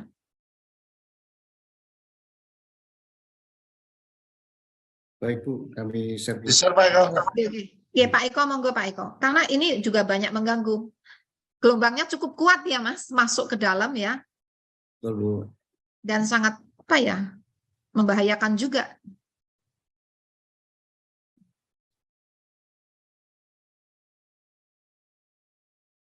Sambil menunggu, silahkan menginstal aplikasi Info BMKG. Bapak Ibu bisa melihat perakiraan cuaca 6 hari ke depan, bagaimana curah hujannya, suhunya, kecepatan anginnya, dan kelembapannya setiap 3 jam atau 6 jam di setiap kecamatan di seluruh wilayah Indonesia. Dan Bapak Ibu bisa memonitor perkembangan cuaca di setiap jalur mudik selama Nataru ini. Nah, ini potensi tinggi gelombang ya. Mohon izin Bu, ini yang potensi banjirop Bu. Sorry, maaf, banjirop, banjir pesisir. Tapi yang tanggal Mas, tanggal 30, tanggal 29, 30, Baik. yang mana? Ada di sebelah kanan Bu. Kanan ya, sebentar, Ya. ketutup sebentar. Oke, sebelah kanan ya. Ya.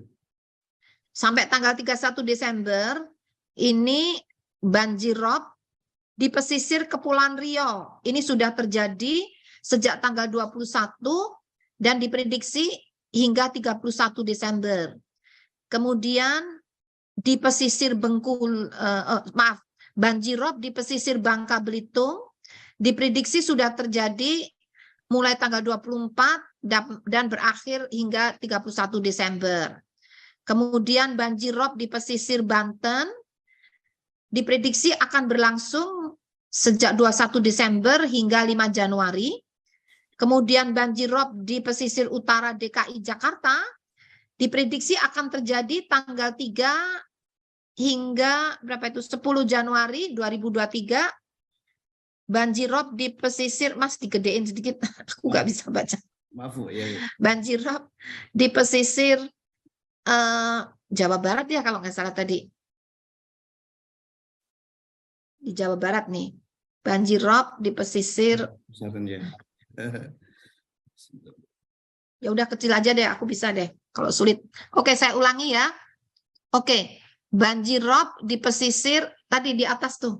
Naik lagi. Nah, pesisir oke, cukup. Di pesisir Jawa Barat, ini bagian utara ya, Mas? Betul Bu. Utara dua-duanya. Utara dan selatan Bu. Utara dan selatan ini mohon perhatian. Banjirop di pesisir Jawa Barat, pantai utara dan selatan.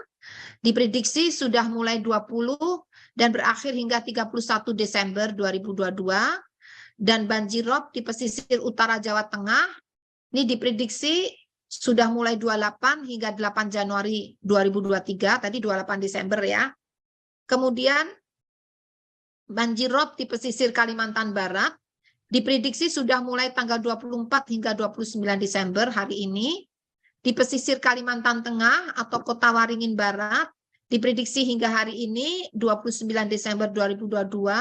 Pesisir Sulawesi Utara diprediksi mengalami banjir rob hingga hari ini 29 Desember 2022 dan Maluku Utara sama hingga hari ini 29 Desember 2022 dan banjir rob di pesisir utara Papua atau di Jayapura diprediksi sudah terjadi mulai 24 hingga besok 30 Desember 2022. Nah, kesimpulannya silakan Pak, kesimpulannya tadi berarti Saya kontrol dulu. Baik. Nah, berdasarkan pertimbangan perakiraan cuaca yang meliputi masih aktifnya monsun Asia, kemudian juga masih teridentifikasi aktivitas MGO, yaitu pergerakan kumpulan awan-awan hujan dari arah timur Afrika di Samudra Hindia menuju wilayah Indonesia, berada di Indonesia dan nanti menuju ke Samudra Pasifik, serta masih terjadinya gelombang atmosfer yang terkonsentrasi di wilayah Jawa hingga Nusa Tenggara, kemudian juga terpantaunya pusat tekanan rendah di Australia yang dapat membentuk daerah pertemuan angin di wilayah Indonesia bagian selatan ekuator, dan masih terpantaunya seruakan dingin Asia dan arus lintas ekuatorial yang dapat berkontribusi pada pertumbuhan awan hujan di wilayah Indonesia bagian barat, walaupun intensitasnya mulai berkurang dibandingkan beberapa hari lalu. Jadi ini semua fenomena masih terjadi. Nah, juga berdasarkan berbagai output model cuaca numerik yang dianalisis BMKG, diperkirakan dapat terjadi peningkatan curah hujan dari lebat hingga ekstrim pada tanggal 30 hingga 31 Desember dan diprediksi terjadinya kalau masih pagi siang itu kalau terjadi biasanya masih cerah dan hujannya ringan ya. Tapi mulai sore itu mulai meningkat curah hujannya, dapat berlanjut sampai malam hingga dini hari. Jadi yang justru ekstrim itu malam hingga dini hari. Ini yang perlu disiapkan kewaspadaannya karena kejadiannya peningkatan menjadi ekstrim itu malam hingga dini hari. Nah, kemudian itu tadi 30 sampai 31 Desember 2022. Lalu perakiraan hujan Jabodetabek pada tanggal 30 hingga 31 Desember 2022 adalah hujan dengan intensitas lebat hingga sangat lebat mulai terjadi pada tanggal 30 Desember 2022 dini hari hingga 1 Januari 2023 dini hari. Mohon maaf, ini tadi sudah dianalisis dalam model, itu tidak hanya sampai sangat lebat, bahkan bisa mencapai ekstrim. Ya, bisa mencapai ekstrim 150 mm lebih ini ya. Terjadi terutama dini hari tanggal 30 Desember dini hari hingga 1 Januari 2023 dini hari. Kemudian hujan cenderung terjadi merata sepanjang hari dengan peningkatan intensitas pada sore hingga dini hari. Selain Jabodetabek, daerah yang perlu diwaspadai terjadi hujan dengan intensitas lebat hingga sangat lebat adalah Banten bagian barat dan selatan, Jawa Barat bagian tengah dan utara, Jawa Tengah bagian utara, dan Jawa Timur bagian utara, Bali, Nusa Tenggara Barat, dan Nusa Tenggara Timur. Kemudian masyarakat juga perlu mewaspadai adanya peningkatan kecepatan angin dapat mencapai 40 knots atau lebih dan peningkatan tinggi gelombang terutama di wilayah utara Jawa hingga utara Nusa Tenggara, di selatan Jawa hingga selatan Nusa Tenggara. Termasuk juga di selat ya, tadi trennya kayak Selat Sunda sama Selat Bali ini juga perlu diwaspadai. Kami sudah koordinasikan dengan Kementerian Perhubungan dan pihak terkait. Berikutnya masih ada? Sudah Ibu, selesai. Terima kasih Bapak Ibu, rekan-rekan media atas perhatian dan kepercayaannya, juga para teman-teman di BMKG atas upaya yang dilakukan secara intensif 24 jam tiada henti. Terima kasih. Wassalamualaikum warahmatullahi wabarakatuh. Saya kembalikan apa mungkin ada tambahan dari Bapak-Bapak. Terima kasih Ibu Kepala BMKG atas penjelasan yang komprehensif. Sebetulnya penjelasan Ibu sekaligus menjawab pertanyaan teman-teman yang sudah masuk, Bu. Tapi nanti kami akan coba membacakan satu persatu. Namun sebelum itu tentu kami mohon Pak Deputi Bidang Meteorologi, Pak, mungkin ada yang ditambahkan, kami persilakan Bapak. Baik Pak Tovan, terima kasih. Saya hanya menyampaikan saja bahwa saat ini sebenarnya cuaca ekstrim apa yang terjadi. Jadi cuaca ekstrim yang terjadi adalah satu, fenomena hujan sedang sampai ekstrim. Yang kedua yaitu banjir rob atau banjir pesisir atau rob. Yang ketiga adalah angin kencang. Dan keempat adalah terkait dengan tinggi gelombang. Ya. Jadi ini juga 3-4 informasi ini atau cuaca ekstrim ini bermain secara ruang dan waktu. Ya.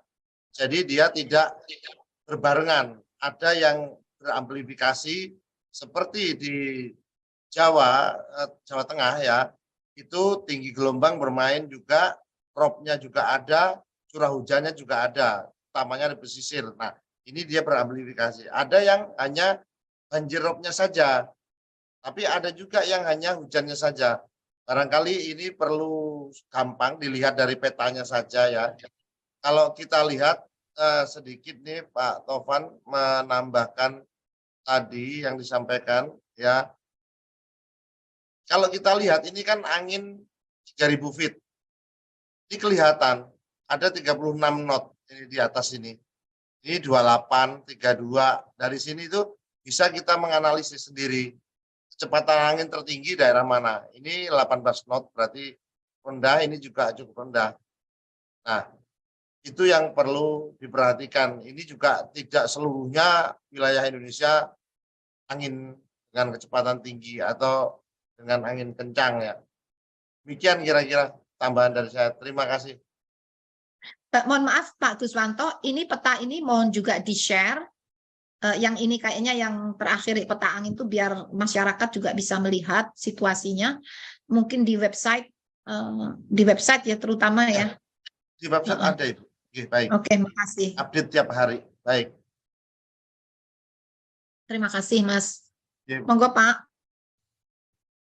Pak Tovan, dilanjut. Barangkali ada tambahan dari para kapus, Pak Fahri, Pak Eko, Pak Hadi, silakan. BNPB dan BRIN mungkin ada ya. Kita mengundang juga. Hadir Bu sepertinya Bu. Ya, kita akan diatur coba ya Pak, dipersilakan juga menyapa kalau sudah dari teman-teman BRIN Pak Fahri, BNPB. mungkin Pak Fahri dulu Pak sama Fahri? Pak.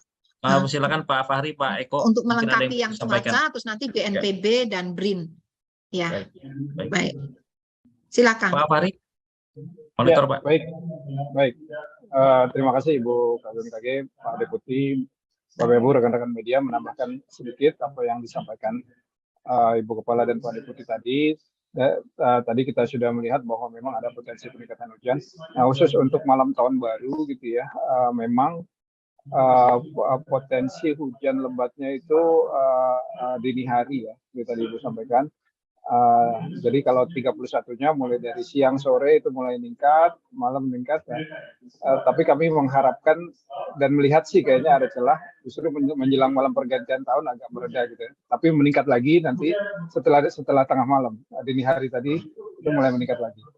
Jadi ini mungkin perlu mengantisipasi saudara-saudara kita yang akan merayakan malam pergantian tahun ya bisa mempersiapkan diri dengan baik, mempersiapkan peralatan, sarana prasarana agar acara atau kegiatannya tetap bisa berlangsung tapi aman dan tidak terganggu oleh kondisi hujan.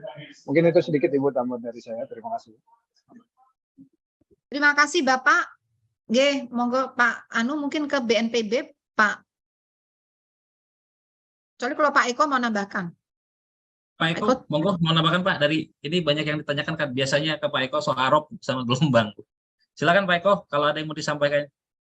Baik, mohon izin Ibu Pak Deputi.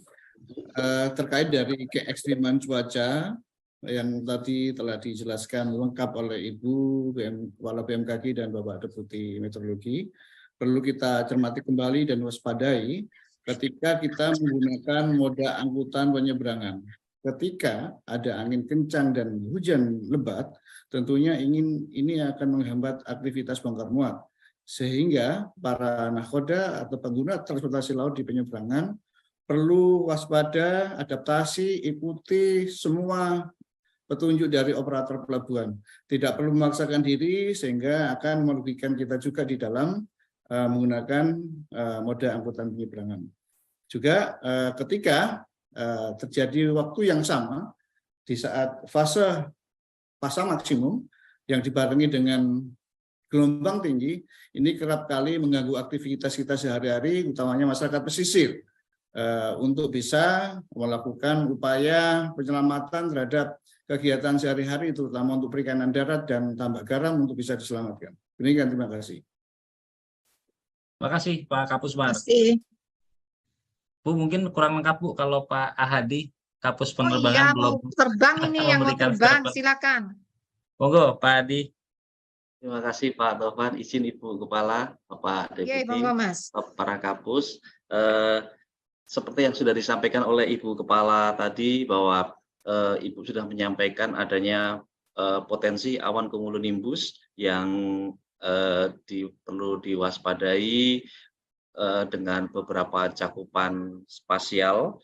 Dapat kami sampaikan bahwa memang bagi penumpang nantinya juga perlu menjadi kesabaran bagi penumpang ketika akan naik pesawat terbang. Hal ini pada saat cuaca buruk dan seterusnya, kalaupun ada penundaan dan seterusnya juga ini bisa diakibatkan diantaranya juga memang karena adanya safety yang sudah diterapkan oleh maskapai maupun penyelenggara bandar udara. Jadi ini menjadi sangat penting, terutama pada bandara-bandara yang memiliki operating hour yang tidak 24 jam, hanya operating hour saat siang hari. Ini menjadikan satu istilahnya menjadi menjadi bagi para penumpang ini menjadi harus menjadi lebih aware bahwa adanya penundaan pesawat lebih diakibatkan oleh safety karena ada informasi-informasi yang sudah disampaikan oleh BMKG yang berada di setiap bandar udara. Kewaspadaan lainnya yang juga perlu disampaikan untuk maskapai maupun operator pesawat terbang adalah bahwa pada tanggal seperti yang disampaikan Ibu Kepala tadi, pada tanggal 29 ada kecepatan angin yang cukup tinggi sampai dengan 40 knot sampai dengan ketinggian dari permukaan sampai dengan ketinggian 23.000 feet, dan mulai dari barat Indonesia sampai dengan terutama di wilayah Jawa, kemudian sampai dengan NTT, dan ini perlu diwaspadai bagi pesawat-pesawat yang berada terbang di bawah 10.000 feet ataupun medium level sampai dengan ketinggian 23.000 feet, terutama bagi heli dan pesawat-pesawat yang tidak berbadan lebar begitu.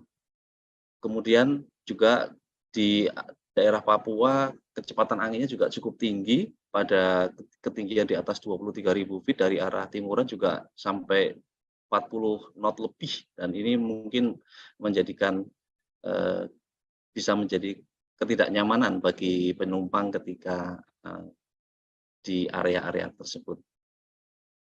Demikian dari Pusat Meteorologi Penerbangan. Terima kasih. Terima kasih Pak Kapus Penerbangan. Bu, kami memantau di Zoom BNPB dengan BRIN mungkin masih terkendala Bu untuk masuk.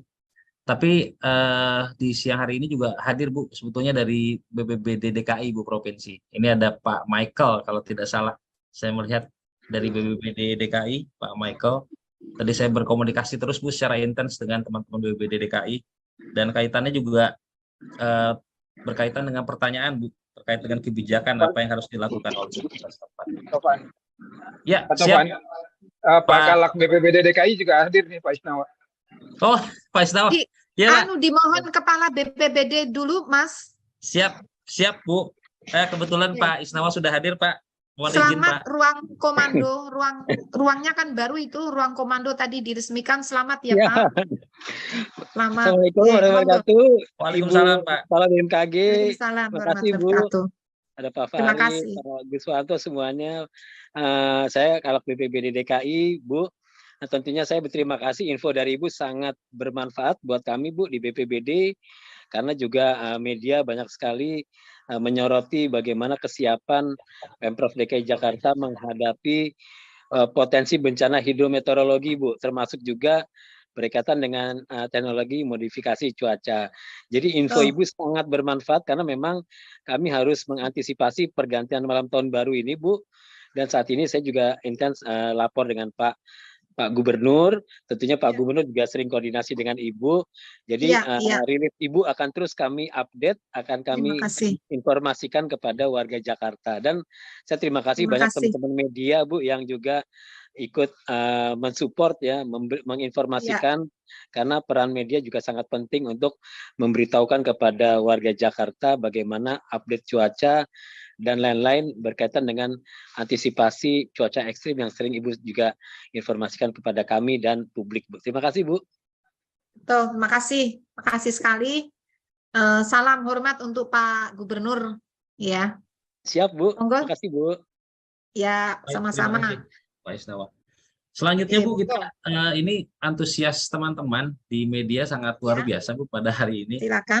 Kami mencatat beberapa pertanyaan penting yang sebetulnya secara umum Ibu sudah menjawab itu, tetapi perlu meng-highlight kembali, menegaskan kembali. Yang pertama adalah dari Kompas TV Bu, Mbak Ferizga ingin bertanya potensi hujan lebat dan ekstrim pada tanggal 30 di pesisir Jawa Barat dan Banten, apakah akan mengganggu mobilisasi kapal penyeberangan khususnya Merak Bakahuni Bu, dan perlintasan pesawat komersial Bu?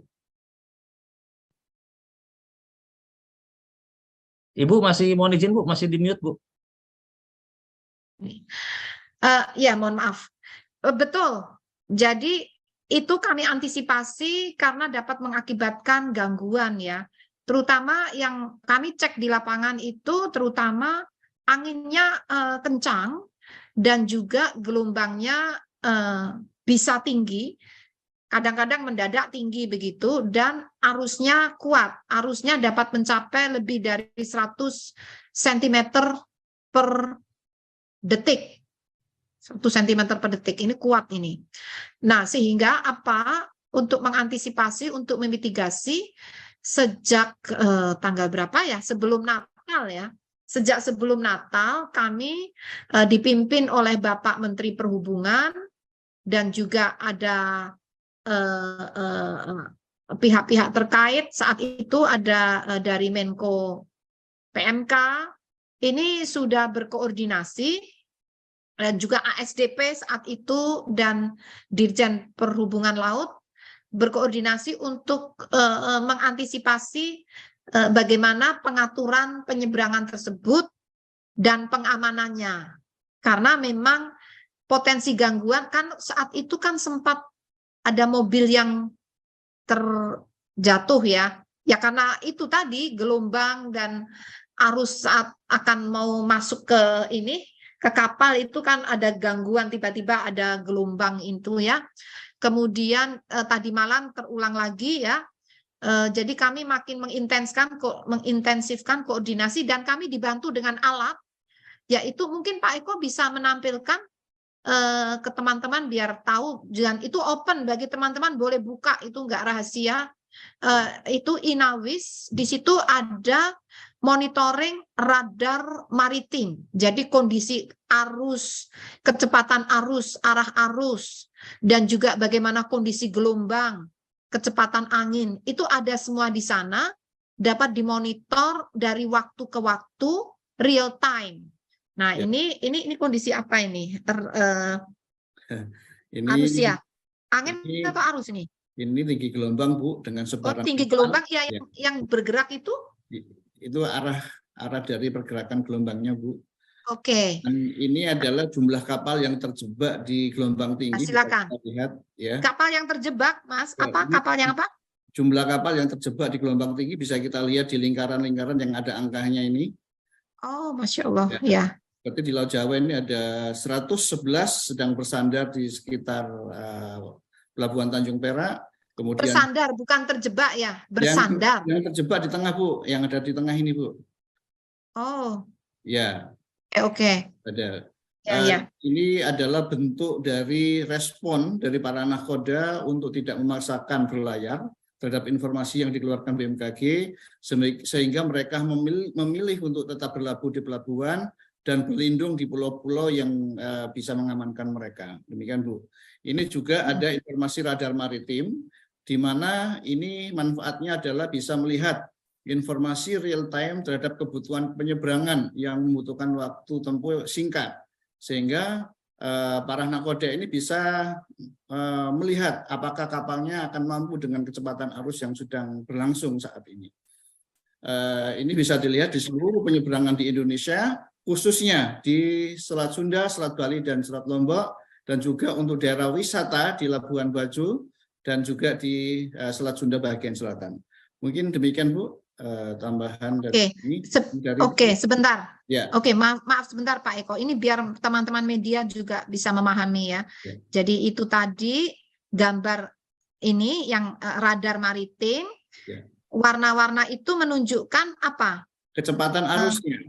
Kecepatan arus. Ya. Mulai harus diwaspadai kalau kuning ya.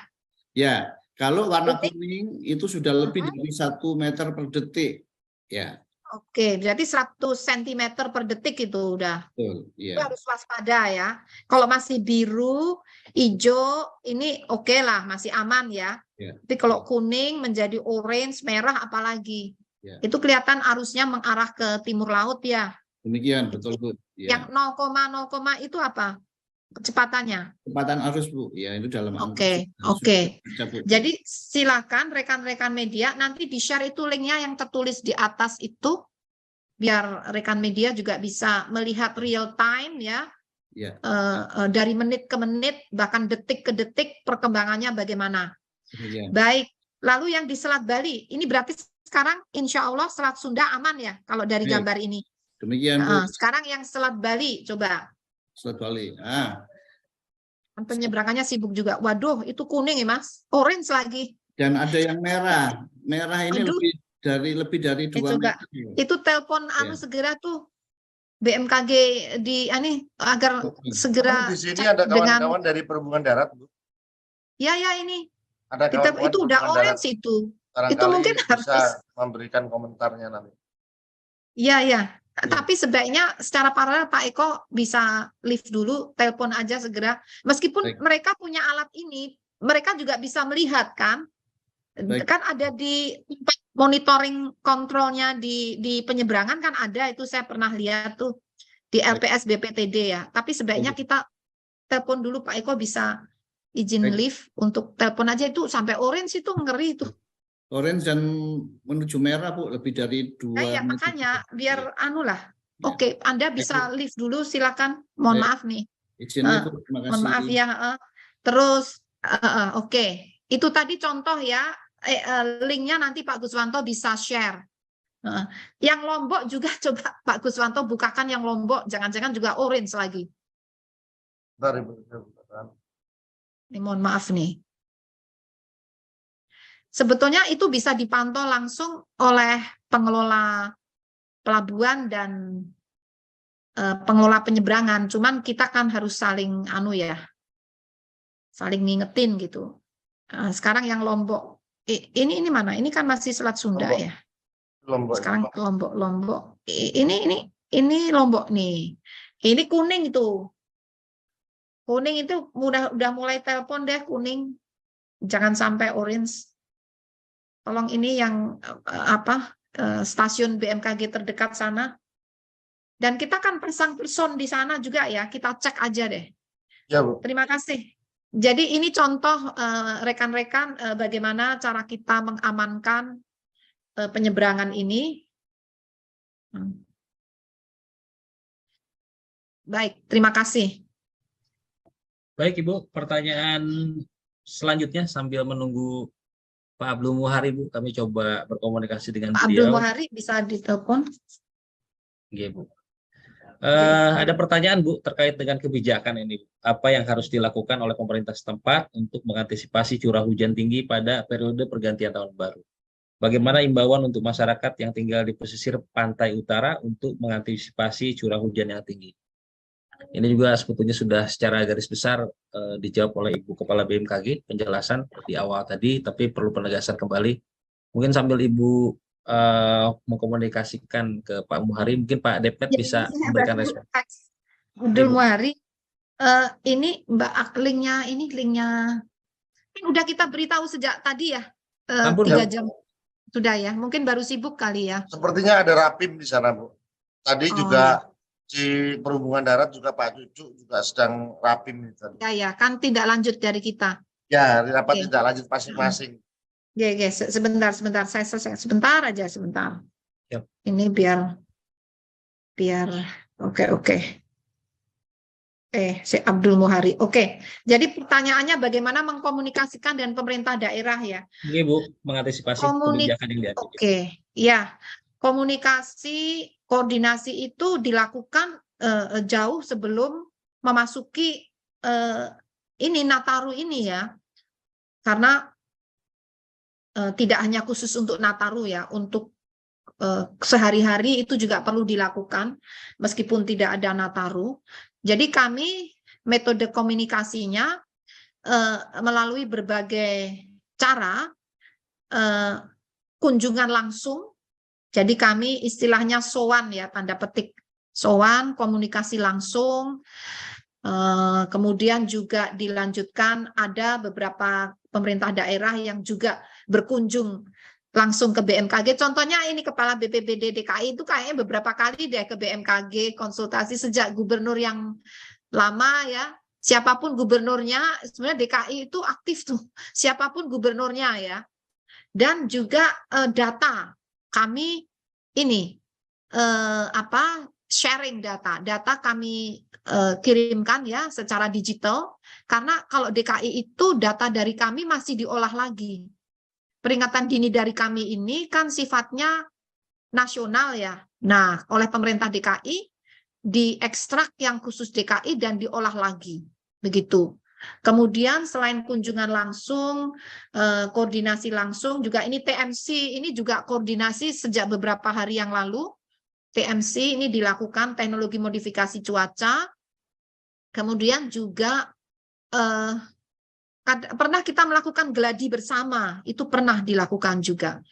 Jadi semacam itu, dan itu diulang-ulang, dan dalam waktu eventnya sudah mendekat, kita koordinasi juga. Jadi diulang-ulang lah, sifatnya itu tidak hanya sekali 2 kali, tapi diulang lagi. Demikian. Itu jawabannya. Ada pertanyaan satu lagi tadi apa? Saya lupa. Ini Bu, imbauan untuk masyarakat yang tinggal di pesisir pantai utara, Bu. Iya. Untuk mengantisipasi curah hujan yang mungkin tinggi. Iya. Karena masyarakat itu berada di pesisir dan kondisi cuaca masih ekstrim, jadi kami menghimbau nomor 1, mohon rajin membuka informasi cuaca dan perkembangannya yang disampaikan BMKG, tujuannya apa? Agar bisa melakukan penyelamatan diri. Sekarang yang dipikir nomor satu, selamat dulu. Yang penting selamat gitu ya. Karena memang gelombangnya masih tinggi, jadi agar selamat, barangkali ini kan juga kami dengan pengelola pelabuhan. BMKG itu ada di pelabuhan-pelabuhan besar, ada stasiun BMKG maritim di pelabuhan-pelabuhan besar, jadi rekan-rekan rekan-rekan BMKG yang di pelabuhan-pelabuhan itu juga menghimbau masyarakat, misalnya mempersuasi untuk tidak melaut dulu ya, tapi biasanya itu wewenangnya di Syah Bandar. Jadi kami sifatnya menghimbau, mengingatkan untuk menyesuaikan perjalanan mereka dengan kondisi cuaca yang ada saat ini. Begitu. Jadi nomor satu adalah selamat dulu lah nomor satu. Yang lain-lain bisa dipikir kemudian. Demikian. Baik, terima kasih Ibu. Pertanyaan selanjutnya Bu, dari Mbak Vivi Alsinta ini yang sering bantu kita Bu di BMKG dan undang Terima Ibu juga. kasih Mbak Vivi, selalu bantu. Sampai kapan seruakan angin dingin dari Tibet ini berakhir? Apakah kemunculan bibit siklon tropis di Filipina ini juga mengakhiri juga seruakan dingin Tibet yang terasa dalam beberapa hari? Demikian kira-kira. Ya, terima kasih. Kalau dari pemodelan tadi itu tanggal 31 Desember sudah mulai bersih ya.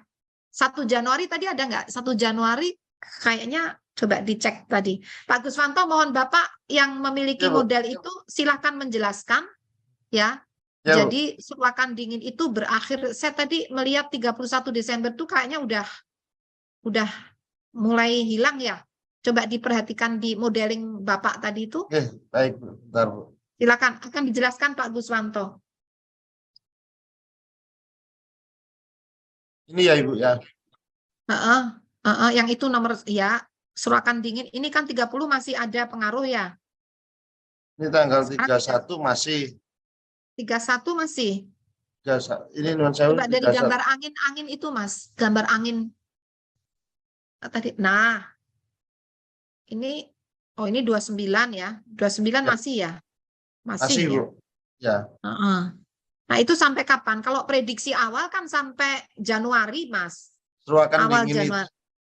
Seruakan dingin itu sebenarnya kan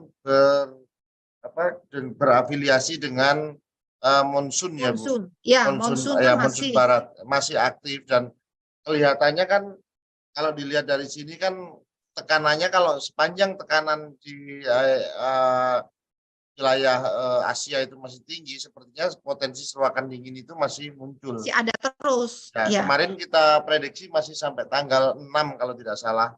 Tanggal 6 masih ada. Ya, kita prediksi tanggal 6 nanti berkurang. kita update kembali. Ya, betul. Jadi prediksi awal itu sampai tanggal 6. Tapi setelah tanggal 6 sampai tanggal 15 itu kan berkurang. Hanya tiba-tiba kan ada ini Mas, ada bibit siklon itu loh, ya. Sama yang low pressure area di Australia itu kan agak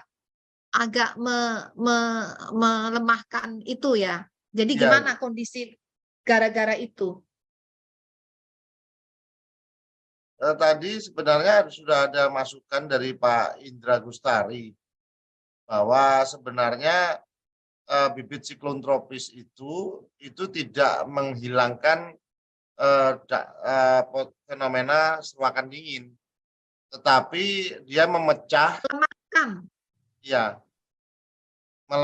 atau memecah kekuatan daripada seruakan dingin itu ke wilayah kita, Ibu.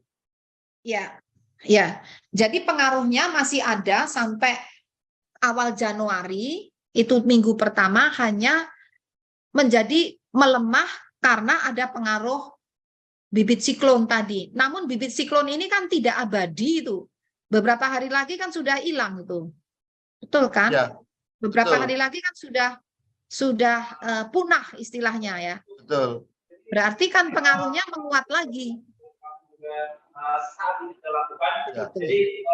Jadi seperti itu kira-kira. Namun memang secara umum seandainya tidak ada bibit siklon, modeling sebelumnya tanggal 6, setelah tanggal 6 itu mulai melemah. Modeling sebelumnya lalu ya. Demikian Mas. Baik Bu, terima kasih banyak. Semoga Mbak Terima Vivi kasih. sudah cukup puas dengan jawaban dan sudah merespon juga Bu di ruang pesan. Terima kasih BMKG Ya, telah memberikan informasi. sudah ada penjelasan dari Pak Indra Gustari tadi, Pak Tovan. Baik, siap. Ya. Terima kasih banyak Pak Depmet. Terima kasih. Pertanyaan selanjutnya Bu dari Tirto ID Bu Farid. Apakah BMKG saat ini sudah memiliki proyeksi mengenai bencana di tahun 2023 mendatang? Kaitannya dengan iklim Bu, seperti mengingat kondisi Ya. iklim yang semakin Ya. kuat. Kurang lebih seperti itu Bu pertanyaannya. Ya, betul sekali. Dan itu kami siapkan bersama Ibu Menteri LHK kemarin baru aja. Jadi fenomena La Nina itu saat ini dalam level lemah dan masuk tahun 2023 itu semakin lemah akhirnya netral di awal tahun 2023. Nah, dengan netralnya La Nina ini berarti berakhirlah pengaruh La Nina selama 3 tahun, mulai tahun 2020, 2021, 2022. Nah, di awal tahun 2020 justru yang mengakibatkan hujan lebat di Jabodetabek itu selain akibat seruak udara dingin, juga diperparah dengan adanya La Nina moderat saat itu. Nah, tapi sekarang diprediksi La Nina ini menjadi netral di sekitar bulan Maret-April 2023. Ini menurut analisis pakar klimatologi yang ada di BMKG. Dengan melemahnya La Nina, berarti curah hujan relatif lebih rendah dibandingkan tahun 2022. Sebetulnya ada petanya, ini siapa yang bisa nunjukin ya? Pak Indra punya nggak? Pak Indra, Bu. Yang kemarin Indra aku tayangin di Bu Siti Nurbaya. Jadi itu kelihatan ya, setiap bulannya curah hujan di bulan Januari tahun ini, tahun 2023 dibandingkan curah hujan di bulan Januari tahun 2022. Nah, kesimpulannya curah hujan secara umum semakin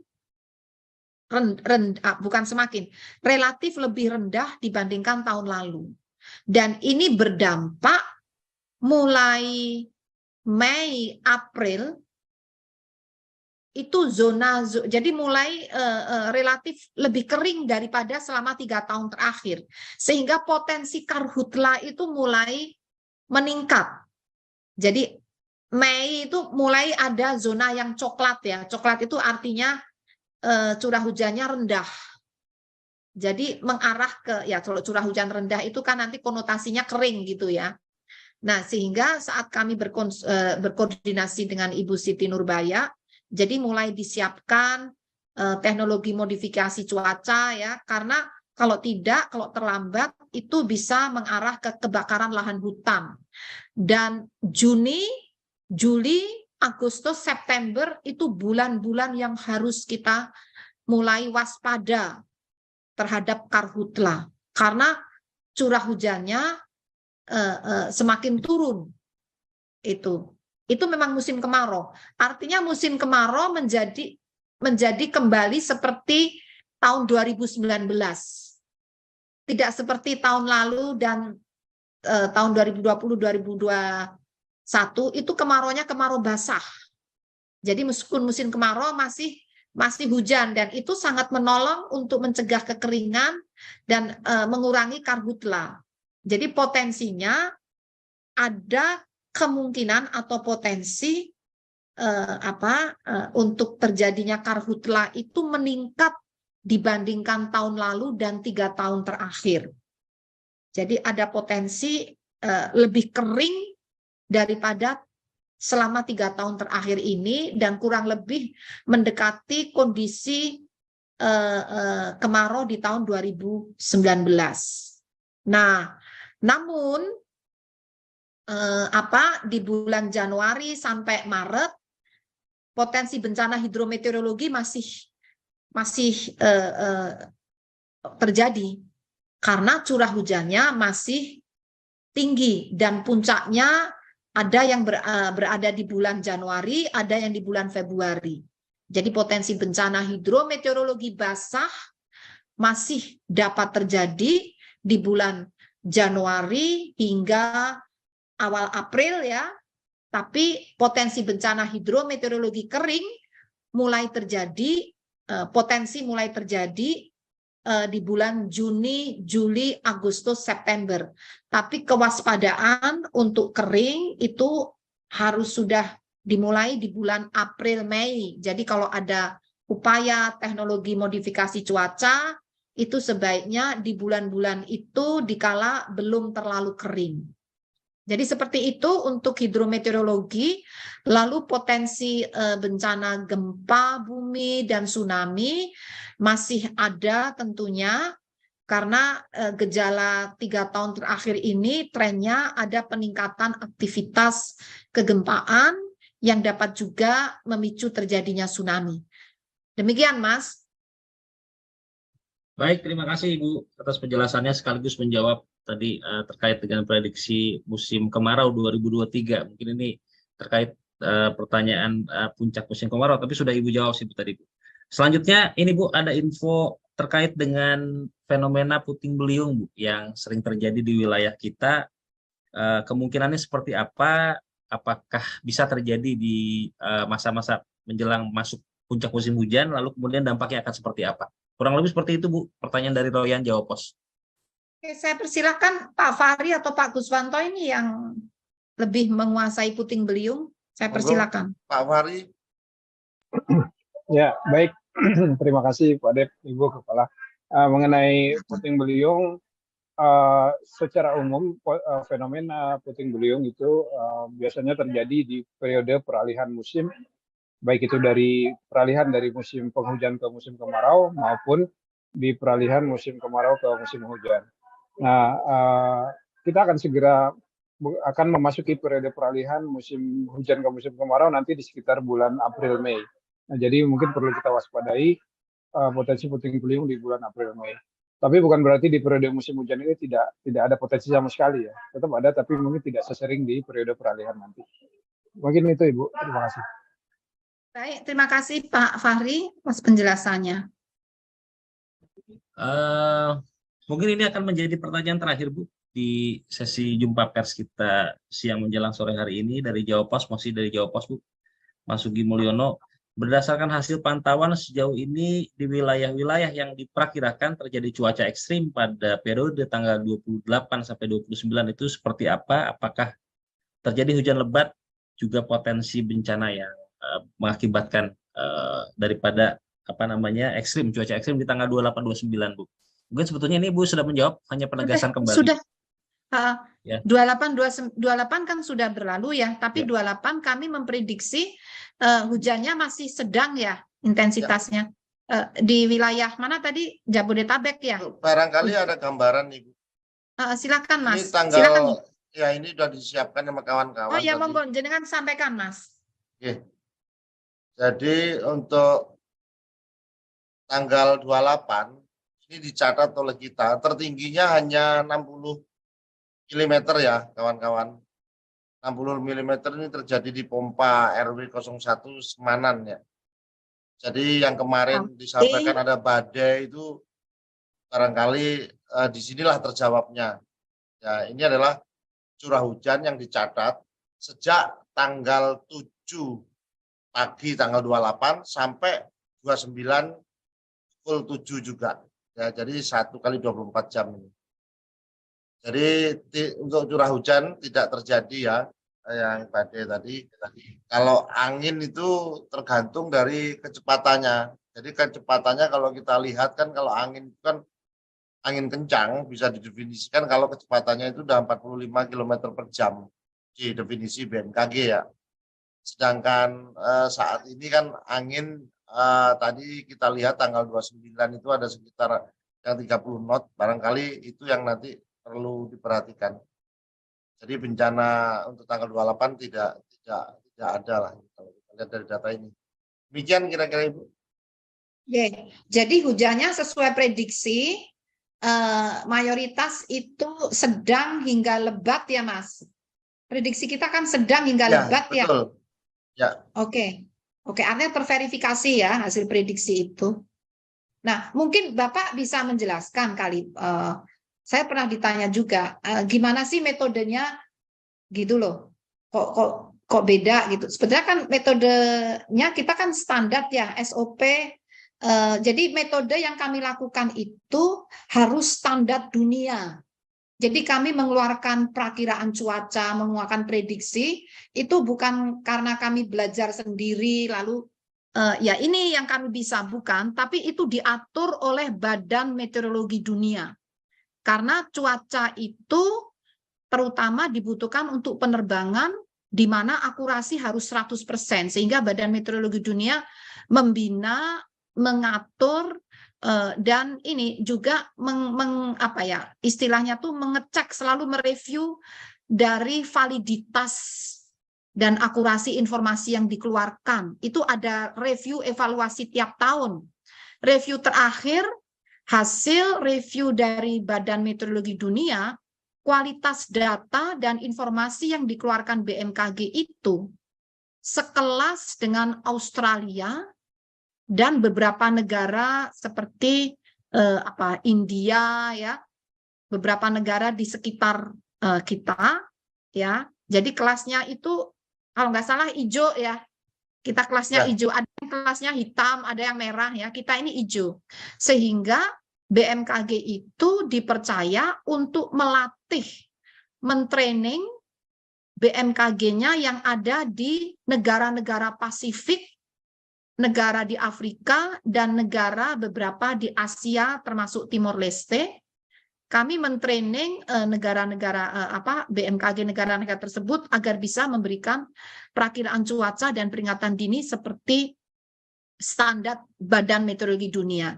Jadi metodenya seperti itu kurang lebih dengan pemodelan. Nah ini Pak Fahri itu menggunakan pemodelan itu kalau nggak salah ada 6 model, kadang di running bersamaan ya. Dan dan juga harus ada verifikasi. Verifikasi ini satu berdasarkan pengalaman forecaster. Jadi kadang-kadang model itu tidak bisa persis seperti yang ada di alam, sehingga harus diverifikasi oleh forecaster yang menjaga, kan harus jaga 24 jam. Ada modifikasi.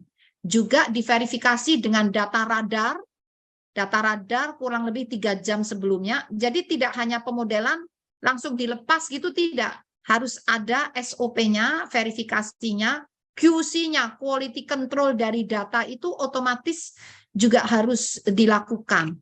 Nah, itu metodenya sehingga keluar warna-warna tadi, seperti itu. Kurang lebihnya demikian, Mas. Baik, terima kasih Ibu. Seluruh pertanyaan sudah terjawab, Bu. Alhamdulillah. Nah, mohon izin, Bu, apakah kita masih menunggu Pak Abdul Muhari? Sepertinya beliau masih ada kendala, Bu. Oh gitu ya, nggak bisa ya? Ya oke lah, mungkin Bu. nanti rekan-rekan bisa Yap.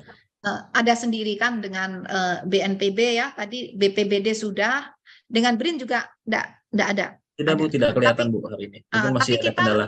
di luar ini selalu koordinasi ya, terutama TMC ya, dan juga beberapa kajian itu kita lakukan bersama ya, dengan waktu itu masih 8 namanya. Waktu itu belum BRIN, masih 8. Jadi kita sering melakukan studi bersama itu ya. Demikian Mas. Baik Bu, sebelum menutup biasanya kami mohon statement akhir Ibu untuk secara general saja Bu, garis bawah highlight apa yang perlu diwaspadai. Ya, jadi secara umum kami menyampaikan perkembangan cuaca yang nampaknya mulai tanggal 31 Desember ini untuk cuaca publik ya, terjadi peningkatan intensitas menuju ekstrim hampir merata di beberapa wilayah. Namun informasi ini jangan dijadikan sesuatu yang mencekam dan menakutkan. Justru biasakanlah untuk mendengar hal-hal yang seperti itu, tapi yang penting terukur dan valid gitu. Maksudnya apa? Agar kita bisa merencanakan kegiatan kita dapat berjalan secara aman. Begitu. Terima kasih. Baik Bu, terima kasih Bu atas semua penjelasan Pak Dep beserta jajaran. Terima kasih teman-teman atas kehadiran dan tentu apa yang disampaikan Ibu Kepala BMKG ini menjadi perhatian kita semua, kewaspadaan kita semua, kehati-hatian kita semua, dan tentu harapannya tentu masyarakat untuk terus mengikuti perkembangan updating dari informasi BMKG dan mengikuti arahan pemerintah setempat terkait dengan beberapa hari ke depan sampai dengan awal di Januari. Dan yang terakhir, BMKG membuka posko layanan 24 jam di seluruh Indonesia. Jadi ketika ada berita-berita informasi yang mungkin belum jelas, tidak jelas, langsung ditanyakan ke BMKG yang kami sudah standby selama 24 jam juga di kanal-kanal saluran resmi di media sosial dan sebagainya. Terima kasih. Sekali lagi saya ucapkan atas partisipasinya Bapak Ibu sekalian. Saya akhiri. Assalamualaikum warahmatullahi wabarakatuh. Salam sehat untuk kita semua. Semoga kita selamat. Amin. Waalaikumsalam warahmatullahi Terima kasih. Terima kasih Bapak dan Ibu semuanya, semuanya. rekan-rekan media. Ya, semoga aman. Insya Amin, Bu. Allah. Amin, ya Rabbal Terima Alamin. kasih banyak, Bu. Ya, banyak doa, banyak doa. Terima kasih. Biar bisa tahun baruan, Bu. Ya, terima kasih.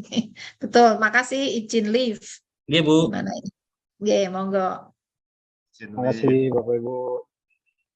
Pak Karo. Pak Karo, langsung saja Ibu untuk memberikan penjelasan kaitan dengan updating, Bu, penjelasan hal-hal yang perlu di-highlight kembali dan menjadi perhatian kita bersama, Bu. Terima kasih. Kami silakan, Ibu. Terima kasih Pak Taufan dan juga Assalamualaikum warahmatullahi wabarakatuh. Yang saya hormati rekan-rekan media yang telah meluangkan waktu dengan sabar, dan juga ini rekan-rekan dari BMKG, Bapak Deputi, para kepala pusat, dan juga hadirin sekalian. Bismillahirrahmanirrahim. Perkenankanlah kami mengupdate perkembangan potensi cuaca ekstrim di akhir tahun 2022. Sejak tanggal 21 Desember tahun 2022, BMKG telah mengeluarkan rilis potensi cuaca ekstrim yang dapat terjadi dalam sepekan mulai saat itu tanggal 23 Desember hingga 1 Januari 2023, dan telah dilakukan update atau pembaruan melalui press conference pada tanggal 27 Desember 2022 yang lalu. Saat ini mengingat adanya peningkatan intensitas kondisi ekstrim, maka kami memandang penting dan mendesak perlunya dilakukan update perkembangan atmosfer saat ini berdasarkan analisis terkini hari ini, 29 Desember, kondisi dinamika atmosfer di sekitar wilayah Indonesia masih cukup signifikan. Bahkan ada peningkatan potensi curah hujan di beberapa wilayah hingga 1 Januari 2023. Nah, ini perlu nanti kami jelaskan juga kenapa menjadi 1 Januari, padahal sebelumnya kan sampai 3 Januari, bahkan ada kemungkinan lebih. Nanti ada penjelasannya kenapa kali ini hingga 1 Januari. Dasar pertimbangan perkembangan ini masih terkait dengan berbagai fenomena yang terjadi bersamaan, yaitu aktifnya monsun Asia. Monsun itu artinya angin yang berasal dari benua Asia yang membawa uap-uap air karena melewati Samudra Pasifik sebelum masuk ke wilayah Indonesia, sehingga membawa uap-uap air yang mendatangkan atau menjadikan musim hujan di wilayah Indonesia. Nah, sekarang monsun Asia ini meningkat intensitasnya dan kita deteksi berpotensi meningkatkan kecepatan angin, terjadi peningkatan kecepatan angin dan curah hujan. Kemudian juga teridentifikasinya ini masih aktif Madden-Julian Oscillation di sekitar wilayah Indonesia bagian selatan ekuator. Nah, jadi Madden-Julian Oscillation itu bahasa mudahnya adalah pergerakan gerombolan atau kumpulan awan-awan hujan dari Samudra Hindia, tepatnya dari sebelah timur benua Afrika, bergerak melintasi ekuator, menuju Samudra Pasifik. Tetapi saat ini sedang pada fase memasuki wilayah kepulauan Indonesia dan berakibat meningkatkan curah hujan di wilayah Indonesia, diawali dari bagian barat, nanti bergerak ke tengah dan ke timur. Dan juga aktifnya fenomena gelombang atmosfer di ekuatorial, yaitu gelombang Kelvin dan Rossby, dalam sepekan terakhir hingga beberapa hari ke depan, yang berkontribusi signifikan meningkatkan pertumbuhan awan hujan dengan potensi curah hujan lebat hingga sangat lebat, dan dari hasil modeling terakhir nampak menjadi ekstrim untuk wilayah-wilayah strategis. Dan inilah perkembangan yang kami sampaikan, adanya peningkatan intensitas mencapai ekstrim untuk wilayah-wilayah strategis. Kemudian terpantaunya pusat tekanan rendah di Australia yang dapat membentuk daerah pertemuan angin di sekitar wilayah Indonesia bagian selatan ekuator yang dapat meningkatkan potensi pertumbuhan awan hujan signifikan di sekitar wilayah yang dilewatinya, mulai dari Jawa hingga Nusa Tenggara. Dan yang terakhir, sementara itu fenomena seruakan udara dingin dari dataran tinggi Tibet dan arus lintas ekuatorial dalam beberapa hari terakhir masih terus aktif terjadi, walaupun intensitasnya mulai melemah dibandingkan beberapa hari lalu. Meskipun demikian, kondisi tersebut masih dapat berkontribusi terhadap peningkatan pertumbuhan awan hujan di wilayah Indonesia bagian barat dan selatan ekuator. Berdasarkan hasil analisis dinamika atmosfer dan pemodelan cuaca secara numeris, akhirnya BMKG memperkirakan adanya potensi peningkatan curah hujan mulai tanggal 30 hingga 31 Desember di beberapa wilayah di Indonesia. Saya persilakan gambarnya ya. Ini kita lihat, coba dilihat di gambar peta sebelah kiri bawah. Mungkin bisa dinaikkan dikit biar kelihatan. Ibu bapak yang saya hormati, itu petanya bisa dikelihat. Nah, oke. Dari peta ini ibu bapak perlu mewaspadai yang warnanya merah. Harusnya kewaspadaan mulai dilakukan ketika warnanya kuning, apalagi berkembang menjadi orange merah, dan yang paling parah itu yang berwarna pink. Yang berwarna pink itu adalah menunjukkan curah hujan dengan intensitas bisa melampaui 150 mm dalam waktu 1 hari. Jadi yang warnanya pink itu kan terlihat ada di wilayah sebagian DKI dan juga di bagian utara Jawa Barat nih, memanjang ke timur masuk sampai ke Laut Jawa ini. Jadi Laut Jawa ini masih pink ya. Jadi di situ masih akan terjadi hujan lebat, angin kencang dan gelombang tinggi, bahkan banjir rob masih akan terjadi. Itu di Laut Jawa hingga Jawa Tengah bagian utara. Jawa Tengah bagian utara. Ini yang warna yang paling ekstrim ada di sana. Nah, kemudian setelah ekstrim itu hujan lebat itu antara 100 hingga 150 mm. Maaf, saya ulangi. Hujan sangat lebat yang berwarna merah itu antara 100 sampai 150 mm. Ini masih juga terjadi di Laut Jawa, di Banten sebagian kecil bagian utara, DKI juga, Jawa Barat bagian utara, Laut Jawa, dan juga Jawa Tengah bagian utara. Kemudian yang intensitas lebat itu adalah 50 sampai 100 mm warnanya orange, juga terjadi pada wilayah-wilayah yang saya sebutkan tadi, dan itu orange ya lebat, dan kuning itu intensitas sedang. Nah, untuk area di Jawa lainnya, terutama di selatan ya, selatan itu kebanyakan hijau ya. Insya Allah kalau hijau itu aman ya. Tapi kuning itu mulai sedang. sedang mulai diwaspadai karena sedang pun tergantung kondisi lingkungan yang ada setempat. Kalau lingkungannya sudah terganggu, sedang pun bisa menimbulkan banjir ataupun longsor ataupun cuaca ekstrim.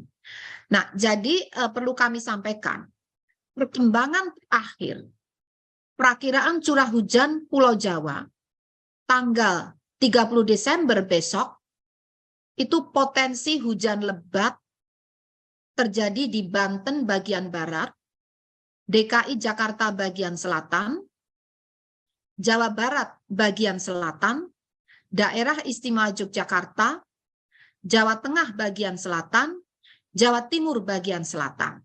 Itu potensi lebat. Potensi hujan sangat lebat, yaitu tadi intensitasnya 100 sampai 150 mm, berpotensi terjadi di Banten bagian utara dan selatan, juga DKI Jakarta bagian utara, sebagian Jawa Timur bagian utara. Dan potensi hujan ekstrim, intensitasnya dapat mencapai lebih dari 150 mm dalam 24 jam atau dalam satu hari, yaitu berpotensi terjadi di Jawa Barat bagian utara, Jawa Tengah bagian utara. Nah, itu yang perlu diwaspadai untuk tanggal 30 Desember. Selanjutnya tanggal 31 Desember. Nah, mohon maaf sebelum tanggal 31 Desember, ini juga sangat penting kami sampaikan, perakiraan curah hujan di Jabodetabek, khusus Jabodetabek, untuk besok tanggal 30 Desember. Kenapa itu penting? Karena kalau kita lihat, ini hasil pemodelan terutama gambar yang kiri bawah, Jabodetabek itu kebanyakan pink sama merah. Jadi, dan itu merata. Sehingga ini yang perlu diwaspadai ya. Namun ini hujan ya, hujan, bukan badai ya, hujan. Intensitasnya bisa ekstrim. Nah, jadi yang perlu diwaspadai untuk ekstrim itu di Kabupaten Bekasi bagian utara. Nah, kalau hujan dengan sangat lebat intensitasnya terjadi di Jakarta Barat bagian utara, Jakarta Timur, Jakarta Selatan, Jakarta Utara, dan Kota Bekasi. Sekali lagi ini nampaknya merata. Dan untuk potensi hujan lebat, yaitu antara 50 mm sampai 100 mm, berpotensi terjadi di Kabupaten Tangerang, Kota Tangerang Selatan, Kota Bogor, Kabupaten Bogor bagian selatan, Depok, dan Jakarta Pusat. Sekali lagi ini untuk besok tanggal 30 Desember. Dan perlu ditambahkan, ini mohon dikoreksi Pak Guswanto, hujannya itu yang mulai menguat mulai sore ya Pak ya? Ya. Sore Sampai dini hari. Sampai, jadi berlangsung terus ini sampai dini hari.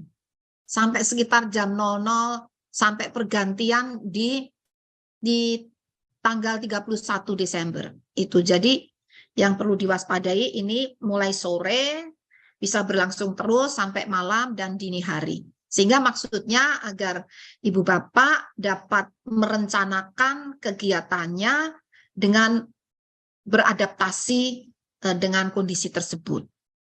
Nah, baik, slide berikutnya. Nah, sekarang bagaimana dengan Pulau Jawa? Tanggal 31 Desember, di hari berikutnya. Ini kalau pada peta, kita lihat yang sebelah kanan ini ya Mas ya, warna merah. Merah ini untuk tanggal 31 bertambah di itu ya, di mana? Ujung Kulon itu ya, apa Jawa Barat, di Banten ya. Ya. Itu Selat Sunda itu ya, bagian selatan ya.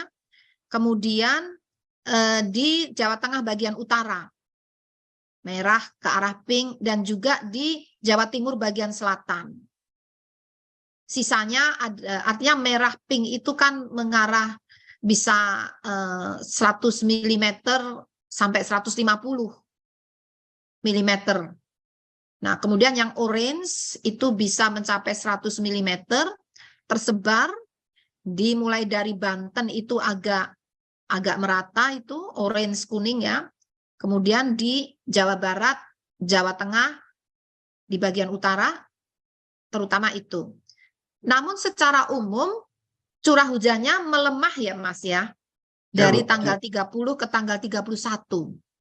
Ini relatif warna pink merahnya itu menjadi lebih bersih. Ini alhamdulillah ya, semoga mulai mereda ini, meskipun masih ada ya. Nah, jadi potensi hujan lebat di tanggal 31 Desember, meskipun potensi ekstrimnya sudah hilang ya, kayaknya berkurang, tapi masih ada potensi hujan lebat, sangat lebat, maaf saya ulangi, potensi hujan sangat lebat di DKI Jakarta bagian utara, Jawa Barat bagian utara, Banten bagian selatan dan barat, kemudian Jawa Tengah bagian utara. Itu potensi hujan yang sangat lebat. Kemudian potensi hujan lebat masih terjadi di Banten, Jawa Barat bagian tengah, Jawa Tengah bagian tengah, Daerah Istimewa Yogyakarta, Jawa Timur bagian tengah dan selatan. Nah, bagaimana selanjutnya Mas? Slide berikutnya. Masih ada? Oke. No. Ini. Nah, bagaimana Jabodetabek tanggal 31 Desember? Alhamdulillah, ini mungkin berkat doa Bapak Ibu sekalian, warna yang merah, pink, orange untuk Jabodetabek ini sudah berkurang ya, seperti peta tadi ya. Masih tersisa yang orange dan kuning. Kuning itu sedang, orange itu adalah lebat ya. Lebat, betul kan Pak? Orange itu ya, lebat. Nah, dan itu kayaknya sangat lebat masih ada ini yang orange. Masih ada, ketutup sini Bu, ya, ketutup sini. Iya, jadi sangat lebat masih ada. Nah, inilah sebarannya agar Bapak Ibu bisa melihat. Lalu bagaimana potensi hujan yang sangat lebat ini terjadi di Jakarta Utara, Kabupaten Bekasi dan Kabupaten Bekasi bagian utara. Untuk hujan lebat terjadi di Kabupaten Bogor, di Kota Bogor dan Depok. Kemudian hujan sedang berpotensi terjadi di Kabupaten Tangerang, Kota Tangerang dan Kabupaten Bekasi. Jadi ada tren menurunnya intensitas. Ini perbedaan dengan press conference yang kami sampaikan sebelumnya. Jadi sebelumnya kami memprediksi kondisi ekstrim itu bisa terjadi hingga tanggal 2 Januari, bahkan ada yang hingga tanggal 3 Januari. Kenapa ini kok tiba-tiba berubah? Nah, ini ada penjelasannya. Saya persilakan slide berikutnya.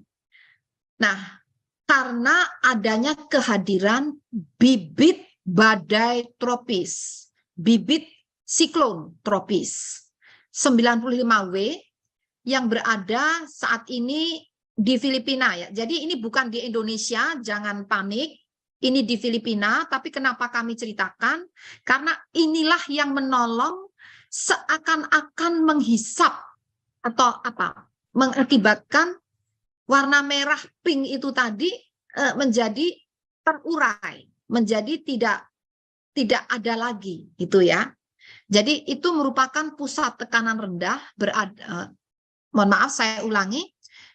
Bibit siklon 95 bibit siklon tropis atau bibit badai tropis 95W berada di Filipina bagian selatan. Nah, ini masih bibit ya. Jadi setiap akan ada kejadian badai tropis itu selalu diawali dengan bibit. Tidak akan mendadak menjadi badai tropis. Sehingga kita bisa mendeteksi sebelum kejadian karena ada bibitnya. Dan sebelum menjadi bibit, ada pusat tekanan rendah yang saat ini, yang tadi kita cerita tentang Filipina di utara, nah ini pusat tekanan rendah ada di Australia bagian utara. Serta ada sirkulasi siklonik berada di Laut Cina Selatan yang menginduksi terbentuknya peningkatan kecepatan angin lebih dari 25 knot. di Laut Cina Selatan. Kondisi tersebut mampu meningkatkan potensi pertumbuhan awan hujan dan gelombang laut tinggi di sekitar bibit siklon tropis atau pusat tekanan rendah atau sirkulasi siklonik. Jadi kehadiran bibit siklon tropis ataupun pusat tekanan rendah itu berdampak pada terutama kecepatan angin dan gelombang tinggi.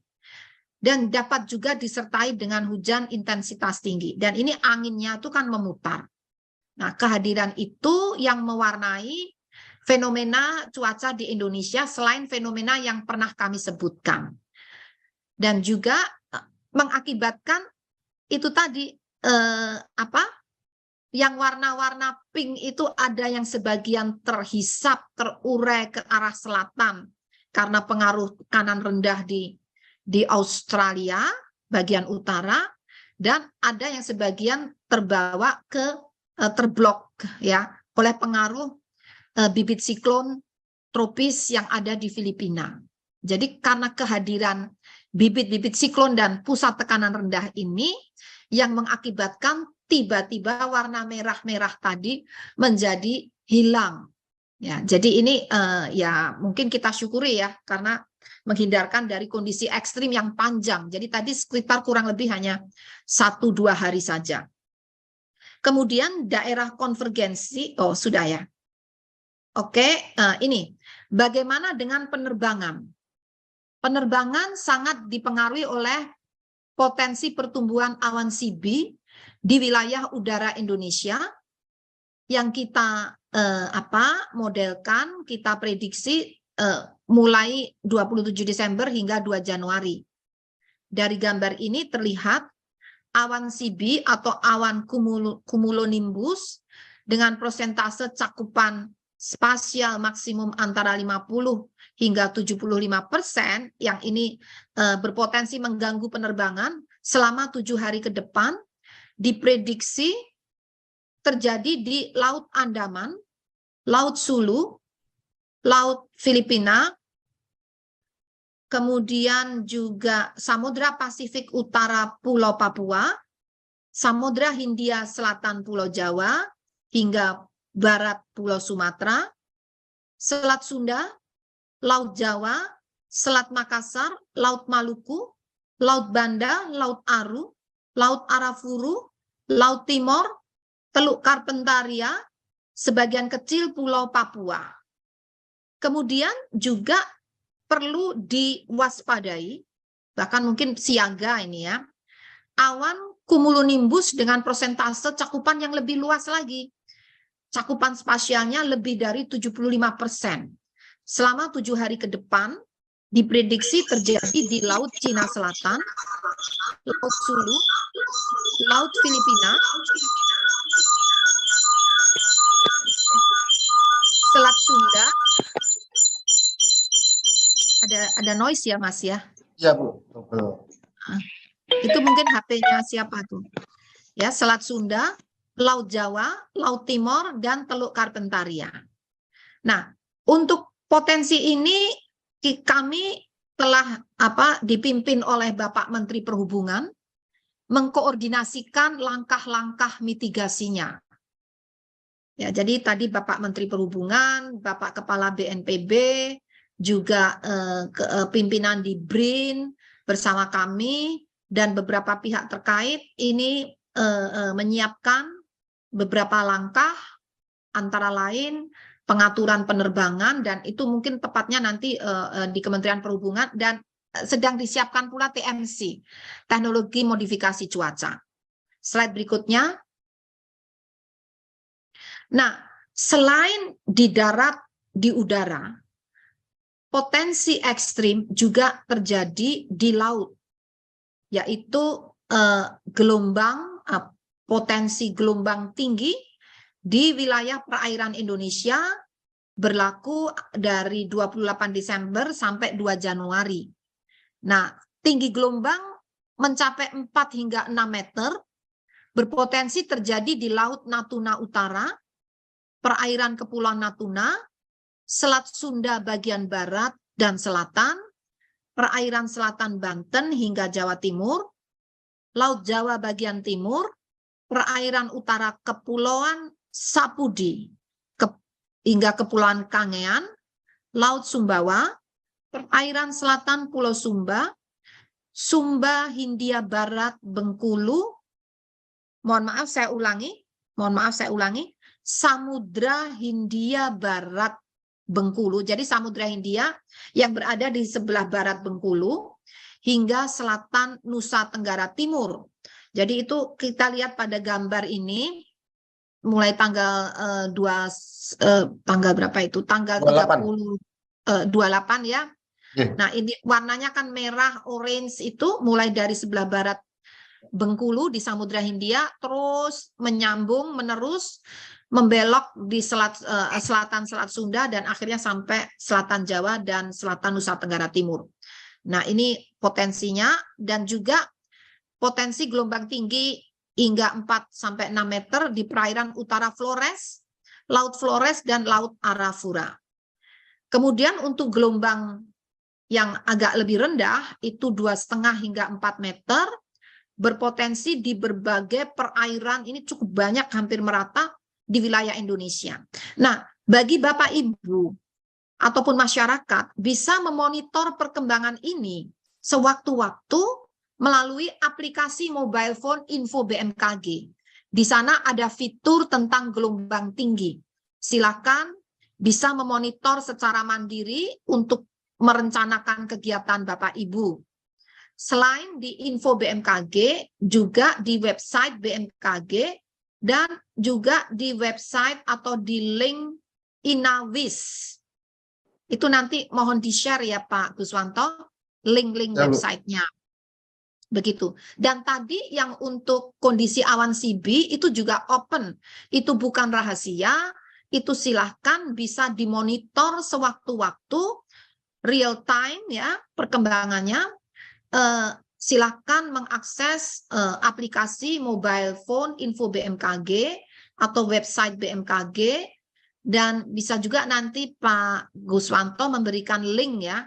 Mungkin di Siam ya, jadi ada linknya khusus ada juga. Jadi ada beberapa kanal untuk terus bisa diakses bagaimana dinamika perkembangannya, karena sangat dinamis. Di Indonesia ini banyak dipengaruhi dari berbagai samudra, dan ada 2 samudra, dan juga dari benua Asia ataupun benua Australia. Mohon maaf Pak, yang banjirop itu masih ada. Saya sebenarnya tahu bisa ditayangkan. Banjirop ini juga sangat membahayakan, bisa mengganggu ya. Mungkin tadi Pak Pak Sopo. Pak, ya sebentar Ibu, saya carikan. Ya. Atau Pak Eko mungkin udah ready banjiropnya. Mohon maaf menunggu sebentar.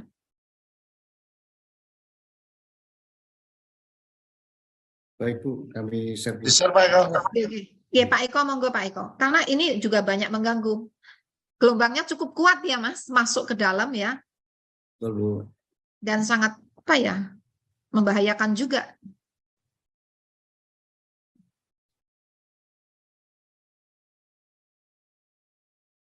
Sambil menunggu, silahkan menginstal aplikasi Info BMKG. Bapak Ibu bisa melihat perakiraan cuaca 6 hari ke depan, bagaimana curah hujannya, suhunya, kecepatan anginnya, dan kelembapannya setiap 3 jam atau 6 jam di setiap kecamatan di seluruh wilayah Indonesia. Dan Bapak Ibu bisa memonitor perkembangan cuaca di setiap jalur mudik selama Nataru ini. Nah, ini potensi tinggi gelombang ya. Mohon izin Bu, ini yang potensi banjirop Bu. Sorry maaf, banjirop, banjir pesisir. Tapi yang tanggal Mas, tanggal 30, tanggal 29, 30, Baik. yang mana? Ada di sebelah kanan Bu. Kanan ya, sebentar, ketutup sebentar. Oke, sebelah kanan ya. Sampai tanggal 31 Desember, ini banjirop di pesisir Kepulauan Riau. Ini sudah terjadi sejak tanggal 21 dan diprediksi hingga 31 Desember. Kemudian di pesisir banjirop di pesisir Bangka Belitung diprediksi sudah terjadi mulai tanggal 24 dan berakhir hingga 31 Desember. Kemudian banjir rob di pesisir Banten diprediksi akan berlangsung sejak 21 Desember hingga 5 Januari. Kemudian banjir rob di pesisir utara DKI Jakarta diprediksi akan terjadi tanggal 3 hingga 10 Januari 2023. Banjir rob di pesisir, Mas digedein sedikit, aku nggak bisa baca. Maaf Bu, ya. Banjir rob di pesisir Jawa Barat ya kalau nggak salah tadi. Di Jawa Barat nih. Banjir rob di pesisir. Misalkan ya. Ya udah kecil aja deh, aku bisa deh. Kalau sulit. Oke, saya ulangi ya. Oke, banjir rob di pesisir tadi di atas tuh. Naik lagi. Nah, pesisir oke, cukup. Di pesisir Jawa Barat, ini bagian utara ya, Mas? Betul Bu. Utara dua-duanya. Utara dan selatan Bu. Utara dan selatan ini mohon perhatian. Banjir rob di pesisir Jawa Barat, pantai utara dan selatan diprediksi sudah mulai 20 dan berakhir hingga 31 Desember 2022. Dan banjir rob di pesisir utara Jawa Tengah ini diprediksi sudah mulai 28 hingga 8 Januari 2023, tadi 28 Desember ya. Kemudian banjir rob di pesisir Kalimantan Barat diprediksi sudah mulai tanggal 24 hingga 29 Desember hari ini. Di pesisir Kalimantan Tengah atau Kota Waringin Barat diprediksi hingga hari ini 29 Desember 2022. Pesisir Sulawesi Utara diprediksi mengalami banjir rob hingga hari ini 29 Desember 2022 dan Maluku Utara sama hingga hari ini 29 Desember 2022 dan banjir rob di pesisir utara Papua atau di Jayapura diprediksi sudah terjadi mulai 24 hingga besok 30 Desember 2022. Nah, kesimpulannya silakan Pak, kesimpulannya tadi berarti Saya kontrol dulu. Baik. Nah, berdasarkan pertimbangan perakiraan cuaca yang meliputi masih aktifnya monsun Asia, kemudian juga masih teridentifikasi aktivitas MGO, yaitu pergerakan kumpulan awan-awan hujan dari arah Timur Afrika di Samudra Hindia menuju wilayah Indonesia, berada di Indonesia dan nanti menuju ke Samudra Pasifik, serta masih terjadinya gelombang atmosfer yang terkonsentrasi di wilayah Jawa hingga Nusa Tenggara, kemudian juga terpantaunya pusat tekanan rendah di Australia yang dapat membentuk daerah pertemuan angin di wilayah Indonesia bagian selatan ekuator, dan masih terpantaunya seruakan dingin Asia dan arus lintas ekuatorial yang dapat berkontribusi pada pertumbuhan awan hujan di wilayah Indonesia bagian barat, walaupun intensitasnya mulai berkurang dibandingkan beberapa hari lalu. Jadi ini semua fenomena masih terjadi. Nah, juga berdasarkan berbagai output model cuaca numerik yang dianalisis BMKG, diperkirakan dapat terjadi peningkatan curah hujan dari lebat hingga ekstrim pada tanggal 30 hingga 31 Desember, dan diprediksi terjadinya kalau masih pagi siang itu kalau terjadi biasanya masih cerah dan hujannya ringan ya, tapi mulai sore itu mulai meningkat curah hujannya, dapat berlanjut sampai malam hingga dini hari. Jadi yang justru ekstrim itu malam hingga dini hari. Ini yang perlu disiapkan kewaspadaannya karena kejadiannya peningkatan menjadi ekstrim itu malam hingga dini hari. Nah, kemudian itu tadi 30 sampai 31 Desember 2022. Lalu perakiraan hujan Jabodetabek pada tanggal 30 hingga 31 Desember 2022 adalah hujan dengan intensitas lebat hingga sangat lebat mulai terjadi pada tanggal 30 Desember 2022 dini hari hingga 1 Januari 2023 dini hari. Mohon maaf, ini tadi sudah dianalisis dalam model, itu tidak hanya sampai sangat lebat, bahkan bisa mencapai ekstrim. Ya, bisa mencapai ekstrim 150 mm lebih ini ya. Terjadi terutama dini hari tanggal 30 Desember dini hari hingga 1 Januari 2023 dini hari. Kemudian hujan cenderung terjadi merata sepanjang hari dengan peningkatan intensitas pada sore hingga dini hari. Selain Jabodetabek, daerah yang perlu diwaspadai terjadi hujan dengan intensitas lebat hingga sangat lebat adalah Banten bagian barat dan selatan, Jawa Barat bagian tengah dan utara, Jawa Tengah bagian utara, dan Jawa Timur bagian utara, Bali, Nusa Tenggara Barat, dan Nusa Tenggara Timur.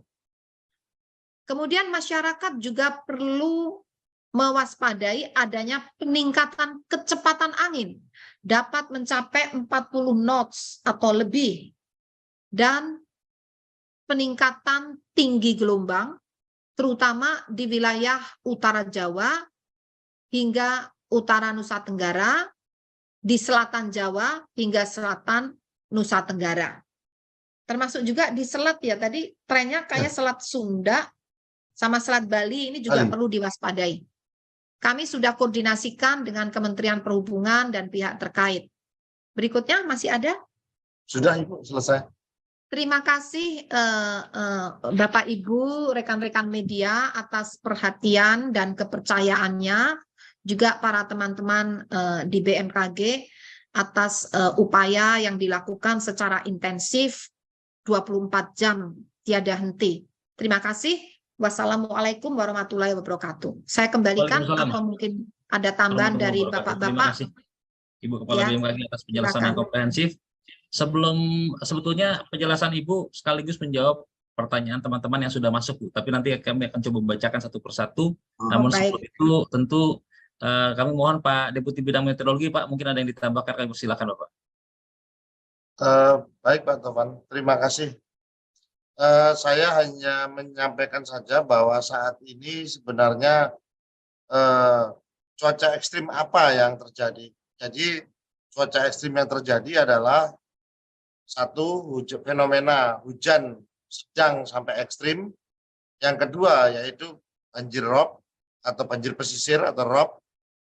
Yang ketiga adalah angin kencang. Dan keempat adalah terkait dengan tinggi gelombang. Ya. Jadi ini juga 3-4 informasi ini atau cuaca ekstrim ini bermain secara ruang dan waktu. Ya.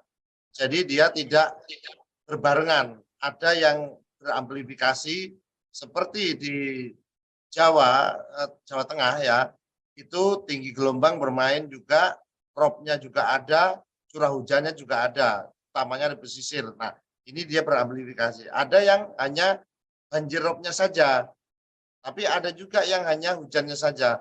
Barangkali ini perlu gampang dilihat dari petanya saja ya. Kalau kita lihat sedikit nih Pak Tovan menambahkan tadi yang disampaikan ya. Kalau kita lihat ini kan angin 3000 feet. Ini kelihatan ada 36 knot ini di atas ini. Ini 28, 32. Dari sini itu bisa kita menganalisis sendiri kecepatan angin tertinggi daerah mana. Ini 18 knot berarti rendah, ini juga cukup rendah. Nah, itu yang perlu diperhatikan. Ini juga tidak seluruhnya wilayah Indonesia angin dengan kecepatan tinggi atau dengan angin kencang ya. Demikian kira-kira tambahan dari saya. Terima kasih. Mohon maaf Pak Guswanto, ini peta ini mohon juga di-share. Yang ini kayaknya yang terakhir peta angin itu biar masyarakat juga bisa melihat situasinya. Mungkin di website ya terutama ya. Di website ada Ibu. Oke, baik. Oke, makasih. Update tiap hari. Baik. Terima kasih, Mas. Oke. Monggo, Pak. Pak Tovan, dilanjut. Barangkali ada tambahan dari Ya. para kapus, Pak Fahri, Pak Baik. Eko, Pak Hadi, silakan. BNPB dan BRIN mungkin ada ya. Kita mengundang juga. Hadir Bu sepertinya Bu. Ya, Kita akan diatur ya coba Pak, dipersilakan juga menyapa kalau sudah dari teman-teman dari BRIN Pak dan Fahri, BNPB. mungkin Pak Fahri dulu Pak Fahri, sama Pak silakan Pak Fahri, Pak Eko. untuk mungkin ada melengkapi yang disampaikan. cuaca, terus nanti BNPB dan BRIN. Ya, Baik. baik. Silakan. Pak Fahri, monitor Ya, Pak. baik. Terima kasih Ibu Kadun KG, Pak Deputi, Bapak Ibu rekan-rekan media menambahkan sedikit apa yang disampaikan Ibu Kepala dan Pak Deputi tadi. Tadi kita sudah melihat bahwa memang ada potensi peningkatan hujan. Nah, khusus untuk malam tahun baru gitu ya, memang potensi hujan lebatnya itu dini hari ya, seperti tadi Ibu sampaikan. Jadi kalau 31-nya mulai dari siang sore itu mulai meningkat, malam meningkat ya. Tapi kami mengharapkan dan melihat sih kayaknya ada celah justru menjelang malam pergantian tahun agak mereda gitu ya. Tapi meningkat lagi nanti setelah tengah malam, dini hari tadi itu mulai meningkat lagi. Jadi ini mungkin perlu mengantisipasi saudara-saudara kita yang akan merayakan malam pergantian tahun ya, bisa mempersiapkan diri dengan baik, mempersiapkan peralatan, sarana prasarana agar acara atau kegiatannya tetap bisa berlangsung tapi aman dan tidak terganggu oleh kondisi hujan. Mungkin itu sedikit Ibu tambahan dari saya. Terima kasih. Terima kasih Bapak. Monggo Pak Anu mungkin ke BNPB Pak. Soalnya kalau Pak Eko mau nambahkan. Pak Eko, monggo mau nambahkan Pak, dari ini banyak yang ditanyakan kan biasanya ke Pak Eko soal ROB sama gelombang. Silakan Pak Eko kalau ada yang mau disampaikan. Baik, mohon izin Ibu Pak Deputi. Terkait dari keekstriman cuaca yang tadi telah dijelaskan lengkap oleh Ibu Kepala BMKG dan Bapak Deputi Meteorologi, perlu kita cermati kembali dan waspadai ketika kita menggunakan moda angkutan penyeberangan. Ketika ada angin kencang dan hujan lebat, tentunya ini akan menghambat aktivitas bongkar muat. Sehingga para nakoda atau pengguna transportasi laut di penyeberangan perlu waspada, adaptasi, ikuti semua petunjuk dari operator pelabuhan. Tidak perlu memaksakan diri sehingga akan merugikan kita juga di dalam menggunakan moda angkutan penyeberangan.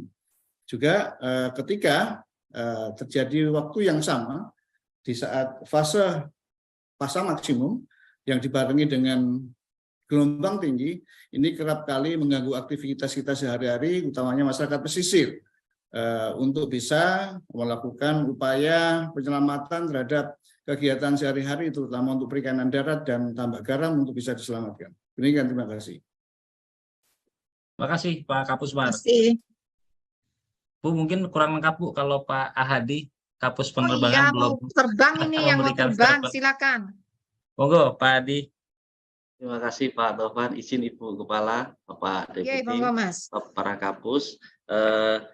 Seperti yang sudah disampaikan oleh Ibu Kepala tadi bahwa Ibu sudah menyampaikan adanya potensi awan cumulonimbus yang perlu diwaspadai dengan beberapa cakupan spasial. Dapat kami sampaikan bahwa memang bagi penumpang nantinya juga perlu menjadi kesabaran bagi penumpang ketika akan naik pesawat terbang. Hal ini pada saat cuaca buruk dan seterusnya, kalaupun ada penundaan dan seterusnya juga ini bisa diakibatkan diantaranya juga memang karena adanya safety yang sudah diterapkan oleh maskapai maupun penyelenggara bandar udara. Jadi ini menjadi sangat penting, terutama pada bandara-bandara yang memiliki operating hour yang tidak 24 jam, hanya operating hour saat siang hari. Ini menjadikan satu istilahnya menjadi menjadi bagi para penumpang ini menjadi harus menjadi lebih aware bahwa adanya penundaan pesawat lebih diakibatkan oleh safety karena ada informasi-informasi yang sudah disampaikan oleh BMKG yang berada di setiap bandar udara. kewaspadaan lainnya yang juga perlu disampaikan untuk maskapai maupun operator pesawat terbang adalah bahwa pada tanggal seperti yang disampaikan Ibu Kepala tadi, pada tanggal 29 ada kecepatan angin yang cukup tinggi sampai dengan 40 knot sampai dengan ketinggian dari permukaan sampai dengan ketinggian 23.000 feet, dan mulai dari barat Indonesia sampai dengan terutama di wilayah Jawa, kemudian sampai dengan NTT, dan ini perlu diwaspadai bagi pesawat-pesawat yang berada terbang di bawah 10.000 feet ataupun medium level sampai dengan ketinggian 23.000 feet, terutama bagi heli dan pesawat-pesawat yang tidak berbadan lebar begitu. Kemudian juga di daerah Papua kecepatan anginnya juga cukup tinggi pada ketinggian di atas 23.000 feet, dari arah timuran juga sampai 40 knot lebih, dan ini mungkin menjadikan bisa menjadi ketidaknyamanan bagi penumpang ketika di area-area tersebut. Demikian dari Pusat Meteorologi Penerbangan. Terima kasih. Terima kasih Pak Kapus Penerbangan. Bu, kami memantau di Zoom BNPB dengan BRIN mungkin masih terkendala Bu untuk masuk. Tapi di siang hari ini juga hadir Bu, sebetulnya dari BPBD DKI Bu Provinsi. Ini ada Pak Michael kalau tidak salah. Saya melihat dari BPBD DKI, Pak Michael. Tadi saya berkomunikasi terus Bu secara intens dengan teman-teman BPBD DKI, dan kaitannya juga berkaitan dengan pertanyaan Bu terkait dengan kebijakan apa yang harus dilakukan oleh setempat. Ya, siap. Pak Kalak BPBD DKI juga hadir nih, Pak Isnawa. Oh, Pak Isnawa. Ya, dimohon Kepala BPBD dulu, Mas. Siap Bu. Kebetulan Pak Isnawa sudah hadir, Pak. Mohon izin, Selamat Pak. ruang komando, ruangnya kan baru itu, ruang komando tadi diresmikan. Selamat ya, Pak. Selamat. Assalamualaikum warahmatullahi wabarakatuh. Waalaikumsalam, Pak. Kepala BMKG. Waalaikumsalam Terima kasih, Bu. Ada Pak Terima Fahri, kasih. Pak Guswanto semuanya. Saya Kalak BPBD DKI, Bu.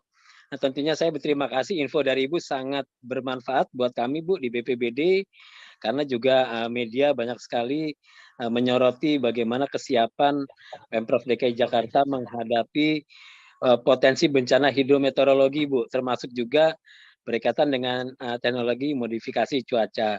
Jadi info Ibu sangat bermanfaat karena memang kami harus mengantisipasi pergantian malam tahun baru ini, Bu. Dan saat ini saya juga intens lapor dengan Pak Gubernur, tentunya Pak Gubernur juga sering koordinasi dengan Ibu. Jadi rilis Ibu akan terus kami update, akan kami informasikan kepada warga Jakarta. Dan saya terima kasih banyak teman-teman media, Bu, yang juga ikut mensupport ya, menginformasikan, karena peran media juga sangat penting untuk memberitahukan kepada warga Jakarta bagaimana update cuaca dan lain-lain berkaitan dengan antisipasi cuaca ekstrim yang sering Ibu juga informasikan kepada kami dan publik, Bu. Terima kasih, Bu. Terima kasih sekali. Salam hormat untuk Pak Gubernur, ya. Siap, Bu. Monggo. Terima kasih, Bu. Ya, sama-sama. Pak Isnawa. Selanjutnya Bu, kita ini antusias teman-teman di media sangat luar biasa Bu pada hari ini. Silakan. Kami mencatat beberapa pertanyaan penting yang sebetulnya secara umum Ibu sudah menjawab itu, tetapi perlu meng-highlight kembali, menegaskan kembali. Yang pertama adalah dari Kompas TV Bu, Mbak Ferizga ingin bertanya potensi hujan lebat dan ekstrim pada tanggal 30 di pesisir Jawa Barat dan Banten, apakah akan mengganggu mobilisasi kapal penyeberangan khususnya Merak Bakahuni Bu, dan perlintasan pesawat komersial Bu? Ibu masih mohon izin Bu, masih di mute Bu. Ya, mohon maaf. Betul. Jadi itu kami antisipasi karena dapat mengakibatkan gangguan ya. Terutama yang kami cek di lapangan itu terutama anginnya kencang dan juga gelombangnya bisa tinggi, kadang-kadang mendadak tinggi begitu, dan arusnya kuat. Arusnya dapat mencapai lebih dari 100 cm per detik. 1 cm per detik. Ini kuat ini. Nah, sehingga apa? Untuk mengantisipasi, untuk memitigasi sejak tanggal berapa ya? Sebelum Natal ya. Sejak sebelum Natal kami dipimpin oleh Bapak Menteri Perhubungan dan juga ada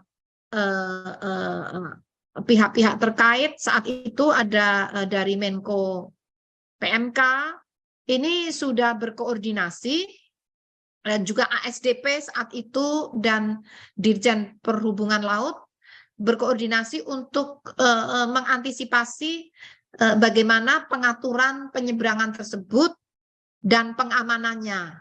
Karena memang potensi gangguan kan saat itu kan sempat ada mobil yang terjatuh ya. Ya karena itu tadi gelombang dan arus saat akan mau masuk ke kapal itu kan ada gangguan, tiba-tiba ada gelombang itu ya.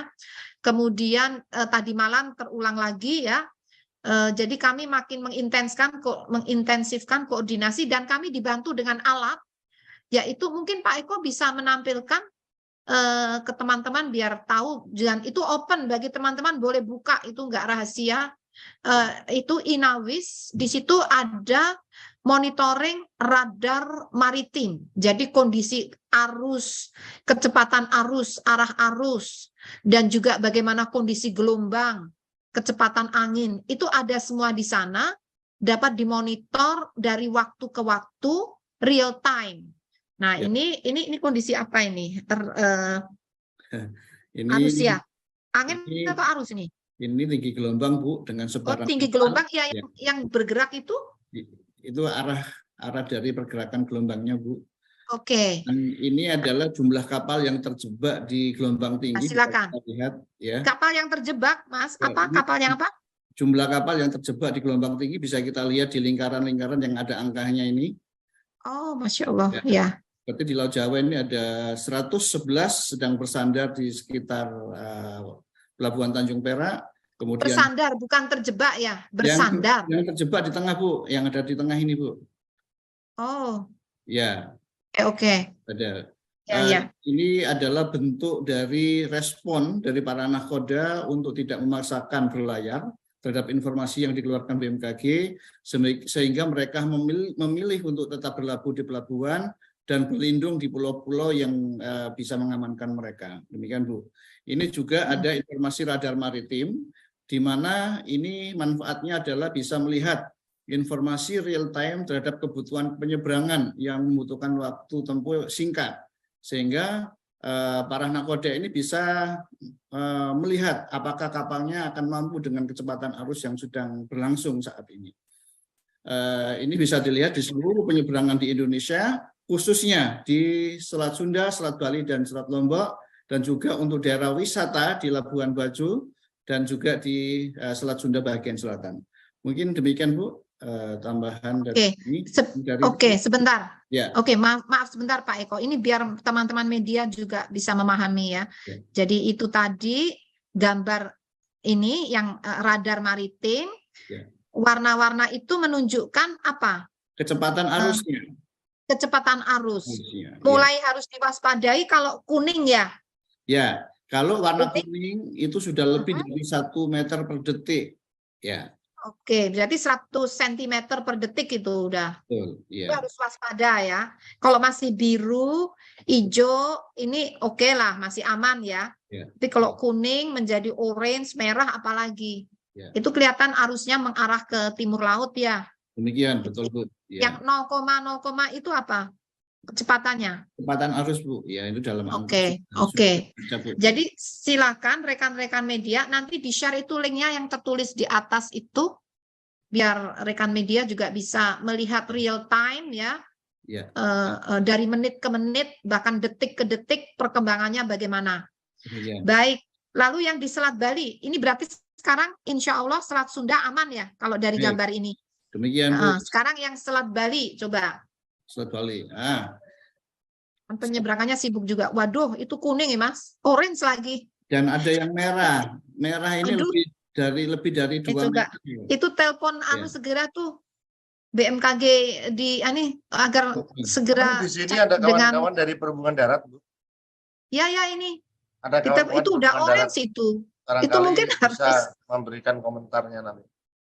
Iya. Tapi sebaiknya secara paralel Pak Eko bisa lift dulu, telepon aja segera. Meskipun Baik. mereka punya alat ini, mereka juga bisa melihat kan.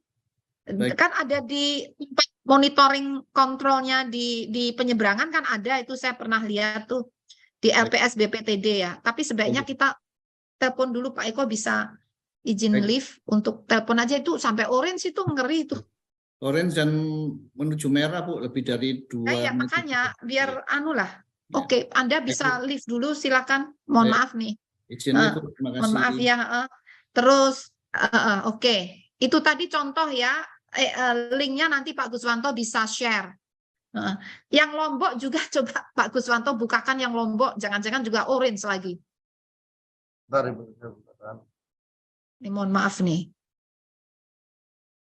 Sebetulnya itu bisa dipantau langsung oleh pengelola pelabuhan dan pengelola penyeberangan. Cuman kita kan harus saling saling ngingetin gitu.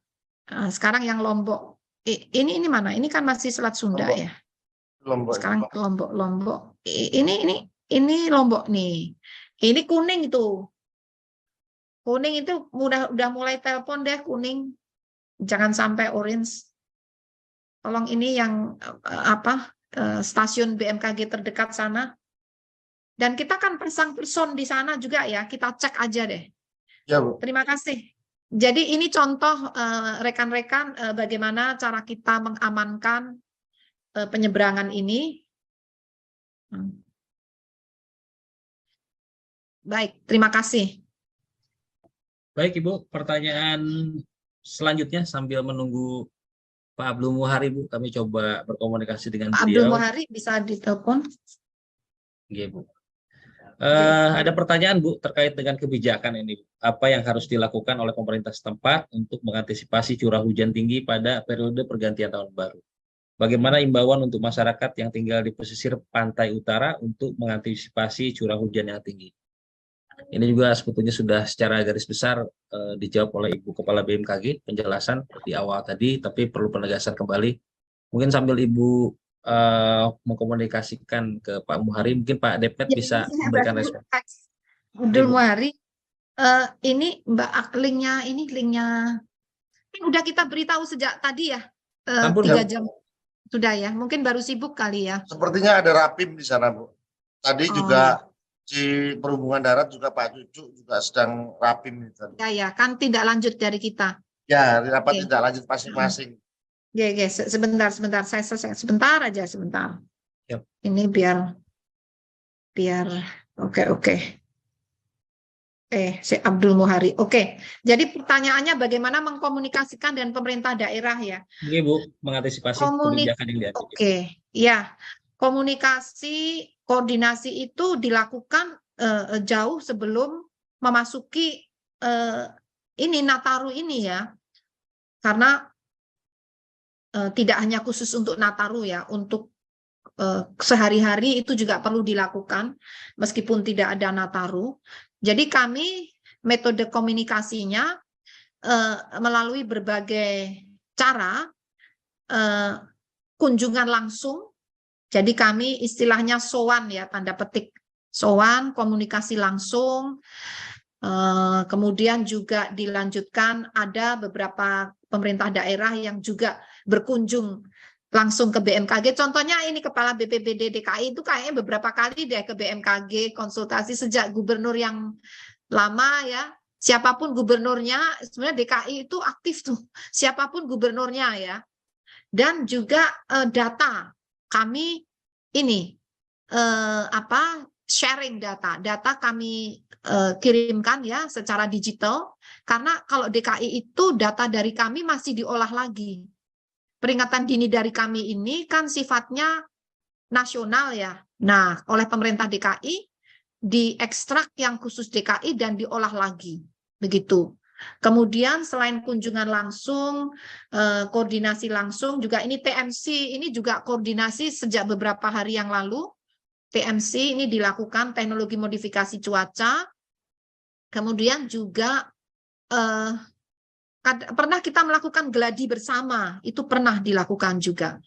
Jadi semacam itu, dan itu diulang-ulang, dan dalam waktu eventnya sudah mendekat, kita koordinasi juga. Jadi diulang-ulang lah, sifatnya itu tidak hanya sekali dua kali, tapi diulang lagi. Demikian. Itu jawabannya. Ada pertanyaan satu lagi tadi apa? Saya lupa. Ini Bu, imbauan untuk masyarakat yang tinggal di pesisir pantai utara, Bu, untuk mengantisipasi curah hujan yang mungkin tinggi. Ya. Karena masyarakat itu berada di pesisir dan kondisi cuaca masih ekstrim, jadi kami menghimbau nomor 1, mohon rajin membuka informasi cuaca dan perkembangannya yang disampaikan BMKG. Tujuannya apa? Agar bisa melakukan penyelamatan diri. Sekarang yang dipikir nomor 1, selamat dulu. Yang penting selamat gitu ya. Karena memang gelombangnya masih tinggi, jadi agar selamat, barangkali ini kan juga kami dengan pengelola pelabuhan. BMKG itu ada di pelabuhan-pelabuhan besar, ada stasiun BMKG maritim di pelabuhan-pelabuhan besar, jadi rekan-rekan BMKG yang di pelabuhan-pelabuhan itu juga menghimbau masyarakat, misalnya mempersuasi untuk tidak melaut dulu ya, tapi biasanya itu wewenangnya di Syah Bandar. Jadi kami sifatnya menghimbau, mengingatkan untuk menyesuaikan perjalanan mereka dengan kondisi cuaca yang ada saat ini. Begitu. Jadi nomor 1 adalah selamat dulu lah, nomor 1. Yang lain-lain bisa dipikir kemudian. Demikian. Baik, terima kasih Ibu. Pertanyaan selanjutnya Bu, dari Mbak Vivi Alsinta ini yang sering bantu kita Bu di BMKG dan undang Ibu juga. Terima kasih Mbak Vivi, selalu bantu. Sampai kapan seruakan angin dingin dari Tibet ini berakhir? Apakah kemunculan bibit siklon tropis di Filipina ini juga mengakhiri juga seruakan dingin Tibet yang terasa dalam beberapa hari? Demikian kira-kira. Ya, terima kasih. Kalau dari pemodelan tadi itu tanggal 31 Desember sudah mulai bersih ya. 1 Januari tadi ada nggak? 1 Januari kayaknya coba dicek tadi. Pak Guswanto, mohon Bapak yang memiliki model itu silakan menjelaskan ya. Jadi seruakan dingin itu berakhir. Saya tadi melihat 31 Desember itu kayaknya udah mulai hilang ya. Coba diperhatikan di modeling Bapak tadi itu. Oke, baik, bentar Bu. Silakan, akan dijelaskan Pak Guswanto. Ini ya Ibu ya. Yang itu nomor ya, seruakan dingin. Ini kan 30 masih ada pengaruh ya. Ini tanggal 31 masih. 31 masih. Ini non saya. Coba dari gambar angin itu Mas, gambar angin tadi. Nah, ini 29 ya. 29 masih ya. Masih ya. Bu. Ya. Nah, itu sampai kapan? Kalau prediksi awal kan sampai Januari, Mas. Seruakan awal dingin Januari. Seruakan dingin itu sebenarnya kan berafiliasi dengan monsun ya Bu. Monsun monsun barat masih aktif, dan kelihatannya kan kalau dilihat dari sini kan tekanannya, kalau sepanjang tekanan di wilayah Asia itu masih tinggi, sepertinya potensi seruakan dingin itu masih muncul. Masih ada terus. Nah, ya. Kemarin kita prediksi masih sampai tanggal 6 kalau tidak salah. Tanggal 6 masih ada. Ya, kita prediksi tanggal 6 nanti kita update kembali. Ya, betul. Jadi prediksi awal itu sampai tanggal 6. Tapi setelah tanggal 6 sampai tanggal 15 itu kan berkurang. Hanya tiba-tiba kan ada ini Mas, ada bibit siklon itu loh, ya. Sama yang low pressure area di Australia itu kan agak melemahkan itu ya. Jadi gimana kondisi gara-gara itu?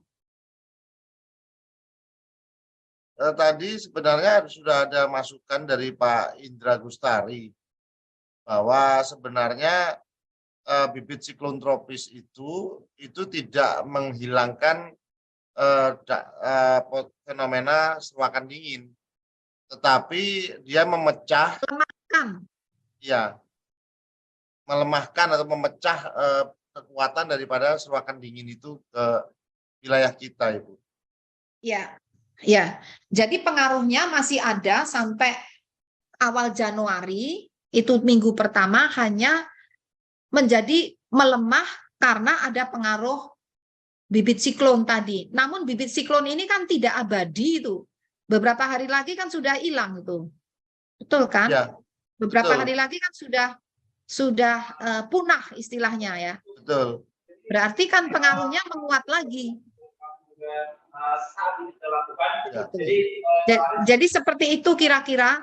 Namun memang secara umum seandainya tidak ada bibit siklon, model yang sebelumnya tanggal 6, setelah tanggal 6 itu mulai melemah. Model yang sebelumnya lalu ya.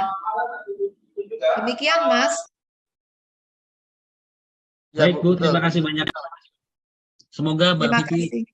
sudah cukup puas dengan jawaban dan sudah merespon juga Bu di ruang pesan. Terima kasih BMKG Ya, telah memberikan informasi. sudah ada penjelasan dari Pak Indra Gustari tadi, Pak Tovan. Baik, siap. Ya. Terima kasih banyak Pak Depmet. Terima kasih. Pertanyaan selanjutnya Bu dari Tirto ID Bu Farid. Apakah BMKG saat ini sudah memiliki proyeksi mengenai bencana di tahun 2023 mendatang? Kaitannya dengan iklim Bu, seperti mengingat kondisi Ya. iklim yang semakin Ya. kuat. Kurang lebih seperti itu Bu pertanyaannya. Ya, betul sekali. Dan itu kami siapkan bersama Ibu Menteri LHK kemarin baru aja. Jadi fenomena La Nina itu saat ini dalam level lemah dan masuk tahun 2023 itu semakin lemah akhirnya netral di awal tahun 2023. Nah, dengan netralnya La Nina ini berarti berakhirlah pengaruh La Nina selama 3 tahun, mulai tahun 2020, 2021, 2022. Nah, di awal tahun 2020 justru yang mengakibatkan hujan lebat di Jabodetabek itu selain akibat seruak udara dingin juga diperparah dengan adanya La Nina moderat saat itu. Nah, tapi sekarang diprediksi La Nina ini menjadi netral di sekitar bulan Maret April 2023. Ini menurut analisis pakar klimatologi yang ada di BMKG. Dengan melemahnya La Nina, berarti curah hujan relatif lebih rendah dibandingkan tahun 2022. Sebetulnya ada petanya, ini siapa yang bisa nunjukin ya? Pak Indra punya nggak? Pak Indra, Bu. Yang kemarin Indra ada? aku tayangin di Bu Siti Nurbaya. Jadi itu kelihatan ya, setiap bulannya curah hujan di bulan Januari tahun ini, tahun 2023 dibandingkan curah hujan di bulan Januari tahun 2022. Nah, kesimpulannya curah hujan secara umum semakin relatif lebih rendah dibandingkan tahun lalu. Dan ini berdampak mulai Mei, April, itu jadi mulai relatif lebih kering daripada selama 3 tahun terakhir. Sehingga potensi karhutla itu mulai meningkat. Jadi Mei itu mulai ada zona yang coklat ya. Coklat itu artinya curah hujannya rendah.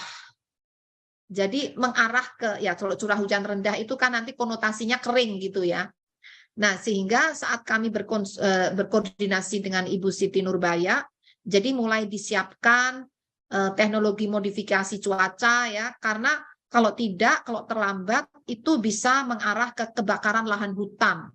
Dan Juni, Juli, Agustus, September itu bulan-bulan yang harus kita mulai waspada terhadap karhutla karena curah hujannya semakin turun. Itu memang musim kemarau. Artinya musim kemarau menjadi kembali seperti tahun 2019. Tidak seperti tahun lalu dan tahun 2020 2021 itu kemaraunya kemarau basah. Jadi meskipun musim kemarau masih hujan dan itu sangat menolong untuk mencegah kekeringan dan mengurangi karhutla. Jadi potensinya ada kemungkinan atau potensi untuk terjadinya karhutla itu meningkat dibandingkan tahun lalu dan 3 tahun terakhir. Jadi ada potensi lebih kering daripada selama 3 tahun terakhir ini dan kurang lebih mendekati kondisi kemarau di tahun 2019. Nah, namun di bulan Januari sampai Maret potensi bencana hidrometeorologi masih terjadi karena curah hujannya masih tinggi dan puncaknya ada yang berada di bulan Januari, ada yang di bulan Februari. Jadi potensi bencana hidrometeorologi basah masih dapat terjadi di bulan Januari hingga awal April ya. Tapi potensi bencana hidrometeorologi kering mulai terjadi, potensi mulai terjadi di bulan Juni, Juli, Agustus, September. Tapi kewaspadaan untuk kering itu harus sudah dimulai di bulan April, Mei. Jadi kalau ada upaya teknologi modifikasi cuaca, itu sebaiknya di bulan-bulan itu dikala belum terlalu kering. Jadi seperti itu untuk hidrometeorologi, lalu potensi bencana gempa bumi dan tsunami masih ada tentunya karena gejala 3 tahun terakhir ini trennya ada peningkatan aktivitas kegempaan yang dapat juga memicu terjadinya tsunami. Demikian, Mas. Baik, terima kasih Ibu atas penjelasannya sekaligus menjawab tadi terkait dengan prediksi musim kemarau 2023. Mungkin ini terkait pertanyaan puncak musim kemarau, tapi sudah Ibu jawab sih tadi, Bu. Selanjutnya ini Bu ada info terkait dengan fenomena puting beliung Bu yang sering terjadi di wilayah kita. Kemungkinannya seperti apa? Apakah bisa terjadi di masa-masa menjelang masuk puncak musim hujan, lalu kemudian dampaknya akan seperti apa? Kurang lebih seperti itu Bu, pertanyaan dari Royan Jawa Pos. Oke, saya persilahkan Pak Fahri atau Pak Guswanto ini yang lebih menguasai puting beliung. Saya persilahkan. Pak Fahri. Ya, baik. Terima kasih Pak Dep, Ibu Kepala. Mengenai puting beliung, secara umum fenomena puting beliung itu biasanya terjadi di periode peralihan musim, baik itu dari peralihan dari musim penghujan ke musim kemarau maupun di peralihan musim kemarau ke musim hujan. Nah, kita akan segera memasuki periode peralihan musim hujan ke musim kemarau nanti di sekitar bulan April Mei. Nah, jadi mungkin perlu kita waspadai potensi puting beliung di bulan April Mei. Tapi bukan berarti di periode musim hujan ini tidak ada potensi sama sekali ya. Tetap ada, tapi mungkin tidak sesering di periode peralihan nanti. Mungkin itu Ibu. Terima kasih. Baik, terima kasih Pak Fahri atas penjelasannya. Mungkin ini akan menjadi pertanyaan terakhir Bu di sesi jumpa pers kita siang menjelang sore hari ini dari Jawa Pos, masih dari Jawa Pos Bu, Mas Sugi Mulyono. Berdasarkan hasil pantauan sejauh ini di wilayah-wilayah yang diperkirakan terjadi cuaca ekstrim pada periode tanggal 28 sampai 29 itu seperti apa? Apakah terjadi hujan lebat juga potensi bencana yang mengakibatkan daripada ekstrim, cuaca ekstrim di tanggal 28-29 Bu. Mungkin sebetulnya ini Bu sudah menjawab, hanya penegasan kembali. Sudah. Ya. 28 kan sudah berlalu ya, tapi ya. 28 kami memprediksi hujannya masih sedang ya intensitasnya. Di wilayah mana tadi? Jabodetabek ya? Barangkali ada gambaran Ibu. Silakan Mas. Ini tanggal, silakan. Ya ini sudah disiapkan sama kawan-kawan. Oh ya, monggo jenengan sampaikan Mas. Oke.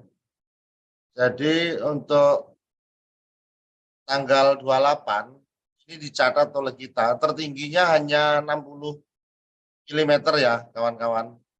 60 mm ini terjadi di pompa RW 01 Semanan ya.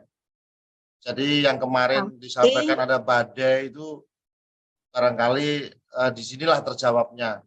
Ya, ini adalah curah hujan yang dicatat sejak tanggal 7 pagi tanggal 28 sampai 29 pukul 7 juga.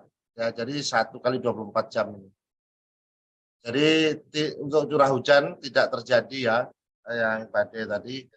Kalau angin itu tergantung dari kecepatannya. Jadi kecepatannya kalau kita lihat kan, kalau angin itu kan angin kencang bisa didefinisikan kalau kecepatannya itu udah 45 km per jam di definisi BMKG ya.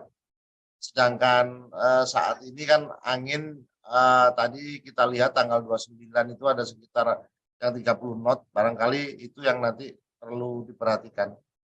Jadi bencana untuk tanggal 28 tidak ada lah kalau kita lihat dari data ini. Demikian kira-kira Ibu. Jadi hujannya sesuai prediksi mayoritas itu sedang hingga lebat ya Mas. Prediksi kita kan sedang hingga lebat ya. Betul. Ya. Oke, artinya terverifikasi ya hasil prediksi itu. Nah, mungkin Bapak bisa menjelaskan kali.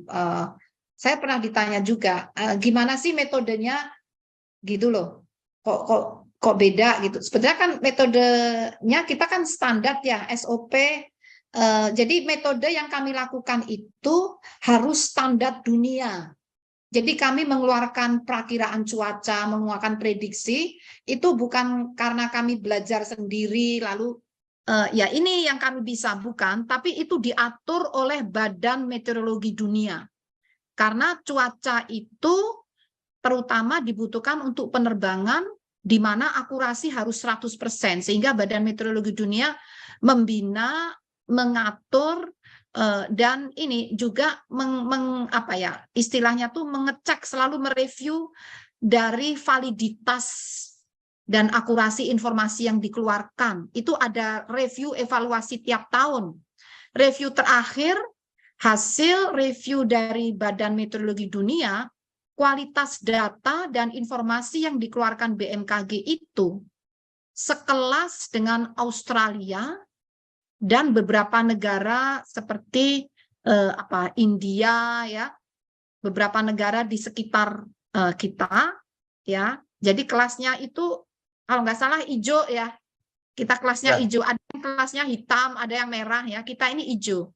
Sehingga BMKG itu dipercaya untuk melatih, mentraining BMKG-nya yang ada di negara-negara Pasifik, negara di Afrika, dan negara beberapa di Asia termasuk Timor Leste. Kami mentraining negara-negara BMKG negara-negara tersebut agar bisa memberikan perakiraan cuaca dan peringatan dini seperti standar Badan Meteorologi Dunia. Jadi metodenya seperti itu kurang lebih dengan pemodelan. Nah ini Pak Fahri itu menggunakan pemodelan itu kalau nggak salah ada 6 model, kadang di running bersamaan ya. Dan dan juga harus ada verifikasi. Verifikasi ini satu berdasarkan pengalaman forecaster. Jadi kadang-kadang model itu tidak bisa persis seperti yang ada di alam, sehingga harus diverifikasi oleh forecaster yang menjaga, kan harus jaga 24 jam. Ada modifikasi. Juga diverifikasi dengan data radar kurang lebih 3 jam sebelumnya. Jadi tidak hanya pemodelan langsung dilepas gitu, tidak. Harus ada SOP-nya, verifikasinya, QC-nya, quality control dari data itu otomatis juga harus dilakukan. Nah, itu metodenya sehingga keluar warna-warna tadi, seperti itu. Kurang lebihnya demikian, Mas. Baik, terima kasih Ibu. Seluruh pertanyaan sudah terjawab, Bu. Alhamdulillah. Nah, mohon izin, Bu, apakah kita masih menunggu Pak Abdul Muhari? Sepertinya beliau masih ada kendala, Bu. Oh gitu ya, nggak bisa ya? Ya oke lah, mungkin Bu. nanti rekan-rekan bisa Yap. ada sendiri kan dengan BNPB ya. Tadi BPBD sudah, dengan BRIN juga nggak ada. Tidak Bu, tidak kelihatan Bu hari ini. Mungkin masih tapi ada kendala. di luar ini selalu koordinasi ya, terutama TMC ya, dan juga beberapa kajian itu kita lakukan bersama ya, dengan waktu itu masih 8 namanya. Waktu itu belum BRIN, masih 8. Jadi kita sering melakukan studi bersama itu ya. Demikian Mas. Baik Bu, sebelum menutup biasanya kami mohon statement akhir Ibu untuk secara general saja Bu, garis bawah highlight apa yang perlu diwaspadai. Ya, jadi secara umum kami menyampaikan perkembangan cuaca yang nampaknya mulai tanggal 30, 31 Desember ini untuk cuaca publik ya, terjadi peningkatan intensitas menuju ekstrim hampir merata di beberapa wilayah. Namun informasi ini jangan dijadikan sesuatu yang mencekam dan menakutkan. Justru biasakanlah untuk mendengar hal-hal yang seperti itu, tapi yang penting terukur dan valid gitu. Maksudnya apa? Agar kita bisa merencanakan kegiatan kita dapat berjalan secara aman. Begitu. Terima kasih. Baik Bu, terima kasih Bu atas semua penjelasan Pak Dep beserta jajaran. Terima kasih teman-teman atas kehadiran dan tentu apa yang disampaikan Ibu Kepala BMKG ini menjadi perhatian kita semua, kewaspadaan kita semua, kehati-hatian kita semua, dan tentu harapannya tentu masyarakat untuk terus mengikuti perkembangan updating dari informasi BMKG dan mengikuti arahan pemerintah setempat terkait dengan beberapa hari ke depan sampai dengan awal di Januari. Dan yang terakhir, BMKG membuka posko layanan 24 jam di seluruh Indonesia. Jadi ketika ada berita-berita informasi yang mungkin belum jelas, tidak jelas, langsung ditanyakan ke BMKG yang kami sudah standby selama 24 jam juga di kanal-kanal saluran resmi di media sosial dan sebagainya. Terima kasih. Sekali lagi saya ucapkan atas partisipasinya Bapak Ibu sekalian. Saya akhiri. Assalamualaikum warahmatullahi wabarakatuh. Salam sehat untuk kita semua. Semoga kita selamat. Amin. Waalaikumsalam warahmatullahi Terima kasih. Terima kasih Bapak dan Ibu semuanya, rekan-rekan media. Ya, semoga aman. Insya Amin, Allah. Bu. Amin, ya Amin. Rabbal Terima alamin. kasih banyak Bu. Ya, banyak doa. Terima kasih. Biar bisa tahun baruan Bu. Ya, terima kasih. Betul. Makasih izin live. Iya Bu. Gimana ini? Oke, monggo. Terima kasih Bapak Ibu. Pak Karo. Pak Karo. Langsung saja Ibu untuk memberikan penjelasan kaitan dengan updating Bu, penjelasan hal-hal yang perlu di-highlight kembali dan menjadi perhatian kita bersama Bu. Terima kasih. Kami silakan Ibu. Terima kasih Pak Taufan dan juga Assalamualaikum warahmatullahi wabarakatuh. Yang saya hormati rekan-rekan media yang telah meluangkan waktu dengan sabar. Dan juga ini rekan-rekan dari BMKG, Bapak Deputi, para kepala pusat, dan juga hadirin sekalian. Bismillahirrahmanirrahim. Perkenankanlah kami mengupdate perkembangan potensi cuaca ekstrim di akhir tahun 2022. Sejak tanggal 21 Desember tahun 2022, BMKG telah mengeluarkan rilis potensi cuaca ekstrim yang dapat terjadi dalam sepekan mulai saat itu tanggal 23 Desember hingga 1 Januari 2023 dan telah dilakukan update atau pembaruan melalui press conference pada tanggal 27 Desember 2022 yang lalu. Saat ini mengingat adanya peningkatan intensitas kondisi ekstrim, maka kami memandang penting dan mendesak perlunya dilakukan update perkembangan atmosfer saat ini. Berdasarkan analisis terkini hari ini, 29 Desember, kondisi dinamika atmosfer di sekitar wilayah Indonesia masih cukup signifikan. Bahkan ada peningkatan potensi curah hujan di beberapa wilayah hingga 1 Januari 2023. Nah, ini perlu nanti kami jelaskan juga kenapa menjadi 1 Januari padahal sebelumnya kan sampai 3 Januari. Bahkan ada kemungkinan lebih. Nanti ada penjelasannya kenapa kali ini hingga 1 Januari. Dasar pertimbangan perkembangan ini masih terkait dengan berbagai fenomena yang terjadi bersamaan, yaitu aktifnya monsun Asia. Monsun itu artinya angin yang berasal dari benua Asia yang membawa uap-uap air karena melewati Samudra Pasifik sebelum masuk ke wilayah Indonesia, sehingga membawa uap-uap air yang mendatangkan atau menjadikan musim hujan di wilayah Indonesia.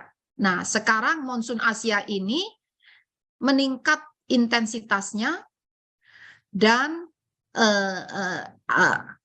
kita deteksi berpotensi meningkatkan kecepatan angin, terjadi peningkatan kecepatan angin dan curah hujan. Kemudian juga teridentifikasinya ini masih aktif Madden-Julian Oscillation di sekitar wilayah Indonesia bagian selatan ekuator. Nah, jadi Madden-Julian Oscillation itu bahasa mudahnya adalah pergerakan gerombolan atau kumpulan awan-awan hujan dari Samudra Hindia, tepatnya dari sebelah timur benua Afrika bergerak melintasi ekuator menuju Samudra Pasifik. Tetapi saat ini sedang pada fase memasuki wilayah kepulauan Indonesia dan berakibat meningkatkan curah hujan di wilayah Indonesia, diawali dari bagian barat, nanti bergerak ke tengah dan ke timur. Dan juga aktifnya fenomena gelombang atmosfer di ekuatorial, yaitu gelombang Kelvin dan Rossby, dalam sepekan terakhir hingga beberapa hari ke depan, yang berkontribusi signifikan meningkatkan pertumbuhan awan hujan dengan potensi curah hujan lebat hingga sangat lebat, dan dari hasil modeling terakhir nampak menjadi ekstrim untuk wilayah-wilayah strategis. Dan inilah perkembangan yang kami sampaikan, adanya peningkatan intensitas mencapai ekstrim untuk wilayah-wilayah strategis. Kemudian terpantaunya pusat tekanan rendah di Australia yang dapat membentuk daerah pertemuan angin di sekitar wilayah Indonesia bagian selatan ekuator yang dapat meningkatkan potensi pertumbuhan awan hujan signifikan di sekitar wilayah yang dilewatinya, mulai dari Jawa hingga Nusa Tenggara. Dan yang terakhir, sementara itu fenomena seruakan udara dingin dari dataran tinggi Tibet dan arus lintas ekuatorial dalam beberapa hari terakhir masih terus aktif terjadi, walaupun intensitasnya mulai melemah dibandingkan beberapa hari lalu. Meskipun demikian, kondisi tersebut masih dapat berkontribusi terhadap peningkatan pertumbuhan awan hujan di wilayah Indonesia bagian barat dan selatan ekuator. Berdasarkan hasil analisis dinamika atmosfer dan pemodelan cuaca secara numeris, akhirnya BMKG memperkirakan adanya potensi peningkatan curah hujan mulai tanggal 30 hingga 31 Desember di beberapa wilayah di Indonesia. Saya persilakan gambarnya ya. Ini kita lihat, coba dilihat di gambar peta sebelah kiri bawah. Mungkin bisa dinaikkan dikit biar kelihatan. Ibu bapak yang saya hormati, itu petanya bisa dilihat. Nah, oke. Dari peta ini ibu bapak perlu mewaspadai yang warnanya merah. Harusnya kewaspadaan mulai dilakukan ketika warnanya kuning, apalagi berkembang menjadi orange merah, dan yang paling parah itu yang berwarna pink. Yang berwarna pink itu adalah menunjukkan curah hujan dengan intensitas bisa melampaui 150 mm dalam waktu 1 hari. Jadi yang warnanya pink itu kan terlihat ada di wilayah sebagian DKI dan juga di bagian utara Jawa Barat, memanjang ke timur masuk sampai ke Laut Jawa ini. Jadi Laut Jawa ini masih pink ya. Jadi di situ masih akan terjadi hujan lebat, angin kencang dan gelombang tinggi, bahkan banjir rob masih akan terjadi. Itu di Laut Jawa hingga Jawa Tengah bagian utara. Jawa Tengah bagian utara. Ini yang warna yang paling ekstrim ada di sana. Nah, kemudian setelah ekstrim itu hujan lebat itu antara 100 hingga 150 mm. Maaf, saya ulangi. Hujan sangat lebat yang berwarna merah itu antara 100 sampai 150 mm. Ini masih juga terjadi di Laut Jawa, di Banten sebagian kecil bagian utara, DKI juga, Jawa Barat bagian utara, Laut Jawa, dan juga Jawa Tengah bagian utara. Kemudian yang intensitas lebat itu adalah 50 sampai 100 mm, warnanya orange, juga terjadi pada wilayah-wilayah yang saya sebutkan tadi, dan itu orange ya lebat, dan kuning itu intensitas sedang. Nah, untuk area di Jawa lainnya, terutama di selatan ya, selatan itu kebanyakan hijau ya. Insya Allah kalau hijau itu aman ya. Tapi kuning itu mulai sedang. Sedang mulai diwaspadai karena sedang pun tergantung kondisi lingkungan yang ada setempat. Kalau lingkungannya sudah terganggu, sedang pun bisa menimbulkan banjir ataupun longsor ataupun cuaca ekstrim. Nah, jadi perlu kami sampaikan, perkembangan akhir perakiraan curah hujan Pulau Jawa tanggal 30 Desember besok, itu potensi hujan lebat terjadi di Banten bagian barat, DKI Jakarta bagian selatan, Jawa Barat bagian selatan, Daerah Istimewa Yogyakarta, Jawa Tengah bagian selatan, Jawa Timur bagian selatan. Itu potensi lebat. Potensi hujan sangat lebat, yaitu tadi intensitasnya 100 sampai 150 mm, berpotensi terjadi di Banten bagian utara dan selatan, juga DKI Jakarta bagian utara, sebagian Jawa Timur bagian utara. Dan potensi hujan ekstrim, intensitasnya dapat mencapai lebih dari 150 mm dalam 24 jam atau dalam satu hari, yaitu berpotensi terjadi di Jawa Barat bagian utara, Jawa Tengah bagian utara. Nah, itu yang perlu diwaspadai untuk tanggal 30 Desember. Selanjutnya tanggal 31 Desember. Nah, mohon maaf sebelum tanggal 31 Desember, ini juga sangat penting kami sampaikan, perakiraan curah hujan di Jabodetabek, khusus Jabodetabek, untuk besok tanggal 30 Desember.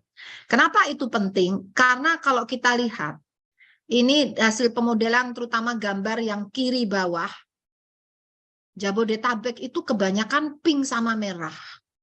Jadi, dan itu merata. Sehingga ini yang perlu diwaspadai ya. Namun ini hujan ya, hujan, bukan badai ya, hujan. Intensitasnya bisa ekstrim. Nah, jadi yang perlu diwaspadai untuk ekstrim itu di Kabupaten Bekasi bagian utara. Nah, kalau hujan dengan sangat lebat intensitasnya terjadi di Jakarta Barat bagian utara, Jakarta Timur, Jakarta Selatan, Jakarta Utara, dan Kota Bekasi. Sekali lagi ini nampaknya merata. Dan untuk potensi hujan lebat, yaitu antara 50 mm sampai 100 mm, berpotensi terjadi di Kabupaten Tangerang, Kota Tangerang Selatan, Kota Bogor, Kabupaten Bogor bagian selatan, Depok, dan Jakarta Pusat.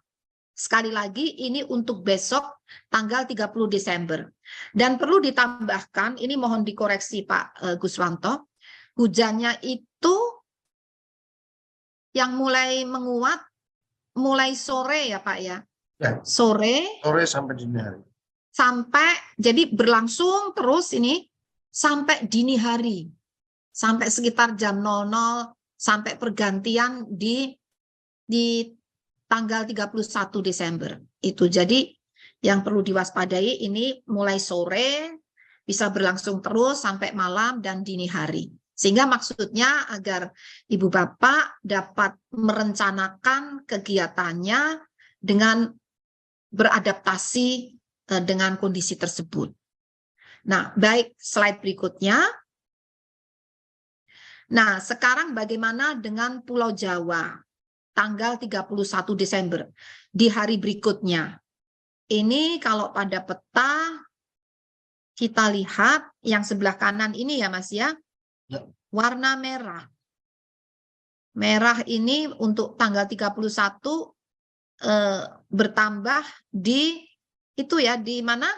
Ujung Kulon itu ya, apa Jawa Barat, di Banten ya. Ya. Itu Selat Sunda itu ya, bagian selatan ya. Kemudian di Jawa Tengah bagian utara. Merah ke arah pink, dan juga di Jawa Timur bagian selatan. Sisanya artinya merah pink itu kan mengarah bisa 100 mm sampai 150 mm. Nah, kemudian yang orange itu bisa mencapai 100 mm, tersebar dimulai dari Banten itu agak merata itu orange kuning ya. Kemudian di Jawa Barat, Jawa Tengah, di bagian utara, terutama itu. Namun secara umum curah hujannya melemah ya Mas ya, dari tanggal 30 ke tanggal 31. Ini relatif warna pink merahnya itu menjadi lebih bersih. Ini alhamdulillah ya, semoga mulai mereda ini, meskipun masih ada ya. Nah, jadi potensi hujan lebat di tanggal 31 Desember, meskipun potensi ekstrimnya sudah hilang ya, kayaknya berkurang, tapi masih ada potensi hujan lebat, sangat lebat, maaf saya ulangi, potensi hujan sangat lebat di DKI Jakarta bagian utara, Jawa Barat bagian utara, Banten bagian selatan dan barat, kemudian Jawa Tengah bagian utara. Itu potensi hujan yang sangat lebat. Kemudian potensi hujan lebat masih terjadi di Banten, Jawa Barat bagian tengah, Jawa Tengah bagian tengah, Daerah Istimewa Yogyakarta, Jawa Timur bagian tengah dan selatan. Nah, bagaimana selanjutnya Mas? Slide berikutnya. Masih ada? Oke. No. Ini. Nah, bagaimana Jabodetabek tanggal 31 Desember? Alhamdulillah, ini mungkin berkat doa Bapak Ibu sekalian, warna yang merah, pink, orange untuk Jabodetabek ini sudah berkurang ya, seperti peta tadi ya. Masih tersisa yang orange dan kuning. Kuning itu sedang, orange itu adalah lebat ya. Lebat, betul kan Pak? Orange itu ya, lebat. Nah, dan itu kayaknya sangat lebat masih ada ini yang orange. Masih ada, ketutup sini Bu, ya, ketutup sini. Iya, jadi sangat lebat masih ada. Nah, inilah sebarannya agar Bapak Ibu bisa melihat. Lalu bagaimana potensi hujan yang sangat lebat ini terjadi di Jakarta Utara, Kabupaten Bekasi dan Kabupaten Bekasi bagian utara.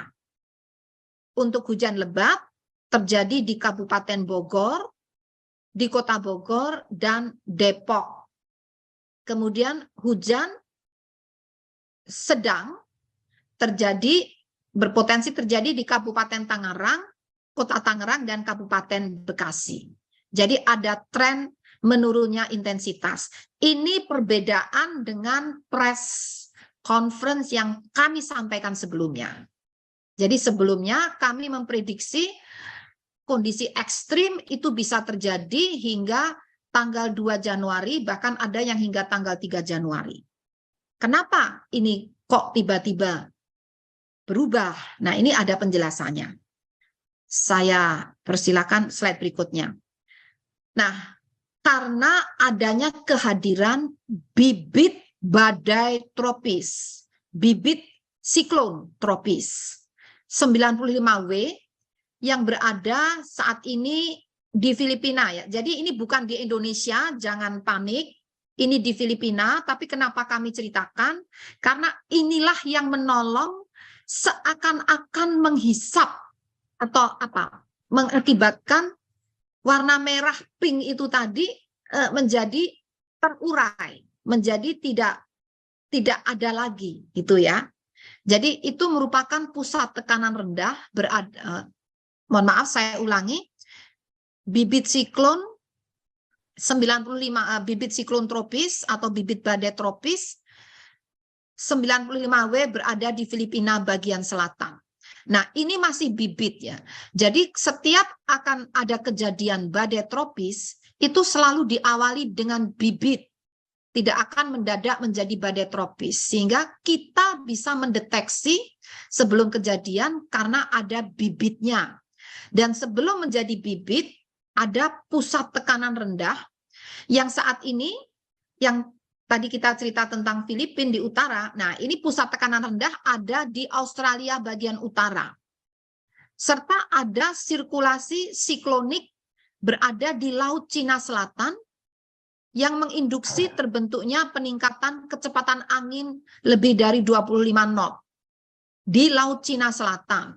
Kondisi tersebut mampu meningkatkan potensi pertumbuhan awan hujan dan gelombang laut tinggi di sekitar bibit siklon tropis atau pusat tekanan rendah atau sirkulasi siklonik.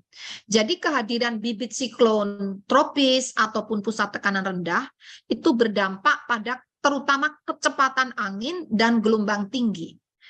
Dan dapat juga disertai dengan hujan intensitas tinggi. Dan ini anginnya itu kan memutar. Nah, kehadiran itu yang mewarnai fenomena cuaca di Indonesia selain fenomena yang pernah kami sebutkan. Dan juga mengakibatkan itu tadi yang warna-warna pink itu ada yang sebagian terhisap, terurai ke arah selatan karena pengaruh tekanan rendah di Australia bagian utara, dan ada yang sebagian terbawa ke terblok ya oleh pengaruh bibit siklon tropis yang ada di Filipina. Jadi karena kehadiran bibit-bibit siklon dan pusat tekanan rendah ini yang mengakibatkan tiba-tiba warna merah-merah tadi menjadi hilang. Ya, jadi ini ya mungkin kita syukuri ya karena menghindarkan dari kondisi ekstrim yang panjang. Jadi tadi sekitar kurang lebih hanya 1-2 hari saja. Kemudian daerah konvergensi, oh sudah ya. Oke, ini bagaimana dengan penerbangan? Penerbangan sangat dipengaruhi oleh potensi pertumbuhan awan CB di wilayah udara Indonesia yang kita modelkan, kita prediksi mulai 27 Desember hingga 2 Januari. Dari gambar ini terlihat awan CB atau awan cumulonimbus dengan persentase cakupan spasial maksimum antara 50 hingga 75% yang ini berpotensi mengganggu penerbangan selama 7 hari ke depan diprediksi terjadi di Laut Andaman, Laut Sulu, Laut Filipina, kemudian juga Samudra Pasifik Utara Pulau Papua, Samudra Hindia Selatan Pulau Jawa, hingga Barat Pulau Sumatera, Selat Sunda, Laut Jawa, Selat Makassar, Laut Maluku, Laut Banda, Laut Aru, Laut Arafuru, Laut Timor, Teluk Karpentaria, sebagian kecil Pulau Papua. Kemudian juga perlu diwaspadai, bahkan mungkin siaga ini ya, awan cumulonimbus dengan persentase cakupan yang lebih luas lagi. Cakupan spasialnya lebih dari 75%. Selama 7 hari ke depan, diprediksi terjadi di Laut Cina Selatan, Laut Sulu, Laut Filipina, Selat Sunda. Ada noise ya Mas ya? Iya Bu. Betul. Itu mungkin HP-nya siapa tuh? Ya, Selat Sunda, Laut Jawa, Laut Timor, dan Teluk Karpentaria. Nah, untuk potensi ini kami telah dipimpin oleh Bapak Menteri Perhubungan mengkoordinasikan langkah-langkah mitigasinya. Ya, jadi tadi Bapak Menteri Perhubungan, Bapak Kepala BNPB, juga pimpinan di BRIN bersama kami dan beberapa pihak terkait ini menyiapkan beberapa langkah, antara lain pengaturan penerbangan, dan itu mungkin tepatnya nanti di Kementerian Perhubungan, dan sedang disiapkan pula TMC, teknologi modifikasi cuaca. Slide berikutnya. Nah, selain di darat, di udara, potensi ekstrim juga terjadi di laut, yaitu potensi gelombang tinggi di wilayah perairan Indonesia berlaku dari 28 Desember sampai 2 Januari. Nah, tinggi gelombang mencapai 4 hingga 6 meter, berpotensi terjadi di Laut Natuna Utara, perairan Kepulauan Natuna, Selat Sunda bagian barat dan selatan, perairan selatan Banten hingga Jawa Timur, Laut Jawa bagian timur, perairan utara Kepulauan Sapudi hingga Kepulauan Kangean, Laut Sumbawa, perairan selatan Pulau Sumba, Sumba Hindia Barat Bengkulu, mohon maaf saya ulangi, Samudra Hindia Barat Bengkulu. Jadi Samudra Hindia yang berada di sebelah barat Bengkulu hingga selatan Nusa Tenggara Timur. Jadi itu kita lihat pada gambar ini mulai tanggal tanggal berapa itu? Tanggal 28 ya. Nah, ini warnanya kan merah, orange, itu mulai dari sebelah barat Bengkulu di Samudra Hindia, terus menyambung, menerus, membelok di selatan Selat Sunda, dan akhirnya sampai selatan Jawa dan selatan Nusa Tenggara Timur. Nah, ini potensinya, dan juga potensi gelombang tinggi hingga 4-6 meter di perairan utara Flores, Laut Flores, dan Laut Arafura. Kemudian untuk gelombang yang agak lebih rendah, itu 2,5 hingga 4 meter, berpotensi di berbagai perairan, ini cukup banyak, hampir merata di wilayah Indonesia. Nah, bagi Bapak Ibu ataupun masyarakat bisa memonitor perkembangan ini sewaktu-waktu melalui aplikasi mobile phone Info BMKG. Di sana ada fitur tentang gelombang tinggi. Silakan bisa memonitor secara mandiri untuk merencanakan kegiatan Bapak Ibu. Selain di Info BMKG, juga di website BMKG, dan juga di website atau di link Inawis. Itu nanti mohon di-share ya Pak Guswanto, link-link websitenya. Begitu. Dan tadi yang untuk kondisi awan CB itu juga open. Itu bukan rahasia, itu silahkan bisa dimonitor sewaktu-waktu, real time ya perkembangannya. Silahkan mengakses aplikasi mobile phone Info BMKG atau website BMKG, dan bisa juga nanti Pak Guswanto memberikan link ya, mungkin di Siam ya, jadi ada linknya khusus ada juga, jadi ada beberapa kanal untuk terus bisa diakses bagaimana dinamika perkembangannya, karena sangat dinamis. Di Indonesia ini banyak dipengaruhi dari berbagai samudra, dan ada 2 samudra, dan juga dari benua Asia ataupun benua Australia. Mohon maaf Pak, yang banjirop itu masih ada. Saya sebenarnya tahu, bisa ditayangkan. Banjirop ini juga sangat membahayakan, bisa mengganggu ya. Mungkin tadi Pak Pak Sopo. Pak, ya sebentar Ibu, saya carikan. Ya. Atau Pak Eko mungkin udah ready banjiropnya. Mohon maaf menunggu sebentar.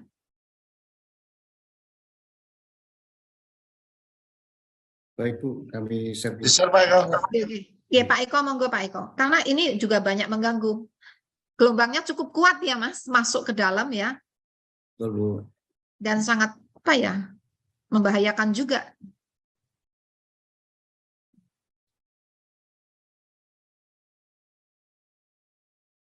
Sambil menunggu, silahkan menginstal aplikasi Info BMKG. Bapak Ibu bisa melihat perakiraan cuaca 6 hari ke depan, bagaimana curah hujannya, suhunya, kecepatan anginnya, dan kelembapannya setiap 3 jam atau 6 jam di setiap kecamatan di seluruh wilayah Indonesia. Dan Bapak Ibu bisa memonitor perkembangan cuaca di setiap jalur mudik selama Nataru ini. Nah, ini potensi tinggi gelombang ya. Mohon izin Bu, ini yang potensi banjir rob Bu. Sorry, maaf, banjir rob, banjir pesisir. Tapi yang tanggal Mas, tanggal 30, tanggal 29, 30, Baik. yang mana? Ada di Ini sebelah kanan Bu. kanan ya, sebentar, Ya. ketutup sebentar. Oke, sebelah kanan ya. Ya. Sampai tanggal 31 Desember, ini banjir rob di pesisir Kepulauan Riau. Ini sudah terjadi sejak tanggal 21 dan diprediksi hingga 31 Desember. Kemudian di pesisir banjir rob di pesisir Bangka Belitung diprediksi sudah terjadi mulai tanggal 24 dan berakhir hingga 31 Desember. Kemudian banjir rob di pesisir Banten diprediksi akan berlangsung sejak 21 Desember hingga 5 Januari. Kemudian banjir rob di pesisir utara DKI Jakarta diprediksi akan terjadi tanggal 3 hingga 10 Januari 2023. Banjir rob di pesisir, Mas digedein sedikit, aku nggak bisa baca. Maaf Bu, ya.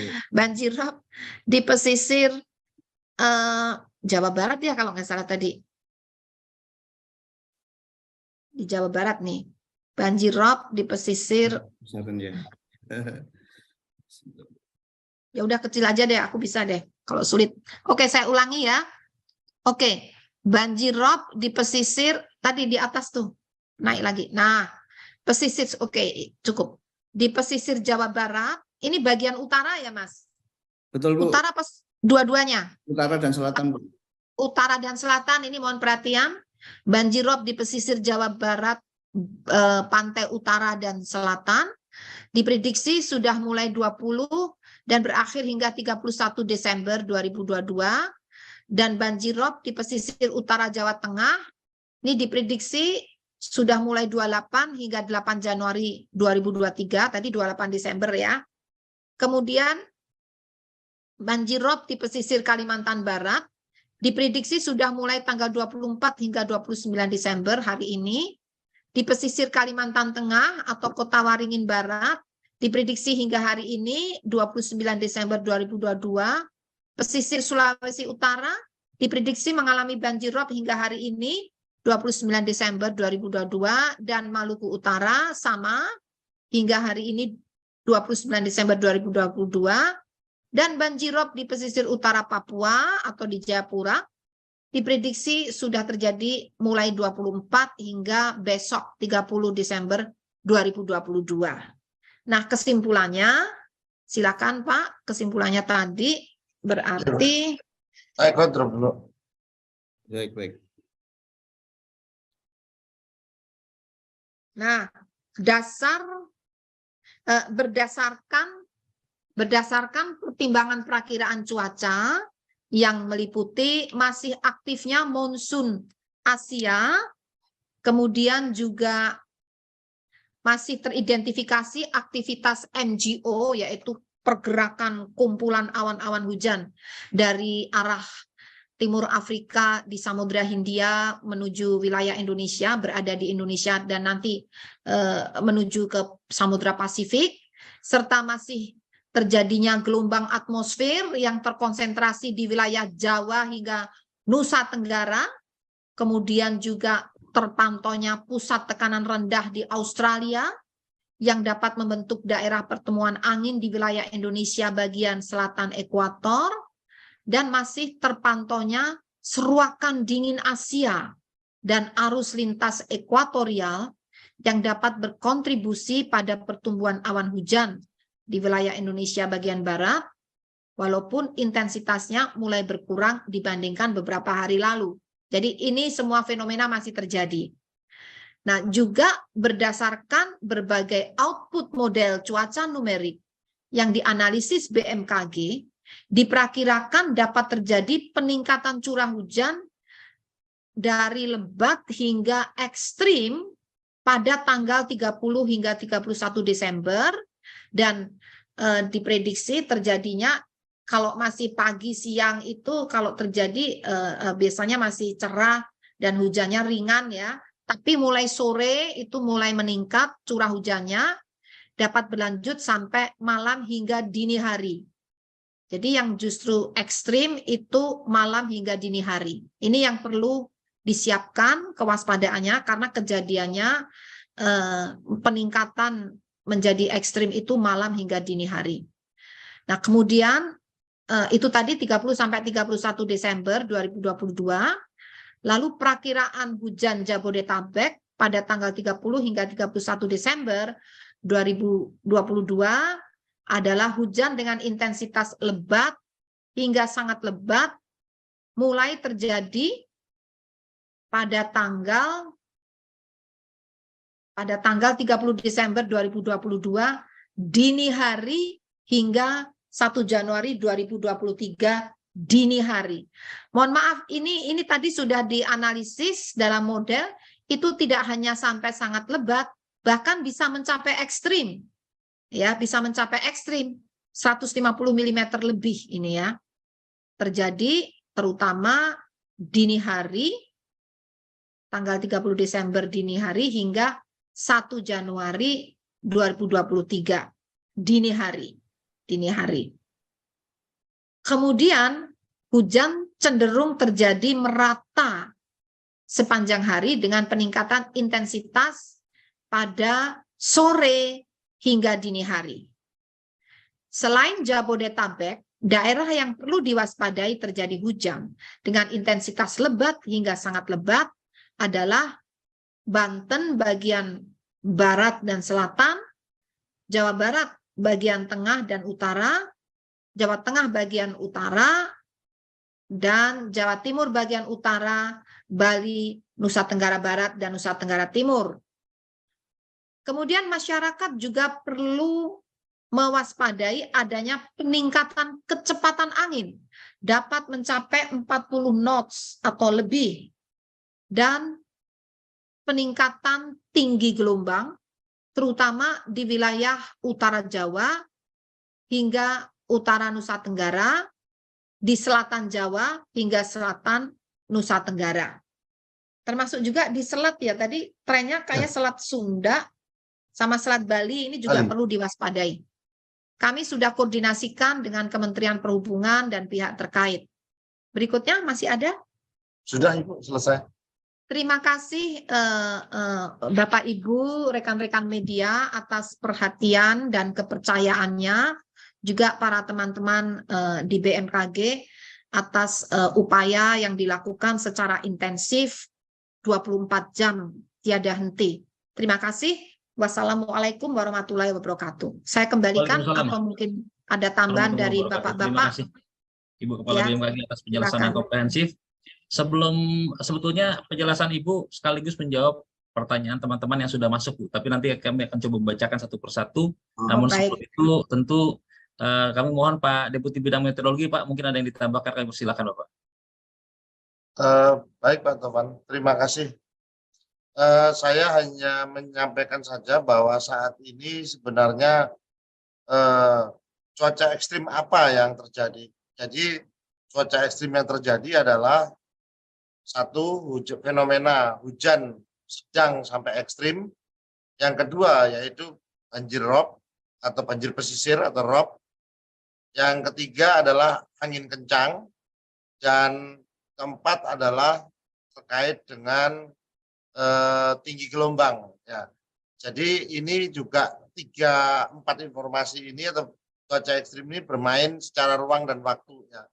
Jadi dia tidak berbarengan. Ada yang beramplifikasi seperti di Jawa Tengah ya, itu tinggi gelombang bermain juga, robnya juga ada, curah hujannya juga ada, utamanya di pesisir. Nah, ini dia beramplifikasi. Ada yang hanya banjir robnya saja, tapi ada juga yang hanya hujannya saja. Barangkali ini perlu gampang dilihat dari petanya saja ya. Kalau kita lihat sedikit nih Pak Tovan menambahkan tadi yang disampaikan ya. Kalau kita lihat ini kan angin 3000 feet. Ini kelihatan ada 36 knot ini di atas ini. Ini 28, 32. Dari sini itu bisa kita menganalisis sendiri kecepatan angin tertinggi daerah mana. Ini 18 knot berarti rendah, ini juga cukup rendah. Nah, itu yang perlu diperhatikan. Ini juga tidak seluruhnya wilayah Indonesia angin dengan kecepatan tinggi atau dengan angin kencang ya. Demikian kira-kira tambahan dari saya. Terima kasih. Mohon maaf Pak Guswanto, ini peta ini mohon juga di-share. Yang ini kayaknya yang terakhir peta angin itu biar masyarakat juga bisa melihat situasinya. Mungkin di website ya terutama ya. Di website ada itu. Oke, baik. Oke, makasih. Update tiap hari. Baik. Terima kasih Mas. Oke. Monggo Pak. Pak Tovan, dilanjut. Barangkali ada tambahan dari Ya. para kapus, Pak Fahri, Pak Baik. Eko, Pak Hadi, silakan. BNPB dan BRIN mungkin ada ya. Kita mengundang juga. Hadir Bu sepertinya Bu. Ya, Kita akan diatur ya coba Pak, dipersilakan juga menyapa kalau sudah dari teman-teman dari Pak BRIN Pak dan Fahri, BNPB. mungkin Pak Fahri dulu Pak sama Fahri? Pak Silakan Pak Fahri, Pak Eko. untuk mungkin ada melengkapi yang disampaikan. cuaca, terus nanti BNPB dan BRIN. Ya, Baik. baik. Silakan. Pak Fahri, monitor Ya, Pak. baik. Terima kasih Ibu Kabin KG, Pak Deputi, Bapak Ibu, rekan-rekan media menambahkan sedikit apa yang disampaikan Ibu Kepala dan Pak Deputi tadi. Tadi kita sudah melihat bahwa memang ada potensi peningkatan hujan. Nah, khusus untuk malam tahun baru gitu ya, memang potensi hujan lebatnya itu dini hari ya, seperti tadi Ibu sampaikan. Jadi kalau 31-nya mulai dari siang sore itu mulai meningkat, malam meningkat ya. Tapi kami mengharapkan dan melihat sih kayaknya ada celah justru menjelang malam pergantian tahun agak mereda gitu ya. Tapi meningkat lagi nanti setelah tengah malam, dini hari tadi itu mulai meningkat lagi.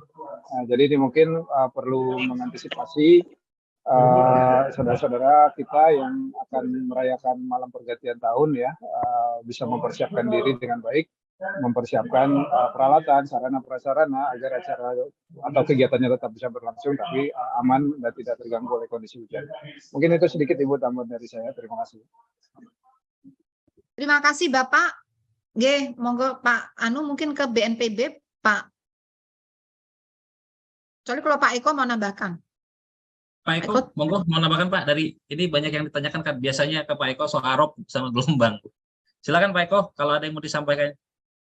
Baik, mohon izin Ibu Pak Deputi.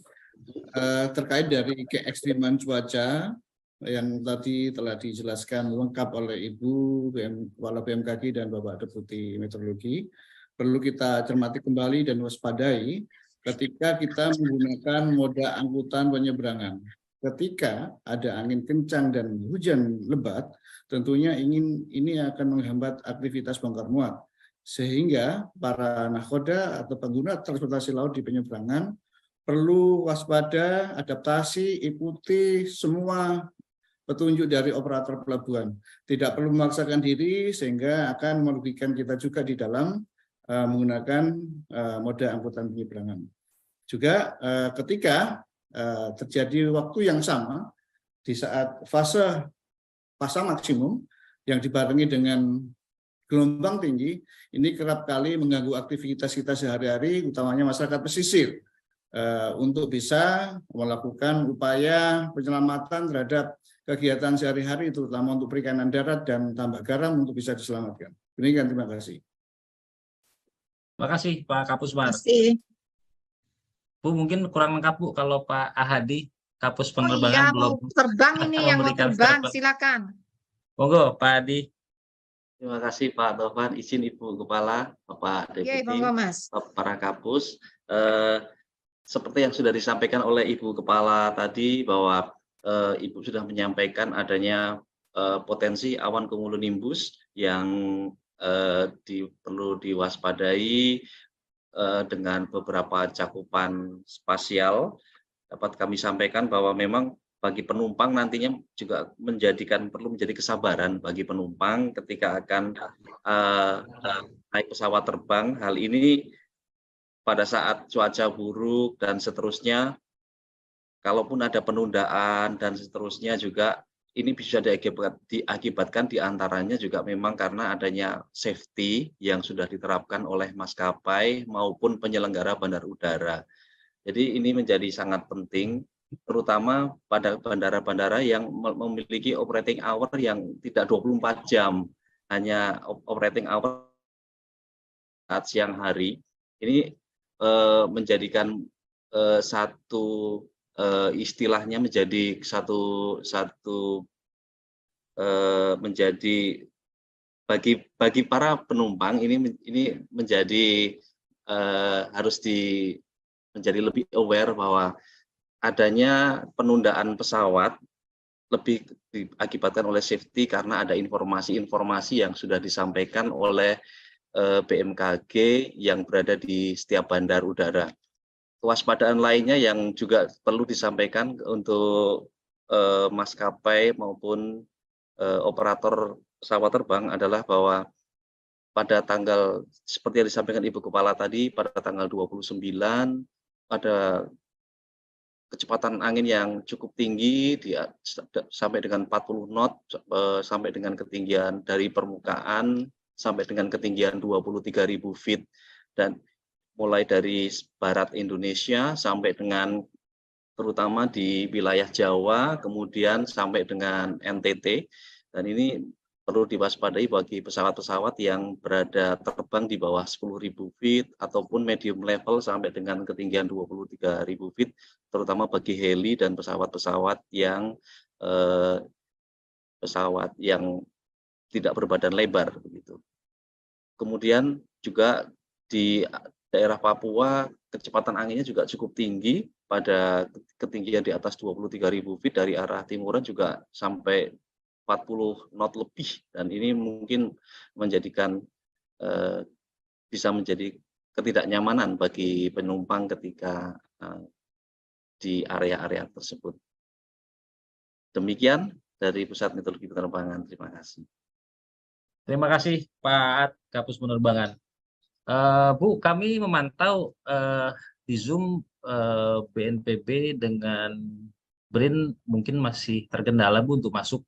Tapi di siang hari ini juga hadir Bu, sebetulnya dari BPBD DKI Bu Provinsi. Ini ada Pak Michael kalau tidak salah. Saya melihat dari BPBD DKI, Pak Michael. Tadi saya berkomunikasi terus Bu secara intens dengan teman-teman BPBD DKI. Dan kaitannya juga berkaitan dengan pertanyaan Bu, terkait dengan kebijakan apa yang harus dilakukan oleh setempat. Ya, siap. Pak Kalak BPBD DKI juga hadir nih Pak Isnawa. Oh, Pak Isnawa. Ya, dimohon Kepala BPBD dulu, Mas. Siap Bu. Kebetulan Pak Isnawa sudah hadir Pak. Mohon izin, Selamat Pak. ruang komando, ruangnya kan baru itu, ruang komando tadi diresmikan. Selamat ya Pak. Selamat. Assalamualaikum warahmatullahi wabarakatuh. Waalaikumsalam Pak. Kepala BMKG. Waalaikumsalam Terima kasih Bu. Ada Pak Fahri, Pak Guswanto semuanya. Saya Kalak BPBD DKI, Bu. Nah, tentunya saya berterima kasih, info dari Ibu sangat bermanfaat buat kami Bu di BPBD, karena juga media banyak sekali menyoroti bagaimana kesiapan Pemprov DKI Jakarta menghadapi potensi bencana hidrometeorologi Bu, termasuk juga berkaitan dengan teknologi modifikasi cuaca. Jadi info Ibu sangat bermanfaat karena memang kami harus mengantisipasi pergantian malam tahun baru ini Bu, dan saat ini saya juga intens lapor dengan Pak Gubernur, tentunya Pak Gubernur juga sering koordinasi dengan Ibu. Jadi rilis Ibu akan terus kami update, akan kami informasikan kepada warga Jakarta. Dan saya terima kasih banyak teman-teman media Bu yang juga ikut mensupport ya, menginformasikan, karena peran media juga sangat penting untuk memberitahukan kepada warga Jakarta bagaimana update cuaca dan lain-lain berkaitan dengan antisipasi cuaca ekstrim yang sering Ibu juga informasikan kepada kami dan publik, Bu. Terima kasih, Bu. Terima kasih sekali. Salam hormat untuk Pak Gubernur, ya. Siap, Bu. Terima kasih, Bu. Ya, sama-sama. Pak Isnawa. Selanjutnya Bu, kita ini antusias teman-teman di media sangat luar biasa Bu pada hari ini. Silakan. Kami mencatat beberapa pertanyaan penting yang sebetulnya secara umum Ibu sudah menjawab itu, tetapi perlu meng-highlight kembali, menegaskan kembali. Yang pertama adalah dari Kompas TV, Bu, Mbak Ferizga, ingin bertanya potensi hujan lebat dan ekstrim pada tanggal 30 di pesisir Jawa Barat dan Banten. Apakah akan mengganggu mobilisasi kapal penyeberangan, khususnya Merak Bakahuni, Bu, dan perlintasan pesawat komersial, Bu? Ibu masih mohon izin, Bu, masih di mute, Bu. Ya, mohon maaf. Betul. Jadi itu kami antisipasi karena dapat mengakibatkan gangguan ya. Terutama yang kami cek di lapangan itu terutama anginnya kencang dan juga gelombangnya bisa tinggi. Kadang-kadang mendadak tinggi begitu dan arusnya kuat. Arusnya dapat mencapai lebih dari 100 cm per detik. 1 cm per detik, ini kuat ini. Nah, sehingga apa? Untuk mengantisipasi, untuk memitigasi, sejak tanggal berapa ya? Sebelum Natal ya. Sejak sebelum Natal kami dipimpin oleh Bapak Menteri Perhubungan dan juga ada pihak-pihak terkait. Saat itu ada dari Menko PMK, ini sudah berkoordinasi dan juga ASDP saat itu dan Dirjen Perhubungan Laut berkoordinasi untuk mengantisipasi bagaimana pengaturan penyeberangan tersebut dan pengamanannya.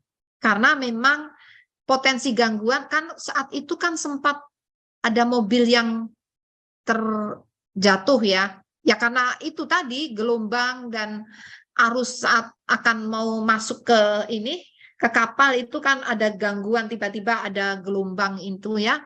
Kemudian tadi malam terulang lagi ya. Jadi kami makin mengintensifkan koordinasi dan kami dibantu dengan alat, yaitu mungkin Pak Eko bisa menampilkan ke teman-teman biar tahu, dan itu open bagi teman-teman, boleh buka, itu enggak rahasia. Itu Inawis, di situ ada monitoring radar maritim. Jadi kondisi arus, kecepatan arus, arah arus, dan juga bagaimana kondisi gelombang, kecepatan angin, itu ada semua di sana, dapat dimonitor dari waktu ke waktu, real time. Nah, ya. Ini kondisi apa ini? Ini arus ya? Angin atau arus ini? Ini tinggi gelombang, Bu, dengan sebaran. Oh, tinggi gelombang ya, yang bergerak itu? Itu arah dari pergerakan gelombangnya, Bu. Oke. Dan ini adalah jumlah kapal yang terjebak di gelombang tinggi. Silakan. Kita lihat, ya. Kapal yang terjebak, Mas. Apa? Kapal yang apa? Jumlah kapal yang terjebak di gelombang tinggi bisa kita lihat di lingkaran-lingkaran yang ada angkanya ini. Oh, Masya Allah. Ya. Berarti di Laut Jawa ini ada 111 sedang bersandar di sekitar Pelabuhan Tanjung Perak. Kemudian bersandar, bukan terjebak ya, bersandar. Yang terjebak di tengah, Bu, yang ada di tengah ini, Bu. Oh. Ya. Oke. Ada. Ya. Ini adalah bentuk dari respon dari para nahkoda untuk tidak memaksakan berlayar terhadap informasi yang dikeluarkan BMKG, sehingga mereka memilih untuk tetap berlabuh di pelabuhan dan berlindung di pulau-pulau yang bisa mengamankan mereka. Demikian, Bu. Ini juga ada informasi radar maritim, di mana ini manfaatnya adalah bisa melihat informasi real time terhadap kebutuhan penyeberangan yang membutuhkan waktu tempuh singkat, sehingga para nakoda ini bisa melihat apakah kapalnya akan mampu dengan kecepatan arus yang sedang berlangsung saat ini. Ini bisa dilihat di seluruh penyeberangan di Indonesia, khususnya di Selat Sunda, Selat Bali, dan Selat Lombok, dan juga untuk daerah wisata di Labuan Bajo, dan juga di Selat Sunda bagian selatan. Mungkin demikian, Bu, tambahan dari ini. Oke, sebentar. Ya. Oke, maaf sebentar Pak Eko. Ini biar teman-teman media juga bisa memahami ya. Jadi itu tadi gambar ini yang radar maritim. Warna-warna itu menunjukkan apa? Kecepatan arusnya. Kecepatan arus. Mulai harus diwaspadai kalau kuning ya. Ya, kalau warna kuning itu sudah lebih dari 1 meter per detik. Ya. Oke, berarti 100 cm per detik itu udah. Betul, Itu iya. harus waspada ya. Kalau masih biru, hijau, ini oke lah, masih aman ya. Ya. Tapi kalau kuning menjadi orange, merah apalagi. Ya. Itu kelihatan arusnya mengarah ke timur laut ya. Demikian, betul Bu. Ya. Yang 0,0 itu apa? Kecepatannya. Kecepatan arus Bu, ya itu dalam Oke, angka. oke. Baca, Bu. Jadi silakan rekan-rekan media nanti di-share itu linknya yang tertulis di atas itu, biar rekan media juga bisa melihat real time ya. Ya. Dari menit ke menit, bahkan detik ke detik perkembangannya bagaimana.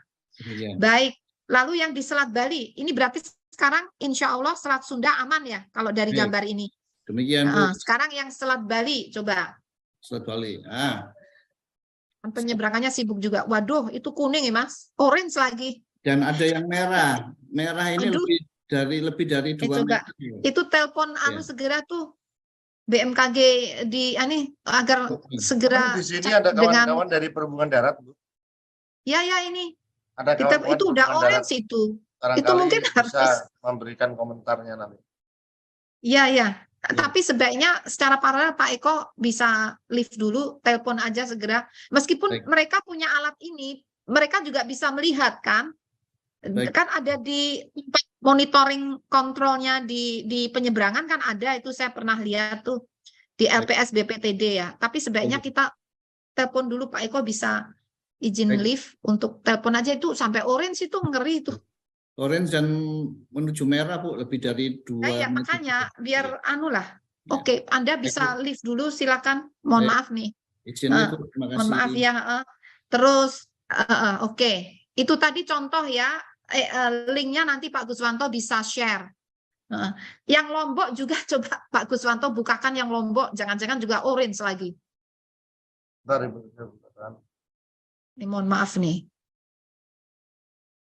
Sebetulnya itu bisa dipantau langsung oleh pengelola pelabuhan dan pengelola penyeberangan. Cuman kita kan harus saling saling ngingetin gitu. Sekarang yang Lombok, ini mana? Ini kan masih Selat Sunda Lombok. ya. Lombok. Sekarang Lombok. Ini Lombok nih. Ini kuning itu. Kuning itu udah mulai telepon deh kuning. Jangan sampai orange. Tolong ini yang stasiun BMKG terdekat sana. Dan kita kan pasang person di sana juga ya. Kita cek aja deh. Ya, Bu. Terima kasih. Jadi ini contoh rekan-rekan bagaimana cara kita mengamankan penyeberangan ini. Baik, terima kasih. Baik Ibu, pertanyaan selanjutnya sambil menunggu Pak Abdul Muhari, Bu, kami coba berkomunikasi dengan Pak Abdul beliau. Muhari bisa ditelepon. Iya, Bu. Ada pertanyaan Bu terkait dengan kebijakan ini. Apa yang harus dilakukan oleh pemerintah setempat untuk mengantisipasi curah hujan tinggi pada periode pergantian tahun baru? Bagaimana imbauan untuk masyarakat yang tinggal di pesisir pantai utara untuk mengantisipasi curah hujan yang tinggi? Ini juga sebetulnya sudah secara garis besar dijawab oleh Ibu Kepala BMKG penjelasan di awal tadi, tapi perlu penegasan kembali. Mungkin sambil Ibu mengkomunikasikan ke Pak Muhari, mungkin Pak Depet bisa memberikan respon. Abdul Muhari, ini Mbak linknya kan udah kita beritahu sejak tadi ya, 3 jam sudah ya. Mungkin baru sibuk kali ya. Sepertinya ada Rapim di sana, Bu. Tadi juga di Perhubungan Darat juga Pak Cucu juga sedang Rapim itu. Ya, kan tidak lanjut dari kita. Ya, rapat tidak lanjut masing-masing. Ya, sebentar. Saya selesai. Sebentar aja. Yep. Ini biar oke. Si Abdul Muhari. Oke. Jadi pertanyaannya bagaimana mengkomunikasikan dengan pemerintah daerah ya? Ini Bu, mengantisipasi kebijakan yang diambil. Oke. Ya. Koordinasi itu dilakukan jauh sebelum memasuki Nataru ini ya. Karena tidak hanya khusus untuk Nataru ya, untuk sehari-hari itu juga perlu dilakukan meskipun tidak ada Nataru. Jadi kami metode komunikasinya melalui berbagai cara, kunjungan langsung Jadi kami istilahnya sowan ya, tanda petik. Sowan, komunikasi langsung. Kemudian juga dilanjutkan ada beberapa pemerintah daerah yang juga berkunjung langsung ke BMKG. Contohnya ini Kepala BPBD DKI itu kayaknya beberapa kali deh ke BMKG konsultasi sejak gubernur yang lama ya. Siapapun gubernurnya, sebenarnya DKI itu aktif tuh. Siapapun gubernurnya ya. Dan juga data kami ini sharing data kami kirimkan ya secara digital, karena kalau DKI itu data dari kami masih diolah lagi. Peringatan dini dari kami ini kan sifatnya nasional ya. Nah, oleh pemerintah DKI diekstrak yang khusus DKI dan diolah lagi. Begitu. Kemudian selain kunjungan langsung, koordinasi langsung, juga ini TMC, ini juga koordinasi sejak beberapa hari yang lalu. TMC ini dilakukan teknologi modifikasi cuaca. Kemudian juga pernah kita melakukan geladi bersama, itu pernah dilakukan juga. Jadi semacam itu, dan itu diulang-ulang, dan dalam waktu eventnya sudah mendekat, kita koordinasi juga. Jadi diulang-ulang lah, sifatnya itu tidak hanya sekali dua kali, tapi diulang lagi. Demikian. Itu jawabannya. Ada pertanyaan satu lagi tadi apa? Saya lupa. Ini Bu, imbauan untuk masyarakat yang tinggal di pesisir pantai utara, Bu, untuk mengantisipasi curah hujan yang mungkin tinggi. Ya. Karena masyarakat itu berada di pesisir dan kondisi cuaca masih ekstrim, jadi kami menghimbau nomor 1, mohon rajin membuka informasi cuaca dan perkembangannya yang disampaikan BMKG. Tujuannya apa? Agar bisa melakukan penyelamatan diri. Sekarang yang dipikir nomor 1 selamat dulu. Yang penting selamat gitu ya. Karena memang gelombangnya masih tinggi, jadi agar selamat barangkali ini kan juga kami dengan pengelola pelabuhan. BMKG itu ada di pelabuhan-pelabuhan besar, ada stasiun BMKG maritim di pelabuhan-pelabuhan besar. Jadi rekan-rekan BMKG yang di pelabuhan-pelabuhan itu juga menghimbau masyarakat, misalnya mempersuasi untuk tidak melaut dulu ya. Tapi biasanya itu wewenangnya di Syah Bandar. Jadi kami sifatnya menghimbau, mengingatkan untuk menyesuaikan perjalanan mereka dengan kondisi cuaca yang ada saat ini. Begitu. Jadi nomor 1 adalah selamat dulu lah, nomor 1. Yang lain-lain bisa dipikir kemudian. Demikian. Baik, terima kasih Ibu. Pertanyaan selanjutnya Bu, dari Mbak Vivi Alsinta ini yang sering bantu kita Bu di BMKG dan undang Ibu juga. Terima kasih Mbak Vivi, selalu bantu. Sampai kapan seruakan angin dingin dari Tibet ini berakhir? Apakah kemunculan bibit siklon tropis di Filipina ini juga mengakhiri juga seruakan dingin Tibet yang terasa dalam beberapa hari? Demikian kira-kira. Ya, terima kasih. Kalau dari pemodelan tadi itu tanggal 31 Desember sudah mulai bersih ya. 1 Januari tadi ada nggak? 1 Januari kayaknya coba dicek tadi. Pak Guswanto, mohon Bapak yang memiliki model itu silahkan menjelaskan ya. Jadi seruakan dingin itu berakhir. Saya tadi melihat 31 Desember itu kayaknya udah mulai hilang ya. Coba diperhatikan di modeling Bapak tadi itu. Baik, bentar, Bu. Silakan, akan dijelaskan Pak Guswanto. Ini ya Ibu ya. Yang itu nomor ya, seruakan dingin ini kan 30 masih ada pengaruh ya. Ini tanggal 31 masih. 31 masih. Ini non saya. Coba dari gambar angin itu Mas, gambar angin tadi. Nah, ini ini 29 ya. 29 masih ya. Masih ya. Bu. Ya. Nah, itu sampai kapan? Kalau prediksi awal kan sampai Januari, Mas. Seruakan awal dingin Januari. Ya, seruakan dingin itu sebenarnya kan berafiliasi dengan monsun ya, Bu. Ya, monsun barat masih aktif, dan kelihatannya kan kalau dilihat dari sini kan tekanannya, kalau sepanjang tekanan di wilayah Asia itu masih tinggi, sepertinya potensi seruakan dingin itu masih muncul. Masih ada terus. Ya, Ya. kemarin kita prediksi masih sampai tanggal 6 kalau tidak salah. Tanggal 6 masih ada. Ya, kita Tapi prediksi setelah tanggal 6 itu nanti kita berkurang. update kembali. Ya, betul. Jadi prediksi awal itu sampai tanggal 6. Tapi setelah tanggal 6 sampai tanggal 15 itu kan berkurang. Hanya tiba-tiba kan ada ini, Mas. Ada bibit siklon itu loh. Ya. Sama yang low pressure area di Australia itu kan agak melemahkan itu ya. Jadi Ya. gimana kondisi gara-gara itu? Tadi sebenarnya sudah ada masukan dari Pak Indra Gustari bahwa sebenarnya bibit siklon tropis itu tidak menghilangkan fenomena seruakan dingin, tetapi dia memecah, melemahkan atau memecah kekuatan daripada seruakan dingin itu ke wilayah kita, Ibu. Ya. Ya, jadi pengaruhnya masih ada sampai awal Januari, itu minggu pertama hanya menjadi melemah karena ada pengaruh bibit siklon tadi. Namun bibit siklon ini kan tidak abadi itu. Beberapa hari lagi kan sudah hilang itu. Betul kan? Ya, beberapa betul. hari lagi kan sudah punah istilahnya ya. Betul. Berarti kan pengaruhnya menguat lagi. Jadi seperti itu kira-kira.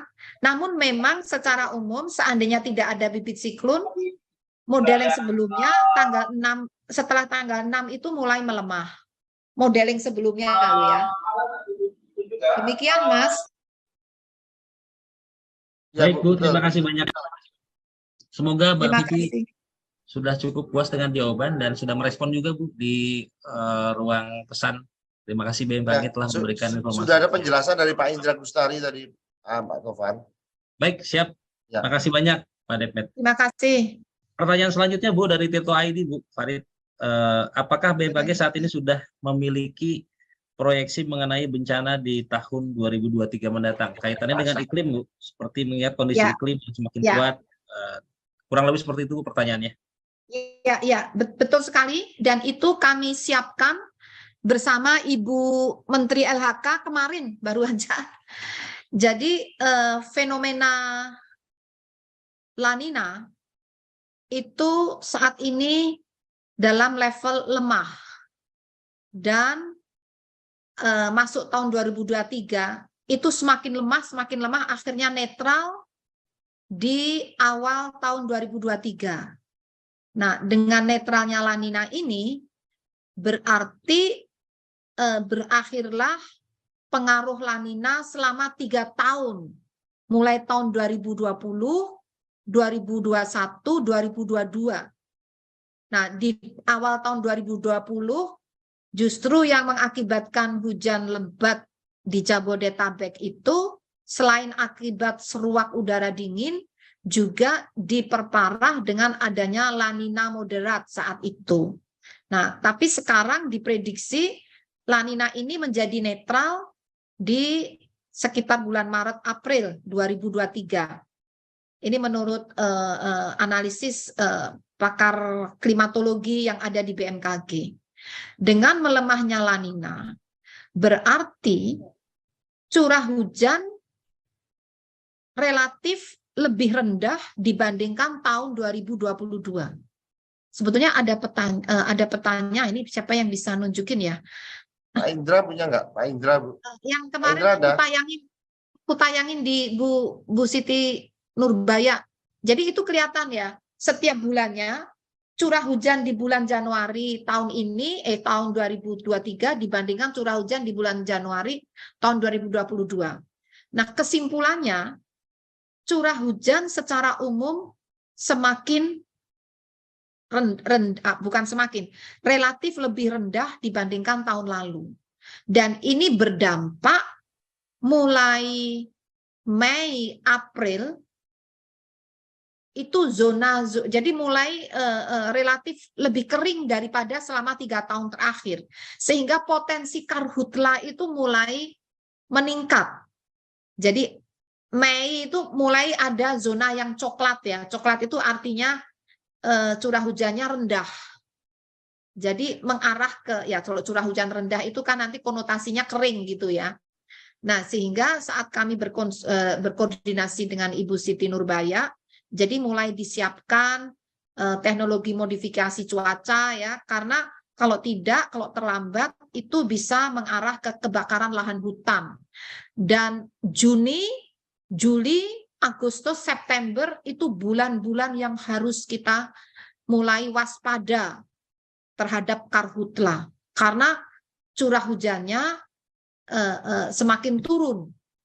Itu memang musim kemarau. Artinya musim kemarau menjadi kembali seperti tahun 2019. Tidak seperti tahun lalu dan tahun 2020-2021 itu kemaraunya kemarau basah. Jadi meskipun musim kemarau masih hujan, dan itu sangat menolong untuk mencegah kekeringan dan mengurangi karhutla. Jadi potensinya ada kemungkinan atau potensi untuk terjadinya karhutla itu meningkat dibandingkan tahun lalu dan 3 tahun terakhir. Jadi ada potensi lebih kering daripada selama 3 tahun terakhir ini, dan kurang lebih mendekati kondisi kemarau di tahun 2019. Nah, namun di bulan Januari sampai Maret potensi bencana hidrometeorologi masih terjadi karena curah hujannya masih tinggi, dan puncaknya ada yang berada di bulan Januari, ada yang di bulan Februari. Jadi potensi bencana hidrometeorologi basah masih dapat terjadi di bulan Januari hingga awal April ya. Tapi potensi bencana hidrometeorologi kering mulai terjadi, potensi mulai terjadi di bulan Juni, Juli, Agustus, September. Tapi kewaspadaan untuk kering itu harus sudah dimulai di bulan April, Mei. Jadi kalau ada upaya teknologi modifikasi cuaca, itu sebaiknya di bulan-bulan itu dikala belum terlalu kering. Jadi seperti itu untuk hidrometeorologi. Lalu potensi bencana gempa bumi dan tsunami masih ada tentunya, karena gejala 3 tahun terakhir ini trennya ada peningkatan aktivitas kegempaan yang dapat juga memicu terjadinya tsunami. Demikian, Mas. Baik, terima kasih Ibu atas penjelasannya sekaligus menjawab tadi terkait dengan prediksi musim kemarau 2023. Mungkin ini terkait pertanyaan puncak musim kemarau, tapi sudah Ibu jawab sih Bu tadi, Bu. Selanjutnya ini Bu, ada info terkait dengan fenomena puting beliung Bu yang sering terjadi di wilayah kita. Kemungkinannya seperti apa? Apakah bisa terjadi di masa-masa menjelang masuk puncak musim hujan, lalu kemudian dampaknya akan seperti apa? Kurang lebih seperti itu Bu, pertanyaan dari Royan Jawa Pos. Oke, saya persilahkan Pak Fahri atau Pak Guswanto ini yang lebih menguasai puting beliung. Saya persilakan. Pak Fahri. Ya, baik. Terima kasih Pak Dep, Ibu Kepala. Mengenai puting beliung, secara umum fenomena puting beliung itu biasanya terjadi di periode peralihan musim, baik itu dari peralihan dari musim penghujan ke musim kemarau maupun di peralihan musim kemarau ke musim hujan. Nah, kita akan segera akan memasuki periode peralihan musim hujan ke musim kemarau nanti di sekitar bulan April Mei. Nah, jadi mungkin perlu kita waspadai potensi puting beliung di bulan April Mei. Tapi bukan berarti di periode musim hujan ini tidak ada potensi sama sekali ya. Tetap ada, tapi mungkin tidak sesering di periode peralihan nanti. Mungkin itu Ibu. Terima kasih. Baik, terima kasih Pak Fahri atas penjelasannya. Mungkin ini akan menjadi pertanyaan terakhir Bu di sesi jumpa pers kita siang menjelang sore hari ini dari Jawa Pos, masih dari Jawa Pos Bu, Mas Sugi Mulyono. Berdasarkan hasil pantauan sejauh ini di wilayah-wilayah yang diperkirakan terjadi cuaca ekstrim pada periode tanggal 28 sampai 29 itu seperti apa? Apakah terjadi hujan lebat juga potensi bencana yang mengakibatkan daripada ekstrim, cuaca ekstrim di tanggal 28-29, Bu. Mungkin sebetulnya ini Bu sudah menjawab, hanya penegasan kembali. Sudah. Ya. 28 kan sudah berlalu ya, tapi Ya. 28 kami memprediksi hujannya masih sedang ya intensitasnya. Di wilayah mana tadi? Jabodetabek ya? Barangkali ada gambaran nih, Bu. Silakan Mas. Ini tanggal, Silakan. ya ini sudah disiapkan sama kawan-kawan. Oh ya, tadi. monggo jenengan sampaikan Mas. Oke. Jadi untuk tanggal 28 ini dicatat oleh kita tertingginya hanya 60 mm ya kawan-kawan. 60 mm ini terjadi di pompa RW 01 Semanan ya. Jadi yang kemarin disampaikan ada badai itu barangkali disinilah terjawabnya. Ya, ini adalah curah hujan yang dicatat sejak tanggal 7 pagi tanggal 28 sampai 29 pukul 7 juga. Ya, jadi 1 kali 24 jam ini. Jadi untuk curah hujan tidak terjadi ya yang badai tadi. Kalau angin itu tergantung dari kecepatannya. Jadi kecepatannya kalau kita lihat kan kalau angin itu kan angin kencang bisa didefinisikan kalau kecepatannya itu udah 45 km per jam di definisi BMKG ya. Sedangkan saat ini kan angin tadi kita lihat tanggal 29 itu ada sekitar yang 30 knot, barangkali itu yang nanti perlu diperhatikan. Jadi bencana untuk tanggal 28 tidak ada lah kalau kita lihat dari data ini. Demikian kira-kira Ibu. Jadi hujannya sesuai prediksi mayoritas itu sedang hingga lebat ya Mas. Prediksi kita kan sedang hingga lebat ya. Betul. Ya. Oke, artinya terverifikasi ya hasil prediksi itu. Nah, mungkin Bapak bisa menjelaskan kali. Saya pernah ditanya juga, gimana sih metodenya gitu loh. Kok beda gitu. Sebenarnya kan metodenya kita kan standar ya, SOP. Jadi metode yang kami lakukan itu harus standar dunia. Jadi kami mengeluarkan perakiraan cuaca, mengeluarkan prediksi, itu bukan karena kami belajar sendiri, lalu ya ini yang kami bisa, bukan, tapi itu diatur oleh Badan Meteorologi Dunia. Karena cuaca itu terutama dibutuhkan untuk penerbangan di mana akurasi harus 100%, sehingga Badan Meteorologi Dunia membina, mengatur, dan ini juga istilahnya tuh mengecek, selalu mereview dari validitas dan akurasi informasi yang dikeluarkan. Itu ada review evaluasi tiap tahun. Review terakhir, hasil review dari Badan Meteorologi Dunia, kualitas data dan informasi yang dikeluarkan BMKG itu sekelas dengan Australia dan beberapa negara seperti India ya, beberapa negara di sekitar kita ya. Jadi kelasnya itu kalau nggak salah hijau ya. Kita kelasnya hijau, ada yang kelasnya hitam, ada yang merah ya. Kita ini hijau. Sehingga BMKG itu dipercaya untuk melatih, mentraining BMKG-nya yang ada di negara-negara Pasifik, negara di Afrika, dan negara beberapa di Asia termasuk Timor Leste. Kami mentraining negara-negara BMKG negara-negara tersebut agar bisa memberikan perakiraan cuaca dan peringatan dini seperti standar Badan Meteorologi Dunia. Jadi metodenya seperti itu kurang lebih dengan pemodelan. Nah ini Pak Fahri itu menggunakan pemodelan itu kalau nggak salah ada 6 model, kadang di running bersamaan ya.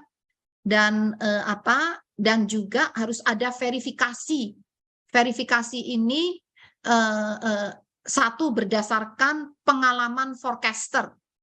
Jadi kadang-kadang model itu tidak bisa persis seperti yang ada di alam, sehingga harus diverifikasi oleh forecaster yang menjaga, kan harus jaga 24 jam.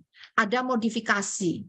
Juga diverifikasi dengan data radar kurang lebih 3 jam sebelumnya. Jadi tidak hanya pemodelan langsung dilepas gitu, tidak. Harus ada SOP-nya, verifikasinya QC-nya, quality control dari data itu otomatis juga harus dilakukan. Nah, itu metodenya sehingga keluar warna-warna tadi, seperti itu. Kurang lebihnya demikian, Mas. Baik, terima kasih Ibu. Seluruh pertanyaan sudah terjawab, Bu. Alhamdulillah. Nah, mohon izin, Bu, apakah kita masih menunggu Pak Abdul Muhari? Sepertinya beliau masih ada kendala, Bu. Oh gitu ya, nggak bisa ya? Ya Iya, Bu. oke lah, Iya, mungkin Bu. nanti rekan-rekan bisa Siap. ada sendiri kan dengan BNPB ya. Tadi BPBD sudah, dengan BRIN juga nggak ada. Tidak, Bu, Ada. tidak kelihatan, Tapi, Bu, hari ini. Mungkin masih tapi ada kita kendala. Baik. di luar ini selalu koordinasi ya, terutama TMC ya, dan juga beberapa kajian itu kita lakukan bersama ya, dengan waktu itu masih 8 namanya. Waktu itu belum BRIN, masih 8. Jadi kita sering melakukan studi bersama itu ya. Demikian, Mas. Baik, Bu, sebelum menutup, biasanya kami mohon statement akhir Ibu untuk secara general saja, Bu, garis bawah highlight apa yang perlu diwaspadai. Ya, jadi secara umum kami menyampaikan perkembangan cuaca yang nampaknya mulai tanggal 31 Desember ini untuk cuaca publik ya, terjadi peningkatan intensitas menuju ekstrim hampir merata di beberapa wilayah. Namun informasi ini jangan dijadikan sesuatu yang mencekam dan menakutkan. Justru biasakanlah untuk mendengar hal-hal yang seperti itu, tapi yang penting terukur dan valid gitu. Maksudnya apa? Agar kita bisa merencanakan kegiatan kita dapat berjalan secara aman. Begitu. Terima kasih. Baik, Bu, terima kasih, Bu, atas semua penjelasan Pak Dep beserta jajaran. Terima kasih teman-teman atas kehadiran dan tentu apa yang disampaikan Ibu Kepala BMKG ini menjadi perhatian kita semua, kewaspadaan kita semua, kehati-hatian kita semua, dan tentu harapannya tentu masyarakat untuk terus mengikuti perkembangan updating dari informasi BMKG dan mengikuti arahan pemerintah setempat terkait dengan beberapa hari ke depan sampai dengan awal di Januari. Dan yang terakhir, BMKG membuka posko layanan 24 jam di seluruh Indonesia. Jadi ketika ada berita-berita informasi yang mungkin belum jelas, tidak jelas, langsung ditanyakan ke BMKG yang kami sudah standby selama 24 jam juga di kanal-kanal saluran resmi di media sosial dan sebagainya. Terima kasih. Sekali lagi saya ucapkan atas partisipasinya Bapak Ibu sekalian. Saya akhiri. Assalamualaikum warahmatullahi wabarakatuh. Salam sehat untuk kita semua. Semoga kita selamat. Amin. Waalaikumsalam warahmatullahi Terima wabarakatuh. Terima kasih Bapak dan Ibu semuanya, rekan-rekan media. Ya, semoga aman. Insya Amin, Bu. Allah. Amin, ya Rabbal Terima Alamin. kasih banyak, Bu. Ya, banyak doa. Terima kasih. Biar bisa tahun baruan, Bu. Ya, terima kasih. Betul, makasih izin live. Iya, Bu. Gimana ini? Oke, monggo. Terima kasih Bapak Ibu. Pak Karo. Pak Karo, langsung saja Ibu untuk memberikan penjelasan kaitan dengan updating, Bu, penjelasan hal-hal yang perlu di-highlight kembali dan menjadi perhatian kita bersama, Bu. Terima kasih. Kami silakan, Ibu. Terima kasih Pak Taufan dan juga Assalamualaikum warahmatullahi wabarakatuh. Yang saya hormati rekan-rekan media yang telah meluangkan waktu dengan sabar, dan juga ini rekan-rekan dari BMKG, Bapak Deputi, para kepala pusat, dan juga hadirin sekalian. Bismillahirrahmanirrahim. Perkenankanlah kami mengupdate perkembangan potensi cuaca ekstrim di akhir tahun 2022. Sejak tanggal 21 Desember tahun 2022, BMKG telah mengeluarkan rilis potensi cuaca ekstrim yang dapat terjadi dalam sepekan mulai saat itu tanggal 23 Desember hingga 1 Januari 2023, dan telah dilakukan update atau pembaruan melalui press conference pada tanggal 27 Desember 2022 yang lalu.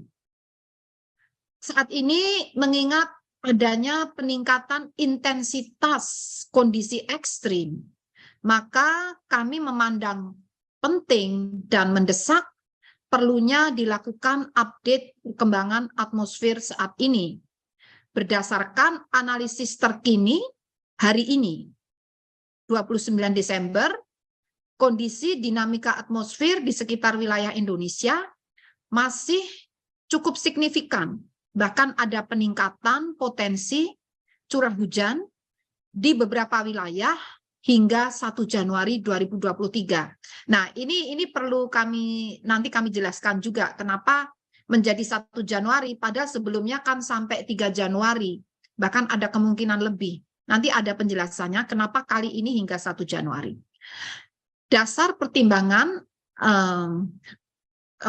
perkembangan ini masih terkait dengan berbagai fenomena yang terjadi bersamaan, yaitu aktifnya monsun Asia. Monsun itu artinya angin yang berasal dari benua Asia yang membawa uap-uap air karena melewati Samudra Pasifik sebelum masuk ke wilayah Indonesia, sehingga membawa uap-uap air yang mendatangkan atau menjadikan musim hujan di wilayah Indonesia. Nah, sekarang monsun Asia ini meningkat intensitasnya dan kita deteksi berpotensi meningkatkan kecepatan angin, terjadi peningkatan kecepatan angin dan curah hujan. Kemudian juga teridentifikasinya ini masih aktif Madden-Julian Oscillation di sekitar wilayah Indonesia bagian selatan ekuator. Nah, jadi Madden-Julian Oscillation itu bahasa mudahnya adalah pergerakan gerombolan atau kumpulan awan-awan hujan dari Samudra Hindia, tepatnya dari sebelah timur benua Afrika, bergerak melintasi ekuator menuju Samudra Pasifik. Tetapi saat ini sedang pada fase memasuki wilayah kepulauan Indonesia dan berakibat meningkatkan curah hujan di wilayah Indonesia, diawali dari bagian barat, nanti bergerak ke tengah dan ke timur. Dan juga aktifnya fenomena gelombang atmosfer di ekuatorial, yaitu gelombang Kelvin dan Rossby, dalam sepekan terakhir hingga beberapa hari ke depan, yang berkontribusi signifikan meningkatkan pertumbuhan awan hujan dengan potensi curah hujan lebat hingga sangat lebat, dan dari hasil modeling terakhir nampak menjadi ekstrim untuk wilayah-wilayah strategis. Dan inilah perkembangan yang kami sampaikan, adanya peningkatan intensitas mencapai ekstrim untuk wilayah-wilayah strategis. Kemudian terpantaunya pusat tekanan rendah di Australia yang dapat membentuk daerah pertemuan angin di sekitar wilayah Indonesia bagian selatan ekuator yang dapat meningkatkan potensi pertumbuhan awan hujan signifikan di sekitar wilayah yang dilewatinya, mulai dari Jawa hingga Nusa Tenggara. Dan yang terakhir, sementara itu fenomena seruakan udara dingin dari dataran tinggi Tibet dan arus lintas ekuatorial dalam beberapa hari terakhir masih terus aktif terjadi, walaupun intensitasnya mulai melemah dibandingkan beberapa hari lalu. Meskipun demikian, kondisi tersebut masih dapat berkontribusi terhadap peningkatan pertumbuhan awan hujan di wilayah Indonesia bagian barat dan selatan ekuator. Berdasarkan hasil analisis dinamika atmosfer dan pemodelan cuaca secara numeris, akhirnya BMKG memperkirakan adanya potensi peningkatan curah hujan mulai tanggal 30 hingga 31 Desember di beberapa wilayah di Indonesia. Saya persilakan gambarnya ya. Ini kita lihat, coba dilihat di gambar peta sebelah kiri bawah. Mungkin bisa dinaikkan dikit biar kelihatan. Ibu bapak yang saya hormati, itu petanya bisa dilihat. Nah, oke. Dari peta ini ibu bapak perlu mewaspadai yang warnanya merah.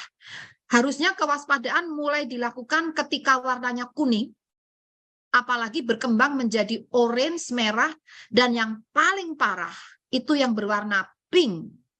Yang berwarna pink itu adalah menunjukkan curah hujan dengan intensitas bisa melampaui 150 mm dalam waktu 1 hari. Jadi yang warnanya pink itu kan terlihat ada di wilayah sebagian DKI dan juga di bagian utara Jawa Barat, memanjang ke timur, masuk sampai ke Laut Jawa ini. Jadi Laut Jawa ini masih pink ya. Jadi di situ masih akan terjadi hujan lebat, angin kencang, dan gelombang tinggi, bahkan banjir rob masih akan terjadi. Itu di Laut Jawa hingga Jawa Tengah bagian utara. Jawa Tengah bagian utara. Ini yang warna yang paling ekstrim ada di sana. Nah, kemudian setelah ekstrim itu hujan lebat itu antara 100 hingga 150 mm. Maaf, saya ulangi. Hujan sangat lebat yang berwarna merah itu antara 100 sampai 150 mm. Ini masih juga terjadi di Laut Jawa, di Banten sebagian kecil bagian utara, DKI juga, Jawa Barat bagian utara, Laut Jawa, dan juga Jawa Tengah bagian utara. Kemudian yang intensitas lebat itu adalah 50 sampai 100 mm, warnanya orange, juga terjadi pada wilayah-wilayah yang saya sebutkan tadi, dan itu orange ya lebat, dan kuning itu intensitas sedang. Nah, untuk area di Jawa lainnya, terutama di selatan ya, selatan itu kebanyakan hijau ya. Insya Allah kalau hijau itu aman ya. Tapi kuning itu mulai sedang. Sedang mulai diwaspadai karena sedang pun tergantung kondisi lingkungan yang ada setempat. Kalau lingkungannya sudah terganggu, sedang pun bisa menimbulkan banjir ataupun longsor ataupun cuaca ekstrim. Nah, jadi perlu kami sampaikan perkembangan akhir perakiraan curah hujan Pulau Jawa tanggal 30 Desember besok itu potensi hujan lebat terjadi di Banten bagian barat, DKI Jakarta bagian selatan, Jawa Barat bagian selatan, Daerah Istimewa Yogyakarta, Jawa Tengah bagian selatan, Jawa Timur bagian selatan. Itu potensi lebat. Potensi hujan sangat lebat, yaitu tadi intensitasnya 100 sampai 150 mm, berpotensi terjadi di Banten bagian utara dan selatan, juga DKI Jakarta bagian utara, sebagian Jawa Timur bagian utara. Dan potensi hujan ekstrim, intensitasnya dapat mencapai lebih dari 150 mm dalam 24 jam atau dalam 1 hari, yaitu berpotensi terjadi di Jawa Barat bagian utara, Jawa Tengah bagian utara. Nah, itu yang perlu diwaspadai untuk tanggal 30 Desember. Selanjutnya tanggal 31 Desember. Nah, mohon maaf sebelum tanggal 31 Desember ini juga sangat penting kami sampaikan perakiraan curah hujan di Jabodetabek, khusus Jabodetabek untuk besok tanggal 30 Desember. Kenapa itu penting? Karena kalau kita lihat ini hasil pemodelan terutama gambar yang kiri bawah, Jabodetabek itu kebanyakan pink sama merah. Jadi dan itu merata sehingga ini yang perlu diwaspadai ya. Namun ini hujan ya, hujan bukan badai ya, hujan. Intensitasnya bisa ekstrim. Nah, jadi yang perlu diwaspadai untuk ekstrim itu di Kabupaten Bekasi bagian utara. Nah, kalau hujan dengan sangat lebat intensitasnya terjadi di Jakarta Barat bagian utara, Jakarta Timur, Jakarta Selatan, Jakarta Utara, dan Kota Bekasi. Sekali lagi ini nampaknya merata. Dan untuk potensi hujan lebat, yaitu antara 50 mm sampai 100 mm, berpotensi terjadi di Kabupaten Tangerang, Kota Tangerang Selatan, Kota Bogor, Kabupaten Bogor bagian selatan, Depok, dan Jakarta Pusat. Sekali lagi, ini untuk besok tanggal 30 Desember. Dan perlu ditambahkan, ini mohon dikoreksi Pak Guswanto, hujannya itu yang mulai menguat, mulai sore ya Pak ya? Ya. Sore Sampai dini hari. Sampai, jadi berlangsung terus ini sampai dini hari. Sampai sekitar jam 00, sampai pergantian di tanggal 31 Desember. Itu jadi yang perlu diwaspadai ini mulai sore, bisa berlangsung terus sampai malam dan dini hari. Sehingga maksudnya agar Ibu Bapak dapat merencanakan kegiatannya dengan beradaptasi dengan kondisi tersebut. Nah, baik, slide berikutnya. Nah, sekarang bagaimana dengan Pulau Jawa? Tanggal 31 Desember, di hari berikutnya.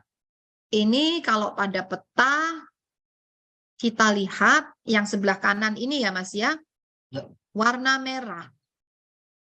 Merah ini untuk tanggal 31 bertambah di itu ya, di mana? Ujung Kulon itu ya, apa Jawa Barat, di Banten ya. Ya. Itu Selat Sunda itu ya, bagian selatan ya. Kemudian di Jawa Tengah bagian utara. Merah ke arah pink, dan juga di Jawa Timur bagian selatan. Sisanya artinya merah pink itu kan mengarah bisa 100 mm sampai 150 mm. Nah, kemudian yang orange itu bisa mencapai 100 mm, tersebar dimulai dari Banten itu agak merata itu orange kuning ya. Kemudian di Jawa Barat, Jawa Tengah di bagian utara terutama itu. Namun secara umum curah hujannya melemah ya Mas ya. Dari tanggal 30 ke tanggal 31. Ini relatif warna pink merahnya itu menjadi lebih bersih. Ini alhamdulillah ya, semoga mulai mereda ini, meskipun masih ada ya. Nah, jadi potensi hujan lebat di tanggal 31 Desember, meskipun potensi ekstrimnya sudah hilang ya, kayaknya berkurang, tapi masih ada potensi hujan lebat, sangat lebat, maaf saya ulangi, potensi hujan sangat lebat di DKI Jakarta bagian utara, Jawa Barat bagian utara, Banten bagian selatan dan barat, kemudian Jawa Tengah bagian utara. Itu potensi hujan yang sangat lebat.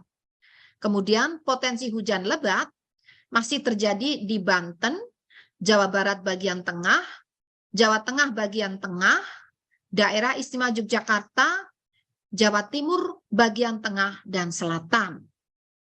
Nah, bagaimana selanjutnya Mas? Slide berikutnya. Masih ada? Oke. No. Ini. Nah, bagaimana Jabodetabek tanggal 31 Desember? Alhamdulillah, ini mungkin berkat doa Bapak Ibu sekalian, warna yang merah, pink, orange untuk Jabodetabek ini sudah berkurang ya, seperti peta tadi ya.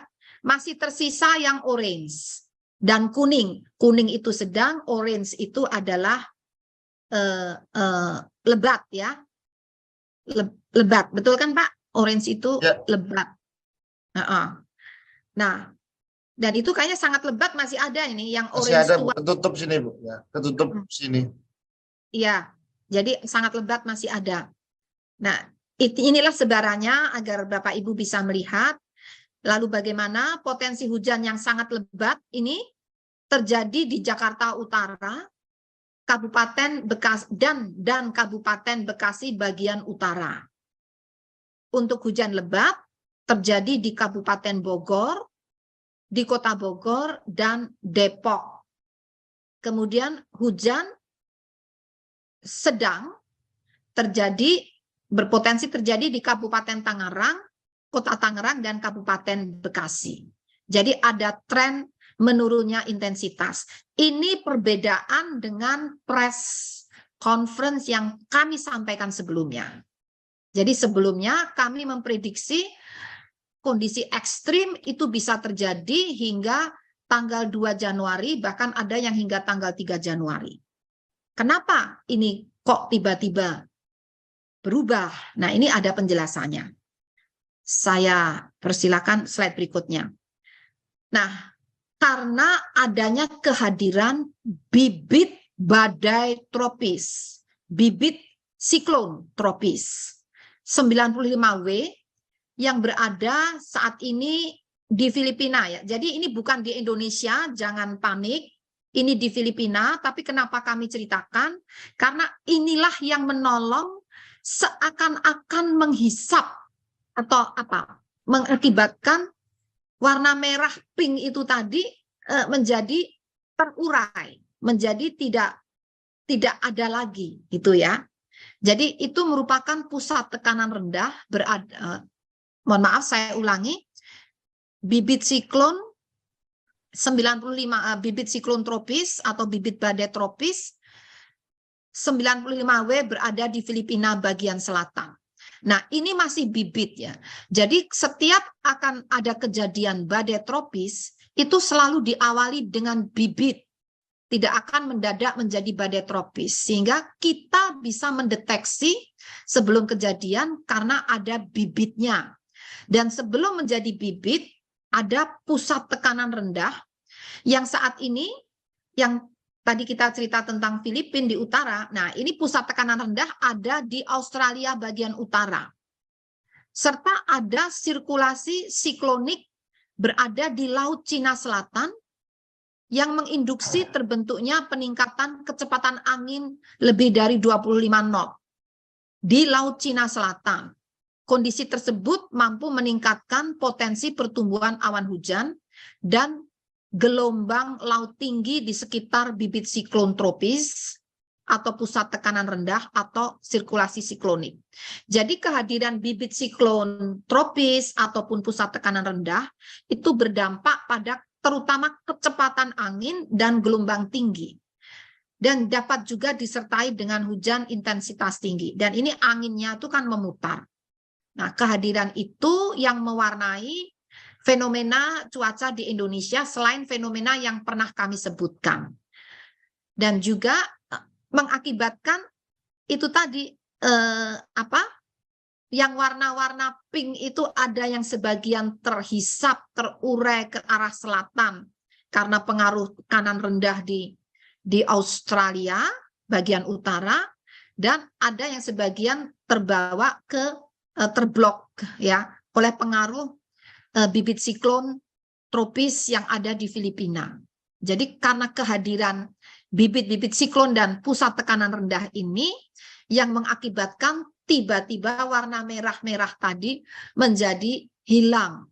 Ya, jadi ini ya mungkin kita syukuri ya karena menghindarkan dari kondisi ekstrim yang panjang. Jadi tadi sekitar kurang lebih hanya 1-2 hari saja. Kemudian daerah konvergensi, oh sudah ya. Oke, ini bagaimana dengan penerbangan? Penerbangan sangat dipengaruhi oleh potensi pertumbuhan awan CB di wilayah udara Indonesia yang kita modelkan, kita prediksi mulai 27 Desember hingga 2 Januari. Dari gambar ini terlihat awan CB atau awan cumulonimbus dengan persentase cakupan spasial maksimum antara 50 hingga 75% yang ini berpotensi mengganggu penerbangan selama 7 hari ke depan, diprediksi terjadi di Laut Andaman, Laut Sulu, Laut Filipina, kemudian juga Samudra Pasifik Utara Pulau Papua, Samudra Hindia Selatan Pulau Jawa, hingga Barat Pulau Sumatera, Selat Sunda, Laut Jawa, Selat Makassar, Laut Maluku, Laut Banda, Laut Aru, Laut Arafuru, Laut Timor, Teluk Karpentaria, sebagian kecil Pulau Papua. Kemudian juga perlu diwaspadai, bahkan mungkin siaga ini ya, awan cumulonimbus dengan persentase cakupan yang lebih luas lagi. Cakupan spasialnya lebih dari 75%. Selama 7 hari ke depan, diprediksi terjadi di Laut Cina Selatan, Laut Sulu, Laut Filipina, Selat Sunda. Ada noise ya, Mas ya? Iya, Bu. Betul. Itu mungkin HP-nya siapa tuh? Ya, Selat Sunda, Laut Jawa, Laut Timor, dan Teluk Karpentaria. Nah, untuk potensi ini kami telah dipimpin oleh Bapak Menteri Perhubungan mengkoordinasikan langkah-langkah mitigasinya. Ya, jadi tadi Bapak Menteri Perhubungan, Bapak Kepala BNPB, juga pimpinan di BRIN bersama kami dan beberapa pihak terkait ini menyiapkan beberapa langkah, antara lain pengaturan penerbangan, dan itu mungkin tepatnya nanti di Kementerian Perhubungan, dan sedang disiapkan pula TMC, teknologi modifikasi cuaca. Slide berikutnya. Nah, selain di darat, di udara, potensi ekstrim juga terjadi di laut, yaitu potensi gelombang tinggi di wilayah perairan Indonesia berlaku dari 28 Desember sampai 2 Januari. Nah, tinggi gelombang mencapai 4 hingga 6 meter, berpotensi terjadi di Laut Natuna Utara, perairan Kepulauan Natuna, Selat Sunda bagian barat dan selatan, perairan selatan Banten hingga Jawa Timur, Laut Jawa bagian timur, perairan utara Kepulauan Sapudi hingga Kepulauan Kangean, Laut Sumbawa, perairan selatan Pulau Sumba, Sumba Hindia Barat Bengkulu, mohon maaf saya ulangi, Samudra Hindia Barat Bengkulu. Jadi Samudra Hindia yang berada di sebelah barat Bengkulu hingga selatan Nusa Tenggara Timur. Jadi itu kita lihat pada gambar ini mulai tanggal tanggal berapa itu? Tanggal 28 ya. Nah, ini warnanya kan merah, orange, itu mulai dari sebelah barat Bengkulu di Samudra Hindia, terus menyambung, menerus, membelok di selatan Selat Sunda, dan akhirnya sampai selatan Jawa dan selatan Nusa Tenggara Timur. Nah, ini potensinya, dan juga potensi gelombang tinggi hingga 4-6 meter di perairan utara Flores, Laut Flores, dan Laut Arafura. Kemudian untuk gelombang yang agak lebih rendah, itu 2,5 hingga 4 meter, berpotensi di berbagai perairan, ini cukup banyak, hampir merata di wilayah Indonesia. Nah, bagi Bapak Ibu ataupun masyarakat bisa memonitor perkembangan ini sewaktu-waktu melalui aplikasi mobile phone Info BMKG. Di sana ada fitur tentang gelombang tinggi. Silakan bisa memonitor secara mandiri untuk merencanakan kegiatan Bapak Ibu. Selain di Info BMKG, juga di website BMKG, dan juga di website atau di link Inawis. Itu nanti mohon di-share ya Pak Guswanto, link-link websitenya. Begitu. Dan tadi yang untuk kondisi awan CB itu juga open. Itu bukan rahasia, itu silahkan bisa dimonitor sewaktu-waktu, real time ya perkembangannya. Silakan mengakses aplikasi mobile phone Info BMKG atau website BMKG, dan bisa juga nanti Pak Guswanto memberikan link ya, mungkin di Siam ya, jadi ada linknya khusus, ada juga, jadi ada beberapa kanal untuk terus bisa diakses bagaimana dinamika perkembangannya, karena sangat dinamis. Di Indonesia ini banyak dipengaruhi dari berbagai samudra, dan ada 2 samudra, dan juga dari benua Asia ataupun benua Australia. Mohon maaf Pak, yang banjirop itu masih ada. Saya sebenarnya tahu, bisa ditayangkan. Banjirop ini juga sangat membahayakan, bisa mengganggu ya. Mungkin tadi Pak Anu ya, Pak Sopo? Pak Ya sebentar Ibu, saya carikan. ya. Atau Pak Eko mungkin udah ready banjirropnya. Mohon maaf menunggu sebentar.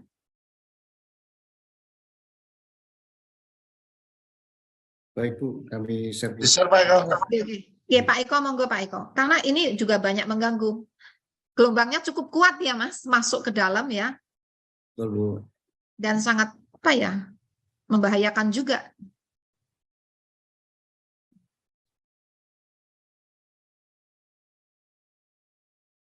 Sambil menunggu, silahkan menginstal aplikasi Info BMKG. Bapak Ibu bisa melihat perakiraan cuaca 6 hari ke depan, bagaimana curah hujannya, suhunya, kecepatan anginnya, dan kelembapannya setiap 3 jam atau 6 jam di setiap kecamatan di seluruh wilayah Indonesia, dan Bapak Ibu bisa memonitor perkembangan cuaca di setiap jalur mudik selama Nataru ini. Nah, ini potensi tinggi gelombang ya. Mohon izin Bu, ini yang potensi banjirop Bu. Sorry, maaf, banjirop, banjir pesisir. Tapi yang tanggal anu Mas, tanggal 30, tanggal 29, 30, Baik. yang mana? Ada Ini di sebelah kanan Bu. Kanan ya, sebentar, Ya. ketutup sebentar. Oke, sebelah kanan ya. Ya. Sampai tanggal 31 Desember, ini banjirop di pesisir Kepulauan Riau. Ini sudah terjadi sejak tanggal 21 dan diprediksi hingga 31 Desember. Kemudian di pesisir Bengkulu, banjirop di pesisir Bangka Belitung diprediksi sudah terjadi mulai tanggal 24 dan berakhir hingga 31 Desember. Kemudian banjirop di pesisir Banten diprediksi akan berlangsung sejak 21 Desember hingga 5 Januari. Kemudian banjirop di pesisir utara DKI Jakarta diprediksi akan terjadi tanggal 3 hingga berapa itu 10 Januari 2023. Banjirop di pesisir, Mas digedein sedikit, aku nggak bisa baca. Maaf Bu, ya. Banjirop di pesisir Jawa Barat ya kalau nggak salah tadi. Di Jawa Barat nih. Banjirop di pesisir. Ya. Ya udah kecil aja deh, aku bisa deh kalau sulit. Oke, saya ulangi ya. Oke, banjirop di pesisir tadi di atas tuh. Naik lagi. Nah, pesisir oke, cukup. Di pesisir Jawa Barat, ini bagian utara ya, Mas? Betul Bu. Utara pas dua-duanya. Utara dan selatan Bu. Utara dan selatan ini mohon perhatian. Banjirop di pesisir Jawa Barat, pantai utara dan selatan diprediksi sudah mulai 20 dan berakhir hingga 31 Desember 2022. Dan banjirop di pesisir utara Jawa Tengah ini diprediksi sudah mulai 28 hingga 8 Januari 2023, tadi 28 Desember ya. Kemudian banjirop di pesisir Kalimantan Barat diprediksi sudah mulai tanggal 24 hingga 29 Desember hari ini. Di pesisir Kalimantan Tengah atau Kota Waringin Barat diprediksi hingga hari ini 29 Desember 2022. Pesisir Sulawesi Utara diprediksi mengalami banjirop hingga hari ini 29 Desember 2022 dan Maluku Utara sama hingga hari ini 29 Desember 2022. Dan banjirop di pesisir utara Papua atau di Jayapura diprediksi sudah terjadi mulai 24 hingga besok 30 Desember 2022. Nah, kesimpulannya, silakan Pak, kesimpulannya tadi berarti... Saya kontrol dulu. Baik. Nah, berdasarkan pertimbangan perakiraan cuaca yang meliputi masih aktifnya monsun Asia, kemudian juga masih teridentifikasi aktivitas MGO, yaitu pergerakan kumpulan awan-awan hujan dari arah timur Afrika di Samudra Hindia menuju wilayah Indonesia, berada di Indonesia dan nanti menuju ke Samudra Pasifik.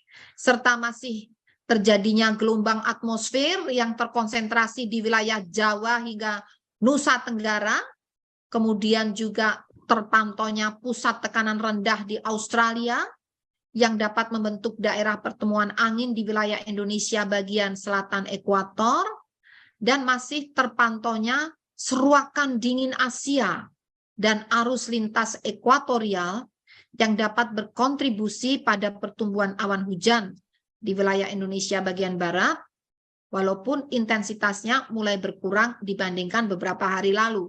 Jadi ini semua fenomena masih terjadi.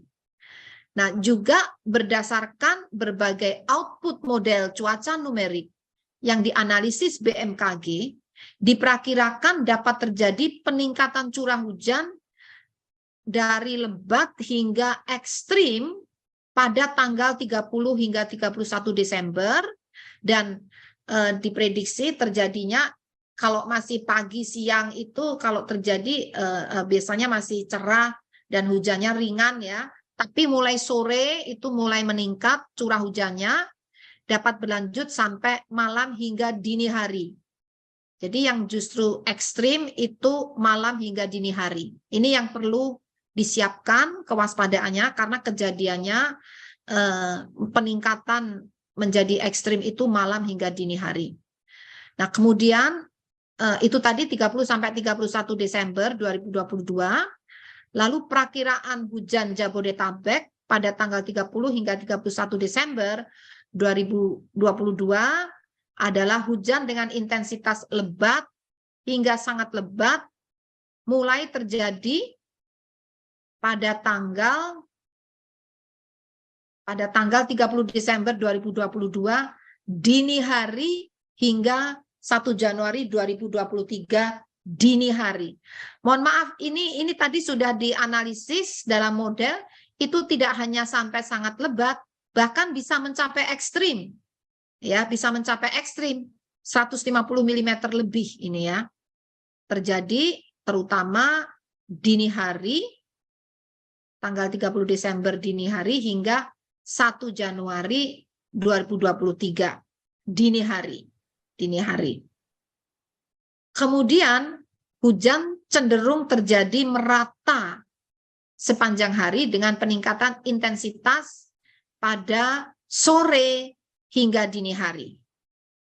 Selain Jabodetabek, daerah yang perlu diwaspadai terjadi hujan dengan intensitas lebat hingga sangat lebat adalah Banten bagian barat dan selatan, Jawa Barat bagian tengah dan utara, Jawa Tengah bagian utara, dan Jawa Timur bagian utara, Bali, Nusa Tenggara Barat, dan Nusa Tenggara Timur.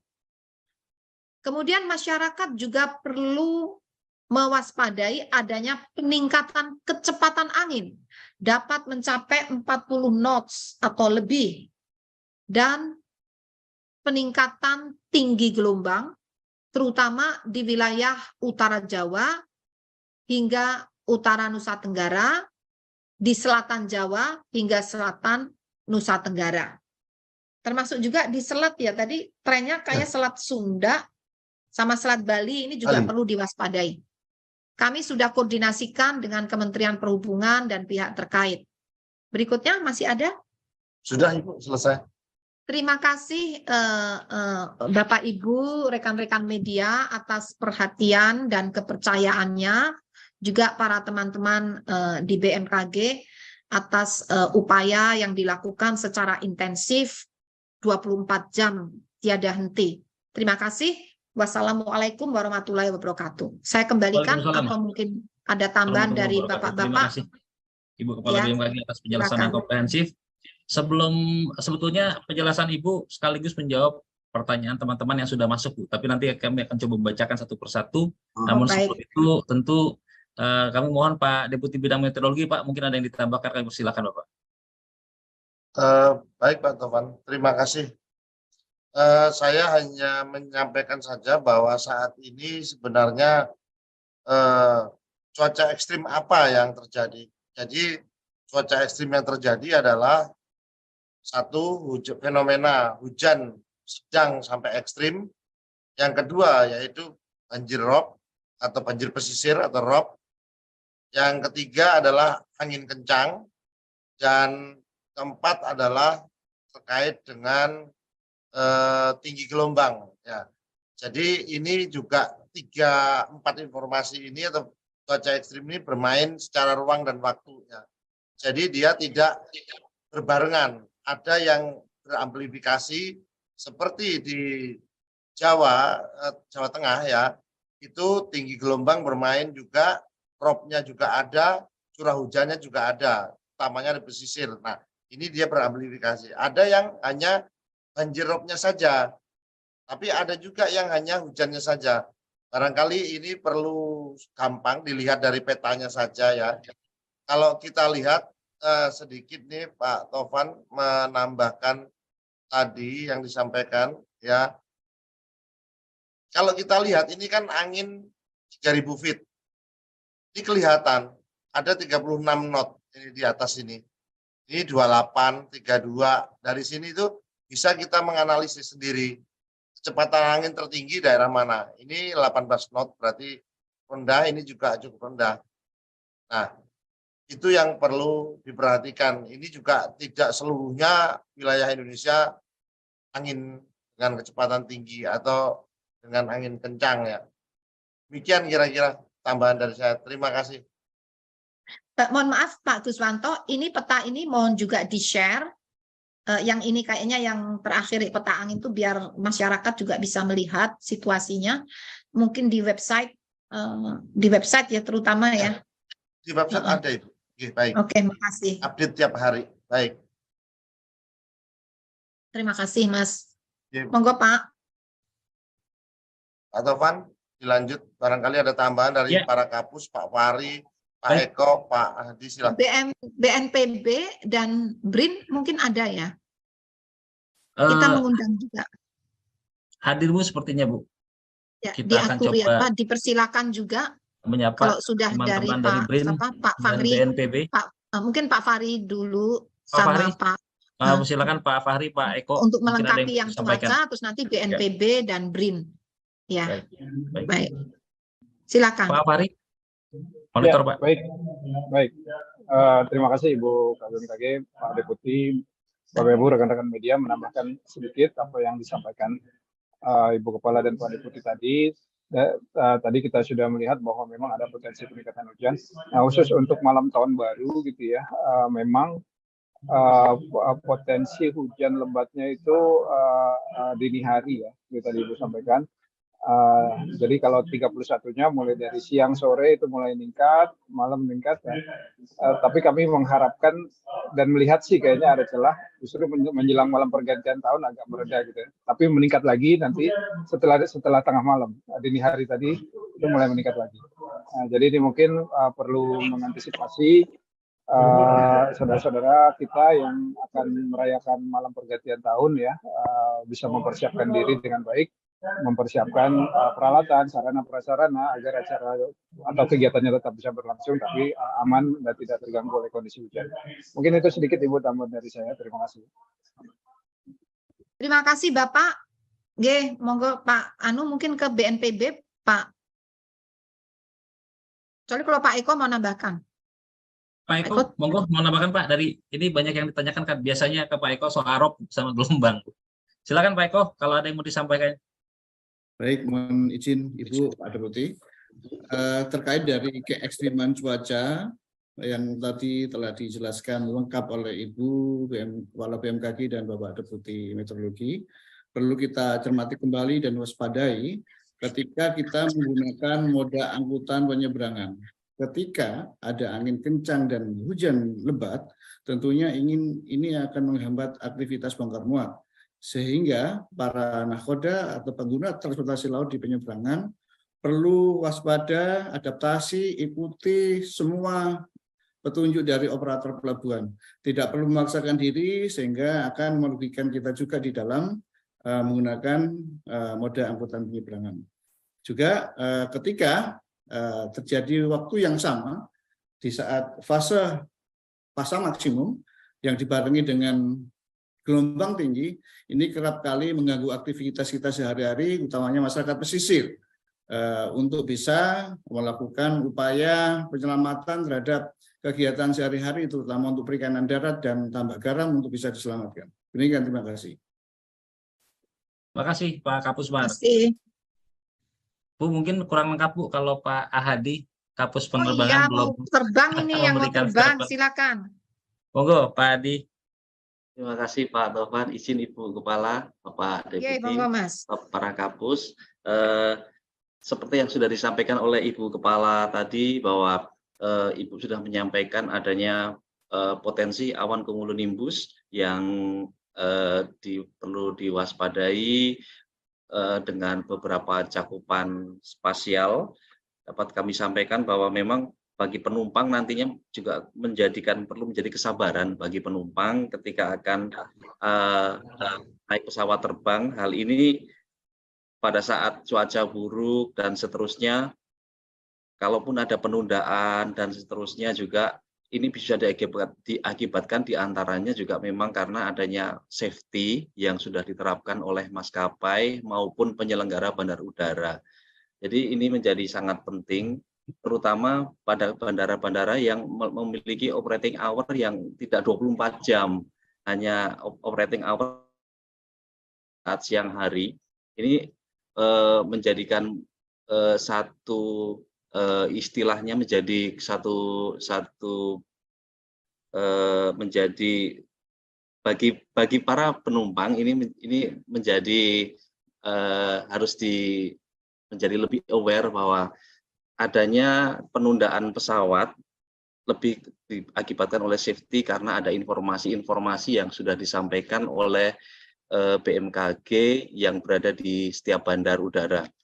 Kewaspadaan lainnya yang juga perlu disampaikan untuk maskapai maupun operator pesawat terbang adalah bahwa pada tanggal seperti yang disampaikan Ibu Kepala tadi, pada tanggal 29 ada kecepatan angin yang cukup tinggi sampai dengan 40 knot sampai dengan ketinggian dari permukaan sampai dengan ketinggian 23.000 feet, dan mulai dari barat Indonesia sampai dengan terutama di wilayah Jawa, kemudian sampai dengan NTT, dan ini perlu diwaspadai bagi pesawat-pesawat yang berada terbang di bawah 10.000 feet ataupun medium level sampai dengan ketinggian 23.000 feet, terutama bagi heli dan pesawat-pesawat yang tidak berbadan lebar begitu. Kemudian juga di daerah Papua kecepatan anginnya juga cukup tinggi pada ketinggian di atas 23.000 feet, dari arah timuran juga sampai 40 knot lebih, dan ini mungkin bisa menjadi ketidaknyamanan bagi penumpang ketika di area-area tersebut. Demikian dari Pusat Meteorologi Penerbangan. Terima kasih. Terima kasih Pak Kapus Penerbangan. Bu, kami memantau di Zoom BNPB dengan BRIN mungkin masih terkendala Bu untuk masuk. Tapi di siang hari ini juga hadir Bu, sebetulnya dari BPBD DKI Bu Provinsi. Ini ada Pak Michael kalau tidak salah. Saya melihat dari BPBD DKI, Pak Michael. Tadi saya berkomunikasi terus Bu secara intens dengan teman-teman BPBD DKI. Dan kaitannya juga berkaitan dengan pertanyaan Bu, terkait dengan kebijakan apa yang harus dilakukan oleh setempat. Ya, siap. Pak Kalak BPBD DKI juga hadir nih Pak Isnawa. Oh, Pak Isnawa. Ya, dimohon Kepala BPBD dulu, Mas. Siap Bu. Kebetulan Pak Isnawa sudah hadir Pak. Mohon izin, Selamat Pak. ruang komando, ruangnya kan baru itu, ruang komando tadi diresmikan. Selamat ya Pak.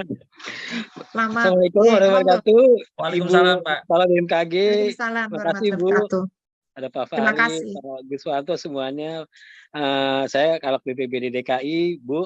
Nah, tentunya saya berterima kasih, info dari Ibu sangat bermanfaat buat kami Bu di BPBD, karena juga media banyak sekali menyoroti bagaimana kesiapan Pemprov DKI Jakarta menghadapi potensi bencana hidrometeorologi Bu, termasuk juga berkaitan dengan teknologi modifikasi cuaca. Jadi info Ibu sangat bermanfaat karena memang kami harus mengantisipasi pergantian malam tahun baru ini Bu, Dan saat ini saya juga intens lapor dengan Pak Gubernur, tentunya Pak Ya. Gubernur juga sering koordinasi dengan Ibu. Jadi Iya. rilis Ibu akan terus kami update, akan Terima kami kasih. informasikan kepada warga Jakarta. Dan saya terima kasih Terima banyak kasih. teman-teman media Bu yang juga ikut mensupport ya, menginformasikan, karena peran media juga sangat penting untuk memberitahukan kepada warga Jakarta bagaimana update cuaca dan lain-lain berkaitan dengan antisipasi cuaca ekstrim yang sering Ibu juga informasikan kepada kami dan publik, Bu. Terima kasih, Bu. Tuh, terima kasih sekali. Salam hormat untuk Pak Gubernur, ya. Siap, Bu. Monggo. Terima kasih, Bu. Ya, Baik, sama-sama. terima kasih, Pak Isnawa. Selanjutnya Oke, Bu, kita monggo. ini antusias teman-teman di media sangat luar biasa Bu pada hari ini. Silakan. Kami mencatat beberapa pertanyaan penting yang sebetulnya secara umum Ibu sudah menjawab itu, tetapi perlu meng-highlight kembali, menegaskan kembali. Yang pertama adalah dari Kompas TV Bu, Mbak Ferizga ingin bertanya potensi hujan lebat dan ekstrim pada tanggal 30 di pesisir Jawa Barat dan Banten, apakah akan mengganggu mobilisasi kapal penyeberangan khususnya Merak Bakahuni Bu, dan perlintasan pesawat komersial Bu. Ibu masih mohon izin Bu, masih di mute Bu. Ya, mohon maaf. Betul. Jadi itu kami antisipasi karena dapat mengakibatkan gangguan ya. Terutama yang kami cek di lapangan itu terutama anginnya kencang dan juga gelombangnya bisa tinggi, kadang-kadang mendadak tinggi begitu, dan arusnya kuat. Arusnya dapat mencapai lebih dari 100 cm per detik. 1 cm per detik, ini kuat ini. Nah, sehingga apa? Untuk mengantisipasi, untuk memitigasi, sejak tanggal berapa ya? Sebelum Natal ya. Sejak sebelum Natal kami dipimpin oleh Bapak Menteri Perhubungan dan juga ada pihak-pihak terkait. Saat itu ada dari Menko PMK, ini sudah berkoordinasi, dan juga ASDP saat itu dan Dirjen Perhubungan Laut berkoordinasi untuk mengantisipasi bagaimana pengaturan penyeberangan tersebut dan pengamanannya. Karena memang potensi gangguan kan saat itu kan sempat ada mobil yang terjatuh ya. Ya karena itu tadi gelombang dan arus saat akan mau masuk ke ini, ke kapal itu kan ada gangguan, tiba-tiba ada gelombang itu ya. Kemudian tadi malam terulang lagi ya. Jadi kami makin mengintensifkan koordinasi dan kami dibantu dengan alat, yaitu mungkin Pak Eko bisa menampilkan ke teman-teman biar tahu, dan itu open bagi teman-teman, boleh buka, itu nggak rahasia. Itu Inawis, di situ ada monitoring radar maritim. Jadi kondisi arus, kecepatan arus, arah arus, dan juga bagaimana kondisi gelombang, kecepatan angin, itu ada semua di sana, dapat dimonitor dari waktu ke waktu, real time. Nah, Ya. ini kondisi apa ini? Ini Arus ya? Angin ini- atau arus ini? Ini tinggi gelombang Bu, dengan sebaran tinggi kapal. gelombang ya, Ya. yang bergerak itu? Itu arah dari pergerakan gelombangnya Bu. Oke. Dan ini adalah jumlah kapal yang terjebak di gelombang tinggi. Bisa Silakan. kita lihat ya. Kapal yang terjebak, Mas. Ya, Apa ini- kapal yang apa? Jumlah kapal yang terjebak di gelombang tinggi bisa kita lihat di lingkaran-lingkaran yang ada angkanya ini. Oh, Masya Allah. Ya. Ya. Berarti di Laut Jawa ini ada 111 sedang bersandar di sekitar Pelabuhan Tanjung Perak. Kemudian Bersandar, bukan terjebak ya. Bersandar. yang terjebak di tengah Bu, yang ada di tengah ini Bu. Oh, Ya, oke. ada. Ya. Ini adalah bentuk dari respon dari para nahkoda untuk tidak memaksakan berlayar terhadap informasi yang dikeluarkan BMKG, sehingga mereka memilih untuk tetap berlabuh di pelabuhan dan berlindung di pulau-pulau yang bisa mengamankan mereka. Demikian Bu.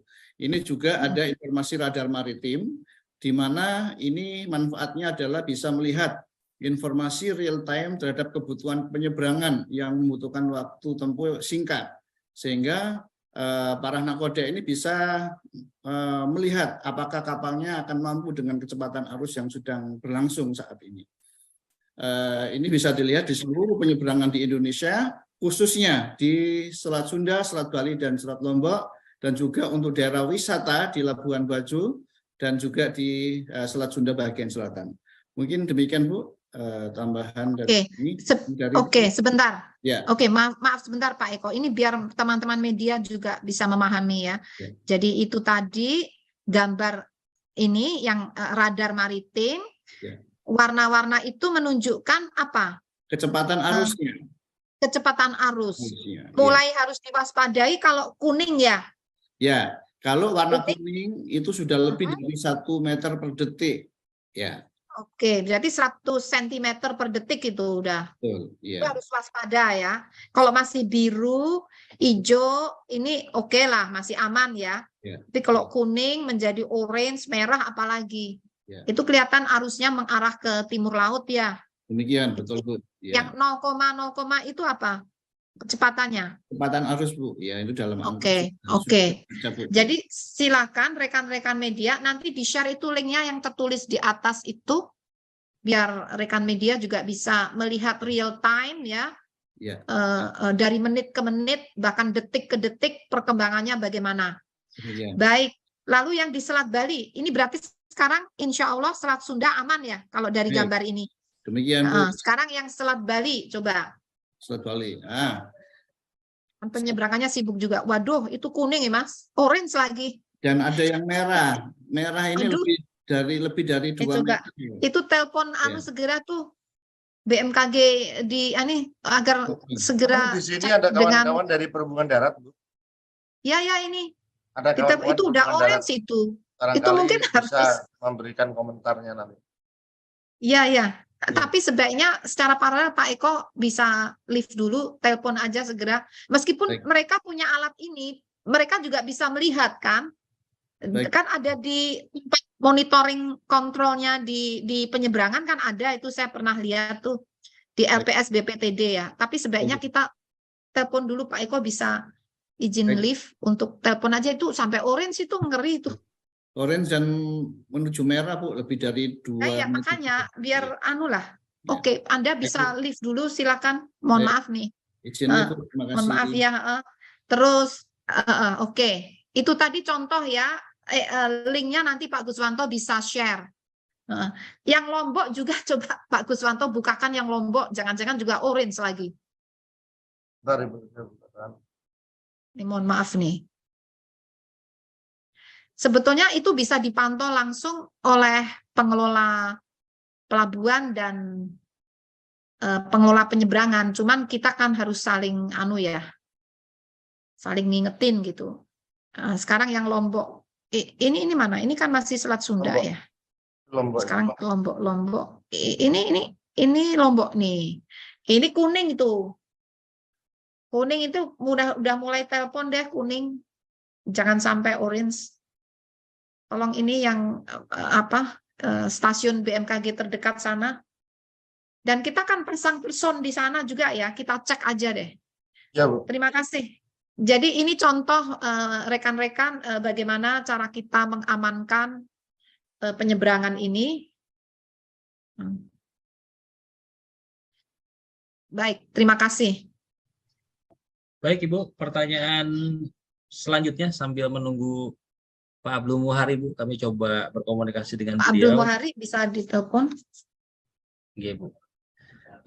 Ada pertanyaan, Bu, terkait dengan kebijakan ini. Apa yang harus dilakukan oleh pemerintah setempat untuk mengantisipasi curah hujan tinggi pada periode pergantian tahun baru?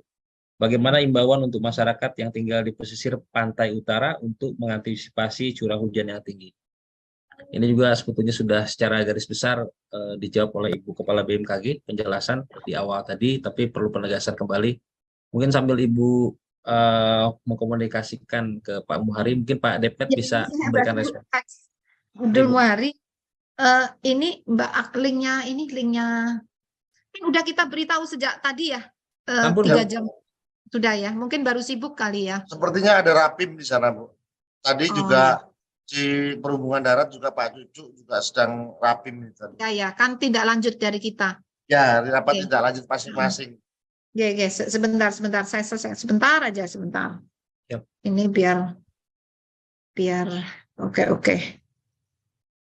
Si Abdul Muhari. Oke, jadi pertanyaannya bagaimana mengkomunikasikan dengan pemerintah daerah ya? Ini Bu, mengantisipasi kebijakan yang diambil. Oke, ya. Komunikasi, koordinasi itu dilakukan jauh sebelum memasuki ini Nataru ini ya. Karena tidak hanya khusus untuk Nataru ya, untuk sehari-hari itu juga perlu dilakukan meskipun tidak ada Nataru. Jadi kami metode komunikasinya melalui berbagai cara, kunjungan langsung. Jadi kami istilahnya sowan ya, tanda petik sowan, komunikasi langsung. Kemudian juga dilanjutkan ada beberapa pemerintah daerah yang juga berkunjung langsung ke BMKG. Contohnya ini Kepala BPBD DKI itu kayaknya beberapa kali deh ke BMKG konsultasi sejak gubernur yang lama ya. Siapapun gubernurnya, sebenarnya DKI itu aktif tuh. Siapapun gubernurnya ya. Dan juga data. Kami ini sharing data. Data kami kirimkan ya secara digital. Karena kalau DKI itu data dari kami masih diolah lagi. Peringatan dini dari kami ini kan sifatnya nasional ya. Nah, oleh pemerintah DKI diekstrak yang khusus DKI dan diolah lagi. Begitu. Kemudian selain kunjungan langsung, koordinasi langsung, juga ini TMC, ini juga koordinasi sejak beberapa hari yang lalu. TMC ini dilakukan teknologi modifikasi cuaca. Kemudian juga pernah kita melakukan geladi bersama, itu pernah dilakukan juga. Jadi semacam itu, dan itu diulang-ulang, dan dalam waktu eventnya sudah mendekat, kita koordinasi juga. Jadi diulang-ulang lah, sifatnya itu tidak hanya sekali dua kali, tapi diulang lagi. Demikian, itu jawabannya. Ada pertanyaan satu lagi tadi apa? Saya lupa. Ini Bu, imbauan untuk masyarakat yang tinggal di pesisir pantai utara, Bu, untuk mengantisipasi curah hujan yang mungkin tinggi. Ya. Karena masyarakat itu berada di pesisir dan kondisi cuaca masih ekstrim, jadi kami menghimbau nomor 1, mohon rajin membuka informasi cuaca dan perkembangannya yang disampaikan BMKG. Tujuannya apa? Agar bisa melakukan penyelamatan diri. Sekarang yang dipikir nomor 1 selamat dulu. Yang penting selamat gitu ya. Karena memang gelombangnya masih tinggi, jadi agar selamat barangkali ini kan juga kami dengan pengelola pelabuhan. BMKG itu ada di pelabuhan-pelabuhan besar, ada stasiun BMKG maritim di pelabuhan-pelabuhan besar. Jadi rekan-rekan BMKG yang di pelabuhan-pelabuhan itu juga menghimbau masyarakat, misalnya mempersuasi untuk tidak melaut dulu ya. Tapi biasanya itu wewenangnya di Syah Bandar. Jadi kami sifatnya menghimbau, mengingatkan untuk menyesuaikan perjalanan mereka dengan kondisi cuaca yang ada saat ini. Begitu. Jadi nomor 1 adalah selamat dulu lah nomor 1. Yang lain-lain bisa dipikir kemudian. Demikian. Baik, terima kasih Ibu. Pertanyaan selanjutnya Bu, dari Mbak Vivi Asinta ini yang sering bantu kita Bu di BMKG dan undang Ibu juga. Terima kasih Mbak Vivi, selalu bantu. Sampai kapan seruakan angin dingin dari Tibet ini berakhir? Apakah kemunculan bibit siklon tropis di Filipina ini juga mengakhiri juga seruakan dingin Tibet yang terasa dalam beberapa hari? Demikian kira-kira. Ya, terima kasih. Kalau dari pemodelan tadi itu tanggal 31 Desember sudah mulai bersih ya. 1 Januari tadi ada nggak? 1 Januari kayaknya coba dicek tadi. Pak Guswanto, mohon Bapak yang memiliki model itu silakan menjelaskan ya. Jadi seruakan dingin itu berakhir. Saya tadi melihat 31 Desember tuh kayaknya udah mulai hilang ya. Coba diperhatikan di modeling Bapak tadi itu. Oke, baik, bentar, Bu. Silakan, akan dijelaskan Pak Guswanto. Ini ya Ibu ya.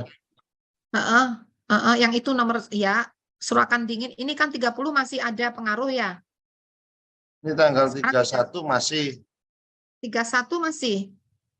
Ini non sewu Coba dari 31. gambar angin itu Mas, gambar angin tadi. Nah, ini ini 29 ya. 29 masih ya? Masih, ya. Bu. Ya. Nah, itu sampai kapan? Kalau prediksi awal kan sampai Januari, Mas. Seruakan Awal dingin Januari. ya, seruakan dingin itu sebenarnya kan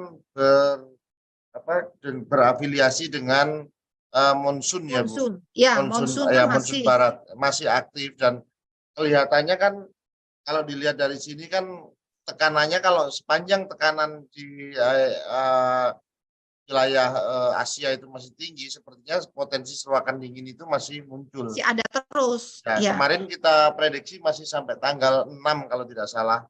Tanggal 6 masih ada. Ya, kita tapi prediksi tanggal 6, nanti kita berkurang. update kembali. Ya, betul. Jadi prediksi awal itu sampai tanggal 6. Tapi setelah tanggal 6 sampai tanggal 15 itu kan berkurang. Hanya tiba-tiba kan ada ini, Mas. Ada bibit siklon itu loh, Ya. sama yang low pressure area di Australia itu kan agak melemahkan itu ya. Jadi Ya. gimana kondisi gara-gara itu? Tadi sebenarnya sudah ada masukan dari Pak Indra Gustari bahwa sebenarnya bibit siklon tropis itu tidak menghilangkan fenomena seruakan dingin, tetapi dia melemahkan atau memecah kekuatan daripada seruakan dingin itu ke wilayah kita, Ibu. Ya. Ya, jadi pengaruhnya masih ada sampai awal Januari, itu minggu pertama hanya menjadi melemah karena ada pengaruh bibit siklon tadi. Namun bibit siklon ini kan tidak abadi itu. Beberapa hari lagi kan sudah hilang itu. Betul kan? Ya, beberapa betul. hari lagi kan sudah punah istilahnya ya. Betul. Berarti kan pengaruhnya menguat lagi. Jadi seperti itu kira-kira. Namun memang secara umum seandainya tidak ada bibit siklon, model yang sebelumnya setelah tanggal 6 itu mulai melemah. Model yang sebelumnya lalu ya. Demikian Mas. Baik Bu, terima kasih banyak. Semoga Mbak Vivi sudah cukup puas dengan jawaban dan sudah merespon juga Bu di ruang pesan. Terima kasih BMKG telah memberikan informasi. Sudah ada penjelasan dari Pak Indra Gustari dari Pak Tovan. Baik, siap. Ya. Terima kasih banyak Pak Depmet. Terima kasih. Pertanyaan selanjutnya Bu dari Tirto ID Bu Farid. Apakah BMKG saat ini sudah memiliki proyeksi mengenai bencana di tahun 2023 mendatang? Kaitannya dengan iklim Bu, seperti melihat kondisi iklim yang semakin kuat. Kurang lebih seperti itu Bu pertanyaannya. Ya, betul sekali. Dan itu kami siapkan bersama Ibu Menteri LHK kemarin baru aja. Jadi fenomena La Nina itu saat ini dalam level lemah dan masuk tahun 2023 itu semakin lemah akhirnya netral di awal tahun 2023. Nah, dengan netralnya La Nina ini berarti berakhirlah pengaruh La Nina selama 3 tahun, mulai tahun 2020, 2021, 2022. Nah, di awal tahun 2020 justru yang mengakibatkan hujan lebat di Jabodetabek itu selain akibat seruak udara dingin juga diperparah dengan adanya La Nina moderat saat itu. Nah, tapi sekarang diprediksi La Nina ini menjadi netral di sekitar bulan Maret-April 2023. Ini menurut analisis pakar klimatologi yang ada di BMKG. Dengan melemahnya La Nina, berarti curah hujan relatif lebih rendah dibandingkan tahun 2022. Sebetulnya ada petanya, ini siapa yang bisa nunjukin ya? Pak Indra punya nggak? Pak Indra, Bu. Yang kemarin Indra ada? aku tayangin di Bu Siti Nurbaya. Jadi itu kelihatan ya, setiap bulannya curah hujan di bulan Januari tahun ini, tahun 2023 dibandingkan curah hujan di bulan Januari tahun 2022.